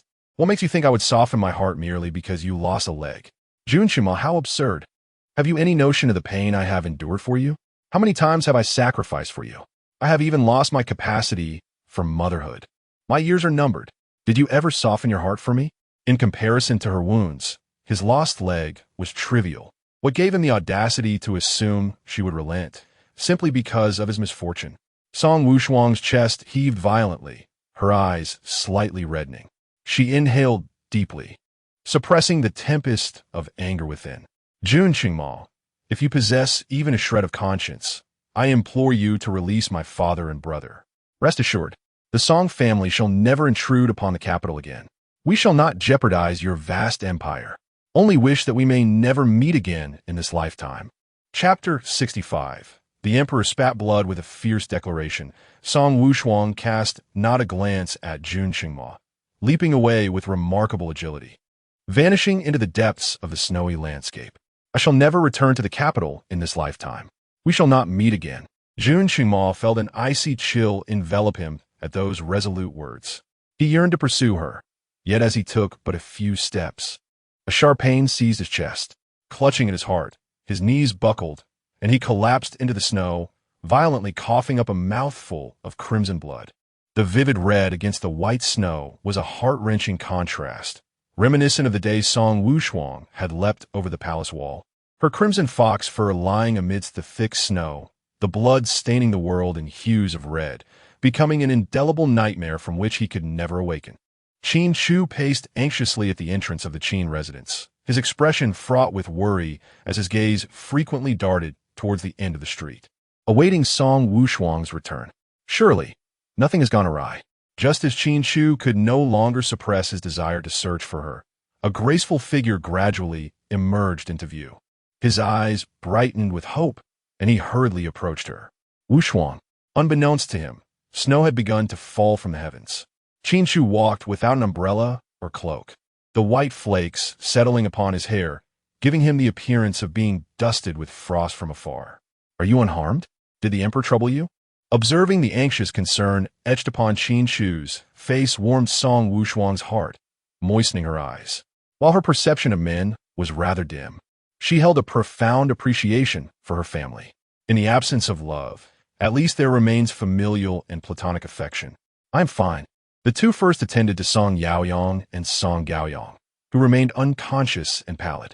Physician who had returned home, and Lu Su was temporarily residing at the Qin residence, tasked with caring for the two. Thus, Song Wushuang felt reassured, for she had brought Lu Su back and trusted in her medical skills. "By the way, where is physician Lu residing?" Qin Chu's eyes reflected a hint of regret. The Qin residence lacked additional guest chambers, and thus, Lu Su was compelled to stay in the courtyard designated for the servants. He was somewhat reclusive, seldom receiving guests. Hence the only guest room was occupied by Song Yaoyong and Song Gaoyong. With no spare room for Lu Su, arrangements were made for a modest chamber in the servants' quarters. Though aware that such hospitality might be perceived as lacking, Lu Su, being broad-minded, did not take offense. However, upon hearing this, Song Wushuang's expression shifted. "Lu Su is staying in the servants' courtyard." "Yes, is there a problem?" Qin Chu was taken aback by her reaction, his face a mask of confusion.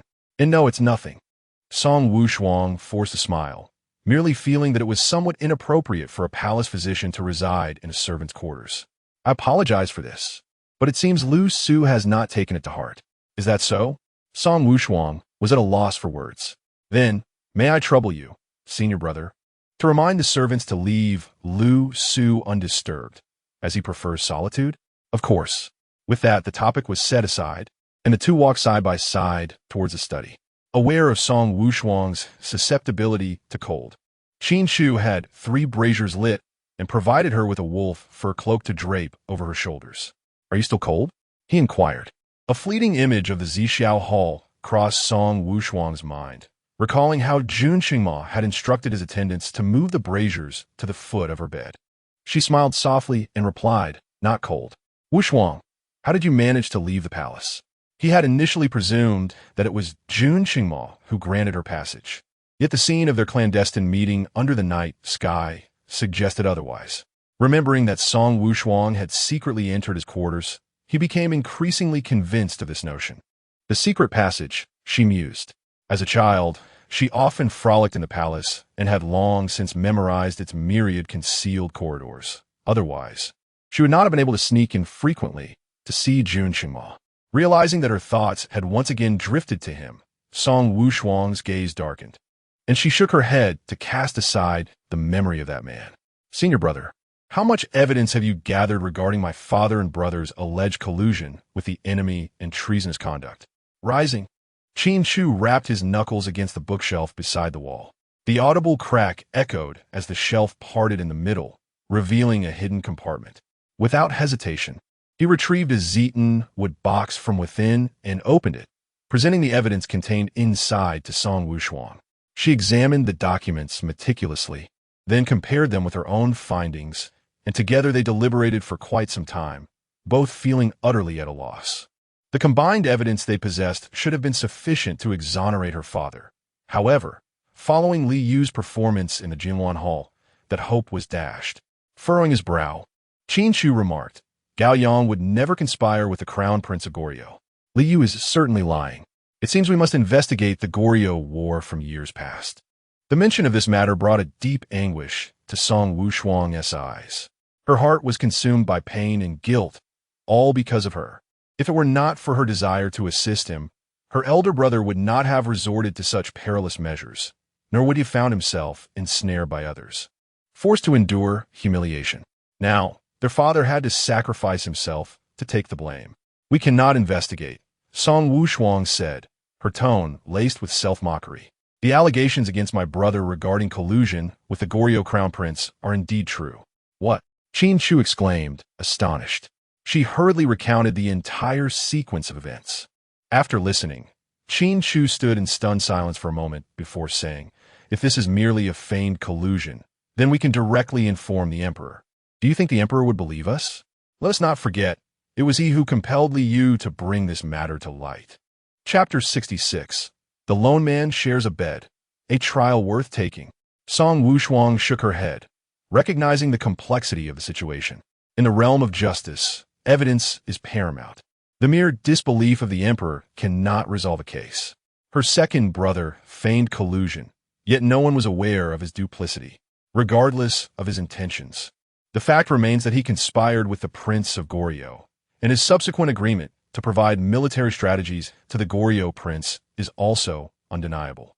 Tianjin suffered the loss of 40,000 soldiers and 12 cities due to this affair. Now that the matter has been exposed, accountability is inevitable. Jun Qingma instructed Li Yu to unveil this issue, fully aware that his brother would be left without a defense. He must bear the blame regardless. Such ruthlessness! Song Wushuang's expression was fraught with bitterness. If it were not for her, the Song family would not have been embroiled in the struggle for succession, nor would they have supported such an ungrateful wretch, leading her brother into this predicament. Unbeknownst to her, she had fallen into a vicious cycle of thought, spiraling deeper into anguish with each reflection. Observing her pallor, Qin Chu was filled with concern. "Wushuang, it is late. You should return and rest. We could devise a plan tomorrow." Song Wushuang thought to herself that sleep was far from her grasp. Her head throbbed painfully, leaving her mind blank and devoid of ideas. She could only nod in response. The Qin residence lacked spare guest quarters. It was unthinkable for Qin Chu to let her stay in the maid's quarters. So he offered his own room. "Rest assured, my room is maintained daily. It is quite tidy," Qin Chu remarked with a smile. Though aware that he sought to lighten her mood, Song Wushuang found little amusement in his jest. She forced a smile and inquired, "Then where will you sleep tonight?" "I shall stay in the servants' quarters," he replied. Just as Song Wushuang was about to protest, Qin Chu continued, "During my training in the military, I have slept in far less accommodating places. I am sturdy and it does not bother me." With his determination set, she ceased to argue further. Exiting her room, Qin Chu made his way to the servants' quarters. Though there were vacant rooms in the courtyard, they were uninhabited, and he did not wish to disturb anyone at such a late hour. However, sharing a bed with the servants was out of the question. Thus he knocked on Lu Su's door. Lu Su, a court official, was of a similar rank to him. Surely sharing a room would not pose a problem? Lu Su, already in bed, was startled by the sudden knocking, springing upright and clutching the blanket tightly around himself. "Who is it?" "It is I." The familiar voice of Qin Chu relaxed Lu Su slightly, though he still clutched the blanket defensively. "Lord Qin, what brings you here at this hour?" "Lu Tai, I require your assistance. Would you kindly open the door?" Biting his lip in hesitation, Lu Su pondered what urgent matter could compel Qin Chu to seek him out at such an hour. "Please wait a moment." Qin Chu frowned slightly, perplexed as to why a mere door opening necessitated a delay.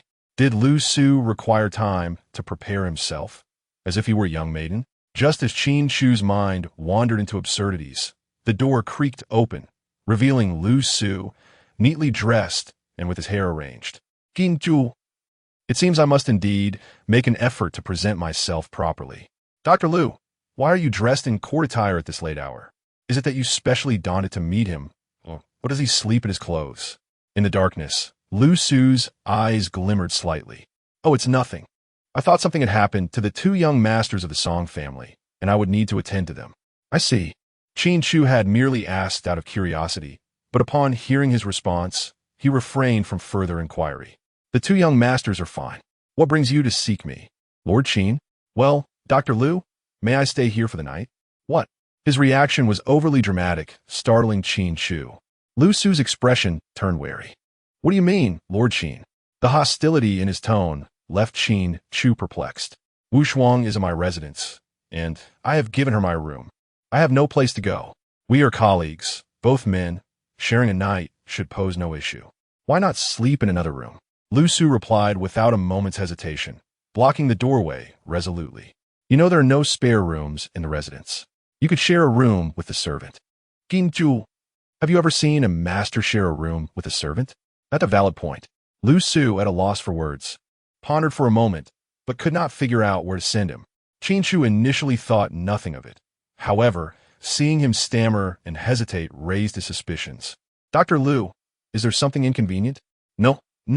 Lu Su laughed a few times, albeit awkwardly.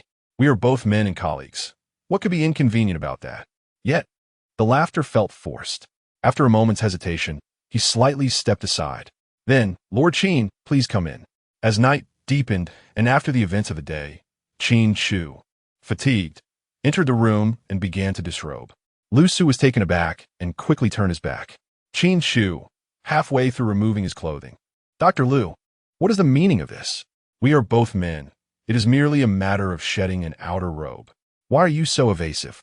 I am not an innocent maiden afraid of seeing something inappropriate. And no, it's nothing. I am merely tired and shall retire now. He hastily climbed into bed, turning away. Qin Chu furrowed his brows, sensing something amiss about this individual. Dr. Lu, do you sleep in court attire? Yes, indeed. Our imperial hospital operates differently from your judicial court. We are always on call. Should the emperor or the ladies of the palace summon us urgently at night, we must be ready to enter the palace immediately, which is why we sleep in our clothes. Qin Chu looked bewildered. Is that so? I've never heard of such a rule in the imperial hospital before. His eyes involuntarily reflected a hint of sympathy. How unfortunate. To have to sleep in court attire must be quite uncomfortable. Chapter 67 Nightmare Outside. The snow fell thickly. The biting cold wind, mingled with the feather-like snowflakes, struck against Jun Chengma's face, making it difficult for his eyes to remain fully open. He raised his hand to shield himself and continued trudging through the deep snow. His legs felt both cold and numb, causing him to move at a painfully slow pace. Ahead loomed the palace walls, their imposing red structure and green tiles now entirely blanketed in white, presenting an endless vista of snow. Amidst this sea of white, a flash of crimson appeared before him. It seemed to be a figure standing atop the high palace wall, gazing into the distance with her head slightly tilted back. Jun Qingma furrowed his brow, puzzled by the sight of someone atop the palace wall, a figure that felt oddly familiar. This brought to mind the day Song Wushuang had leapt over the palace wall, standing alone in her fiery red fox fur. Her eyes filled with desolation as she stared into the distance. The memory of Song Wushuang caused a sudden heaviness in Jun Qingma's heart, a dull ache taking root within him. He pressed on, finally discerning the face of the woman atop the palace wall. It was indeed Song Wushuang. How could it be Song Wushuang? Had she not returned to the Qin residence? They had only just parted ways. Jun Qingma's instincts began to stir unease. When he and Song Wushuang had separated, it was still the dead of night. How had it transformed into day? Moreover, the snow was falling with an intensity reminiscent of the day Wushuang had jumped the wall. As his confusion deepened, Song Wushuang suddenly leaped down from the palace wall. Jun Qingma's heart stopped. Wushuang, no. He lunged forward with a desperation that mirrored the day of his rebirth, but while he had caught her then. This time he was merely a heartbeat too late, helplessly watching as Song Wushuang fell before him. The sound of her body hitting the ground was like a heavy hammer striking Jun Qingma's chest, causing his breath to hitch as he stared in anguish at Song Wushuang, now silent and motionless in the snow. A trickle of crimson blood seeped from the corner of her mouth. Her eyes, wide with despair, remained fixed on him, seemingly conveying 1,000 unspoken words. She opened her mouth, spilling forth a torrent of blood. The crimson stream flowed from her body, staining the pure white snow with its vivid hue. Jun Qingma stood mere steps away, yearning to move towards her. Yet his feet felt as though they were rooted to the ground. Song Wushuang continued to gaze in his direction, her lips parting slightly, before her body convulsed a few times and fell silent. The light in her eyes faded, leaving behind an abyss of stillness. Death would not allow her eyes to close. The world seemed to lose its sound, and amidst the swirling snow, Jun Chengma stood frozen, acutely aware that although Song Wushuang had uttered no words, he could still hear her final proclamation. She said, "Jun Chengma, I hate you." "Wushuang, Wushuang." Jun Chengma jolted awake, sitting up in bed. "Wushuang." His voice trembled, his heart racing as he surveyed his surroundings. The night had deepened, and within the Zixiao Hall, only a dim palace lamp flickered. Through the soft glow, he recognized the intricately carved pearwood bed and the quilt embroidered with a golden five-clawed dragon. It was merely a dream. Jun Chengma, still shaken, breathed heavily as though he had narrowly escaped a catastrophe. It was only then that he realized he was drenched in a cold sweat. It was merely a dream. Thankfully just a dream. Outside the door, Lu Fu, who had been waiting, heard the noise and gently inquired, "Your Majesty, are you well?" Jun Chengma furrowed his brow. It was indeed Lu Fu's voice, yet it felt strangely unsettling. Still shaken from his nightmare, he did not respond or ponder further.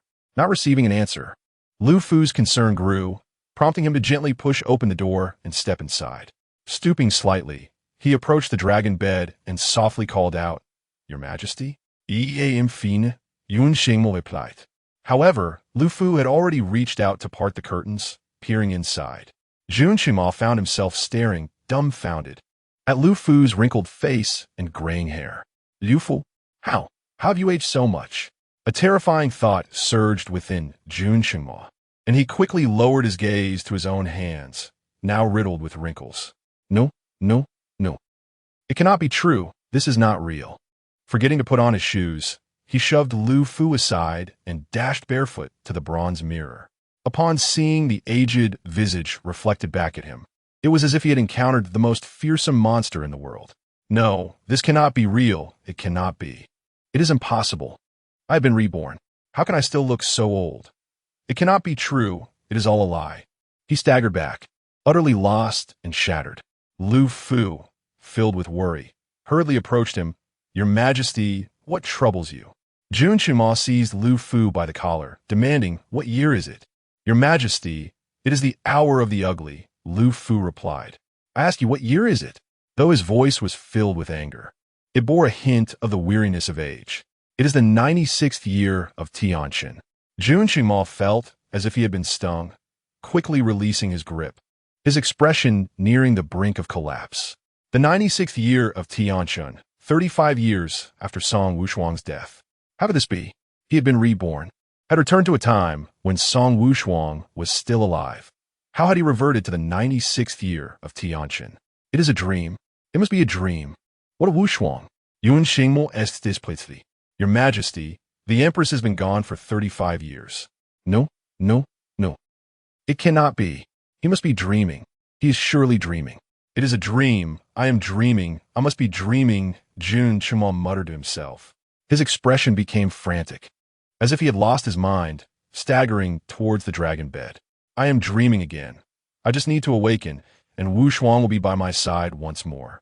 Lu Fu, witnessing his erratic behavior, wept bitterly. Your Majesty, the Empress has departed. It was you who personally arranged her funeral and bestowed upon her the title of Empress. Chapter 68. Dream within a dream. Jun Chengma heard nothing as he lay in bed, cocooned in blankets, forcing himself to succumb to slumber. Time slipped away and, at last, he drifted into a hazy sleep. The voice of Lu Fu pierced the stillness. Your Majesty, it is now the hour of the rabbit. It is time to rise and attend court. Startled, Jun Chengma opened his eyes wide and instinctively turned to sit up.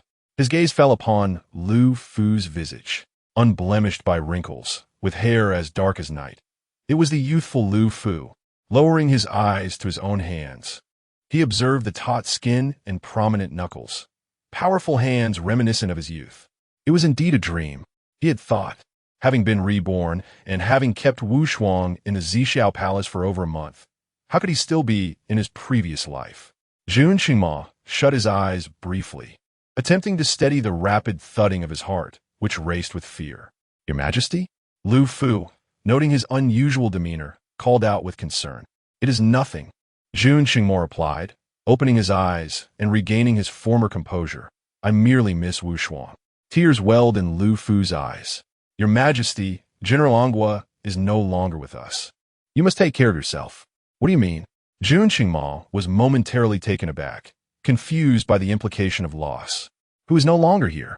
Wiping his tears, Lu Fu continued, "Your Majesty, I know the demise of General Anghua weighs heavily upon you, but death is an inexorable reality.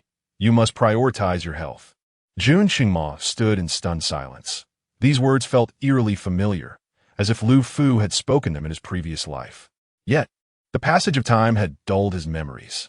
Seeing him in such a daze, Lu Fu assumed he was still engulfed in grief over Song Wushuang's death. With heartfelt urgency, he urged, "Your Majesty, it is time for court. Did you not say you would posthumously honor General Anghua as Empress today?" The memory flickered in Jun Qingma's mind.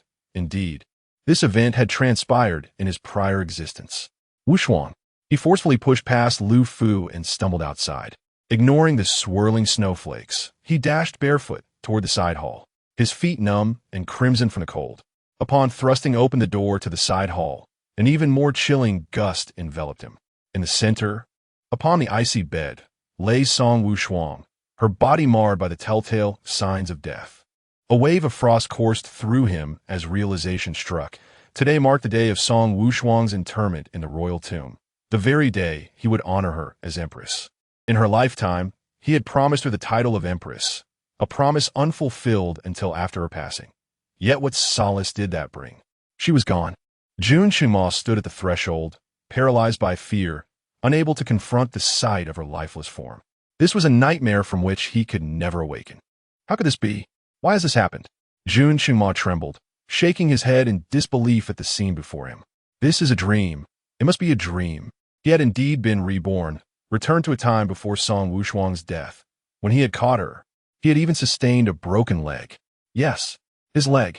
Jun Qingma hastily pulled up his pant leg, noting that although the broken bone had healed, a faint scar remained on his calf. However, he scrutinized his legs multiple times, yet found no sign of injury. Impossible. Unthinkable. Jun Qingma was on the verge of insanity. He was undeniably awake, so why was he still ensnared in a dream? Yes, he was certainly still dreaming. Once he awakened, everything would be fine, and he would be reunited with Song Wushuang. With this thought, a twisted sense of pleasure spread across Jun Qingma's face as he glanced at the icy coffin within the side hall. He suddenly dashed in, colliding headfirst with the coffin. "Ah!" Jun Qingma screamed, jolting awake from his nightmare. He sat up in bed, gasping for breath, his garments thoroughly drenched in perspiration, beads of sweat trickling down his forehead. His hair clung to his face, and his pallid complexion appeared disheveled and haggard. His startled gaze rapidly scanned the surroundings. The familiar setting confirmed he was indeed in the Zixiao Hall. Jun Qingma threw off the covers and strode outside. Lu Fu, waiting by the door, heard the commotion and was about to inquire softly when the door swung open, revealing Jun Qingma's face, still marked by fear. Lu Fu gasped, "Your Majesty." "What has happened?" Jun Qingma looked at Lu Fu, a young face before him, and anxiously demanded, "Where is General Anghua?" His heart pounded in his throat. Wushuang was alive. She must be alive. However, Lu Fu appeared utterly bewildered after his question. "I ask you, where is General Anghua?" Jun Qingma clenched his fists tightly, fixing an intense gaze on Lu Fu. Lu Fu hurriedly replied, "Your Majesty, who is General Anghua? Are you foolish? You don't even know of General Anghua." Lu Fu's confusion deepened. "Is Your Majesty referring to General Anwu?" "There is no General Anghua in Tianqin Kingdom." Jun Qingma paused, an indescribable fear surging within him. "Have you lost your mind?" Song Wushuang, the legitimate daughter of the Song family, General Anghua. Lu Fu responded, "Your Majesty, the Song family only has two sons, Song Yaoyong and Song Gaoyong. There is no legitimate daughter. Have you made a mistake?" Jun Qingma felt as though struck by lightning. The color drained from his face. His eyes clouded with profound terror. No Song Wushuang? How could there be no Song Wushuang? Who was the one he loved? Chapter 69. Unable to wake. The Emperor is insane. Jun Qingma felt a chilling sensation coursing through his limbs. His pupils constricting as a wave of terror enveloped him. causing his entire being to tremble. It must be a dream. Surely, he was still ensnared in a nightmare, on the verge of collapse. He slammed his head against the wall in a desperate attempt to awaken himself. When he abruptly opened his eyes, he found himself lying on an unfamiliar bed. Where am I? Shouldn't I be in the Zixiao Palace? How did I end up in this strange place? As he pondered this, a sultry voice drifted from beside him. Your Majesty, be gentle. You're hurting this servant. A shiver ran down Jun Qingma's spine. Who is this? He swiftly turned his head, only to be confronted by the enchanting visage of Consort Chun, her alluring face alarmingly close. She was nestled under the covers, propping herself up in a performance of sorts. Startled, Jun Qingma instinctively raised himself, creating distance between them. His gaze sharpened, filled with intensity. What are you doing? His eyes fell to the crimson peony bodice adorning her. Consumed by rage, he commanded, "Get out." Consort Chun, caught off guard, recoiled in fear, trembling as she gazed at him. Your Majesty, how did you end up on my bed? Who allowed you to enter? Your Majesty, this is my bed, and you requested this servant to accompany you in a performance. Jun Qingma was momentarily taken aback. Had he indeed asked her to play along? Memories flooded back. He had once foolishly invited Consort Chun to enact a scene to provoke Song Wushuang. In truth, he frequently visited the chambers of other consorts merely to incite jealousy in Song Wushuang, relishing in her displays of concern for him. That time with Consort Chun had been the most egregious, pushing Song Wushuang to the brink of leaping over the palace wall. Realization struck him, and his expression shifted dramatically. He yanked aside the curtain, only to find Song Wushuang standing before the bed, her complexion ashen. Wushuang, let me explain. But Song Wushuang did not heed him. She turned and fled. Jun Qingma, bereft of time to contemplate why this situation felt different, pursued her immediately. Yet, no matter how fast he ran, he could only see her retreating figure. Upon reaching the palace wall, he could only watch helplessly as Song Wushuang leapt down, crashing into the snow below, crimson blood oozing from her body. Wushuang, his anguished cry echoed throughout the palace, and Jun Qingma jolted upright in bed. His pallid face was drenched in sweat, terror etched across his features, his breath resonating in the desolate wilderness around him. Looking down, he realized he was not in the palace at all, but rather perched atop a towering cliff, his body suspended over an unfathomable abyss. A wave of dread washed over him, and before he could comprehend his circumstances, he felt himself plummeting rapidly. Panic consumed him. The sensation of uncontrollable descent was maddening. Instead of plummeting into the chasm, he landed upon a chair, the scenery shifting around him, filled with the sounds of clashing swords and battle cries. The terror of his fall had not dissipated as he gazed around at the bizarre, yet familiar surroundings. Raising his head, he caught sight of Song Wushuang's profile. Wushuang, an overwhelming joy surged through him. However, in the next instant, the smile on his face froze abruptly. A long sword, glinting with a chilling light, was thrust towards him with the force of a raging tempest, exuding a palpable aura of death. He recalled the scene from the rebellion against the Ming King, and now, the unfolding events mirrored that fateful moment. His heart raced to his throat as Jun Qingma's eyes widened in horror. He quickly turned his head to see Song Wushuang, just as she had been back then, wielding her sword against the assassin lunging towards her. The assassin tightly grasped her hand, preventing her from retracting her blade. With the sword aimed directly at Jun Qingma, and with his body paralyzed by a venomous poison, time seemed to freeze.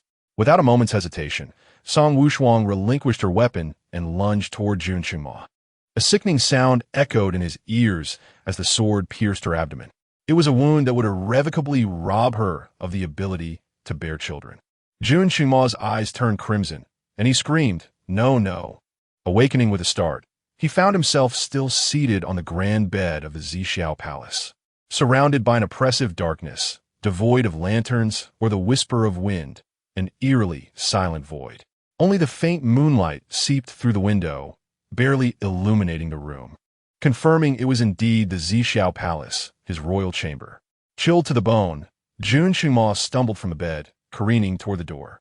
He flung it open, revealing a tempest of swirling yellow sand, the air thick with smoke, where countless soldiers engaged in fierce combat. Not far away, a blood-soaked Song Wushuang stood defiantly, brandishing a long spear that pierced the throat of an enemy general.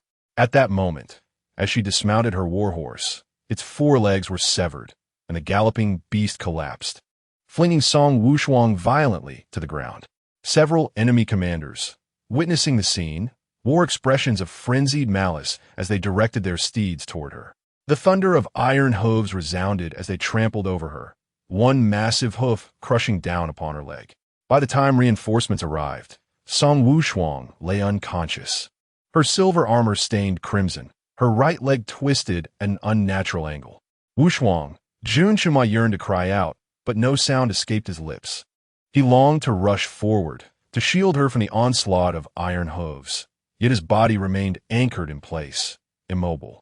Finally, he awoke once more from the depths of slumber, gazing at his aged hands, pinching himself to confirm the pain. Was this time not a dream? Yet he remained old.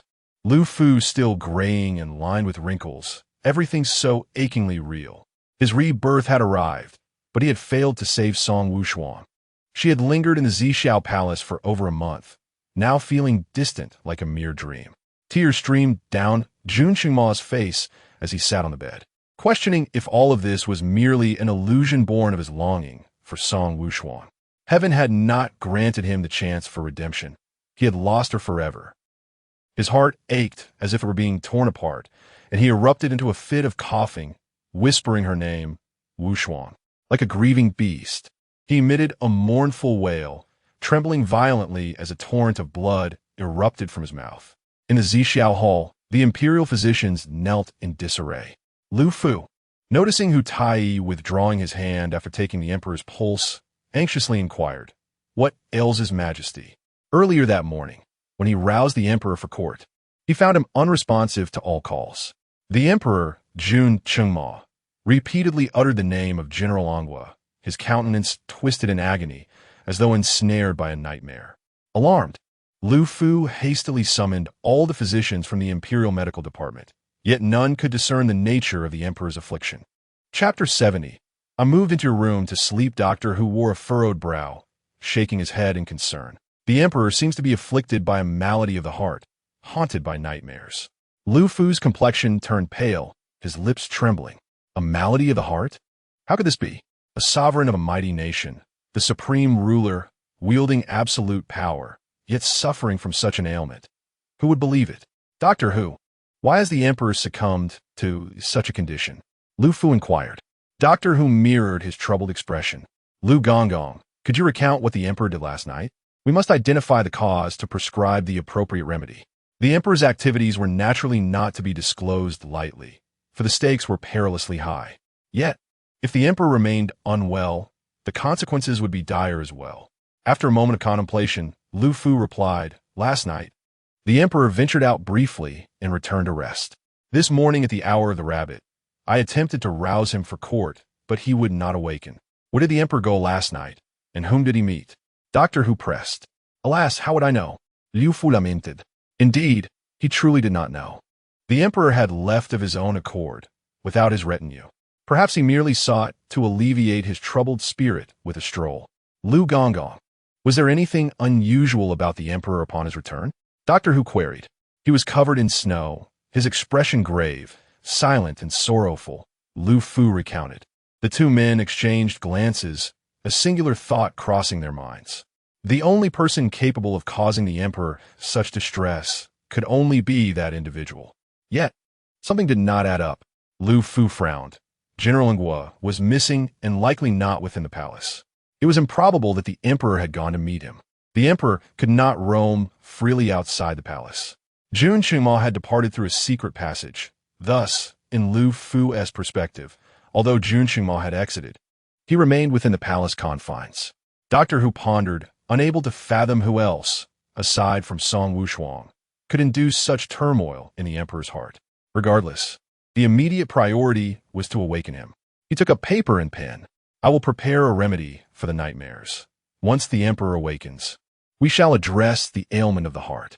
Lu Fu cast a worried glance at Jun Qingma, who, even in slumber, seemed restless. His heart was heavy with concern. Song Wushuang had stealthily slipped out of the palace and was now in a state of disappearance. She had no intention of attending court and, therefore, had risen quite late. First, she went to check on Song Yaoyang and Song Gaoyang, who remained in a deep slumber, albeit their complexions had improved significantly since the previous day, which put her at ease.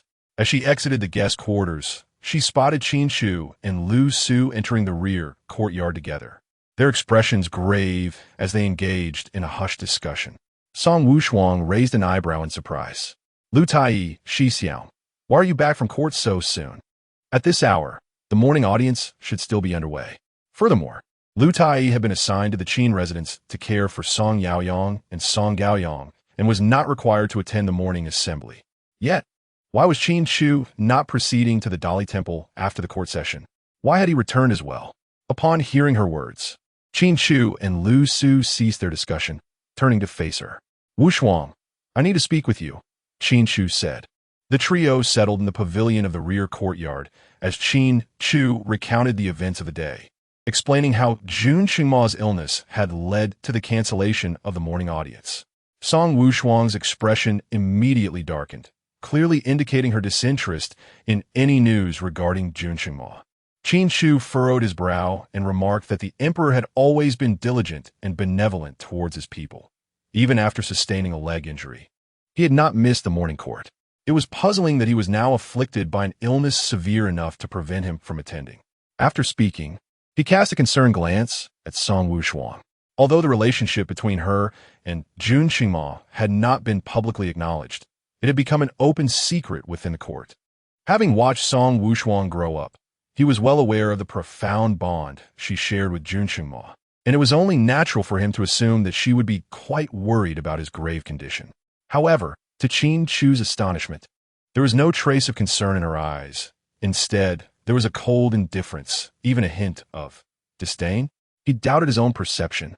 Wushuang, do not fret too much. The palace has the finest imperial physicians. The emperor will be fine. With a clear gaze, Song Wushuang replied, why should I be worried? You. His intuition from the previous night had indeed been correct. Song Wushuang and the emperor had quarreled. Was it related to the matter of the Duke of the State? Wushuang, have you and the emperor had a disagreement? No. Song Wushuang's tone was frosty. Qin Shu glanced at the seated Lu Su, withholding certain thoughts. Instead, he redirected the conversation. Today, I inquired about the situation and learned that the emperor fell ill shortly after returning last night. Wushuang, you saw the emperor last night. Do you know what ailment he is suffering from? I do not know. Lu Su's voice was somewhat somber. After parting ways with you to gather information, I returned to the Imperial Medical Institute. Physician Hu and others went to the Zhixiao Palace at the Hour of the Rabbit and have yet to return. News regarding the emperor is not easily obtained, but I did see a female physician preparing medicine. Under the pretense of checking the fire, I took a look. It was medicine for treating nightmares and palpitations. Nightmares and palpitations? Qin Shu was puzzled. The emperor is experiencing nightmares? He instinctively glanced at Song Wushuang, his intuition suggesting that the emperor's nightmares were likely connected to her. Yet, seeing her cold demeanor, he refrained from asking further. Let's set aside these concerns for now. The emperor's illness will be attended to by physician Hu and the others.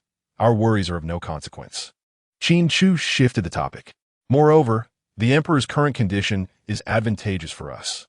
His inability to attend court due to illness will temporarily stall the case involving Gao Yang's collusion with the Crown Prince of Goryeo, giving us the perfect opportunity to gather evidence. Song Wushuang nodded, sharing the same sentiment. As Qin Shu prepared to go to the Dali Temple for roll call, he stood up and addressed Lu Su. Lu physician, I will have someone deliver clothes to your room today. I trust you do not mind. Lu Su's face turned pale at once. Lost in thought, Song Wushuang looked up in confusion. What clothes? Her first assumption was that Qin Shu had purchased clothes for Lu Su, but why would he do that? Just then, Qin Shu clarified, oh, they're my clothes. Since you are staying in my room, it is inconvenient for me to go back and forth for my garments. Since you will be residing in Lu physician's quarters for the next few days, it would be more convenient to move my clothes there. Both Song Wushuang and Lu Su's expressions shifted drastically. You are sleeping in Lu Su's room. Song Wushuang's voice soared several octaves. Qin Shu was taken aback by her sudden change of expression. Is there a problem? He asked. How could there not be a problem? Song Wushuang is on the verge of madness. Wait, why did you move your clothes directly to Lu Su's room? And what do you mean by saying you'll be staying in Lu Taiyi's room for the next few days? Have you already slept in his room? As a thought crossed her mind, Song Wushuang's expression shifted once more. Senior brother, where did you stay last night? In Lu Taiyi's room, Qin Shu replied. Upon hearing this, he saw Song Wushuang's face fall as if the sky had collapsed, which left him feeling somewhat flustered. What's wrong? Meanwhile, Lu Su's face had turned crimson, reaching all the way down to her neck. Chapter 71. Your Majesty, why did you take your own life? Why did you spend the night in Dr. Lu's chamber? Song Wushuang felt as if she were losing her mind. She quickly glanced at Lu Su, whose enchanting phoenix eyes were glistening, his face flushed, bearing an expression of profound grievance. Qin Shu was taken aback by her reaction, as if he had committed a grave sin by resting in Lu Su's room the previous night. Why was it that, as a man, he remained composed while Wushuang was in such distress? Surely he could not tarnish Dr. Lu's reputation. Last night, in the dead of night with heavy dew, the servants were resting. There was no need to awaken anyone to tidy the room. But you cannot sleep in Dr. Lu's room. Why not? Song Wushuang was momentarily at a loss for words, stealing a glance at Lu Su, who seemed desperate to sink into the ground. This reaction left Qin Shu utterly bewildered. Song Wushuang opened her mouth and said, After all, Dr. Lu is a guest in our residence. If you share a bed with him, would it not be neglectful? Qin Shu sighed in relief. Ah, I see. You nearly scare me to death, thinking it was something serious. Not to worry, I asked Dr. Lu last night, and he did not mind. He continued, looking at Lu Su. Isn't that right? Lu Su. How could he admit that he minded? No, I don't mind. You see, he has stated he does not mind. Wushuang, you are overly anxious. Song Wushuang found herself at a loss for words. Senior brother, perhaps you should have someone prepare another room. Even if Dr. Lu does not mind, you cannot sleep on the floor every night. I will not sleep on the floor. I sleep in the bed. But there is only one bed in Dr. Lu's room. If you take the bed, where will he sleep? Realization struck her, and her eyes widened as she glanced between Qin Shu and Lu Su, her mind blank. Lu Su felt himself blushing from head to toe, terrified that Qin Shu would indeed move in with him. Yet unable to find a reason to refuse, he could only look to Song Wushuang for help. Filled with guilt, Song Wushuang thought, had she known Qin Shu would seek out Lu Su for a night's rest, she would never have taken over his room. Is something wrong? Are you hiding something from me? Even Qin Shu, despite his usual obliviousness, sensed that something was amiss between the two. He simply could not fathom why. After sharing a bed for a night, it seemed as if he had committed an unspeakable crime. It is nothing. Song Wushuang had composed her expression, merely feeling that as a guest, Dr. Lu deserved warm hospitality, and occupying half of his room seemed rather inappropriate. Senior brother, do you have other rooms in your residence? Yes, there are 2 more rooms in the servants' quarters. Then have one prepared. If you do not wish to stay in the servants' quarters, I can occupy it. How absurd, Qin Shu replied, his face filled with indignation. That is where the servants reside. We are all men. What business do you have there? Song Wushuang glanced at Lu Su, noticing a hint of envy in her eyes. Very well, I shall heed your advice.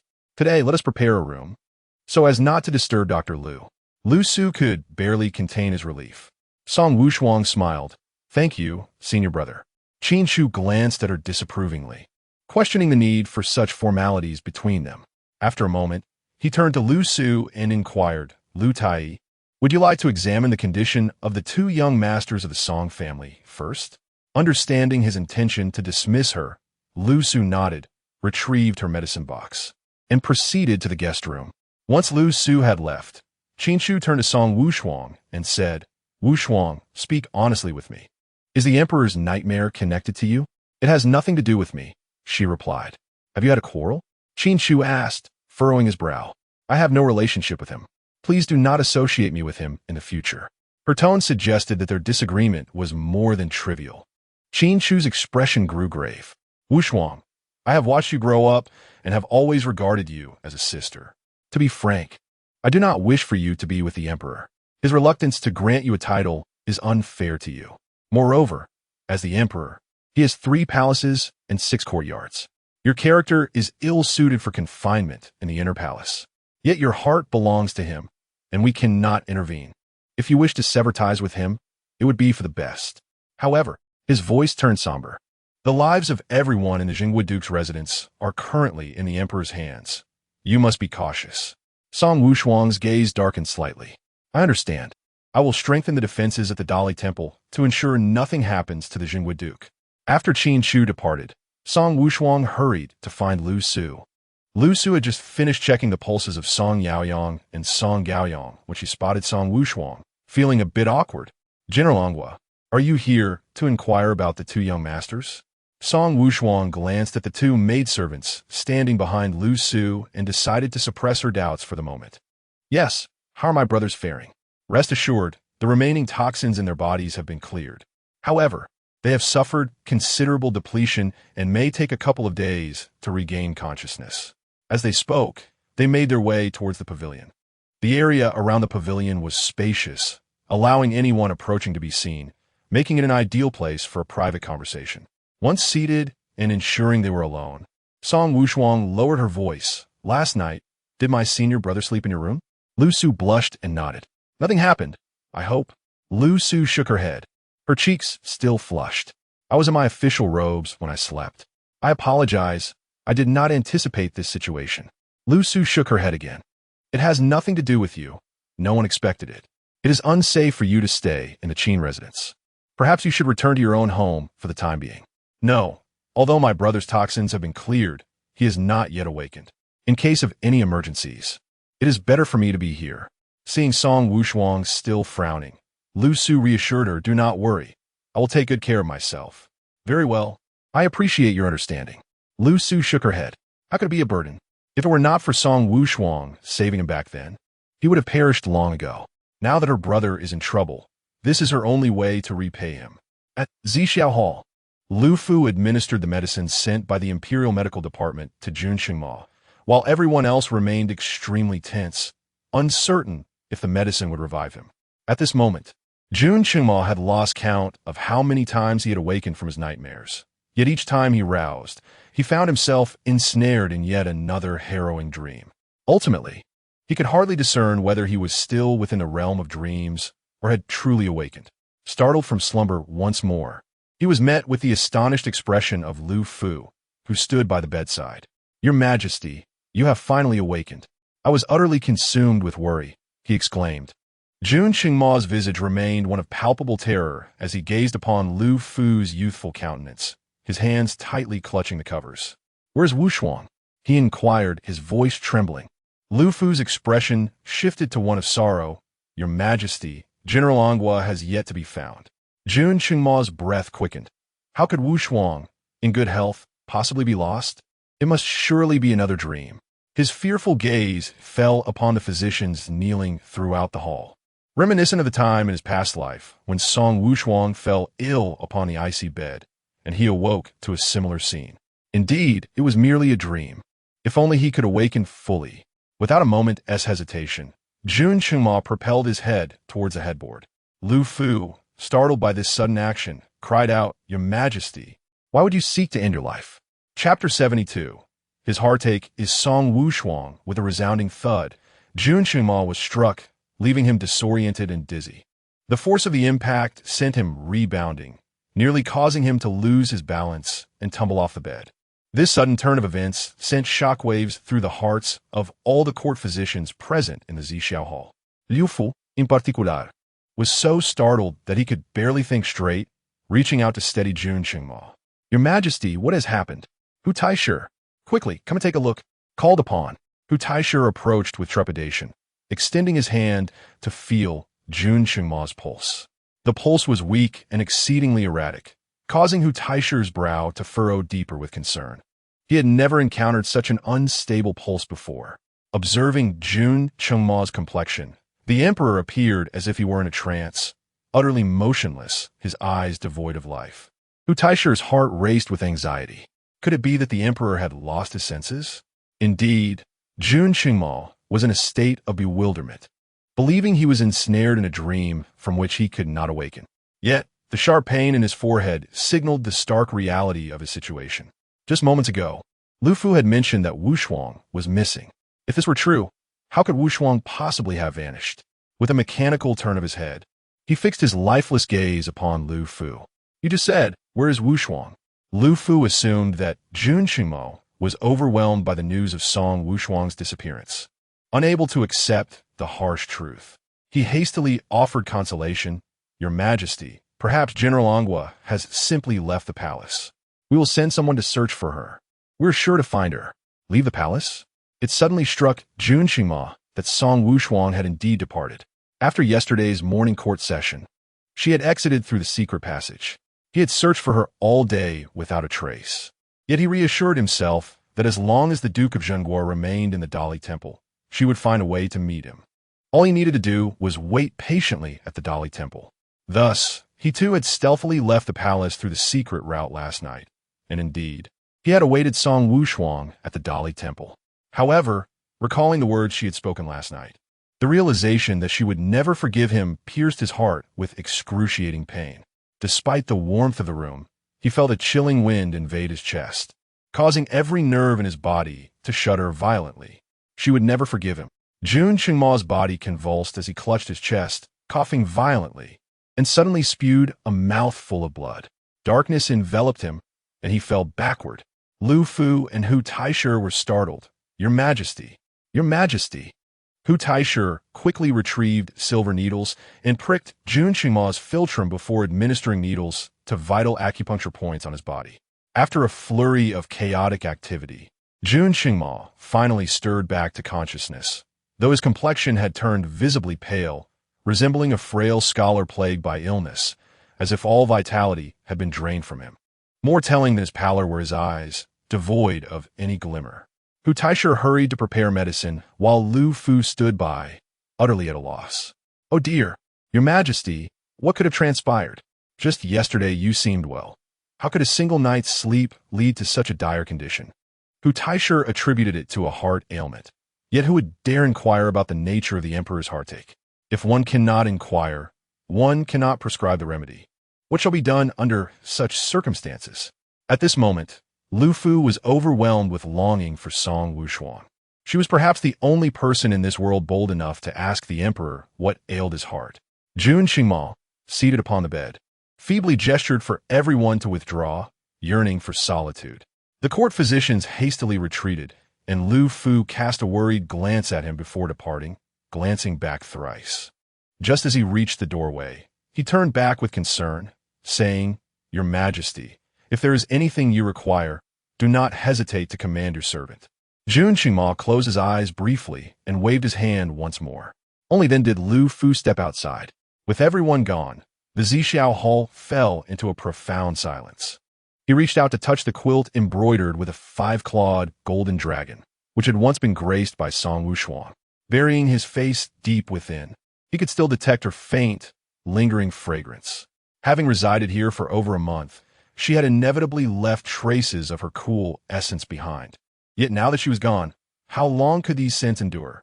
Just as the quilt could not retain her corporeal scent, he too could not hold onto her presence. Jun Qingmo was once again acutely aware of the profound pain that came with losing Song Wushuang. Coughing violently, he pressed one hand to his chest and the other to his mouth, succumbing to a fit of harsh coughs. After the bout subsided, he glanced at his palm, which was stained with blood. Staring blankly at the crimson in his hand, he was reminded of the moment when Song Wushuang lay in the snow, blood flowing from her body. The physicians soon arrived with a medicinal concoction, and Lu Fu carefully blew on it to cool it down before presenting it to him. Your Majesty, it is time to take your medicine.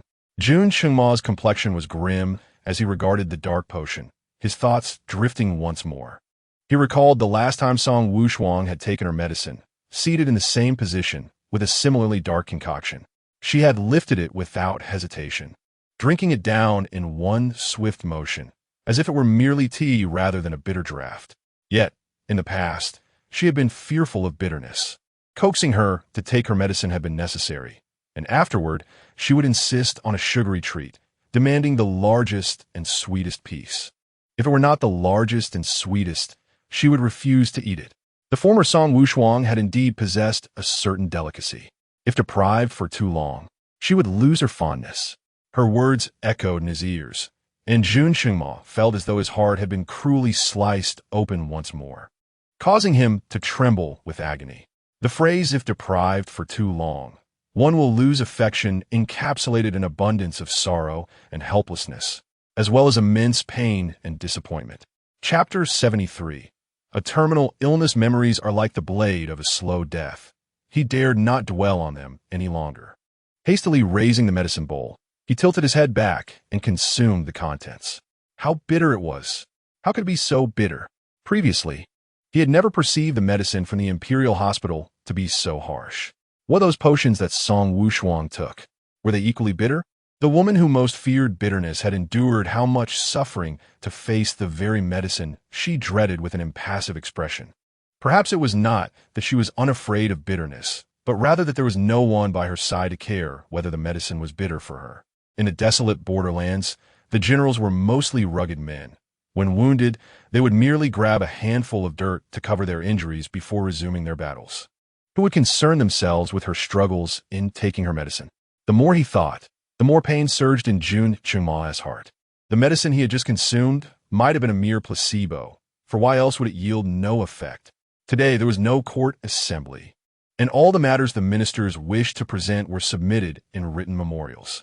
Jun Qingma, burdened by illness, struggled to review them. He coughed up blood several times, staining a few memorials crimson. He suddenly felt lost, unable to comprehend why he had toiled so hard to ascend to the throne.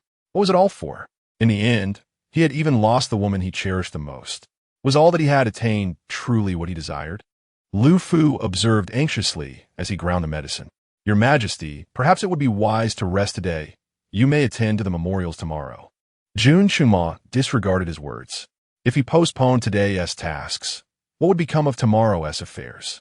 He gazed at the mountain of memorials on the desk, a wave of exhaustion washing over him. Lu Fu, feeling helpless, promptly summoned physician. What will be done about this coughing of blood? Physician who is equally at a loss. Your Majesty suffers from a heart ailment, a malady born of melancholy.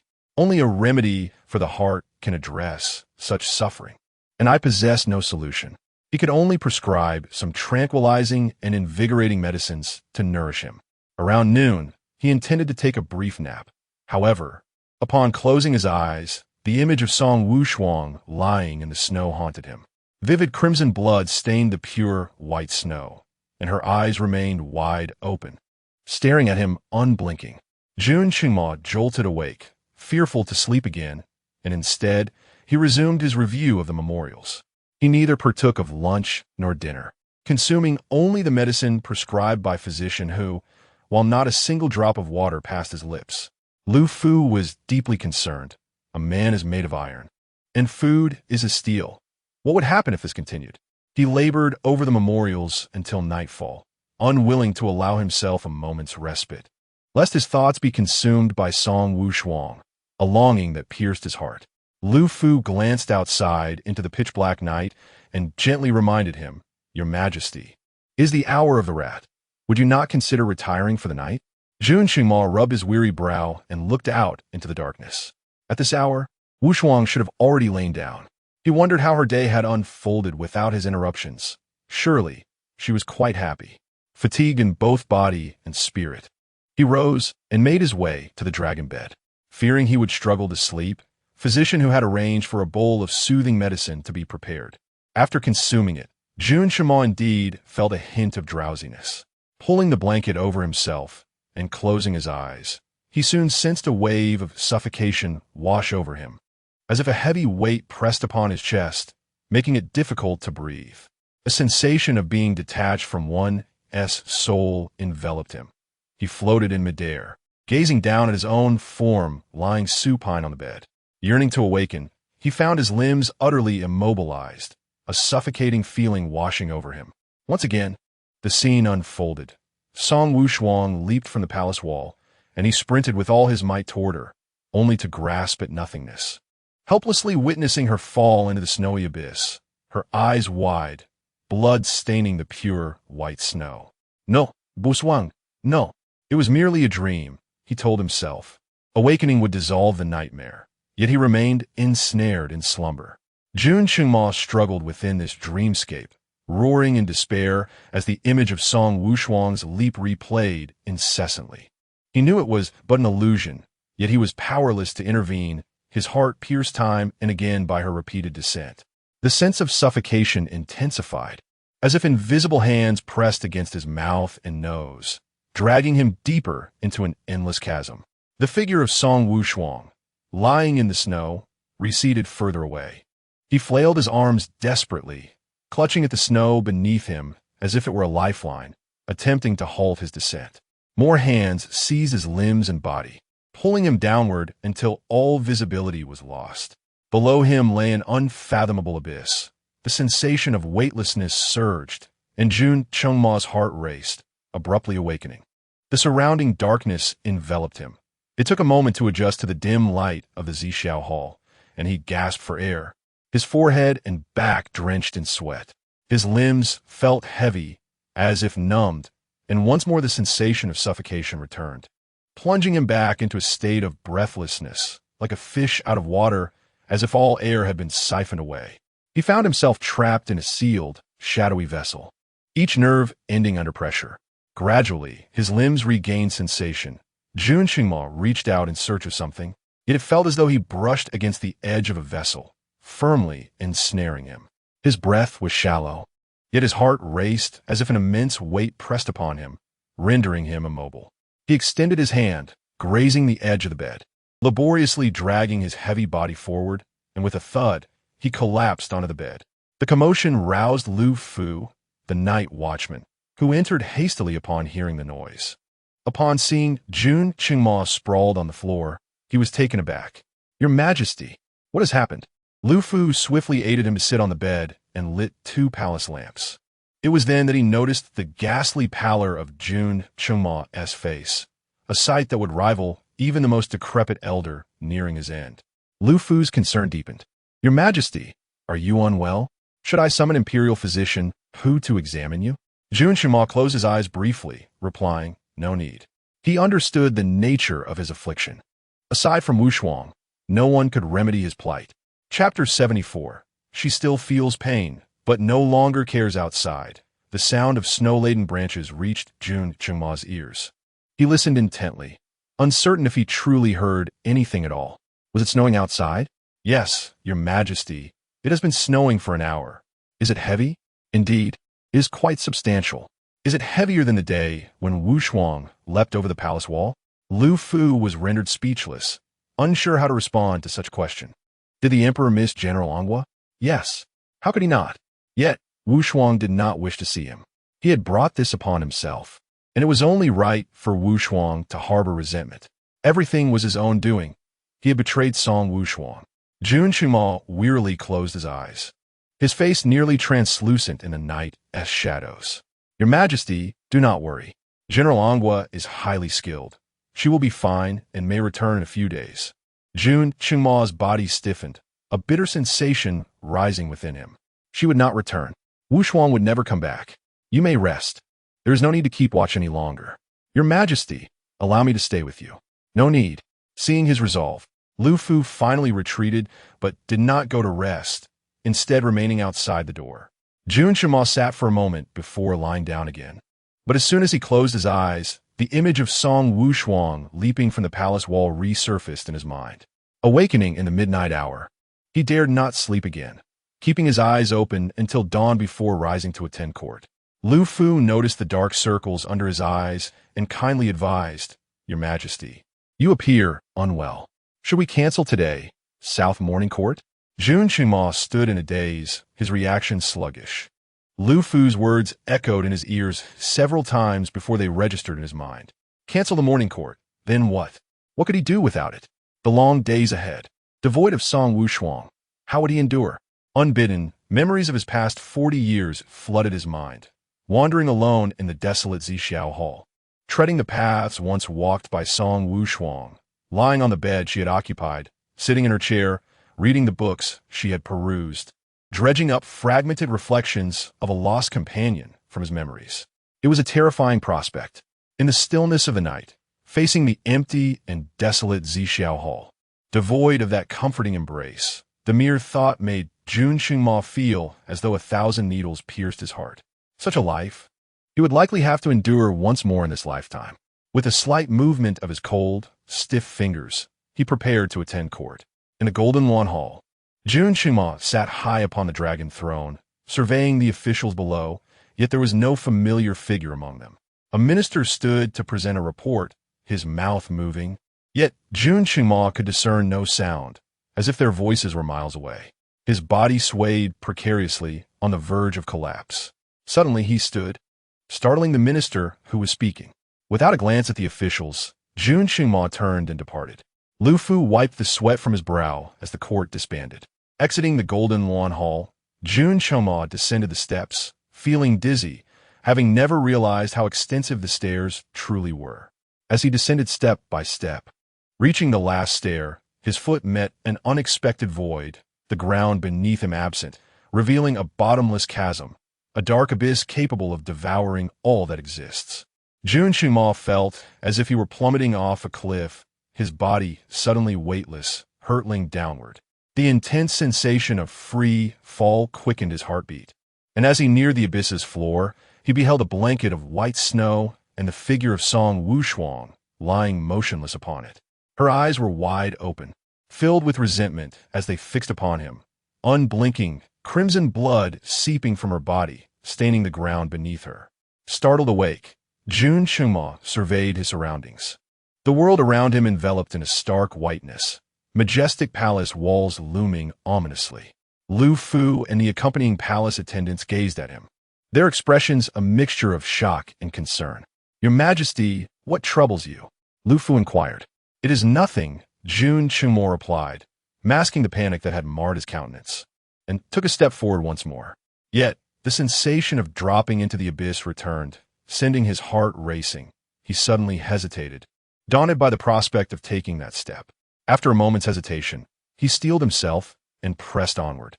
Once again, his foot found nothing but air, and he tumbled into the void, his body jolting awake with a start. His face was an alarming shade of pale, and despite the frigid weather, beads of sweat formed on his brow. "The Imperial carriage! The Imperial carriage!"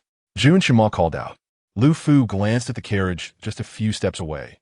Typically, the emperor would walk over after court, yet today he seemed unwilling to take even those few steps.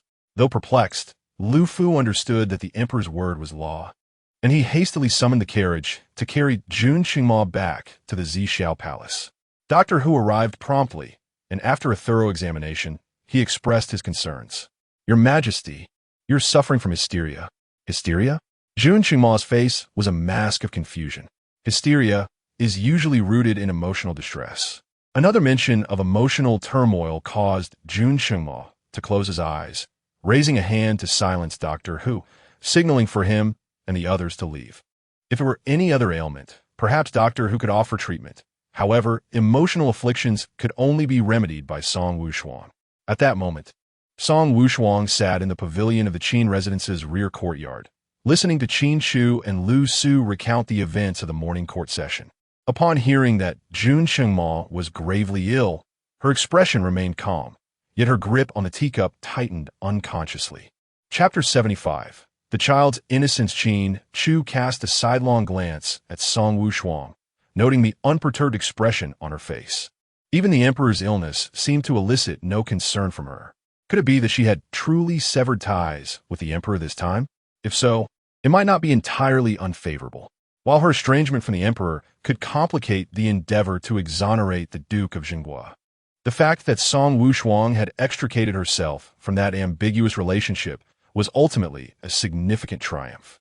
Lu Su, unaware of Qin Shu's thoughts, furrowed her brow and remarked, "During the court assembly today, I observed the emperor's countenance. He appears gravely ill." Qin Shu deftly shifted the topic, asserting that the emperor's serious malady could benefit their cause, as it would render him preoccupied and indifferent to the Duke of Jinghua's case. "By the way, Wushuang, what were the findings of your investigation today?" Song Wushuang's attention faltered, her grip on the teacup loosening. "I sought out my brother's former military strategist, hoping to glean insights regarding the battle strategies employed during the conflict with Goryeo, specifically who might have had access to the troop deployment diagrams. These diagrams are paramount military secrets, typically accessible only to the principal commanders. I have faith in my second brother's vigilance. He would never allow sensitive military information to be compromised. Thus, the only plausible explanation is that the diagrams were leaked by someone else who had seen them. Lu Su, a mere physician, remained unperturbed by the intrigue surrounding them, attentively listening to their analysis. Meanwhile, Qin Chu sat upright, contemplating the reliability of the military strategists from those years past. As a covert commander, he would have certainly encountered the troop deployment diagrams. What if he too could not be trusted? Trustworthy. He is my cousin, Song Wushuang replied. Qin Chu nodded in acknowledgement. If he were indeed her cousin, he should be credible. What did he disclose? He stated that only my second brother, he himself, and 3 deputy commanders had seen the troop deployment diagrams. Qin Chu's eyes darkened slightly. Who were the 3 deputy commanders? Chen Chunhua, Meng Guoyang, and Mu Rongji. Lu Su, seated nearby, glanced between Song Wushuang and Qin Chu, feeling somewhat excluded from their fervent discussion. However, she found herself unable to contribute to their conversation. Just then, an idea sparked within her, and she interjected with excitement. Meng Guoyang. He is not the father of the virtuous concubine, is he? Song Wushuang nodded. Indeed he is. Lu Su continued. After the downfall of the Duke of Jinghua, General Meng frequently interacted with the court officials. It seems he is regarded as the foremost military figure in the court. Could this be related to him? Qin Chu shot her a glance, the look in his eyes making Lu Su feel as though she were being regarded as a fool. Her cheeks flushed red. Qin, Lord Qin, why do you look at me like that? Qin Chu withdrew his gaze, merely expressing curiosity about how she had secured her position as the second-in-command at the Imperial Medical Institute. Lu Su felt bewildered, sensing that Qin Chu was chastising her. Yet upon reflection, his words did not seem insulting. It was a peculiar sensation. Thus, she responded earnestly, perhaps it is due to my exceptional medical skills. After uttering those words, she felt a tinge of pride and quickly added, however, the pursuit of knowledge is boundless. I have much yet to learn. Qin Chu. Could it be that this individual mistakenly believes that his recent remarks were meant to compliment him? Has he failed to perceive the underlying sarcasm in his words? The intrigues within the Imperial Medical Bureau are no less than those in the court. How could such a Navi mind have ascended to a high position? Qin Chu's gaze, filled with shock and confusion, turned towards Song Wushuang. Song Wushuang felt a flush of embarrassment. It was I who had facilitated the Emperor's elevation of him. Qin Chu understood, realizing that it was a matter of nepotism, which made everything clear. Lu Su's eyes, as perplexing as water-washed willows, were filled with bewilderment. What were these two discussing? Each word was comprehensible when isolated, yet together, they formed an incomprehensible whole. Did I misspeak? Was it not Meng Guoyang? Song Wushuang replied. Meng Guoyang has always been at odds with my father, consistently overshadowed by him.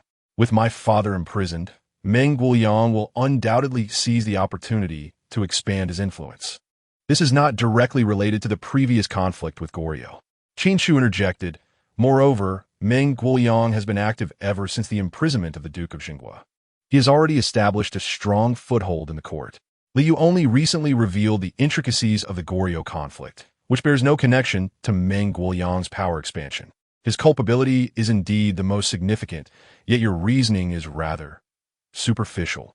He had intended to say foolish, recognizing that the timeline had become convoluted. But he opted for a more tactful expression considering the other's pride. Oh, I see. Lu Su replied with an awkward smile. She was utterly lost. It was evident that Meng Guoyang bore the greatest suspicion. They could simply investigate him without the need for further elaboration. The crux of the matter was that after their lengthy discussion, she remained completely in the dark. Song Wushuang shook her head, choosing to disregard Lu Su, and turned to confer with Qin Chu. Chen Chunhua and Mu Rongji are seasoned generals, having fought numerous victorious battles. They likely possess a strong sense of allegiance to Tianqin. Since they have both retired to live out their days in peace, it may prove challenging to investigate them. I suggest we begin with Meng Guoyang. Qin Chu nodded in agreement. Indeed, Meng Guoyang has consistently undermined the Duke of Jinghua. His suspicion is certainly the most substantial. You have extensive connections within the military. Commence your investigation with him. After a moment's contemplation, he added, perhaps we should split our efforts. You pursue Meng Guoyang, while I look into the two venerable generals, Qin Shenhua and Morongji. This will likely expedite our progress. Very well, given that so much time has passed, it may prove difficult to investigate. Lu Su observed as the two conspired quietly, leaving her unable to interject a single word. She could only silently lift her teacup, sipping gently. Song Wushuang was aware that uncovering the events from 6 years prior would be challenging. Yet when she finally set about the investigation, it proved far more arduous than anticipated. There was simply no starting point. After 2 days spent scrutinizing all of Meng Guoyang's connections, she had yielded no results. Just as despair began to set in, Song Yaoyang and Song Gaoyang awoke. Chapter 76. Jun Xingma. Your ruthless Song Wushuang was filled with unexpected joy and hurried to the guest room. Lu Su was still administering acupuncture to Song Gaoyang, and Song Wushuang dared not disturb them, suppressing her excitement as she stood quietly by, her eyes slightly reddened. Seeing her in such a state, Song Yaoyang felt a pang of sorrow and weakly raised his hand towards her. Song Wushuang quickly approached and placed her hand in his.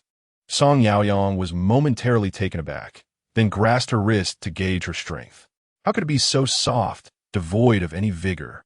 It would not be an exaggeration to describe her as delicate as a flower. Yet, Song Wushuang's hand should not be like this. She had trained in martial arts for years and fought on the battlefield for 5. Her bones ought to possess considerable stability and strength. How could they feel so feeble? Song Wushuang's expression shifted, and she swiftly withdrew her hand. Elder brother. Song Yaoyang's face was pale, and he coughed lightly, looking at her with concern. Wushuang, what is wrong with your hand? It's nothing, she replied, her gaze flickering, feeling somewhat unwell but dismissing it. She didn't wish for her family to know that her days were numbered. Song Yaoyang frowned. Really, is it nothing? Your martial prowess is exceptional. How could your hand lack strength? Just a little illness. What kind of illness? Perhaps due to the suppression of his bloodline. Even though Song Yaoyang had just awakened, his body and spirit were still in a weakened state, and his words lacked authority. Yet, Song Wushuang felt a shiver run through her. She tucked her chin in, insisting, it's nothing serious, just a common ailment. After saying this, she cast a pleading glance at Lu Su, who was removing the needles. Lu Su, sensing her distress, replied, rest assured, the eldest son is merely overworked recently. Suffering from a loss of vitality, a period of rest will suffice. He had grown accustomed to concealing Song Wushuang's condition, casually brushing off minor ailments. The confusion in Song Yaoyang's eyes lingered. Just a minor illness? How could your hand possess no strength at all? However, he had just awakened, and his body was at its weakest, making it hard for him to ponder deeply. At that moment, Lu Su withdrew the final silver needle, and Song Gaoyang, pale-faced, expressed his gratitude. Thank you. Song Wushuang approached him, her face filled with concern. Second brother, how do you feel? Is there anywhere else that troubles you? Song Gaoyang shook his head. Em all right. He raised his hand to touch Song Wushuang's face, noting her gauntness. Song Wushuang felt a wave of emotion wash over her, nearly brought to tears. Wushuang, where is this place? This is the Qin residence. Song Gaoyang looked bewildered. How did we end up in the Qin residence? Where's father? How is he? Song Wushuang's eyes filled with anxiety. After a moment's hesitation, she recounted the events of the past few days in detail. Though Song Yaoyang and Song Gaoyang needed rest, time was of the essence. Their father was still imprisoned, and at his age, he could not endure the hardships of confinement. They had to rescue him without delay. After hearing her, both Song Yaoyang and Song Gaoyang were deeply agitated. Song Yaoyang slammed his fist onto the bed, gritting his teeth. This is outrageous. Jun Qingma has deliberately exposed this matter at such a critical time, intending to drive the Song family to ruin. Indeed, the king is overly suspicious. We have raised a wolf in sheep's clothing. Song Gaoyang's eyes were bloodshot as he struggled to rise from the bed. No, this was my own mistake, and I must bear the consequences alone. How could I allow my father to take the blame for me? In his moment of desperation, he momentarily forgot that his leg was broken, nearly tumbling from the bed. Second brother, Song Wushuang hurriedly caught him, pressing him back down onto the bed. Please, do not agitate yourself. I will find a way to uncover the truth about what happened back then, to clear your and father's names. Song Gaoyang was filled with rage and resentment. It cannot be found. What? I already investigated it back then, and there were no leads. Such a significant matter could not have been overlooked, yet despite all efforts, there were no results. Events that eluded investigation 6 years prior had left no trace after all this time. Song Wushuang's lips turned pale, her heart gripped painfully. How could it not be found? The only ones who saw the troop deployment map were you, cousin, and those 3 deputy generals. I have questioned them one by one. I have already inquired of them. Song Wushuang's expression grew grave. Among the 3 siblings, second brother's talent and capability were unparalleled. If even he could not uncover the truth, what hope was there? Could it be Meng Guoyang? He has always been at odds with our family. Not him. Song Gaoyang interrupted her, dismissing Meng Guoyang outright. Song Wushuang was perplexed. He had already shown his ambitions back then. I kept my guard up against him and never revealed the true troop deployment map. The version I showed him was false. He did not know whether Meng Guoyang would betray him, so he chose to show him a counterfeit. If Meng Guoyang turned traitor, he would unwittingly pass the false map to the enemy. If he remained loyal, nothing would come of it. However, the actual troop deployment map was ultimately leaked. As for the 2 old generals, Chun Chunhua and Morongji, he had sent people to investigate them. They had not left the military camp nor contacted any suspicious individuals. Moreover, both of their sons perished on the battlefield of Goryeo. Such deep-seated enmity would never lead them to collude with Goryeo. Back then, knowing his legs had been crippled, he had gone mad with a desire for vengeance, employing all means to investigate, yet he found nothing. After so many years, he had finally buried all his resentment and hatred deep within, only to have it unearthed in such a manner. And it had become the final blow to the Song family. Jun Qingmao, truly worthy of being the man who rose from a fallen prince to the throne, was indeed ruthless. Chapter 77, Wushuang. I could not obtain the largest candied fruit. Song Wushuang's complexion paled slightly. Second brother, please remain calm. I will certainly find a way to rescue father. Solutions are conceived by people. One day, she would personally bring that individual to light. After much effort, she finally managed to soothe Song Yaoyang and Song Gaoyang, allowing them to recuperate in peace when Qin Chu hurriedly entered. Upon seeing his expression, Song Wushuang sensed something was amiss and quickly signaled him with her eyes. Qin Chu was momentarily taken aback, then glanced at the bed where Song Yaoyang and Song Gaoyang lay, hastily suppressing the panic on his face. Senior brother, second senior brother, you are awake. Is there anywhere that you feel unwell? Song Yaoyang and Song Gaoyang, having not witnessed his earlier expression, merely greeted him with weary faces. Qin Chu, anxious within, spoke a few words patiently before leading Song Wushuang away. Senior brother, has something happened? Song Wushuang inquired. Wushuang, master, what has happened to father? Song Wushuang's anxiety surged.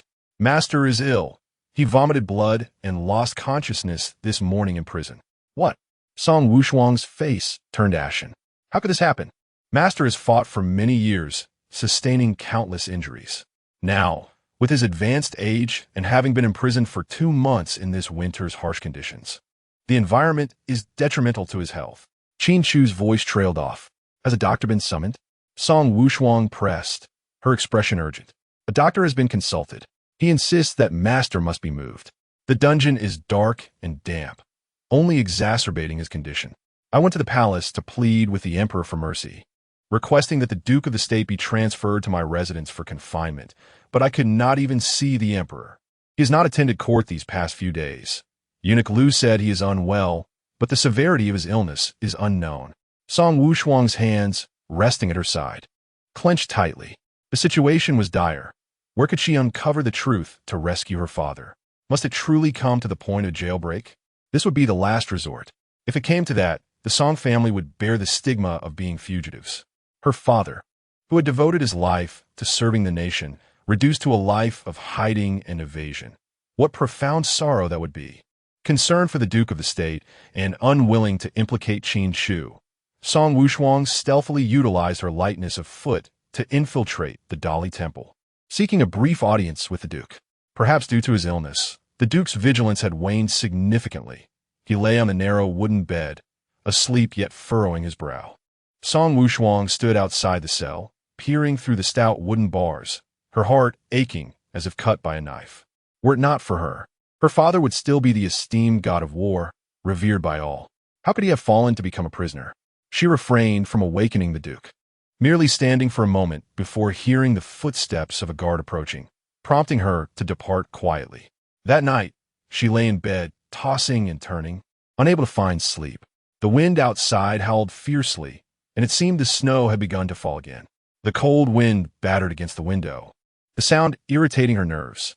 Song Wushuang turned to face the wall, when suddenly a sharp crack echoed outside, branches snapping under the weight of the accumulating snow. Her agitation heightened. In an instant, her demeanor shifted, and she sat up abruptly. Who was there?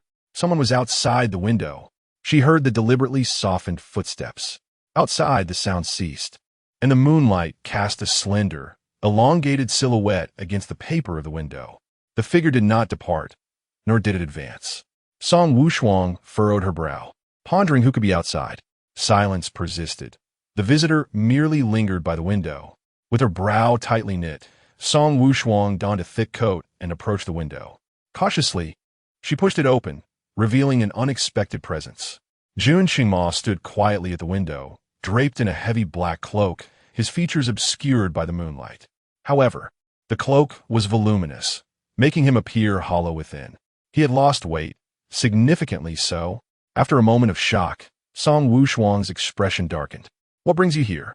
Jun Qingma gazed at her face with a lingering affection, his eyes concealing both pain and deep emotion. From beneath the cloak, his hand emerged, presenting a paper package filled with preserved fruits at the window. I scoured the entire capital, but it was too late. Many shops had already closed, and I couldn't procure the largest ones. Chapter 78. Climbing through the window into the chamber. The Dog Emperor is truly despicable. Song Wushuang gazed at the man standing by the window, and in a daze, she felt as if she had been transported back several years. It was when their families had just discovered their relationship. No one would permit their daughter or sister to follow a man without any standing, especially one who was an insignificant and uncherished prince. Her father and brother were infuriated at the time, confining her to the house and forbidding her from meeting Jun Qingma. How could young lovers endure the torment of separation? Thus, Jun Qingma would clandestinely scale the walls of the general's residence every night, standing outside her window and gently knocking. Knowing her fondness for candied fruits, he would scour the markets of the capital, comparing which shop offered the sweetest and largest pieces, bringing them to her each time. When she opened the window, he would stand tall outside, extending his hand to present her with the largest candy wrapped in paper. Eventually, her father and brother realized that no matter what, they could not keep the two apart. Moreover, Jun Qingma, in his genuine affection for her, had nearly lost his life several times while protecting her. They came to terms with their relationship, ceasing to obstruct their interactions, and even began to wholeheartedly support Jun Qingma's bid for the throne. Although her father and brother had consented to her relationship with Jun Qingma, they still wore grim expressions in his presence, and thus, they did not dare to be openly together. Jun Qingma continued to visit her secretly each night, diligently bringing her the candied fruits she adored. This routine persisted for a long time, until he ascended the throne, after which it ceased entirely. Now he stood once more at her window, holding her favorite candied fruit, lamenting that he could not find the largest pieces. The images from her memories intertwined with the present, causing a bittersweet ache in Song Wushuang's eyes. What brings you here? She asked, her voice cool and slightly trembling in the biting wind and snow of the night. I came to see you. I miss you so much, he replied, taking a few steps forward and presenting the paper-wrapped treat to her, his gaze filled with a humble yearning. This one is sweet too. Next time, I will bring you the biggest. No need. I no longer enjoy candied fruits, she stated, having tasted too much bitterness to dare hope for sweetness again. What do you like to eat? I will bring you something else next time, he inquired, I don't like anything, she replied, watching as the light in his eyes dimmed, turning a dull gray. He stood there, his tall figure betraying a sense of helplessness and grievance, like a child who had committed a misdeed. Seeing him in such a state, Song Wushuang felt a pang of discomfort. Why must he present himself as the wrongdoer? His expression fell further, and his voice became weary. I'm sorry, Wushuang. Am I truly so unforgivable? Before he could finish, she had already closed the window. The room was enveloped in darkness, isolating him beneath the moonlight, his heart swallowed by the night. Had she grown so impatient that she could not bear to hear his voice? Indeed, Song Wushuang was impatient. She was not so saintly as to forgive a scoundrel. She was currently in a state of distress, consumed by thoughts of how to exonerate her father, leaving her with no inclination to decipher Jun Qingma's schemes. As she turned to walk back, a sudden sound of a window being pried open startled her. She whipped around to find Jun Qingma gracefully leaping through the window. He landed softly, producing barely a sound, and flashed her a smile, remarking on his seemingly diminished agility, which had once allowed him to land silently.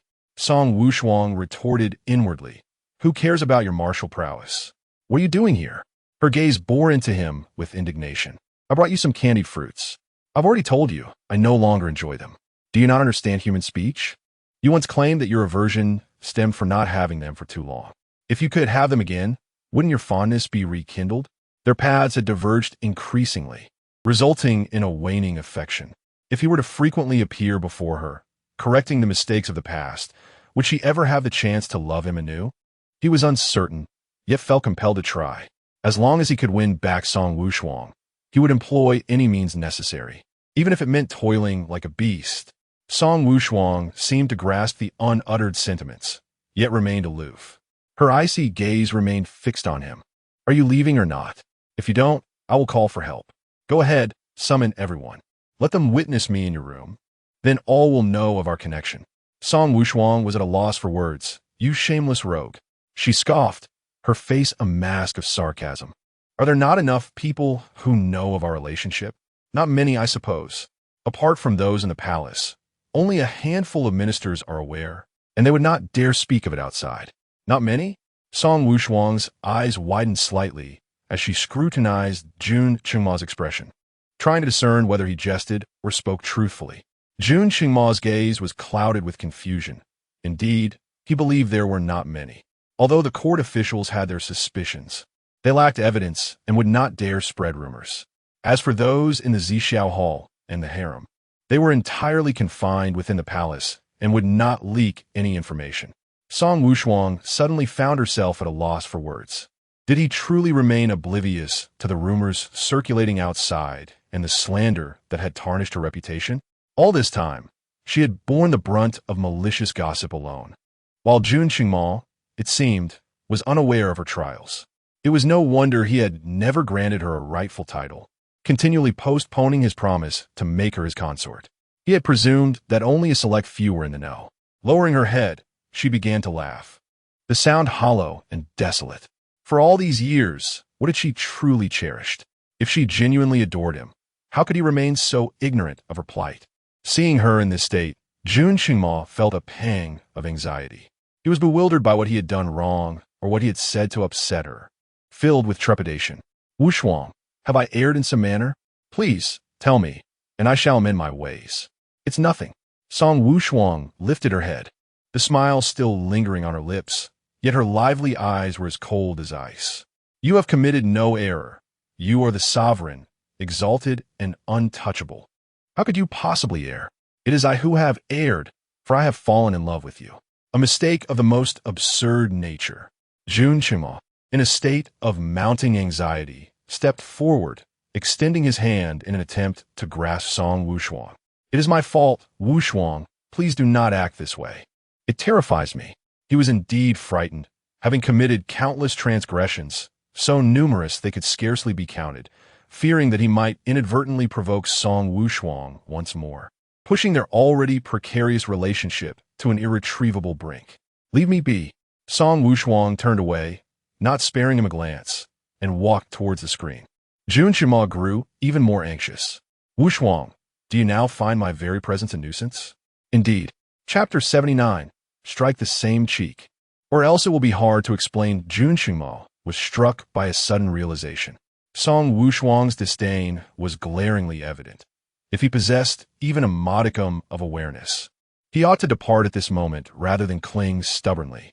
Yet, the fear of not seeing her for several days rendered him immobile.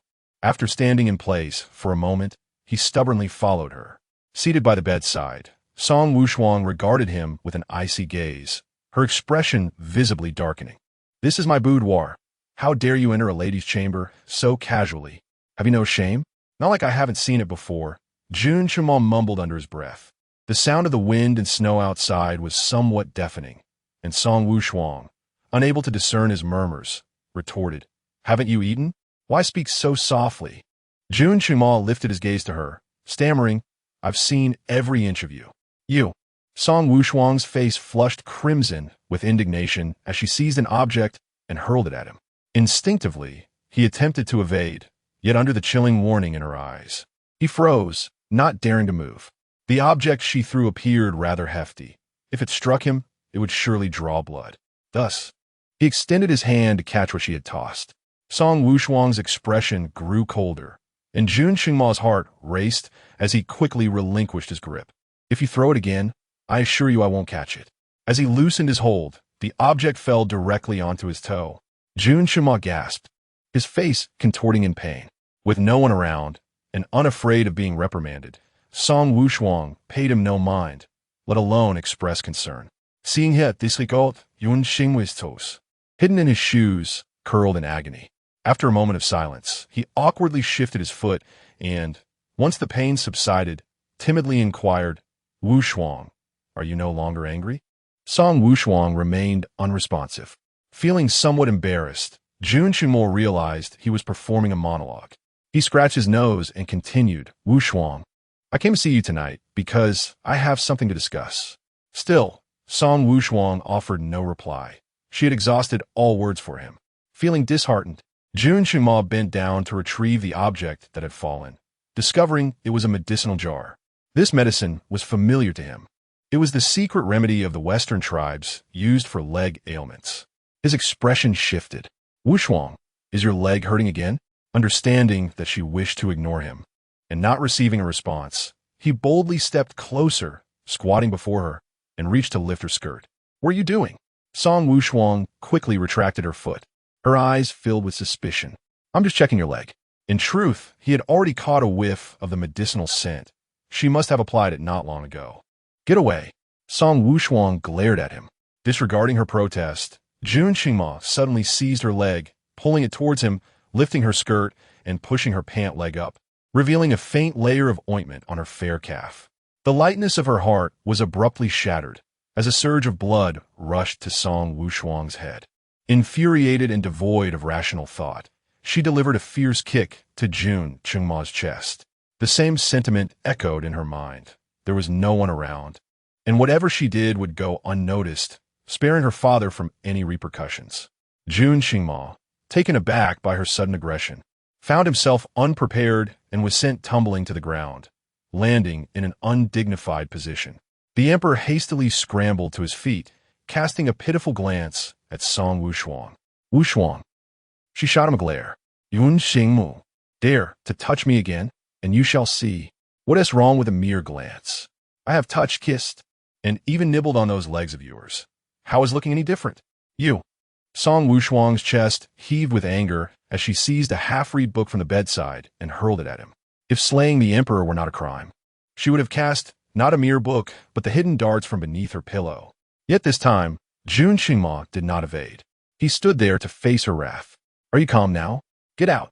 Jun Qingmao remained unmoved, a hint of sorrow shimmering in his eyes. Wushuang, tell me, has your leg been hurting these past few days? Lu Su had mentioned that on rainy or snowy days, Song Wushuang's leg ailment would flare up. With the incessant snowfall, he wondered how she had endured. Jun Qingmao was filled with self-reproach. How could he have been so self-absorbed, neglecting the agony she must have been enduring? In his frustration, he slapped himself across the face. The sharp sound resonated throughout the room. I'm truly despicable. Song Wushuang's discerning gaze fell upon Jun Qingma's face, as if she were assessing his next move.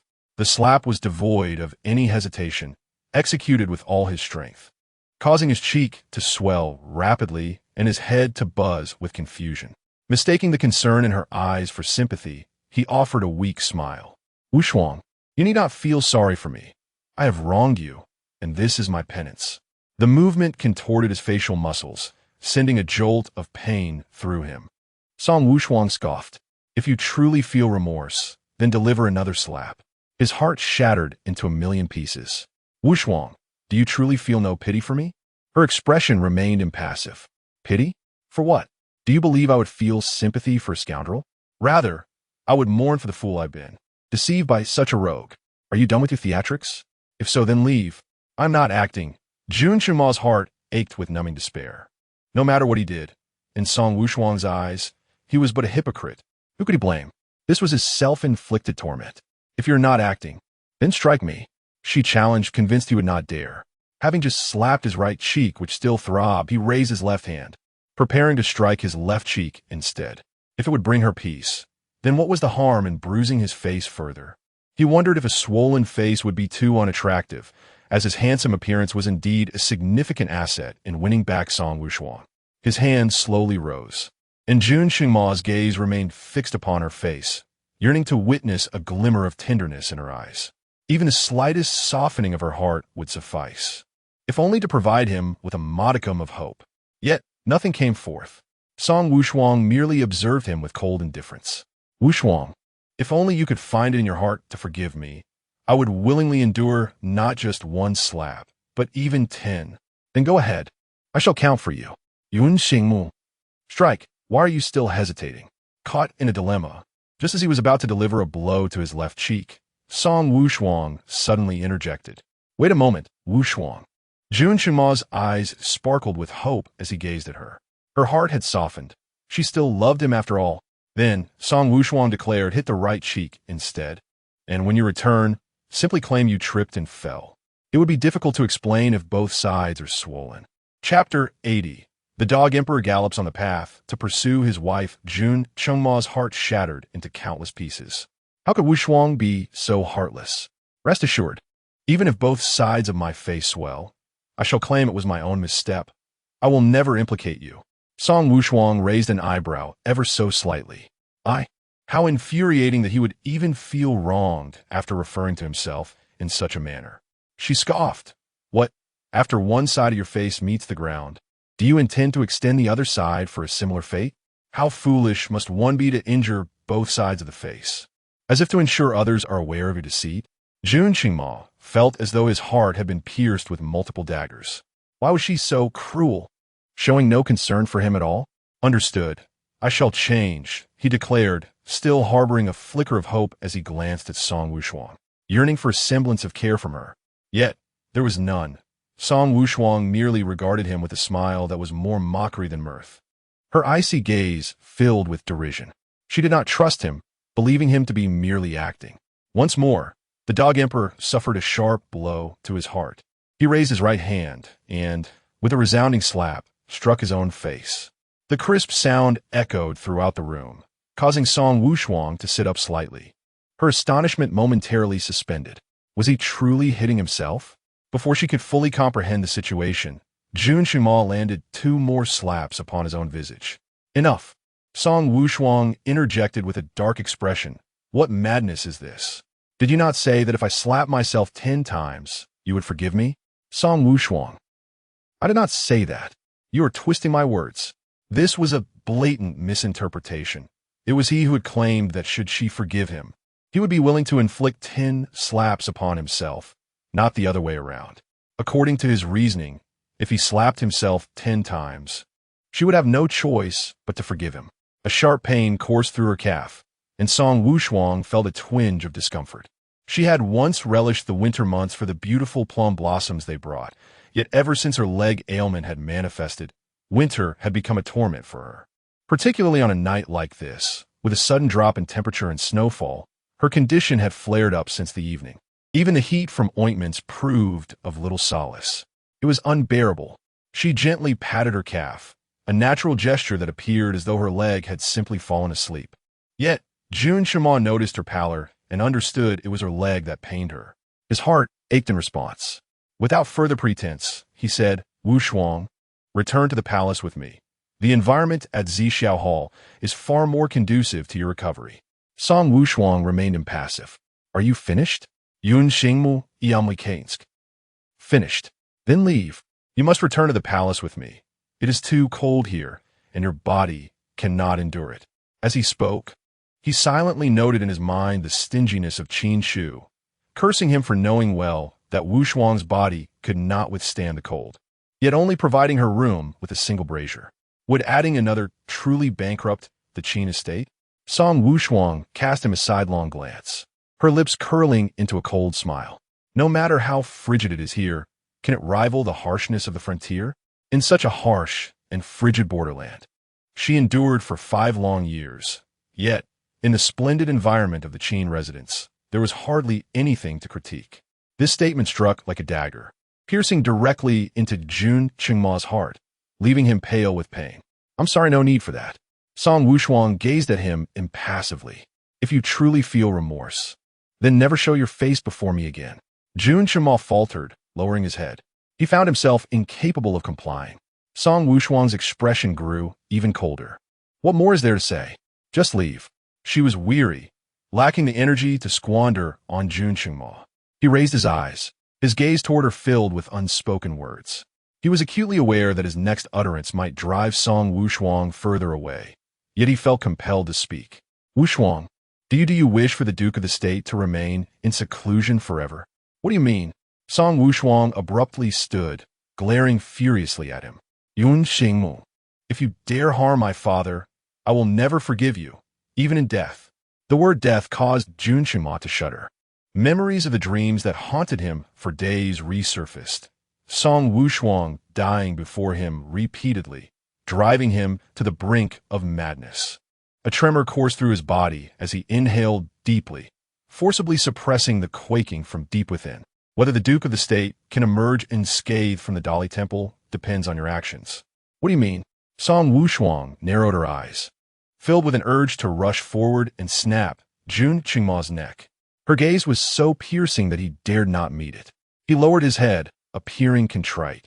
Yet his words told a different tale. Come back to the palace with me. I will restore your father's honor. Huh? Song Wushuang scoffed, her face rife with sarcasm. You have already uttered those words before. She had once been foolish enough to believe him, spending over a month in the Zixiao Hall, only to receive a resounding slap in the face. Jun Qingma's complexion paled further, overwhelmed by shame. About the last incident, I apologize. Regardless of whether you believe me, I was unaware of Li Yu's words in the court beforehand. Song Wushuang glared at him. Do you think I will believe that? Jun Qingma experienced a pang of heartache, mixed with humiliation. It was all my fault. I thought things would unfold as they did in my previous life. So I did not devote my thoughts to exonerating the Duke of the State, but rather tasked my subordinates with it. Meanwhile, I focused all my efforts on seeking Song Wushuang's forgiveness. I never anticipated that it would create an opening for others.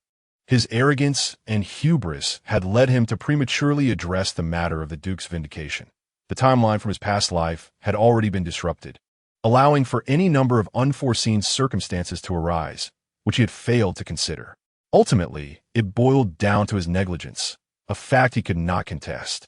Now, he could only hope that Song Wushuang would grant him another chance to refrain from hastily condemning him. Wushuang, the previous incident was my oversight. Come back to the palace with me, and this time I assure you, I will clear the Duke of the State's name. Song Wushuang remained silent, her eyes coldly fixed on him. Jun Qingma's heart felt as if it were being twisted by a blade, his tone pleading.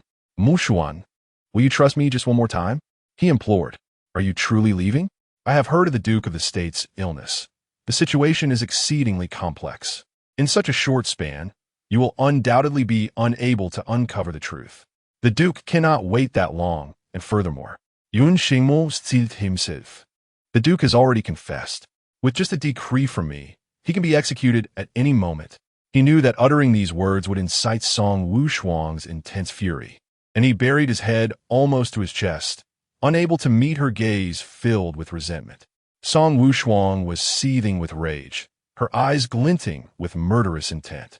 Yun Xingmu, if you dare to harm my father, I will never let you go. Even if it means our mutual destruction, I will drag you down with me. Chapter 81. Someone, capture the Dog Emperor, the wall-climbing assassin. Jun Qingma's heart lurched violently, leaving his hands and feet icy with panic. He needed no glance at Song Wushuang's expression to discern the veracity of her words. If you return to the palace with me, I assure you that the Duke of Jinghua will emerge unscathed. Wushuang, you find yourself devoid of alternatives, do you not? Trust me once more. If I fail to vindicate you, you may harbor your resentment thereafter. Upon uttering these words, he moved his stiff fingers. You possess no other options. Is this the love you profess? To threaten me with my father's life? Jun Qingma opened his mouth, yet under the frigid glare of Song Wushuang, he could utter not a single word. He wished to clarify that he had never intended to coerce her. His visit this evening stemmed from an inability to resist the yearning in his heart, as well as a desire to inform her of his plans to seek justice for the Duke of Jinghua in the coming days. However, upon witnessing her leg injury flare up, he sought to bring her back to the palace, but she refused. Thus, he resorted to leveraging the Duke as a means of intimidation. Alas, Song Wushuang no longer believed him. Regardless of his explanations, they appeared as mere rationalizations in her eyes. Having played the villain, he could no longer offer a grandiloquent justification, and so Jun Qingma fell silent. You have no choice, he reiterated. Song Wushuang's chest heaved with anger. At that moment, she loathed Jun Qingma intensely. She wished she could slay him. Yet, as he had articulated, she found herself without alternatives. With a heavy heart, Song Wushuang closed her eyes. Very well, I shall return to the palace with you. Jun Qingma felt a surge of joy within him, but upon lifting his gaze to meet the icy depths of Song Wushuang's eyes, it felt as though a bucket of frigid water had been poured over him. His fingers trembled in anxiety. Fear not. As long as I keep Wushuang in the palace, I shall be able to placate her, he assured himself. Yet his body felt increasingly cold. Grasping the ointment tightly, he forced a smile. Then let us be off. Why the hurry? Are you rushing to the afterlife? Jun Qingma's expression stiffened slightly. Song Wushuang did not glance at him, and thus remained oblivious to his demeanor. I will inform my elder brother and second brother tomorrow. That is out of the question. Jun Qingma pressed his lips together, aware that the Song family did not currently favor him. Should Song Yaoyang and Song Gaoyang learn of Song Wushuang's intention to enter the palace with him, they would surely oppose it. We shall depart at once. You may leave them a letter. Song Wushuang's piercing gaze fell upon him, causing a pang of anxiety to stab at Jun Qingma's heart, prompting him to avert his eyes. He noticed the shadow of a tree swaying against the window, buffeted by the wind and snow, and remarked, "It is dreadfully cold tonight. Your leg is agitated. Entering the palace will surely offer some relief." With a cold laugh, Song Wushuang's scornful expression rendered Jun Qingma hesitant to meet her gaze. Approaching the desk, she retrieved paper and ink, composing 2 letters, one addressed to Qin Shu and the other to her 2 brothers. Lu Fu paced anxiously within the Zixiao hall, fretting over the late hour. Why is the emperor yet to return? Where could he possibly be? As the snow fell increasingly thick, he recalled that the emperor had not taken an umbrella when he left, and he feared for his well-being in the biting cold. Just as Lu Fu prepared to venture out in search of him, Jun Qingma entered, following Song Wushuang. Lu Fu was unaware that Song Wushuang had left the palace. He only knew of her disappearance for several days, during which he searched in vain. Now, however, she had suddenly reappeared. To him, it felt as if she had vanished in a swift motion and then returned just as abruptly. His eyes brightened, and he hurried to greet her. "Your Majesty, General. You have returned. Oh, my General, where have you been these past days? The Emperor has been quite worried about you." Yet, under the icy gaze of Song Wushuang, Lu Fu's voice dwindled. With his keen perception, he could not fail to notice her displeasure, prompting him to fall silent. Song Wushuang walked straight towards the inner hall, her gaze unwavering. Jun Qingma followed her like a dutiful spouse, trailing closely behind. Behind them, Lu Fu exchanged knowing glances with Ru Hua and Si Yu, signaling them to remain discreet. Upon entering the inner hall, Song Wushuang noticed the pile of memorials laid out on the table, recalling how before her departure, Jun Qingma had fabricated an excuse about the heating system in the imperial study being broken, subsequently insisting on relocating their workspace to the Zixiao Hall. Her expression hardened slightly. What is this? Is the heating system in the imperial study still not repaired? Jun Qingma contemplated admitting the truth, that the repairs were indeed not completed and would take a considerable time. But upon meeting Song Wushuang's penetrating gaze, he realized she was far too astute. She could see through his insidious intentions and must have discerned his little ruse.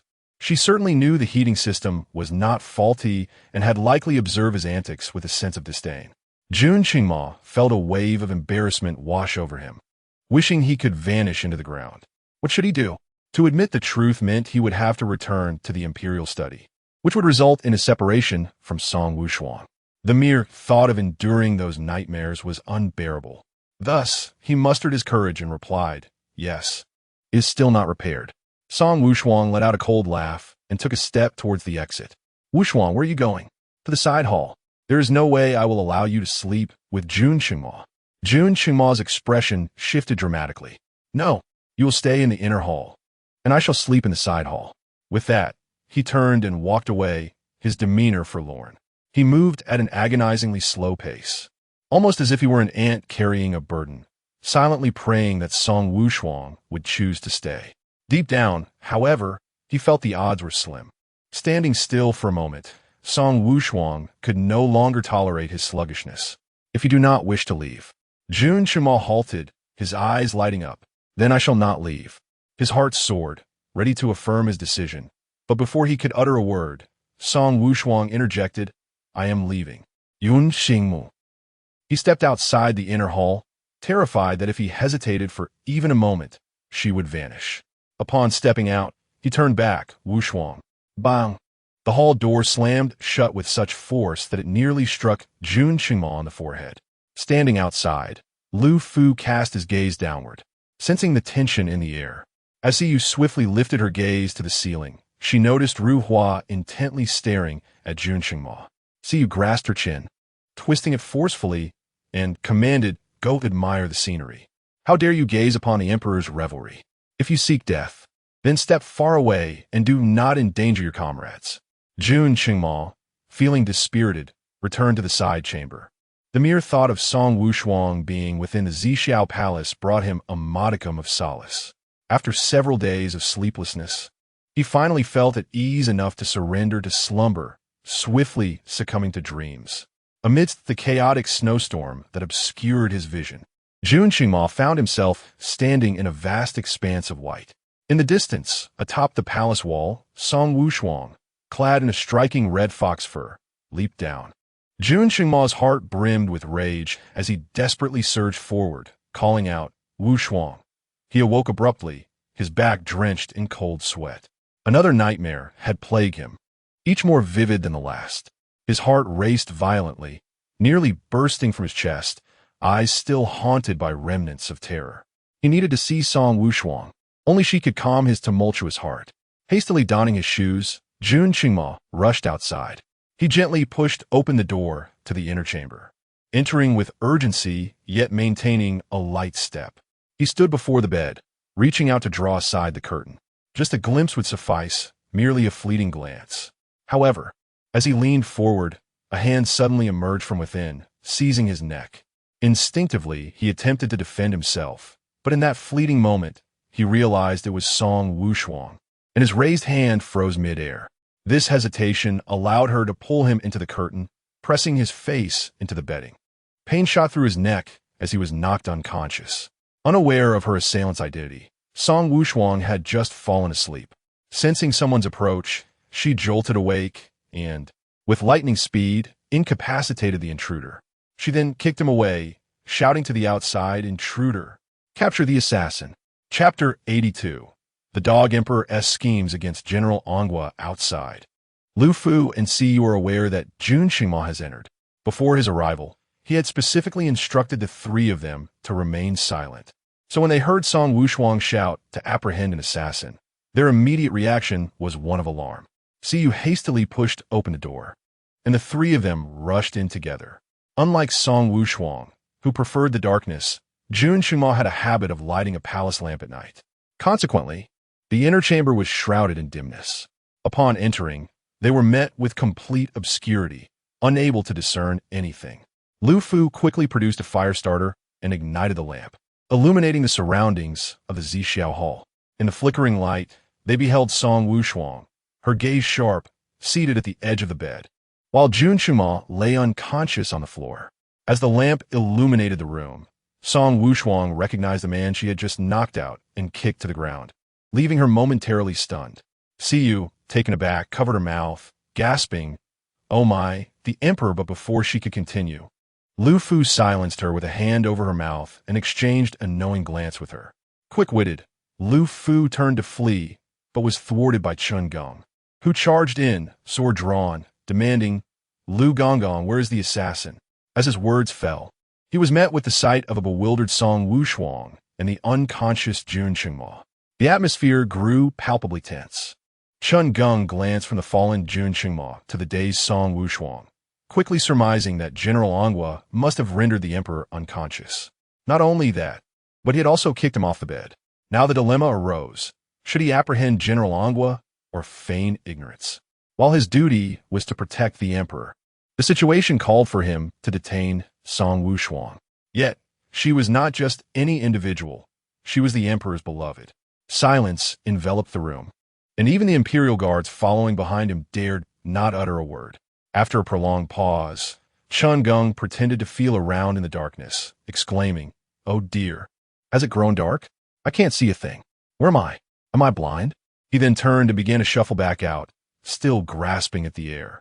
The imperial guards, less astute, waved their hands in front of him, inquiring, "Commander, are your eyes failing you?" Chun Gong responded with an irritated kick. "You are the one who is blind. Get out." Song Wushuang. Could she act any more convincingly? Siyu, regaining her composure, recognized that this was evidently a misunderstanding. Surely, the emperor had been attempting to clandestinely visit General Anghua, only to be mistaken for an assassin and knocked out as a result. Realizing it was a mere misunderstanding, she felt compelled to ease the tension. "Oh dear, how did the emperor end up on the floor?" "It's all right. It's just a misunderstanding." Lu Fu, filled with dread, thought, "Why are they both so clever now?" Their flattery is smoother than ever. A profound sense of crisis washed over him. First, there was the esteemed physician Hu, then the charming Siyu, and now the arrival of Chun Gong. Each of them had mastered the art of flattery to an extraordinary degree, leaving him feeling overshadowed. This simply would not do. His position as the foremost flatterer of the imperial court was at stake, just as Lu Fu was consumed by anxiety. He heard Ru Hua speak up, "Siyu, have you made a mistake? The emperor is not merely asleep. He has been rendered unconscious by General Anghua." After saying this, she turned to Song Wushuang, "General, why did you strike the emperor? Is there an attempt on his life?" Although she and Siyu were dispatched to protect Song Wushuang, the emperor was their true sovereign. If he were in peril, she would prioritize his safety above all else. Song Wushuang found herself in an awkward position. Meanwhile, Lu Fu, Siyu, and Chun Gong exchanged silent glances with Ru Hua, their expressions conveying disbelief as if questioning how such a mind could have been chosen to look after Song Wushuang. In truth, it was more about how she had managed to survive in the perilous environment of the palace. Ru Hua felt a bit perplexed by their stares, sensing that their gazes were akin to that of someone observing a fool. "It must be an illusion," she thought. "Why are they looking at me?" Siyu remarked, "It's nothing. I just think you should perhaps refrain from speaking altogether. It's one thing to endanger yourself, but please do not jeopardize your companions." Ru Hua protested, "But why? Did I say something wrong? I merely stated the truth." Lu Fu took a couple of steps forward, standing before Jun Qingma with a worried expression. "Oh dear, your majesty. How could you be sleeping on the floor? It's so cold. You mustn't catch a chill. We need to get you to bed immediately." At that moment, Jun Qingma, who was just awakening from his brief faint, prepared to open his eyes and thought, "To bed. Very well, I need not wake." Chun Gong, realizing the situation, rushed in to assist Jun Qingma in moving to the bed. Noticing Song Wushuang sitting by the bedside, he politely requested, "General Anghua, could you please make some room?" Song Wushuang's expression darkened. Had he even considered her opinion before placing the emperor on her bed? However, since it was she who had knocked him unconscious, she felt guilty and had no grounds to argue. Thus, she begrudgingly stood up, yielding her place on the dragon bed.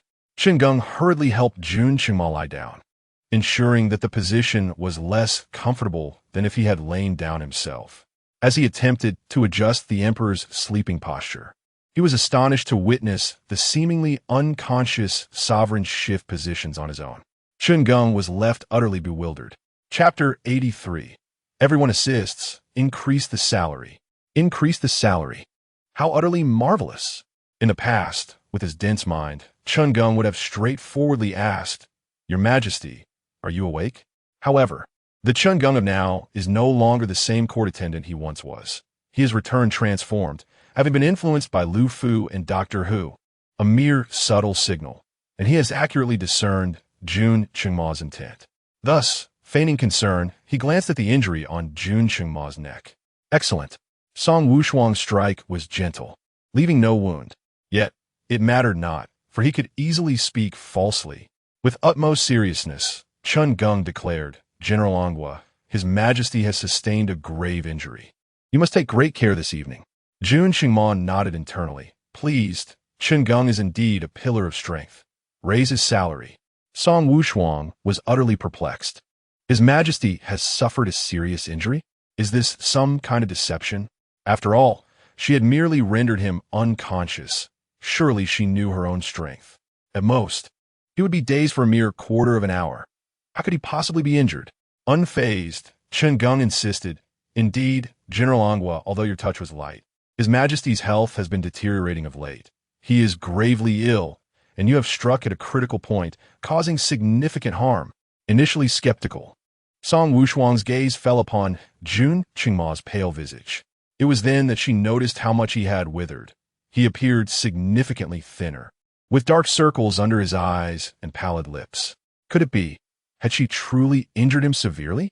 Let us summon a physician. Chen Geng, no need. Lu Fu, no need. See you, no need. Ruhua, very well. I shall summon the physician at once.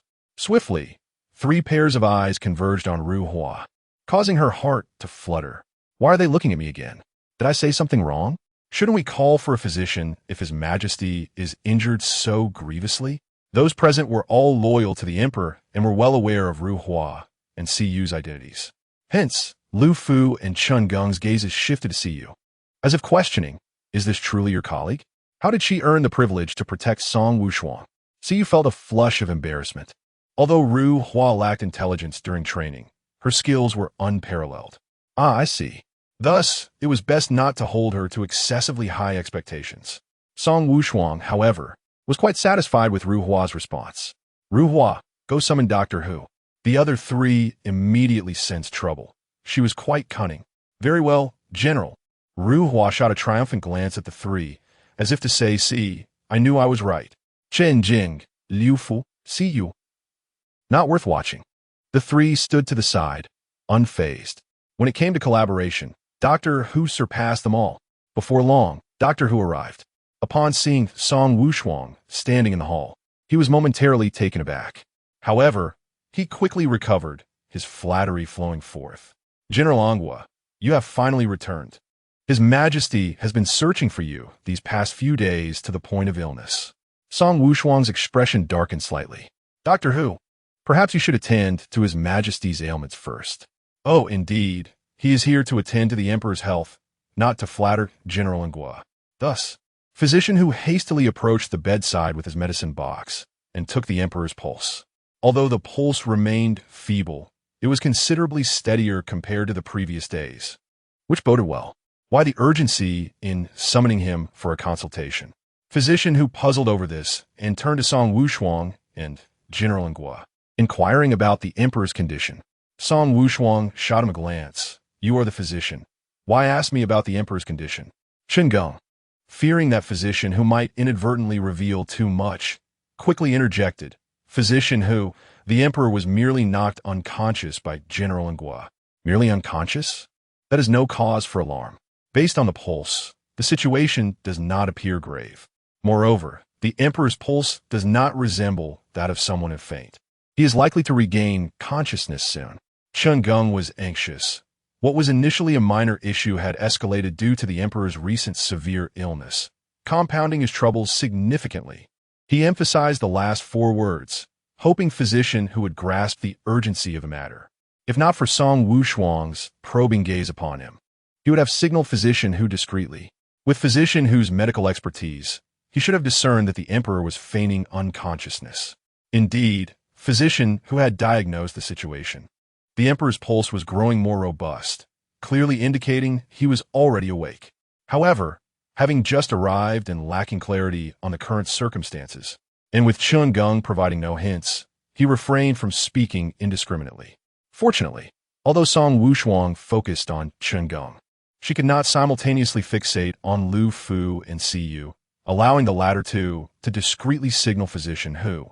He comprehended immediately, with a solemn demeanor. He began to fabricate. General Nguo exerted himself too forcefully, and the emperor has been under great mental strain, suffering from serious illness. He cannot withstand such turmoil. Jun Qingma felt elated, advocating for an increase in the emperor's salary. Such a raise was imperative. Song Wushuang retracted her gaze, casting a frosty look upon physician who. After the deception regarding Jun Qingma's leg, she had lost all faith in this physician. This man was clearly in cahoots with Jun Qingma. She gestured towards another physician standing nearby. Physician and instructing you attend to the emperor's pulse. A collective gasp of anxiety swept through those present, pondering the potential consequences. Physician and was not part of their faction, and there was no telling whether he might inadvertently disclose the truth. The onlookers anxiously watched as physician and bent over to check Jun Qingma's pulse, their hearts racing with trepidation. Please do not speak the truth. Chapter 84. The Dog Emperor's self-inflicted wound lying on the bed. Jun Qingma felt a surge of anxiety. He was uncertain whether Doctor and possessed the perceptiveness required for the situation, as one could not expect everyone to be as astute as Lu Fu. He sought to provide Doctor and with a subtle hint, yet Song Wushuang remained vigilant against any potential deceit, standing resolutely by the bedside. Not only could she detect the slightest movement of Jun Qingma's brows, but her icy gaze swept over Doctor Who, conveying a clear message. Should your lies be unveiled, I shall ensure your reckoning. Amidst the swirling thoughts of those present, Dr. N had already completed the pulse examination. Dr. N, what is the condition of the emperor? Song Wushuang inquired. Dr. N withdrew his hand and, with utmost respect, bowed to her. Regarding the General Lu Fu and the other physicians felt their hearts leap into their throats. The emperor's condition is quite grave. It would be prudent for someone to remain by his side tonight, providing close care. Lu Fu, Dr. Hu, Chen Geng, and the others were left in stunned silence. Jun Qingma breathed a quiet sigh of relief. A raise in salary was imperative. Song Wushuang furrowed her brow. Dr. N, are you certain? Yes. The emperor has been unwell for several days, weakening his constitution. Additionally, he suffered a severe blow. Compounding his misfortunes, he then launched into a lengthy discourse that left Song Wushuang in a daze. As they say, prolonged illness breeds expertise. Having endured numerous ailments over the past 5 years, she possessed a modicum of medical knowledge. However, her understanding was superficial, making it difficult to discern the veracity of Dr. N's declarations. The fact that some of the symptoms sounded familiar led her to believe he was speaking the truth. Turning to Jun Qingma, she wondered, could it be that her one strike nearly claimed his life? This predicament was dire. Her father and brother's grievances remained unavenged, and now, with the addition of a regicide accusation, the entire Song clan would face annihilation. Caught in a dilemma, Song Wushuang noticed Doctor and surreptitiously glancing at her expression. He then subtly gestured to Lu Fu and the others, communicating a reassuring message. I know how to handle this. Having never experienced the chaos of a pig run, he had often accompanied Doctor Hu to the Zixiao Palace but never had a chance to shine, merely watching enviously as Doctor Hu received accolades and promotions. Now, an opportunity lay before him. With a little assistance, he could finally establish his presence before the emperor. Lu Fu, however, was not to be underestimated. He was determined to retain his status as the foremost flatterer. Despite the doubts lingering in her mind, Song Wushuang had no alternative. She could hardly summon Lu Su into the palace at such an hour. Could she? Then, I shall retire to the side chamber tonight. Eunuch Lu, you shall attend to the emperor, she declared. Jun Qingma tightened his grip on the blanket. If Lu Fu dared to agree, he would not hesitate to sever his head and use it as a ball.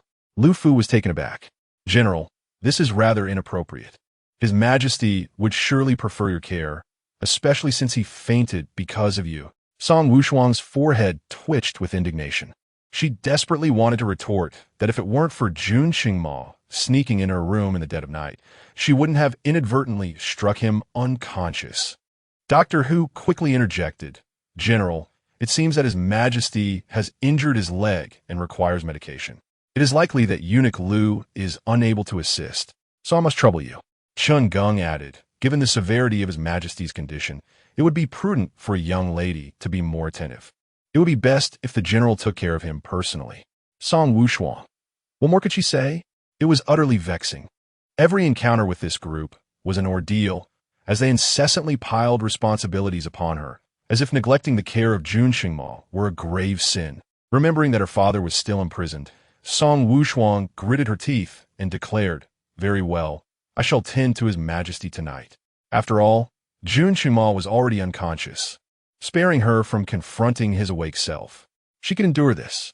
Lu Fu and the others breathed a sigh of relief. Jun Qingma, stifling his inner excitement, thought, increase the salary. Yes, increase the salary. Once everyone had departed, Song Wushuang stood by the bed, gazing at the comatose Jun Qingma, her frustration mounting. She couldn't fathom how, despite his previous disdain for her, his demeanor had transformed entirely after a single leap over the palace wall, becoming so persistently attached to her. After a moment of contemplation, feeling a chill, she finally sat down beside the dragon bed. Upon feeling Song Wushuang settle beside him, Jun Qingma was overwhelmed with excitement when her back brushed against him through the blanket. If he weren't feigning unconsciousness, he would have leapt up to demonstrate the 18 dragon-subduing palms. Song Wushuang fumed silently at the air for a while, realizing how foolish this was. She then lowered the canopy and crawled onto the bed. Jun Qingma lay on the outer side, so she had to maneuver herself to the inner side to rest. The distance was a bit too wide, and as she crawled over, she inevitably had to brace herself against Jun Qingma. Preoccupied with her thoughts, she failed to notice where her hand landed. Soft and substantial, it seemed to harden upon contact. Suddenly, the unconscious Jun Qingma sprang up, his face pale. Ouch, ouch, ouch. Wrong place, ah. Wushuang, quickly let go. Chapter 85. The Dog Emperor is utterly despicable. Song Wushuang. One fears the sudden silence in the air. After an outburst of lamentations and wails, Jun Qingma finally realized he had been exposed. He swallowed hard, casting a furtive glance at Song Wushuang, and flashed a grin so sycophantic it could rival a dog's. Wushuang, I just woke up. Do you believe me? What do you think? I'm certain you will. Song Wushuang nodded. Yes, I believe you. I believe you, you big-headed ghost. Maintaining her grip, she twisted with force, causing Jun Qingma to emit a scream akin to that of a slaughtered pig. Song Wushuang, with an air of nonchalance, withdrew her hand and coldly observed Jun Qingma, who was curled on the bed, clutching his groin and groaning in agony. A quarter of an hour later, he still maintained that pitiful position, his expression one of impending demise. Get up, I want to sleep, Song Wushuang commanded coldly. Jun Qingma shook his head. Let me recover a bit more. You have already had a quarter of an hour. Angered, Jun Qingma felt utterly vulnerable from the unprecedented assault he had just endured, both physically and emotionally. How could she demand he leave now? He could hardly stand, much less roll out. What a heartless woman. How could she be so cruel? His eyes pleaded, Wushuang, do you not feel even a twinge of guilt? Why should I feel guilty? She replied with an air of entitlement. Jun Qingma felt as though the sky had fallen upon him. You have harmed me. How can you not feel even a shred of remorse? You brought this upon yourself. If you hadn't deceived me repeatedly, would I have acted so harshly? Jun Qingma's expression was one of grievance, silently accusing her of cruelty. Initially, Song Wushuang had been oblivious to her excesses, But his pitiful demeanor made her question whether she truly was as cruel as he suggested. It was just a twist. Must you be so dramatic? Dramatic? Jun Qingma's anger surged to the forefront. Are you unaware of where you twisted? That area is far too delicate to be treated so carelessly. It is a man's greatest agony.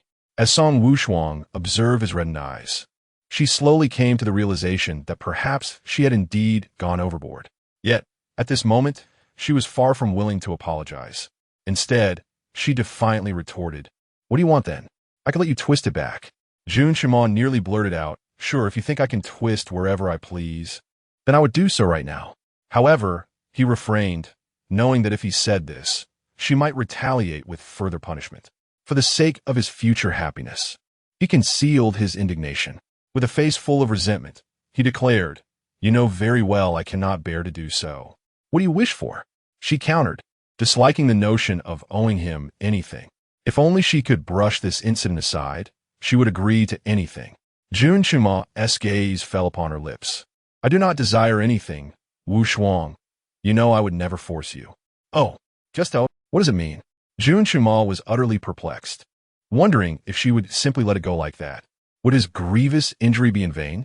Thus, he donned a pitiful expression and lamented, "Wushuang, I am in such pain. Please alleviate it for me.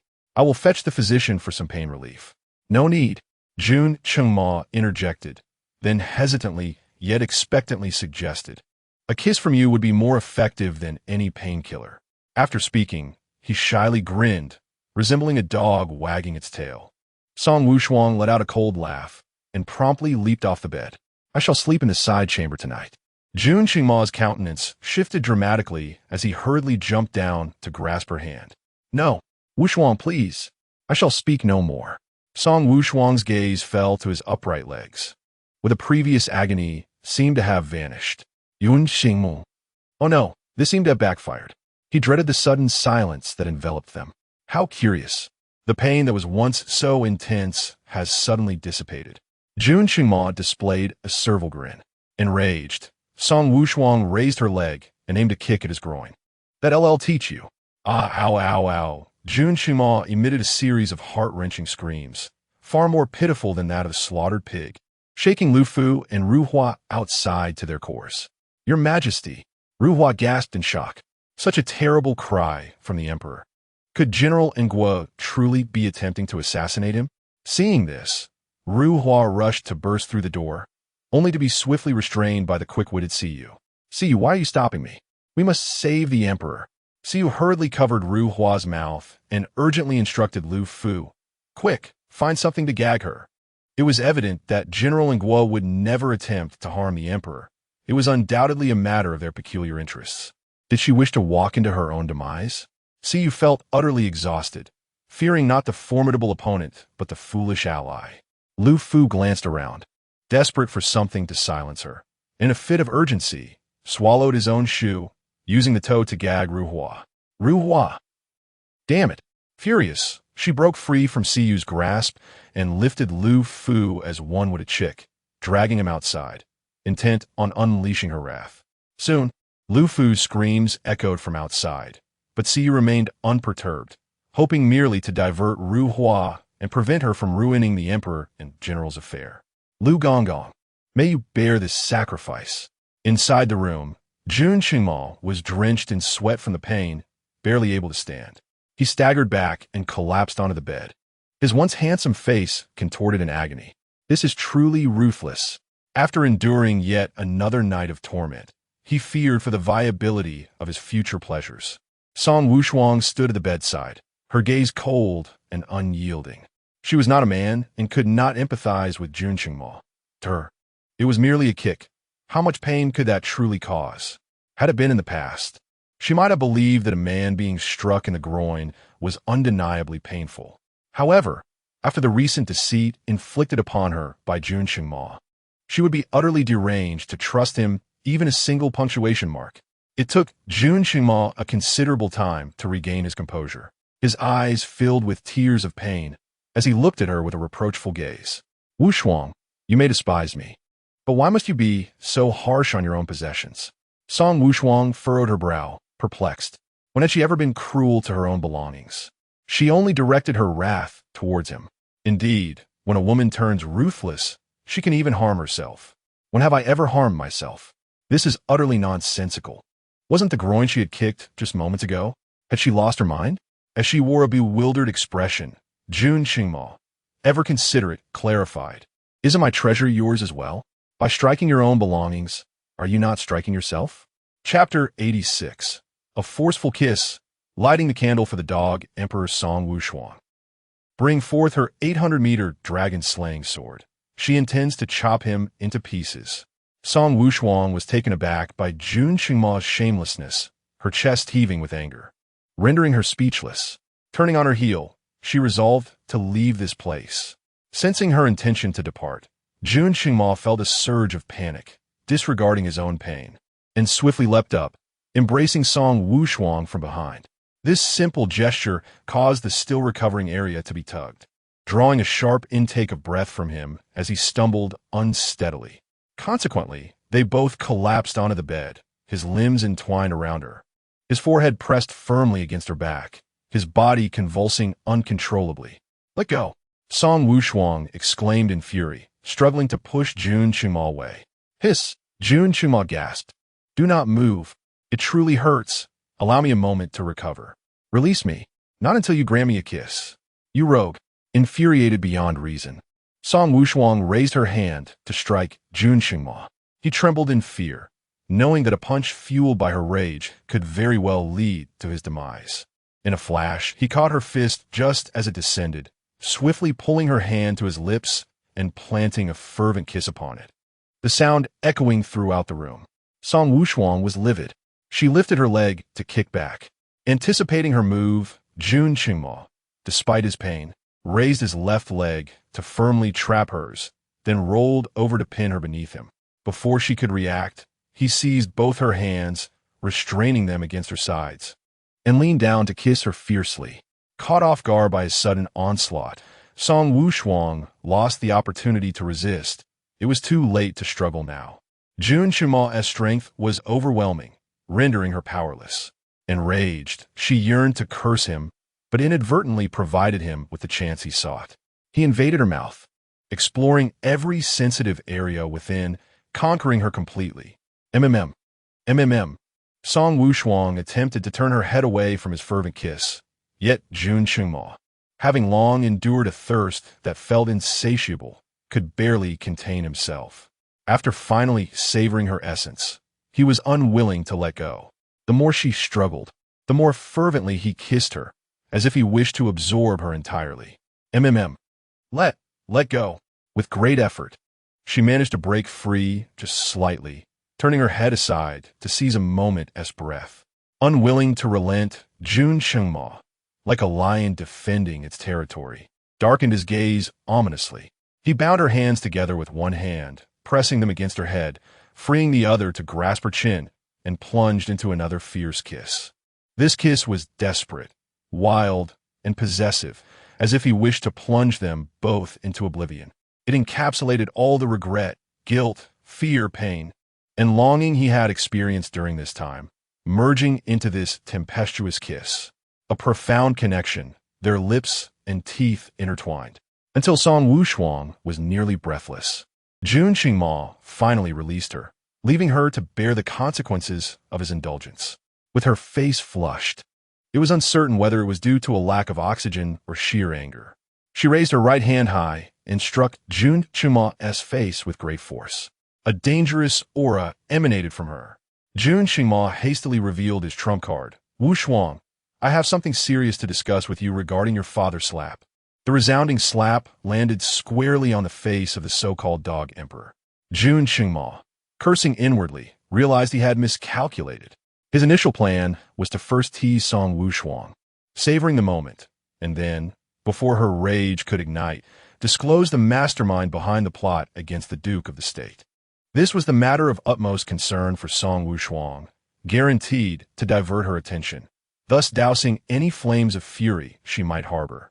To his dismay, his calculations had gone awry, and he had still received the slap. Frustration welled within him. Why did he mention having something serious to discuss? You should have gone straight to the point and revealed that the one behind the Duke's predicament was the Empress Dowager. Such a revelation would undoubtedly shock Song Wushuang into forgetting her intention to strike him. His cheek burned with embarrassment, and he wished fervently for the sands of time to reverse, allowing him to rephrase his words. As he braced for her second slap, he hurriedly exclaimed, "I know who framed your father." Sure enough, his words halted Song Wushuang's hand midair. She was momentarily taken aback before narrowing her eyes.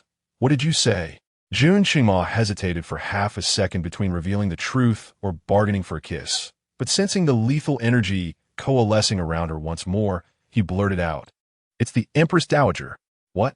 This time, Song Wushuang was genuinely stunned. How could it be the Empress Dowager? Although she had always disapproved of Song Wushuang, believing she caused chaos within the harem, it was hard to fathom that she would go so far as to annihilate the Duke's house over this matter. The kingdom of Tianchun was established by the Song family. Jun Qingma's throne was supported by the Song family. Without the Song family, how could the Empress Dowager have ever ascended to her position? How could she repay their kindness with enmity, seeking to destroy the Duke's household? Song Wushuang trembled with rage. Jun Qingma swiftly embraced her, gently patting her back. "Wushuang, please calm down." She closed her eyes, taking a deep breath to force herself to regain composure. Upon reopening her eyes, she transformed back into the frigid Song Wushuang. "Are you certain it is the Empress Dowager?" "It is her, Wushuang. I would not deceive you regarding such a grave matter.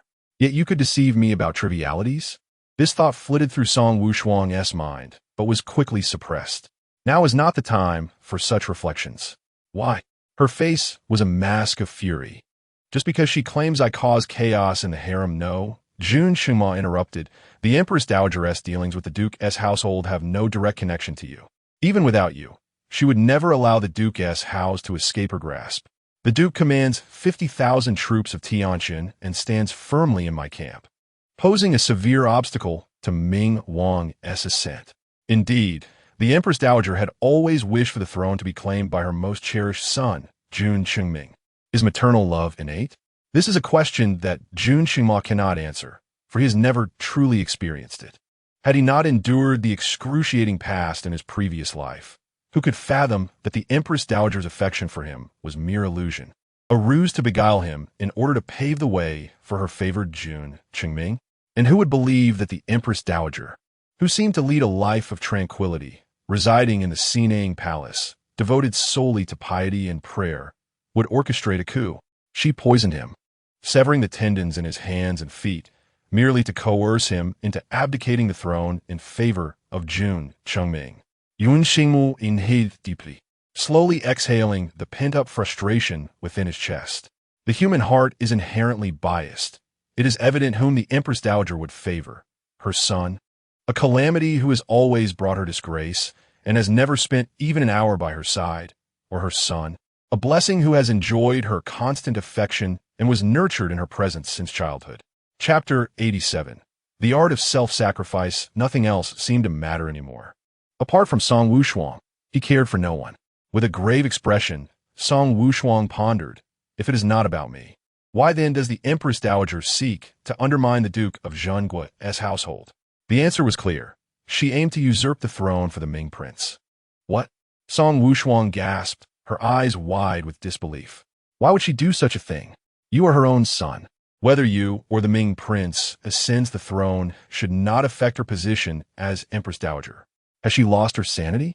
The notion that a dignified Empress Dowager would conspire against the throne was unfathomable. Jun Qingma managed a sorrowful smile, his gaze tinged with melancholy and solitude. Witnessing his despondent expression struck Song Wushuang's heart like a needle. Memories flooded back to the moment they first met in the cold palace, where he appeared so frail and pitiful. If the Empress Dowager truly cared for this son, how could she abandon him to the cold palace, indifferent to his plight? Even if the decision to cast Jun Qingma away stemmed from the late emperor's wishes, could she not discreetly provide assistance? A mere bun, a tattered garment would have sufficed. Yet she did nothing. Did she never contemplate the survival of an infant cast into the cold palace? The thought sent a chill through Song Wushuang's heart, as a horrifying realization dawned upon her.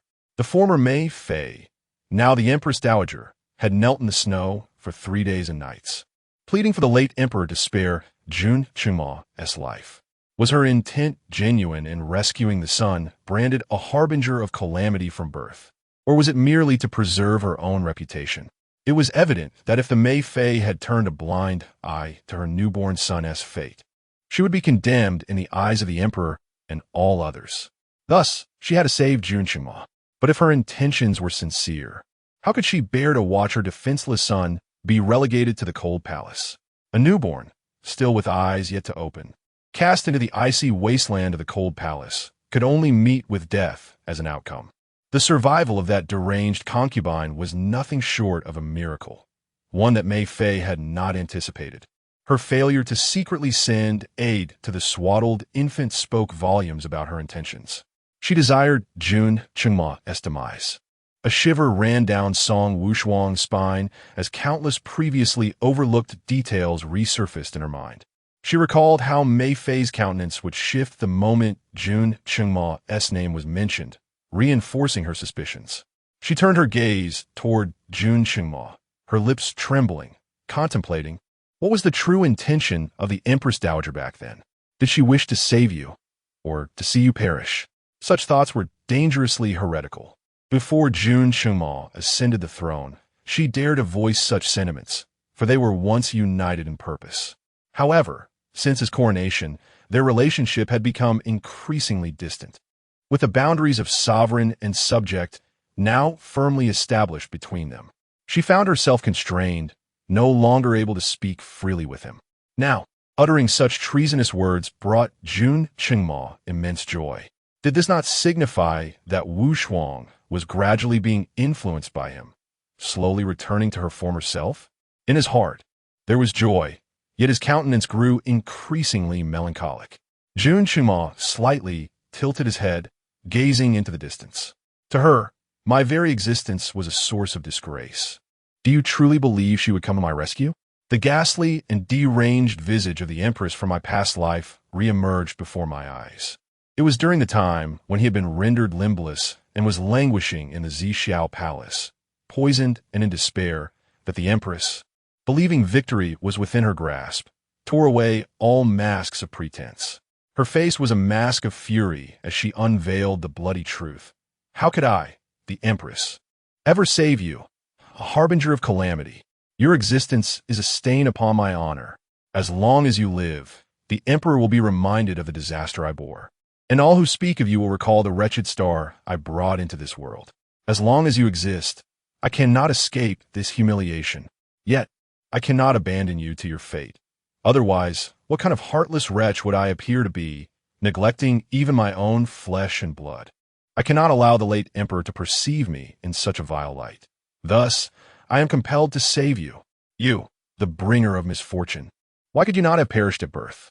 Why must I stage this charade of suffering to rescue you, only to be burdened with lingering ailments that torment me each winter? How could I have given birth to such a loathsome creature?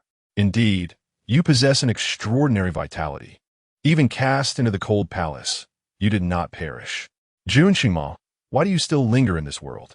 How dare you vie for my son's throne? How dare you imprison him? You should perish. The venomous curses from my own mother echoed in my mind like a haunting melody, impossible to dispel. Disgrace, wretched spawn, vile creature. Who could have imagined such despicable words would emanate from the lips of one's own mother? Yet, it mattered little now, for his heart had grown indifferent. To one who had never nurtured him, he held no maternal affection for the Empress. His mother, the once mad consort, was merely a figure from the cold palace. Though she was deranged and her behavior erratic, she had granted him a second chance at life. Without her, he would never have even opened his eyes to behold this world. The reason he once regarded the Empress as a mother was solely due to their blood relation and her previous act of sparing him at the behest of the late emperor. With the bloody truth laid bare, he felt no affection for the Empress any longer. Yet, he held a clear sense of enmity. Regardless of the Empress's motives for saving him, the fact remained that she had borne him, and she had indeed sought the late emperor's clemency on his behalf. Thus, when the Empress, Li Wei, resorted to torture against Song Wushuang, he chose to spare her. From now on, they would owe each other nothing. Song Wushuang gazed tenderly at the despondent Jun Qingma.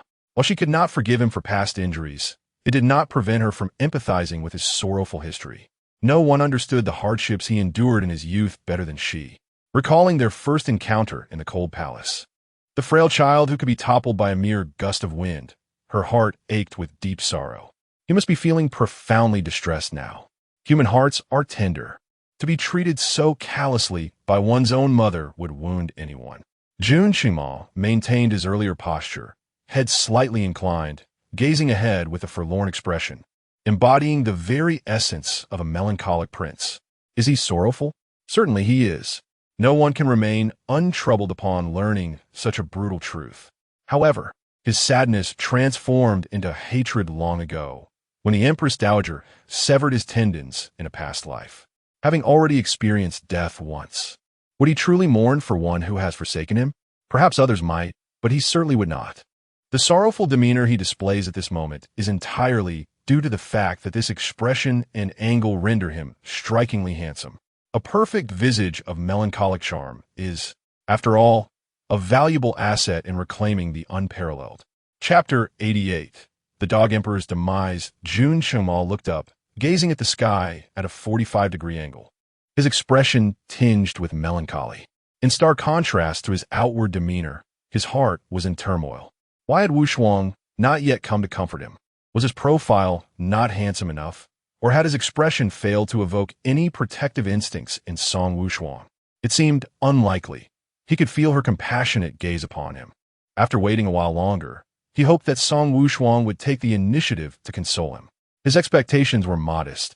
A simple embrace for an hour would suffice. Of course, an additional comforting kiss would be even more delightful. Contemplating the enchanting allure and ethereal grace of Song Wushuang sent a thrill through him. Coughing slightly, he nearly lost control of his expression.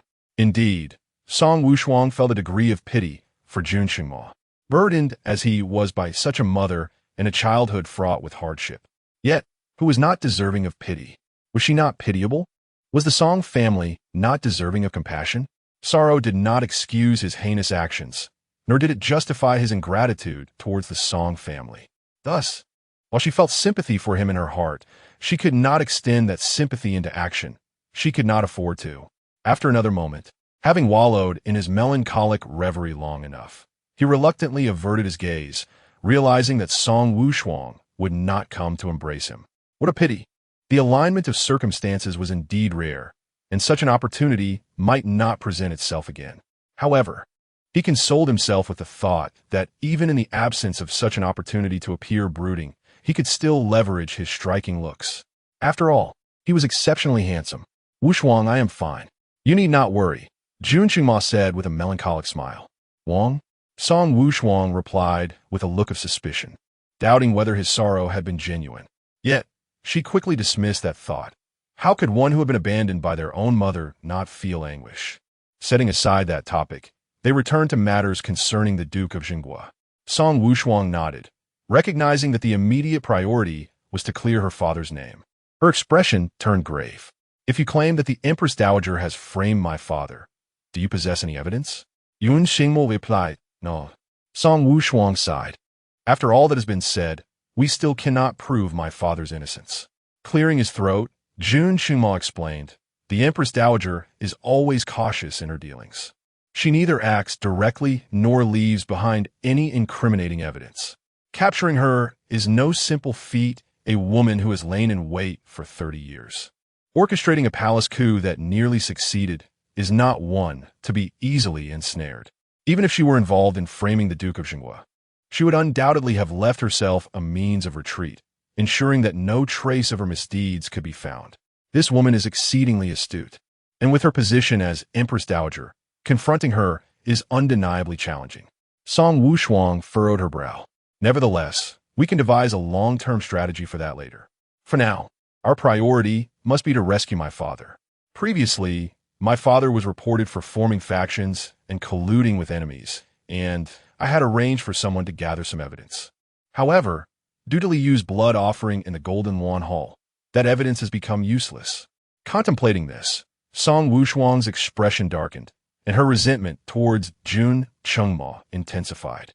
If it were not for his instigation of Li Yu to provide false testimony and frame her second brother for colluding with the crown prince of Goryeo, she would have already rescued her father. Jun Chengma, discerning her thoughts from her expression, hurriedly said, "Wushuang, what Li Yu stated in court was not orchestrated by me. Otherwise, I would not have revealed that the Empress Dowager is the mastermind behind it all." Although Song Wushuang was furious, she had to concede that Jun Chengma's words held some merit. With a huff, she retorted, "Wasn't Li Yu placed on the throne by your arrangement?" Yun Xingmu, feeling a bit embarrassed, admitted, "It was me, but I had no idea why he suddenly changed his testimony." "Are you suggesting that Li Yu was bribed?" she inquired. "His family, including his parents and wife, are all in my grasp." Li Yu's words in court carry a mix of truth and deceit, making them all the more compelling. He had indeed captured Li Yu's family and promised him an official position, simultaneously coercing and tempting him, ensuring that he remained under control.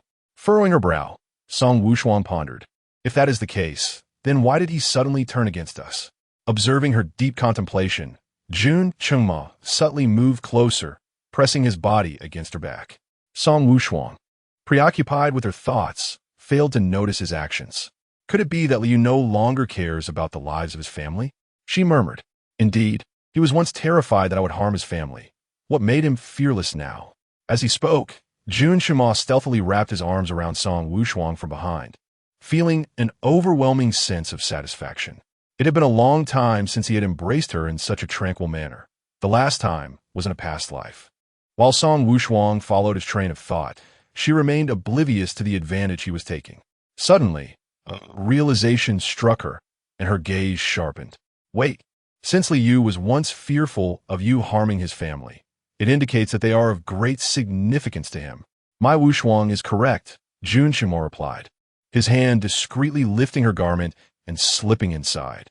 His palm pressed against her smooth, soft waist, stirring his emotions. Unless someone had promised him a greater benefit, one substantial enough to make him forsake his family, he knew that no one could offer terms greater than those of the emperor, the sovereign of the realm. My Wushuang is truly clever. Yun Shimuis hent kaiduli esnu diensli coping her funis. Careful not to exert too much pressure for fear of waking her, knowing that offending the emperor could lead to annihilation. Even a fool like Li would not dare to oppose him. My Wushuang offers an excellent analysis, he praised, suppressing his excitement as he gently applied pressure with his palm. Overwhelmed with emotion, the young Jun Chengma stood at attention. Furthermore, Li had met his demise directly in the Golden Yuan Hall. Once deceased, any talk of benefits would be moot. He could not be unaware that causing such a scene in the Golden Yuan Hall would inevitably lead to his family's ruin as well. The prowess of Zhan's unparalleled skills is truly remarkable, and the analysis is profoundly insightful. Jun Chengma, with stealth, extended his other hand as well. Song Wushuang, completely engrossed in thoughts of Li Yu, remained oblivious to Jun Chengma's subtle movements. It was her familiarity with the touch of untrustworthy men that left her unguarded. Otherwise, Jun Chengma might have already been lying beneath the bed, unless the individual in the Golden Chariot Hall that day was not Li Yu at all, but rather an impostor. Suddenly, Song Wushuang was jolted awake. Indeed, this was the only explanation for why Li Yu dared to betray under such circumstances, culminating in bloodshed within the Golden Chariot Hall. With this realization, she abruptly turned her head to face Jun Chengma. His hand, resting upon her chest, froze, as did the hand that was untying her bodice. Meeting Song Wushuang's inquiring gaze, he bore a smile, confirming her suspicions. Seeing the mirth in his eyes, Song Wushuang's mind cleared. He had anticipated this all along, skillfully guiding her through the analysis. As for the motives, Song Wushuang's gaze fell upon the hand of Jun Chengma, which exuded an unsettling aura of menace. Chapter 89. The Dog Emperor's dislocated hand. A grave realization struck Jun Chengma as he was discovered.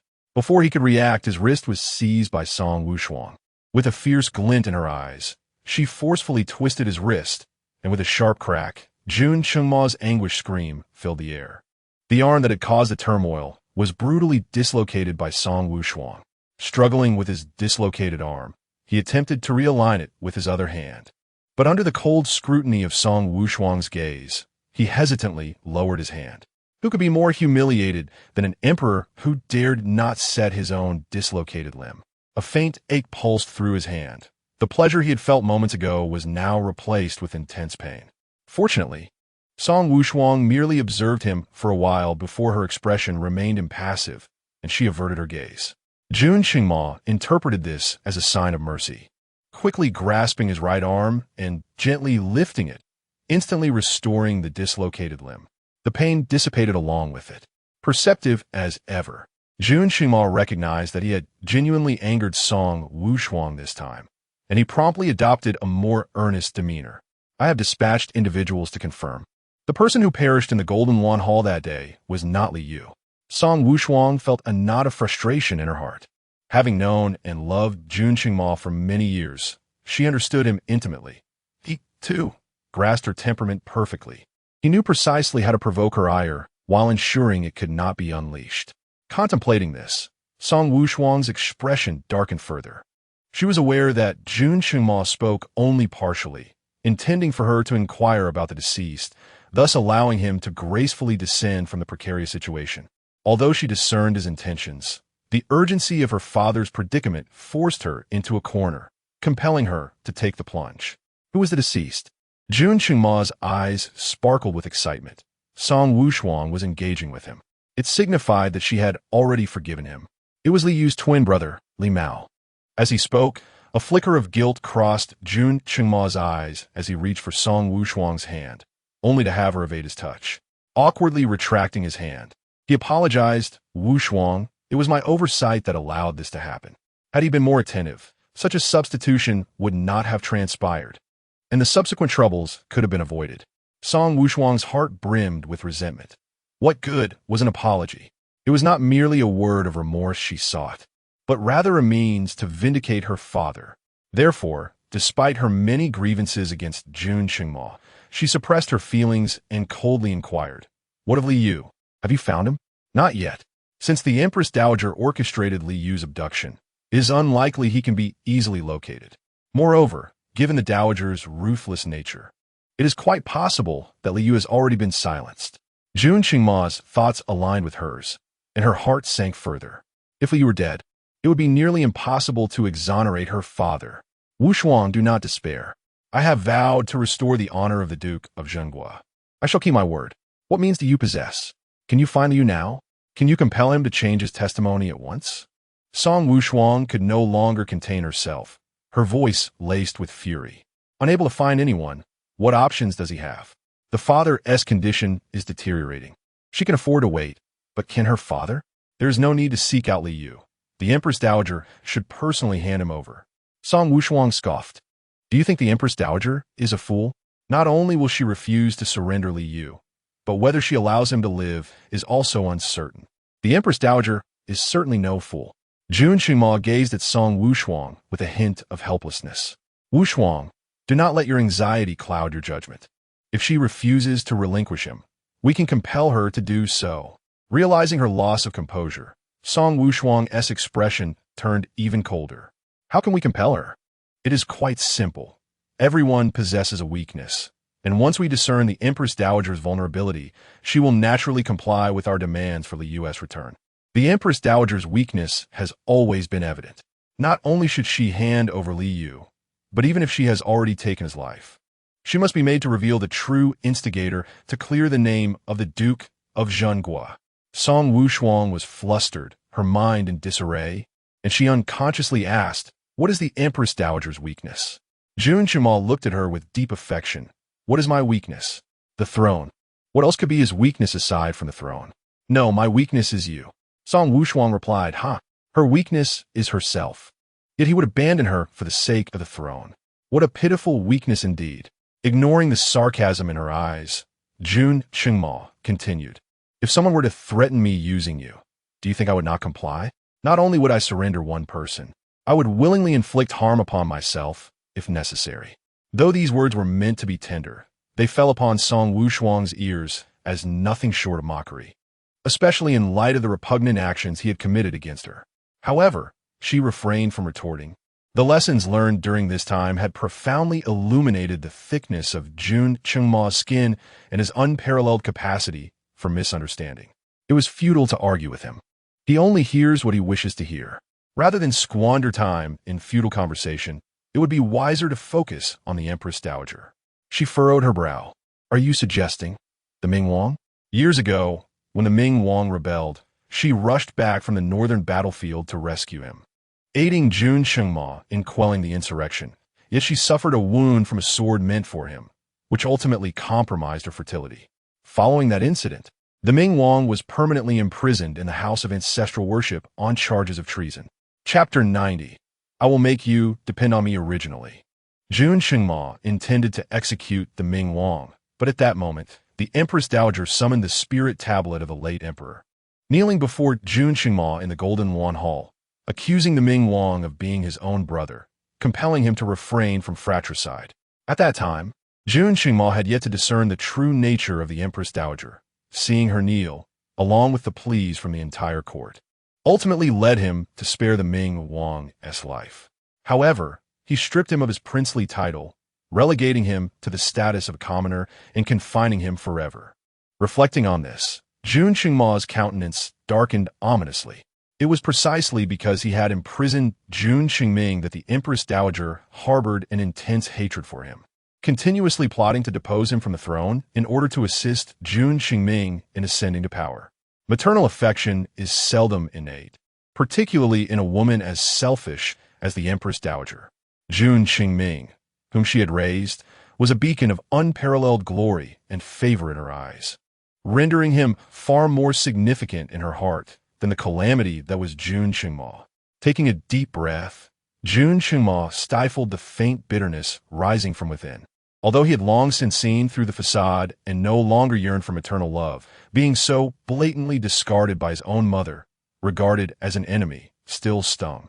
He found himself at a loss, uncertain whether to feel relieved for not having killed the Ming Wang or to regret that he had not done so.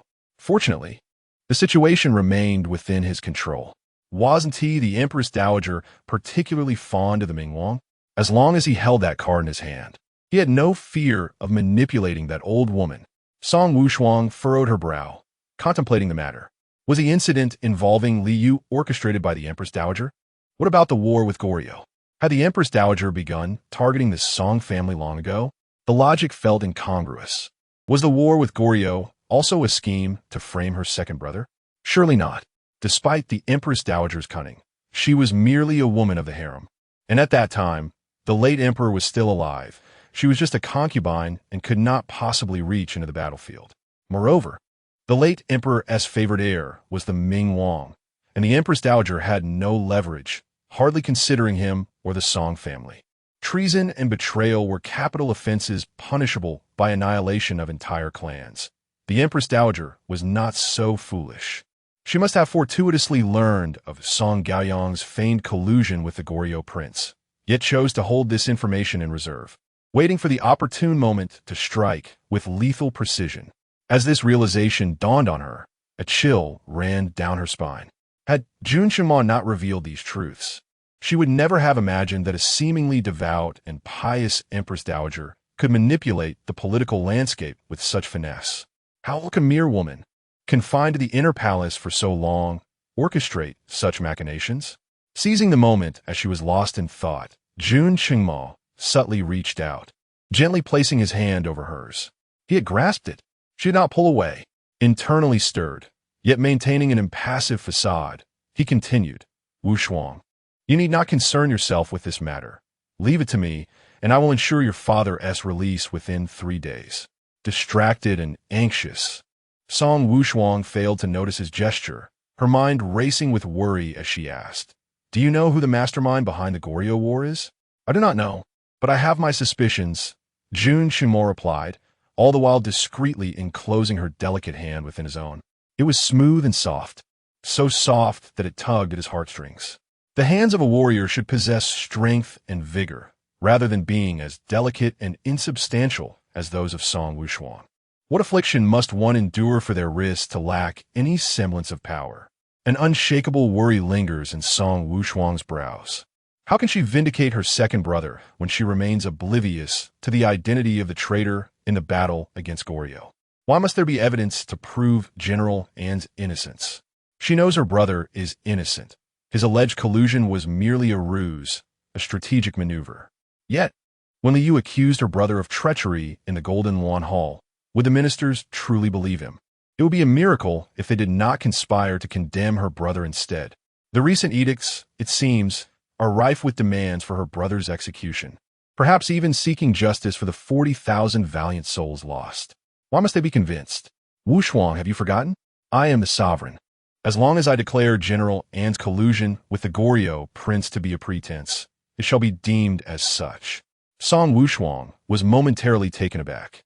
Indeed, the case against her brother regarding his alleged collusion with the Goryeo prince is fundamentally distinct from the accusations of conspiracy and treason against the Duke of the state. The latter is grounded in tangible evidence. To exonerate him, one must uncover proof that the allegations are false. However, the case against her brother is different. It relies solely on Li Mao's uncorroborated testimony, lacking any substantiating evidence. If Jun Qingma chooses not to believe it, then an accusation without proof cannot condemn her brother. With her gaze cast downward, Song Wushuang was overwhelmed with emotion, subconsciously placing Jun Qingma on the opposing side, and thus she had never contemplated relying on him. Jun Qingma tightened his grip on her hand. Wushuang, I will endeavor to earn your trust. She glanced at the hand he held, hesitating for a moment before refraining from withdrawing it. If feigning amiability with Jun Qingma could secure the safety of her father and brother, what harm would there be in enduring it a little longer? I'm tired. It is indeed quite late. You should rest now. Though Jun Qingma spoke these words, he showed no intention of departing. Chapter 91.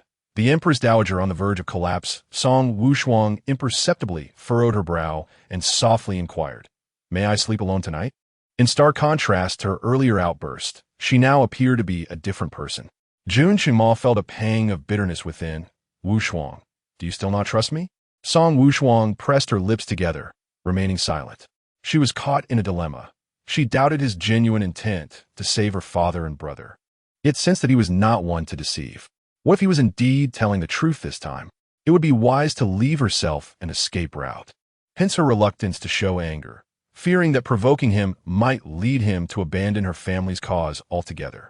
Her gaze turned colder, a flicker of annoyance surfacing as her thoughts were laid bare. Yet, as Jun Qingma had pointed out, she was reluctant to incite his wrath. Under the eaves, one must bow their head. She needed his assistance and could only endure for the time being. It's all right. Take your time, he thought to himself. One day, he would pamper Song Wushuang to the extent that she could express her anger freely, without concern for anyone's opinion or the need to humble herself for favors, even from him. Rest first. I will sleep in the side chamber, he suggested. Although reluctant to part, he understood that staying forcefully would only irritate her further. Having spent so much time conversing with her, and knowing she was within the Zhixiao palace, he felt a sense of contentment.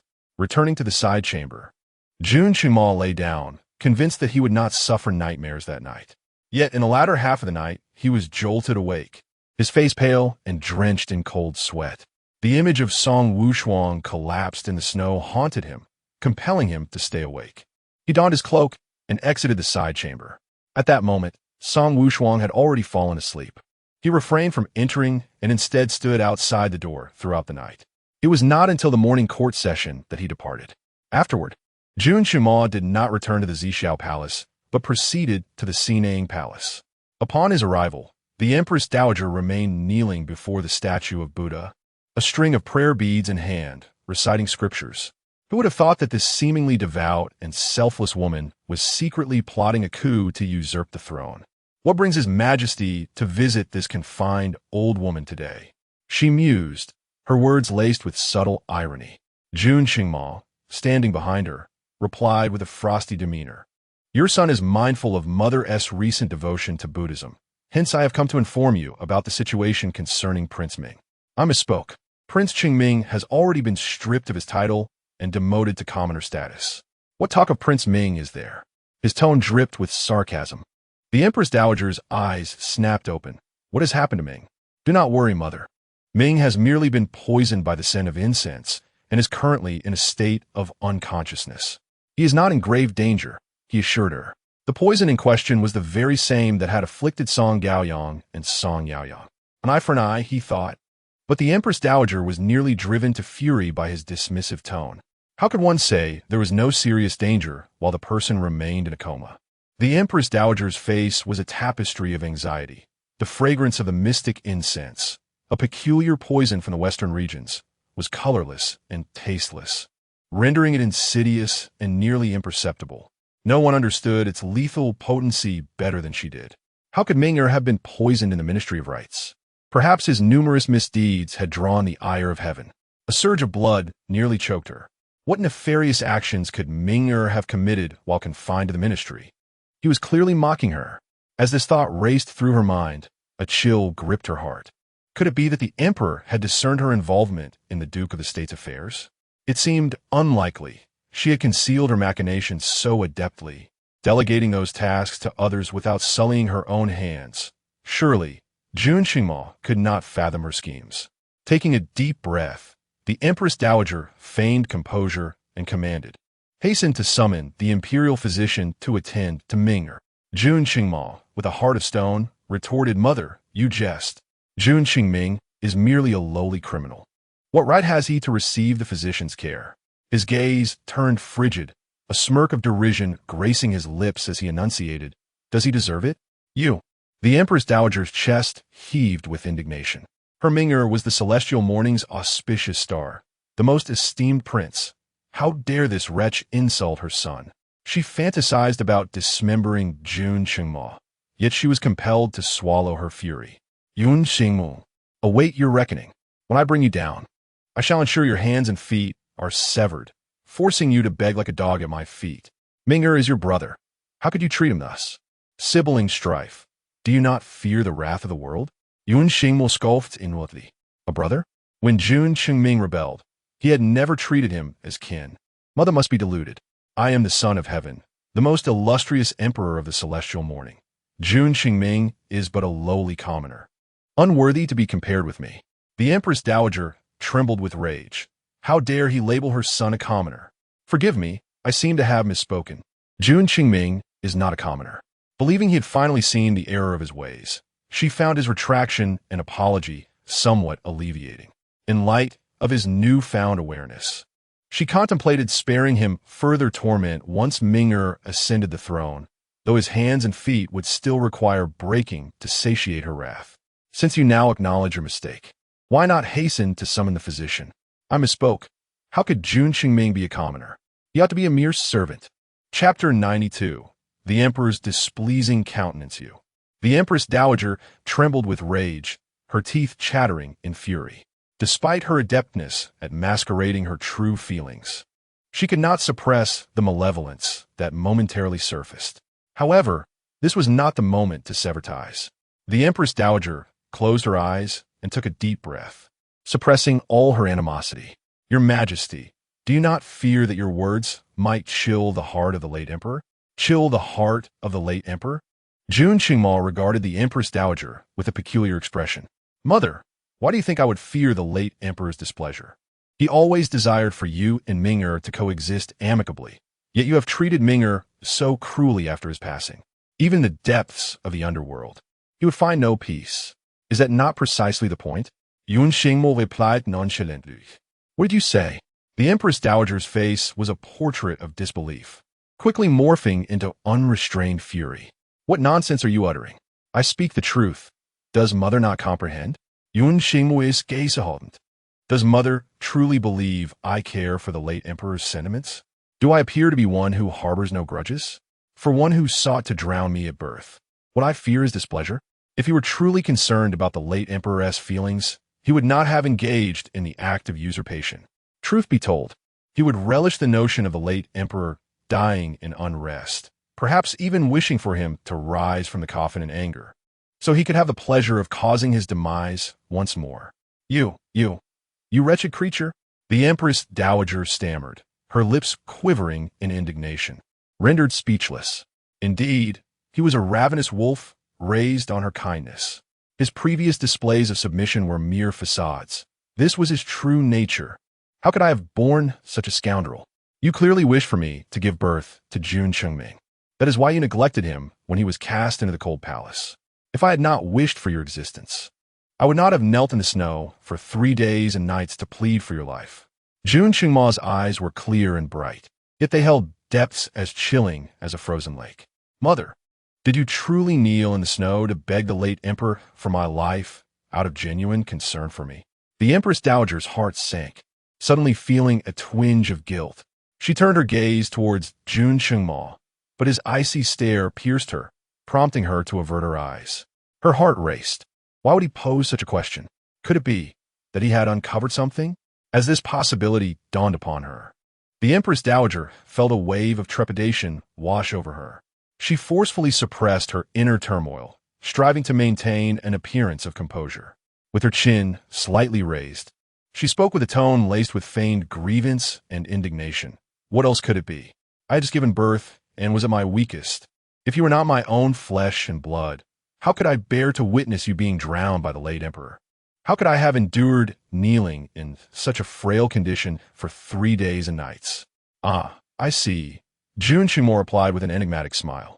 I had thought Mother was merely afraid that neglecting her newborn would tarnish her reputation as a cruel and heartless woman.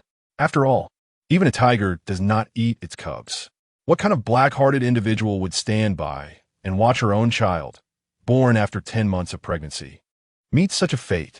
Would you not agree, Mother? The Empress's pupils constricted sharply as she gazed at Jun Qingma, shock evident in her expression. Did he truly know everything? No, that could not be.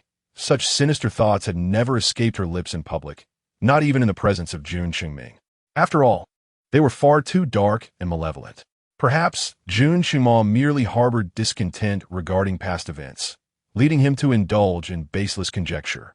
Or maybe he harbored suspicions but lacked certainty, thus deliberately probing her. Regardless of the reasoning, she could not afford to confess. Her heart was tumultuous, yet her countenance betrayed a facade of displeasure. Nonsense. Even a tiger does not consume its offspring. You are my son. How could I not love you? Jun Qingmo raised an eyebrow, surprised that despite the revelations, the Empress maintained her composure while weaving lies. Truly, she was a woman capable of orchestrating a rebellion single-handedly. His smile deepened, yet his gaze turned icy. Indeed, if Mother truly wished to save her son, why did she not send someone to the cold palace to seek me? Did she believe her son so capable that he could survive alone in the cold palace, even with his eyes still shut? The Empress tightened her grip on the prayer beads in her hand. At that time, the late emperor was furious and strictly forbade anyone from visiting you in the cold palace. I had a plead for a sliver of hope for your survival, fearing to provoke the late emperor's wrath further. So, Mother never considered whether her son could endure the frigid weather of the cold palace, did she? The Empress, feeling cornered, attempted to defend herself. At that moment, Enough! Jun Qingma interrupted her, having lost all patience with this self-serving liar. Do you truly wish to squander more time here with me? You must know better than anyone what poison was used on Qingming. The longer one is poisoned, the deeper its effects. Song Yaoyang and Song Gaoyang were discovered within half an hour of being poisoned and were successfully detoxified within an hour. Yet they remained unconscious for 3 whole days. Chengming, that wretched slave, has likely been poisoned for at least 3 hours now. Do you believe he still has a chance? The Empress abruptly severed the prayer beads in her grasp. The beads, inscribed with sacred texts, clattered to the ground, producing a series of sharp sounds. You must swiftly summon the imperial physician to detoxify Qingming. Mother seems to have a poor memory. I distinctly recall stating that Chengming, that mere slave, does not deserve the attention of an imperial physician. You. The Empress suppressed the fury roiling in her eyes. Your Majesty, Chengming shares the same blood as you. Must you truly be so heartless? Are you suggesting that I drain the blood from Chengming's body? What did you say? The Empress erupted in rage. I am the son of heaven, the most esteemed individual in the entire Tianqian kingdom, second only to none. My blood is that of a dragon. How can a mere slave compare? The incessant repetition of mere slave sent the Empress's temper soaring. What was Song Wushuang, that she should be deemed worthy of respect. With a venomous glare, the empress vowed that one day she would personally carve Jun Chengma into pieces. Yet, the time was not yet ripe. She could only bide her time.